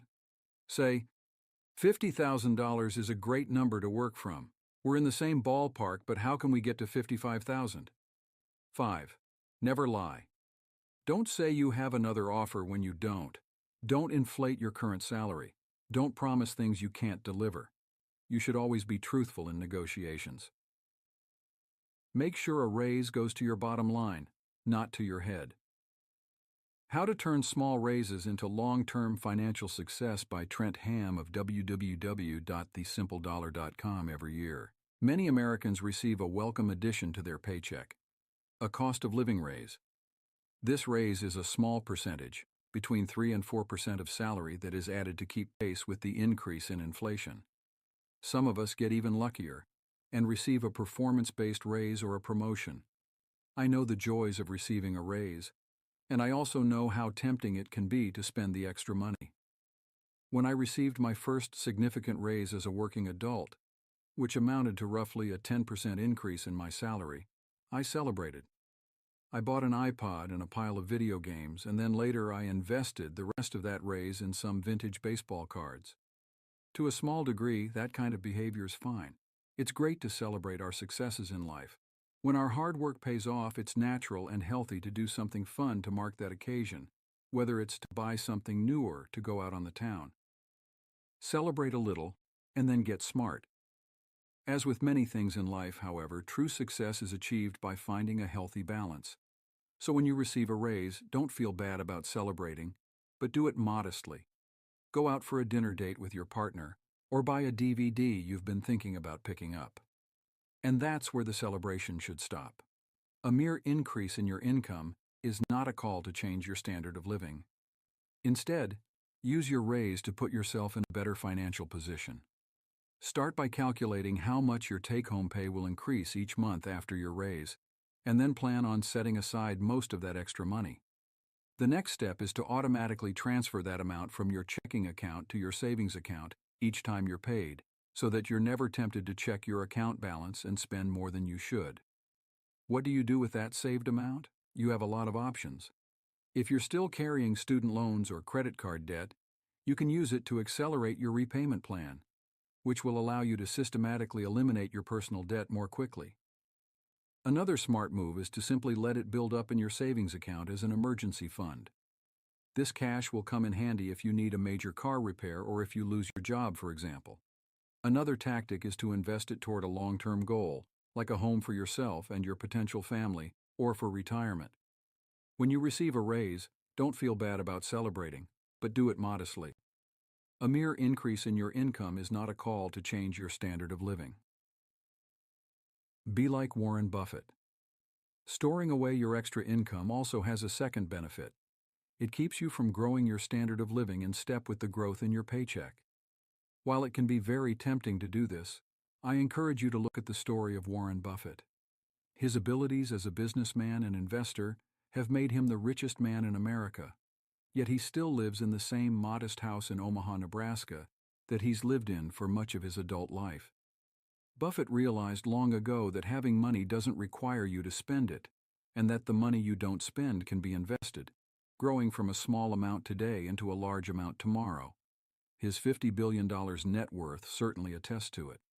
Trent Ham, author of 365 Ways to Live Cheap, blogs about applying frugal living tactics to everyday life at www.thesimpledollar.com. Person should be very focused on metrics.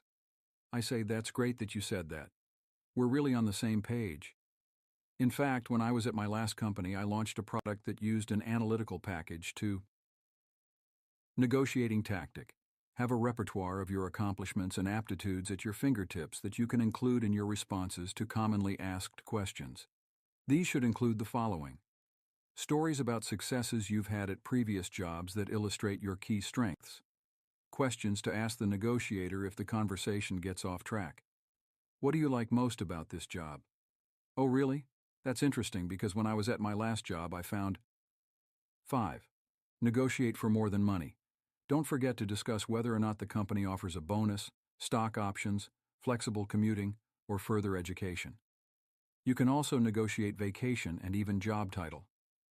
Note: startups don't look very fondly on people negotiating vacations because it sets a bad tone, but they love negotiating stock options because top performers always want more as it aligns them with the company's goals. Negotiating tactic. Your line is, let's talk about total comp, which refers to your total compensation, not just salary but everything. Treat them each as levers. If you pull one up, you can afford to let another fall. Use the lever strategically, for example by conceding something you don't really care about, so you can both come to a happy agreement. 6. Be cooperative, not adversarial. If you've gotten to the point of negotiating a salary, the company wants you, and you want them. Now you just need to figure out how to make it work. It's not about you demanding more or them screwing you for less. Negotiation is about finding a cooperative solution to creating a fair package that will work for both of you. So check your attitude. You should be confident, not cocky, and eager to find a deal that benefits you both. Negotiating tactic. The phrase to use here is, we're pretty close. Now let's see how we can make this work. 7. Smile. I'm not joking. This is one of the most effective techniques in negotiation. It's a disarming technique to break up the tension and demonstrates that you're a real person. When I was interviewing for college scholarships, I kept getting passed over until I started smiling, and then I started winning a bunch of them. Negotiating tactic. Smile. Really do it. 8. Practice negotiating with multiple friends. This sounds hokey, but it works better than you can imagine. If you practice out loud, you'll be amazed at how fast you improve. Yet nobody ever does it because it feels weird. I guess it also feels weird to have an extra $10,000 in your pocket, jackass. For example, one of my friends thought it was too strange to practice negotiating, so when he faced a professional hiring manager, he didn't have a prayer. Later, he came to me like a clinically depressed Eeyore, whining about how he didn't negotiate. What could I say? This lack of practice can cost, on average, $5,000 to $10,000. Negotiating tactic. Call over your toughest, most grizzled friend and have him grill you. Don't laugh during the role play. Treat it like it's a real negotiation. Better yet, videotape it. You'll be surprised how much you learn from this. If it sounds ridiculous, think about the benefits of not only the additional money, but the respect you'll get from your boss for a polished, professional negotiation. Check your attitude. You should be confident, not cocky, and eager to find a deal that benefits you both. 9. If it doesn't work, save face. Sometimes the hiring manager simply won't budge. In that case, you need to be prepared to either walk away or take the job with a salary that's lower than you wanted. If you do take the job, always give yourself an option to renegotiate down the line and get it in writing. Negotiating tactic. Your line here is, I understand you can't offer me what I'm looking for right now, but let's assume I do an excellent job over the next 6 months. Assuming my performance is just extraordinary, I'd like to talk about renegotiating then. I think that's fair, right? Get him to agree. Great. Let's put that in writing and we'll be good to go. If you want to learn more about negotiation, I've put together a package of in-depth negotiation videos and tips. Check out www.iwillteachyoutobarrack.com/negotiate-like-and-Indian for details. How to save thousands on big-ticket items. When it comes to saving money, big purchases are your chance to shine and to dominate your clueless friends who are so proud of not ordering Cokes when they eat out, yet waste thousands when they buy large items like furniture, a car, or a house. When you buy something major, you can save massive amounts of money, $2,000 on a car or $40,000 on a house, that will make your other attempts to save money pale in comparison. Big-ticket items like these, however, are where people most commonly make mistakes. They don't comparison shop, they overpay because a salesperson cons them into spending too much. And worst of all, they then think they got a good deal. Don't be one of these people. A fresh look at buying a car. It's strange how many people make an effort to save on things like clothes and eating out, but when it comes to large purchases like cars, make poor decisions and erase any savings they've accumulated along the way. Let me first tell you that the single most important decision associated with buying a car is not the brand or the mileage or the rims. Please jump off a bridge if you buy specialty rims. Surprisingly, from a financial perspective, the most important factor is how long you keep the car before selling it. You could get the best deal in the world, but if you sell the car after 4 years, you've lost money. Instead, understand how much you can afford, pick a reliable car, maintain it well, and drive it for as long as humanly possible. Yes, that means you need to drive it for more than 10 years, because it's only once you finish the payments that the real savings start. And by taking good care of your car, you can save even more enormous piles of money over the long term, and you'll have a great car. There are 4 steps to buying a car: budgeting, picking a car, negotiating like an Indian, and maintaining your car. First, ask yourself how buying a car fits into your spending and saving priorities. See Chapter 4. If you're satisfied with a used Toyota Corolla and would rather put your extra money toward investing for growth, great. On the other hand, if you really love BMWs and can afford to buy one, then you should do it. This is conscious spending, applied. Once you've thought about where your car fits into your priorities, you need to look at your conscious spending plan and decide what you're willing to allocate toward your car each month. This is the number you keep in your back pocket as the number you can afford to spend up to. Ideally, you'll spend less. Note, ignore the advertisements for $199/month. Those are scammy introductory rates that are simply not real. So, knowing that there will be other expenses involved in the total expense of having a car, you want to decide how much you want to spend on the car itself. For example, if you can afford a total monthly payment of $500 toward your car, you can probably afford a car that costs $200 to $250 per month. For example, my monthly car payment of $350.75 actually adds up to around $1,000 when I factor in insurance, gas, maintenance, and $200/month San Francisco parking. With a budget of around $200 per month for your car itself, that means you can afford a car that costs around $12,000 over 5 years. Pretty sobering compared with what most people think they can afford, right? This shows you how easy it is to overspend on a car. If you pick a crappy car, you are a moron. Please pick a good car. There are some cars that are just objectively bad decisions that nobody should ever buy. For example, has anyone with an IQ over 42 ever consciously chosen to buy a Chevy Lumina? Sadly, many do's and don'ts for your first car do investigate recent graduate incentive plans for first-time car buyers. Many car companies offer programs that give rebates or special financing if you're a new grad and have reasonably good credit. Google it to find companies that are offering deals. Calculate total cost of ownership, TCO. This means you figure out how much you'll be spending over the life of the car. These expenses can have a big effect on your finances. Besides the cost of the car and the interest on your loan, the TCO should include maintenance, gas, insurance, and resale value. By understanding even a rough ballpark of how much these invisible costs will run you, you'll be able to save more accurately and avoid surprises when you get a $600 car repair fee. Buy a car that will last you at least 10 years, not one that looks cool. Looks fade and you're still going to be stuck with the payments. Optimize for the long term. Don't lease. Leasing nearly always benefits the dealer, not you. It appeals to people who want the newest car and are willing to pay exorbitant amounts and get nothing to show for it. So, wealthy people who want new cars every 2 years, and in some cases, businesses for tax reasons. Not you. Buy a car and hold it for the long term.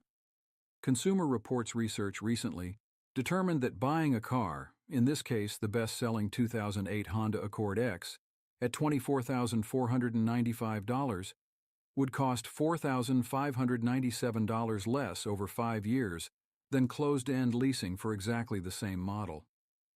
If that doesn't persuade you not to lease, I don't know what will. Sell your car in fewer than 7 years. The real savings come once you've paid off your car loan and driven it for as long as possible. Most people sell their cars far too early. It's much cheaper to maintain your car well and drive it into the ground. Assume you have to buy a used car. Run the numbers. Over the long term, a new car may end up saving you money if you pick the right new car, pay the right price, and drive it for a long time. See below for my story on buying a new car. Stretch your budget for a car. Set a realistic budget for your car and don't go over it. Be honest with yourself. Other expenses will come up, maybe car-related, maybe not, and you don't want to end up struggling because you can't afford your monthly car payment. People I know are seduced by the shiny new cars at the dealership. But it's important to remember that you're not just buying the car for today. You're buying it for the next 10+ years. Buying a flashy car can be like dating a hot yet vapid girl. The hotness will wear off after a little while, and all you'll be left with is the unsatisfying person beneath. That is why, when I'm checking girls out, I always exclaim loudly to my friend, "Hey man, remember, we have to optimize for the long term." Trust me, when girls overhear that, they can't resist me. First, any car you evaluate must fit within your budget. This will eliminate most cars automatically. Do not even look at cars you can't afford. Second, the car must be a good car. But Ramit, you might say, who can say what a good car is? One man's trash is another man's treasure. Listen, there is one person who will say what a good car is. Me. Here's what makes a good car. Reliability. When I bought my car, above all, I wanted one that would not break down. I have enough stuff going on in my life, and I want to avoid car repair issues that cost time and money as much as possible. Because this was a high priority, I was willing to pay slightly more for it. A car you love. I've written time and time again about consciously spending on the things you love. For me, since I'd be driving the car for a long time, I wanted to pick one that I really enjoyed driving. And like a dutiful Indian son, I love not having to worry about it breaking down. Resale value. One of my friends bought a $20,000 Acura Integra drove it for about 7 years, and then sold it for 50% of the price. That means she got a fantastic deal on driving a new car for 7 years. To check out how your potential cars will fare, visit www.kbb.com and calculate resale prices in 5, 7, and 10 years. You'll be surprised how quickly most cars depreciate and how others, Toyotas and Hondas especially, retain their value. Insurance. The insurance rates for a new and used car can be pretty different. Even if they're only slightly different, say $50/month, that can add up over many years. Fuel efficiency. With gas prices on a roller coaster ride, you may want to hedge your bets and consider a very fuel-efficient or even a hybrid car. This could be an important factor in determining the value of a car over the long term. The down payment. This is important. If you don't have much cash to put down, a used car is more attractive because the down payment, that is, money you have to pay when you buy the car, is typically lower. And if you put $0 down, the interest charges on a new car will be much more. In my case, I had cash available to put down. Interest rate.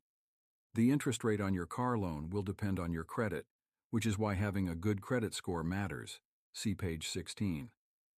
If you have multiple sources of good credit, your interest rate will be lower. This becomes more important over a longer-term loan. Each car dealership will negotiate differently. Don't be afraid to walk out if the dealer tries to change the finance terms on you at the last minute. This is a common trick. Conquering car salespeople by out-negotiating them. I've seen more than my share of negotiations, including watching my dad negotiate with car dealers for multiple days. I think we actually ate breakfast at a dealership once. You must negotiate mercilessly with dealers. I have never seen as many people make bad purchasing decisions as when they're in a car dealer's office. If you're not a hardball negotiator, take someone with you who is. If possible, buy a car at the end of the year, when dealers are salivating to beat their quotas and are far more willing to negotiate. Their saliva is your salvation. I also highly recommend using Fighting Chance, www.fightingchance.com, an information service for car buyers to arm yourself before you negotiate. The service costs $39.95, and it's completely worth it. You can order a customized report of the exact car you're looking for, which will tell you exactly how much car dealers are paying for your car, including details about little-known dealer withholding. For instance, I spent a month on the site researching and planning and then bought my car for $2,000 under invoice. The service also provided specific tips for how to negotiate from the comfort of your sofa. You don't even have to set foot in a dealership until the very end. I have never seen as many people make bad purchasing decisions as when they're in a car dealer's office. Here's how I did it. When I decided to buy, at the end of December, when salespeople are desperate to meet their quotas, I faxed 17 car dealers and told them exactly which car I wanted. I said I was prepared to buy the car within 2 weeks and, because I knew exactly how much profit they would make off the car, I would go with the lowest price offered to me. The same day as I sat back with a cup of Earl Grey tea and a Taco Bell burrito, faxes started rolling in from the dealers. After I had all the offers, I called the dealers, told them the lowest price I'd received, and gave each of them a chance to beat it. This resulted in a bidding war that led to a downward spiral of near-orgasmic deals. In the end, I chose a dealer in Palo Alto who sold me the car for $2,000 under invoice, a nearly unheard-of price. I didn't have to waste my time going to multiple dealerships, and I didn't have to bother with slimy car salesmen. I went into only one dealer's office, the winning one. Boring but profitable. Maintaining your car. I know that keeping your car well maintained doesn't sound sexy, but it will make you rich when you eventually sell your car. So take your car's maintenance as seriously as your retirement savings. As soon as you buy your car, enter the major maintenance checkpoints into your calendar so you remember them. Here's a hint. The average car is driven about 15,000 miles per year. You can use that number as a starting point to calculate a maintenance schedule based on the car manufacturer's instructions. Of course, you also need to have regular oil changes, watch your tire pressure, and keep your car clean. I keep a record of each service I have, along with any notes. When I sell my car, I'll show the documentation to the buyer to prove how meticulous I've been, and charge the buyer accordingly. People often forget this and slap their foreheads when they go to sell their car, only to be negotiated down, by someone like me, for not keeping detailed maintenance records. Don't let yourself get outmaneuvered by a lack of paperwork. The biggest big-ticket item of all, buying a house. If I ask people, hey, would you like to make $100,000 in 1 year? Who wouldn't say yes? And if I sweetened the offer by saying you'd have to spend only 10 hours per week that year to do it, I guarantee every single person I asked would go for it. So why don't people spend that amount of time researching the biggest purchase of their lives? By doing the research that 99% of other people don't, you can save tens of thousands of dollars on your house over the life of your loan. That's why when I hear about people who fell in love with a house and then had to have it on the spot, I'm reminded why I wish I could pull a red wagon full of tomatoes everywhere I go. Buying a house is the most complicated and significant purchase you'll make, so it pays to understand everything about it beforehand. I mean everything. This isn't a pair of pants at Banana Republic. When you buy a house worth hundreds of thousands of dollars, you should be an expert on the tricks and common mistakes most homebuyers make. You should know all the common real estate terms and how to push and pull to get the best deal. And you should understand that houses are primarily for living in, not for making huge cash gains. Look, if you buy a house without opening up a spreadsheet and entering some numbers, you are a fool. Remember, if you can save $75,000 or $125,000 over the entire course of a 30-year loan just by educating yourself a little, it's certainly worth your time. I'm going to help you figure out if buying a house is right for you, and then I'm going to give you an overview of the things you'll need to do over the next few months, at least 3 months, probably 12, to prepare to buy. I can't cover all the tips here, but I'll get you started with the basics. Who should buy a house? From our earliest days, we're taught that the American dream is to own a house, have 2.5 kids, and retire into the sunset.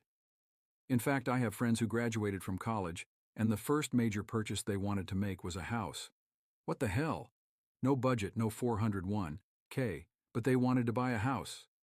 When I ask my younger friends why they want to buy a house, they stare at me blankly. They're a good investment, they reply, like brainless automatons who are at risk of being smacked by me. Actually, houses really aren't very good investments in general, but I'll cover that in a minute. Back to who should buy. First and foremost, you should buy a house only if it makes financial sense. In the olden days, this meant that your house would cost no more than 2.5 times your annual income. You'd be able to put at least 20% of the purchase price down, and the total monthly payments, including the mortgage, maintenance, insurance, and taxes, would be about 30% of your gross income. If you make $50,000 per year before taxes, that means your house would cost $125,000. You'd put $25,000 down, and the total monthly payments would be $1,250 per month. Yeah, right. Maybe if you live in the Ozarks. Things are a little different now, but that doesn't explain the stupidity of people who purchase houses for 10 times their salaries with zero money down. Sure, you can stretch those traditional guidelines a little, but if you buy something you simply can't afford, it will come around and bite you in the ass. Let me be crystal clear.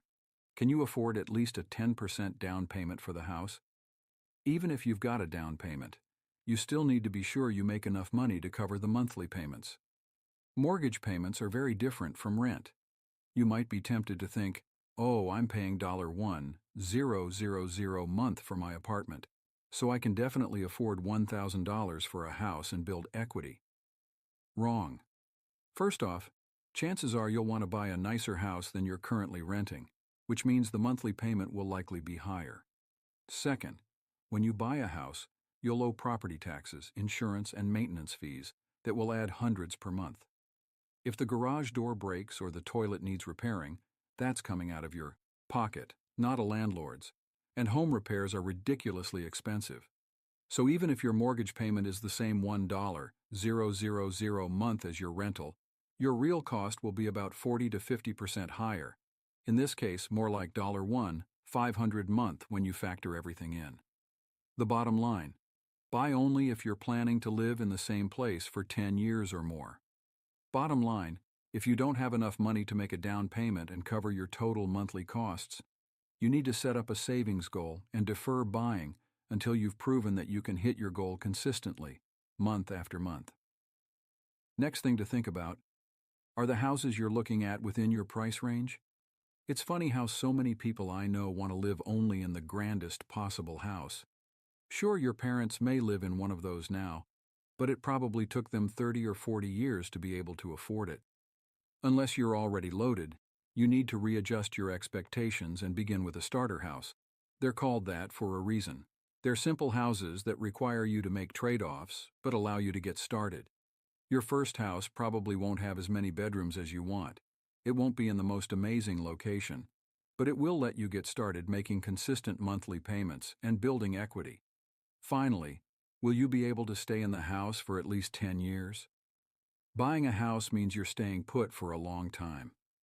Some people say 5 years, but the longer you stay in your house, the more you save.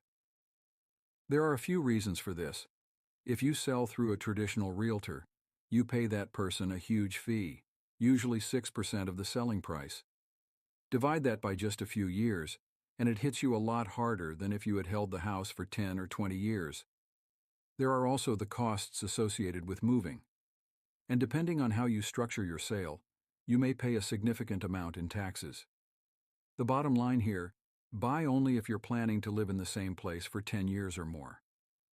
I have to emphasize that buying a house is not just a natural step in getting older. Too many people assume this and then get in over their heads. Buying a house changes your lifestyle forever. No matter what, you have to make your monthly payment every month, or you'll lose your house and watch your credit tank. This affects the kind of job you can take and your level of risk tolerance. It means you'll need to save for a 6-month emergency plan in case you lose your job and can't pay your mortgage. In short, you really need to be sure you're ready for the responsibility of being a homeowner. Of course, there are certainly benefits to buying a house, and like I said, most Americans will purchase one in their lifetime. If you can afford it, and you're sure you'll be staying in the same area for a long time, buying a house can be a great way to make a significant purchase, build equity, and create a stable place to raise a family. The truth: real estate is a poor investment for individual investors. Americans' biggest investments are their houses, but real estate is also the place where Americans lose the most money. Realtors and most homeowners are not going to like me after this section, but in truth, real estate is the most overrated investment in America. It's a purchase first, a very expensive one, and an investment second. As an investment, real estate provides mediocre returns at best. First, there's the problem of risk. If your house is your biggest investment, how diversified is your portfolio? If you pay $2,000 per month to a mortgage, are you investing $6,000 elsewhere to balance your risk? Of course not. Second, the facts show that real estate offers a very poor return for individual investors.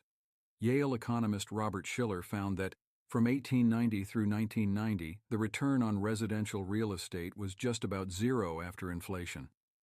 I know this sounds crazy, but it's true. We fool ourselves into thinking we're making money when we're simply not.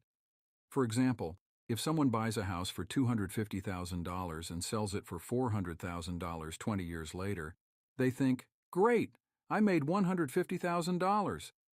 But actually, they've forgotten to factor in important costs like property taxes, maintenance, and the opportunity cost of not having that money in the stock market. The truth is that over time, investing in the stock market has trumped real estate quite handily, even now, which is why renting isn't always a bad idea. I'm not saying buying a house is always a bad decision. It's just that you should think of it as a purchase rather than as an investment. And just as with any other purchase, you should buy a house and keep it for as long as possible. Do your homework and then negotiate, and know your alternatives, like renting. Buying vs. renting, the surprising numbers. I want to show you why renting is actually a smart decision for many people, especially if you live in an expensive area like New York or San Francisco. But first, let's get rid of the idea that renters are throwing away money because they're not building equity. Anytime you hear cliches like that from any area of personal finance, beware. It's just not true, and I'll show you the numbers to prove it. The total price of buying and owning a house is far greater than the house's sticker price. Take a look at this research from the Office of Federal Housing Enterprise Oversight. When you rent, you're not paying all those other assorted fees, which effectively frees up tons of cash that you would have been spending on a mortgage. The key is investing that extra money.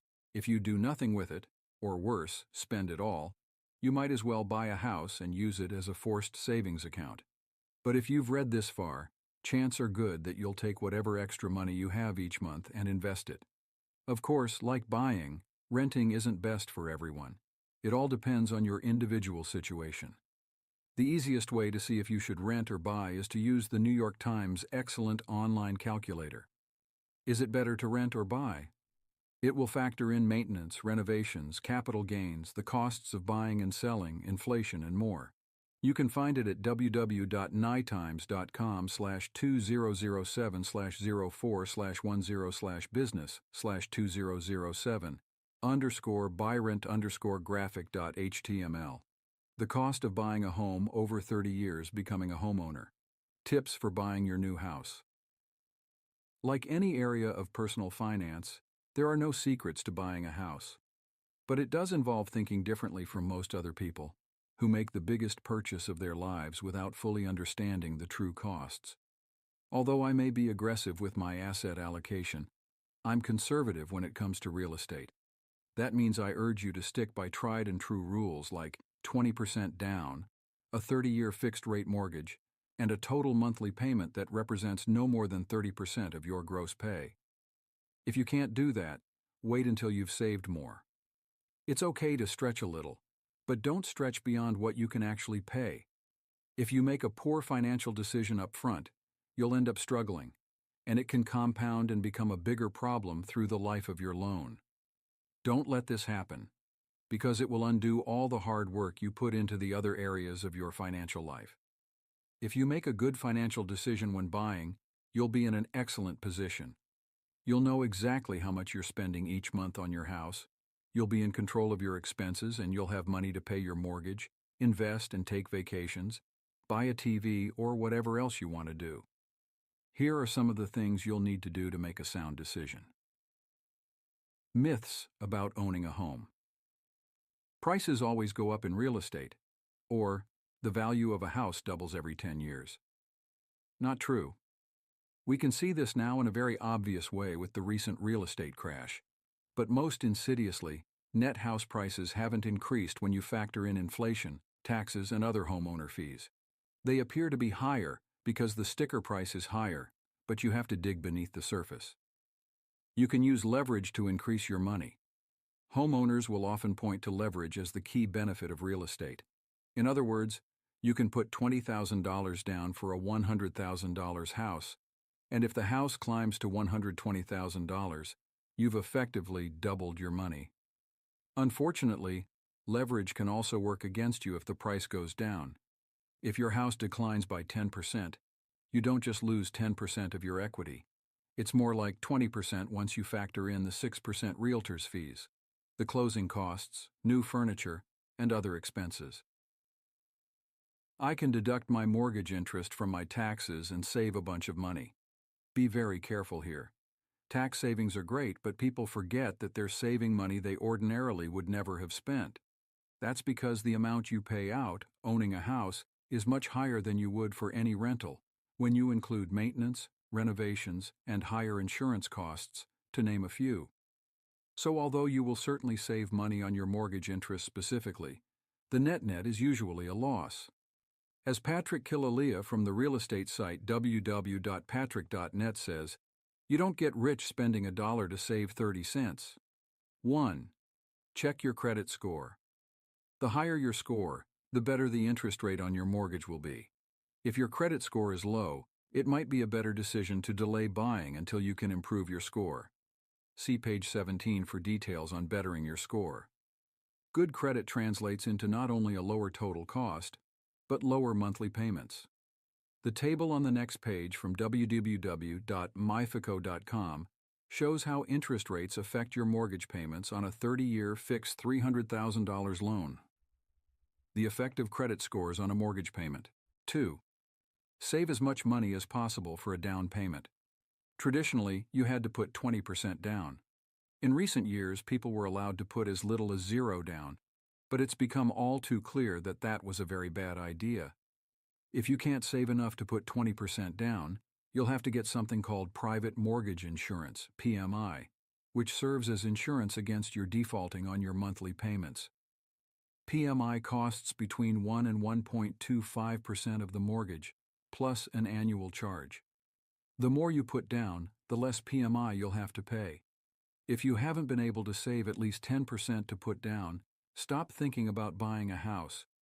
If you can't even save 10%, how will you afford an expensive mortgage payment, plus maintenance and taxes and insurance and furniture and renovations and… You get the idea. Set a savings goal, page 106, for a down payment. And don't start looking to buy until you reach it. 3. Calculate the total amount of buying a new house. Have you ever gone to buy a car or cell phone, only to learn that it's way more expensive than advertised? I know I have, and most of the time I just bought it anyway because I was already psychologically set on it. But because the numbers are so big when purchasing a house, even small surprises will end up costing you a ton of money. For example, if you stumble across an unexpected cost for $100 per month, would you really cancel the paperwork for a new home? Of course not. But that minor charge would add up to $36,000 over the lifetime of a 30-year loan, plus the opportunity cost of investing it. Remember that the closing costs, including all administrative fees and expenses, are usually between 2 and 5% of the house price. So, on a $200,000 house, that's $10,000. Keep in mind that ideally the total price shouldn't be much more than 3 times your gross annual income. It's okay to stretch here a little if you don't have any debt. And don't forget to factor in insurance, taxes, maintenance, and renovations. If all this sounds a little overwhelming, it's telling you that you need to research all this stuff before buying a house. In this particular case, you should ask your parents and other homeowners for their surprise costs, or check out www.fool.com/homecenter/deal/deal04.htm. 4. Get the most conservative, boring loan possible. I like a 30-year fixed-rate loan. Yes, you'll pay more in interest compared with a 15-year loan.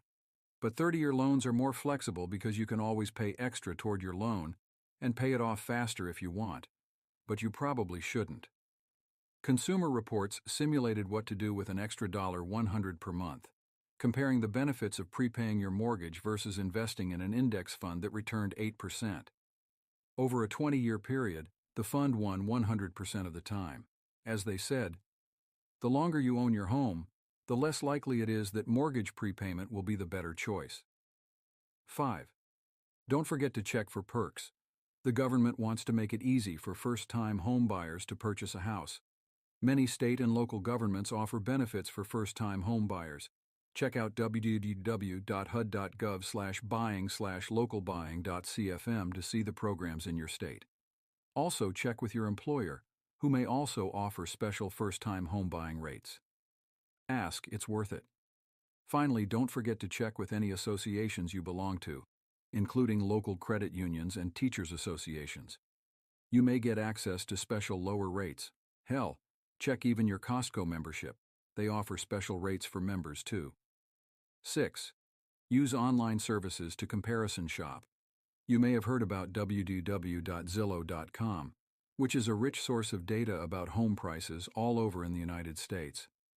Also check out www.redfin.com, which is disrupting the real estate market by letting home buyers get access to more information, like local tax records, online.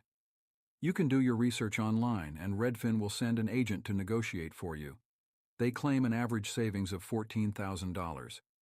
For your homeowner's insurance, check www.insure.com to comparison shop. And don't forget to call your auto insurance company and ask them for a discounted rate if you give them your homeowner's insurance business. How to tackle future large purchases. We've covered weddings, cars, and houses, but there are plenty of other major expenses that people don't plan ahead for. Just think about having kids. The problem is that, as we've seen, if you don't plan ahead, it ends up costing you much more in the end. The good news is that there is a way to anticipate and handle almost any major expense you'll encounter in life. 1. Acknowledge that you're probably not being realistic about how much things will cost, then force yourself to be. If you've read this whole book and taken even half of my advice, you're probably better at your finances than 95% of other people, but you're still human. Sorry, but your wedding will be more expensive than you planned. Your house will have costs you didn't account for. Having a head-in-the-sand approach, however, is the worst thing you can do. Bite the bullet, sit down, and make a realistic plan of how much your big purchases will cost you in the next 10 years. Do it on a napkin. It doesn't have to be perfect.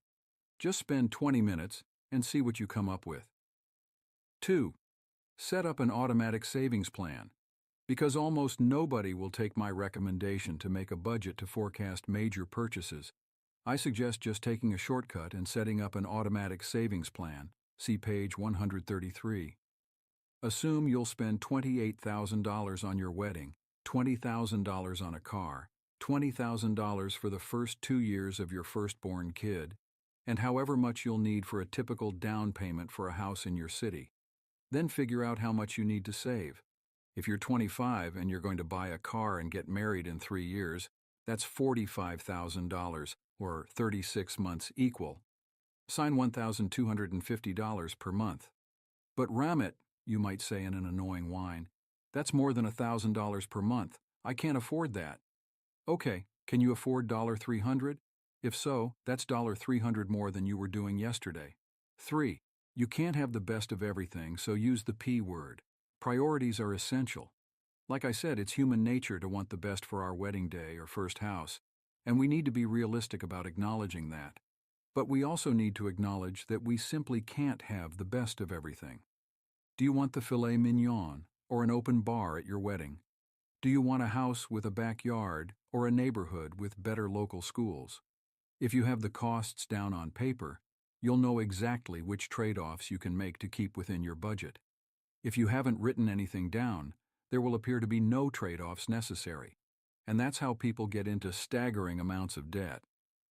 For the things you decide aren't that important, beg, borrow, and steal to save money. If you're getting married, use a public park instead of a ballroom. Ask your baker friend to make the cake. If you're buying a car, cut out the sunroof so you can get the model you want.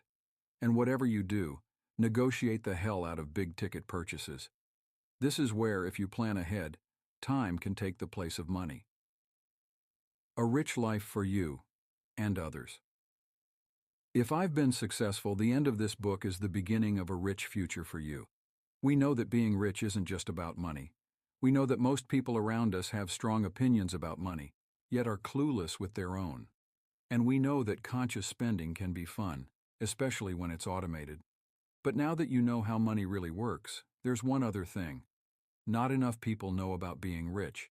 It's not some mythical thing that happens only to Ivy League grads and lottery winners. Anyone can be rich. It's just a question of what rich means to you. In my definition, I've always believed in getting really good at something, then passing it on to others. You're great at managing your finances and goals now. Would you do me a favor and pass the word along to your friends to help them focus on their goals too? A rich life is about more than money. It starts by managing your own, and it continues by helping others become rich. I Will Teach You to Be Rich by Ramit Sethi is not just a book. It's a transformative roadmap to financial success and personal empowerment. As readers reach the conclusion of this comprehensive guide, they find themselves equipped with the knowledge, tools, and mindset needed to take charge of their finances and build a brighter future. Throughout the book, Sethi has debunked common myths, shattered limiting beliefs, and provided practical strategies for achieving financial freedom. From mastering the art of budgeting to optimizing investments and maximizing income potential, each chapter has laid a foundation for lasting wealth creation. One of the most compelling aspects of Sethi's approach is his emphasis on automation and optimization.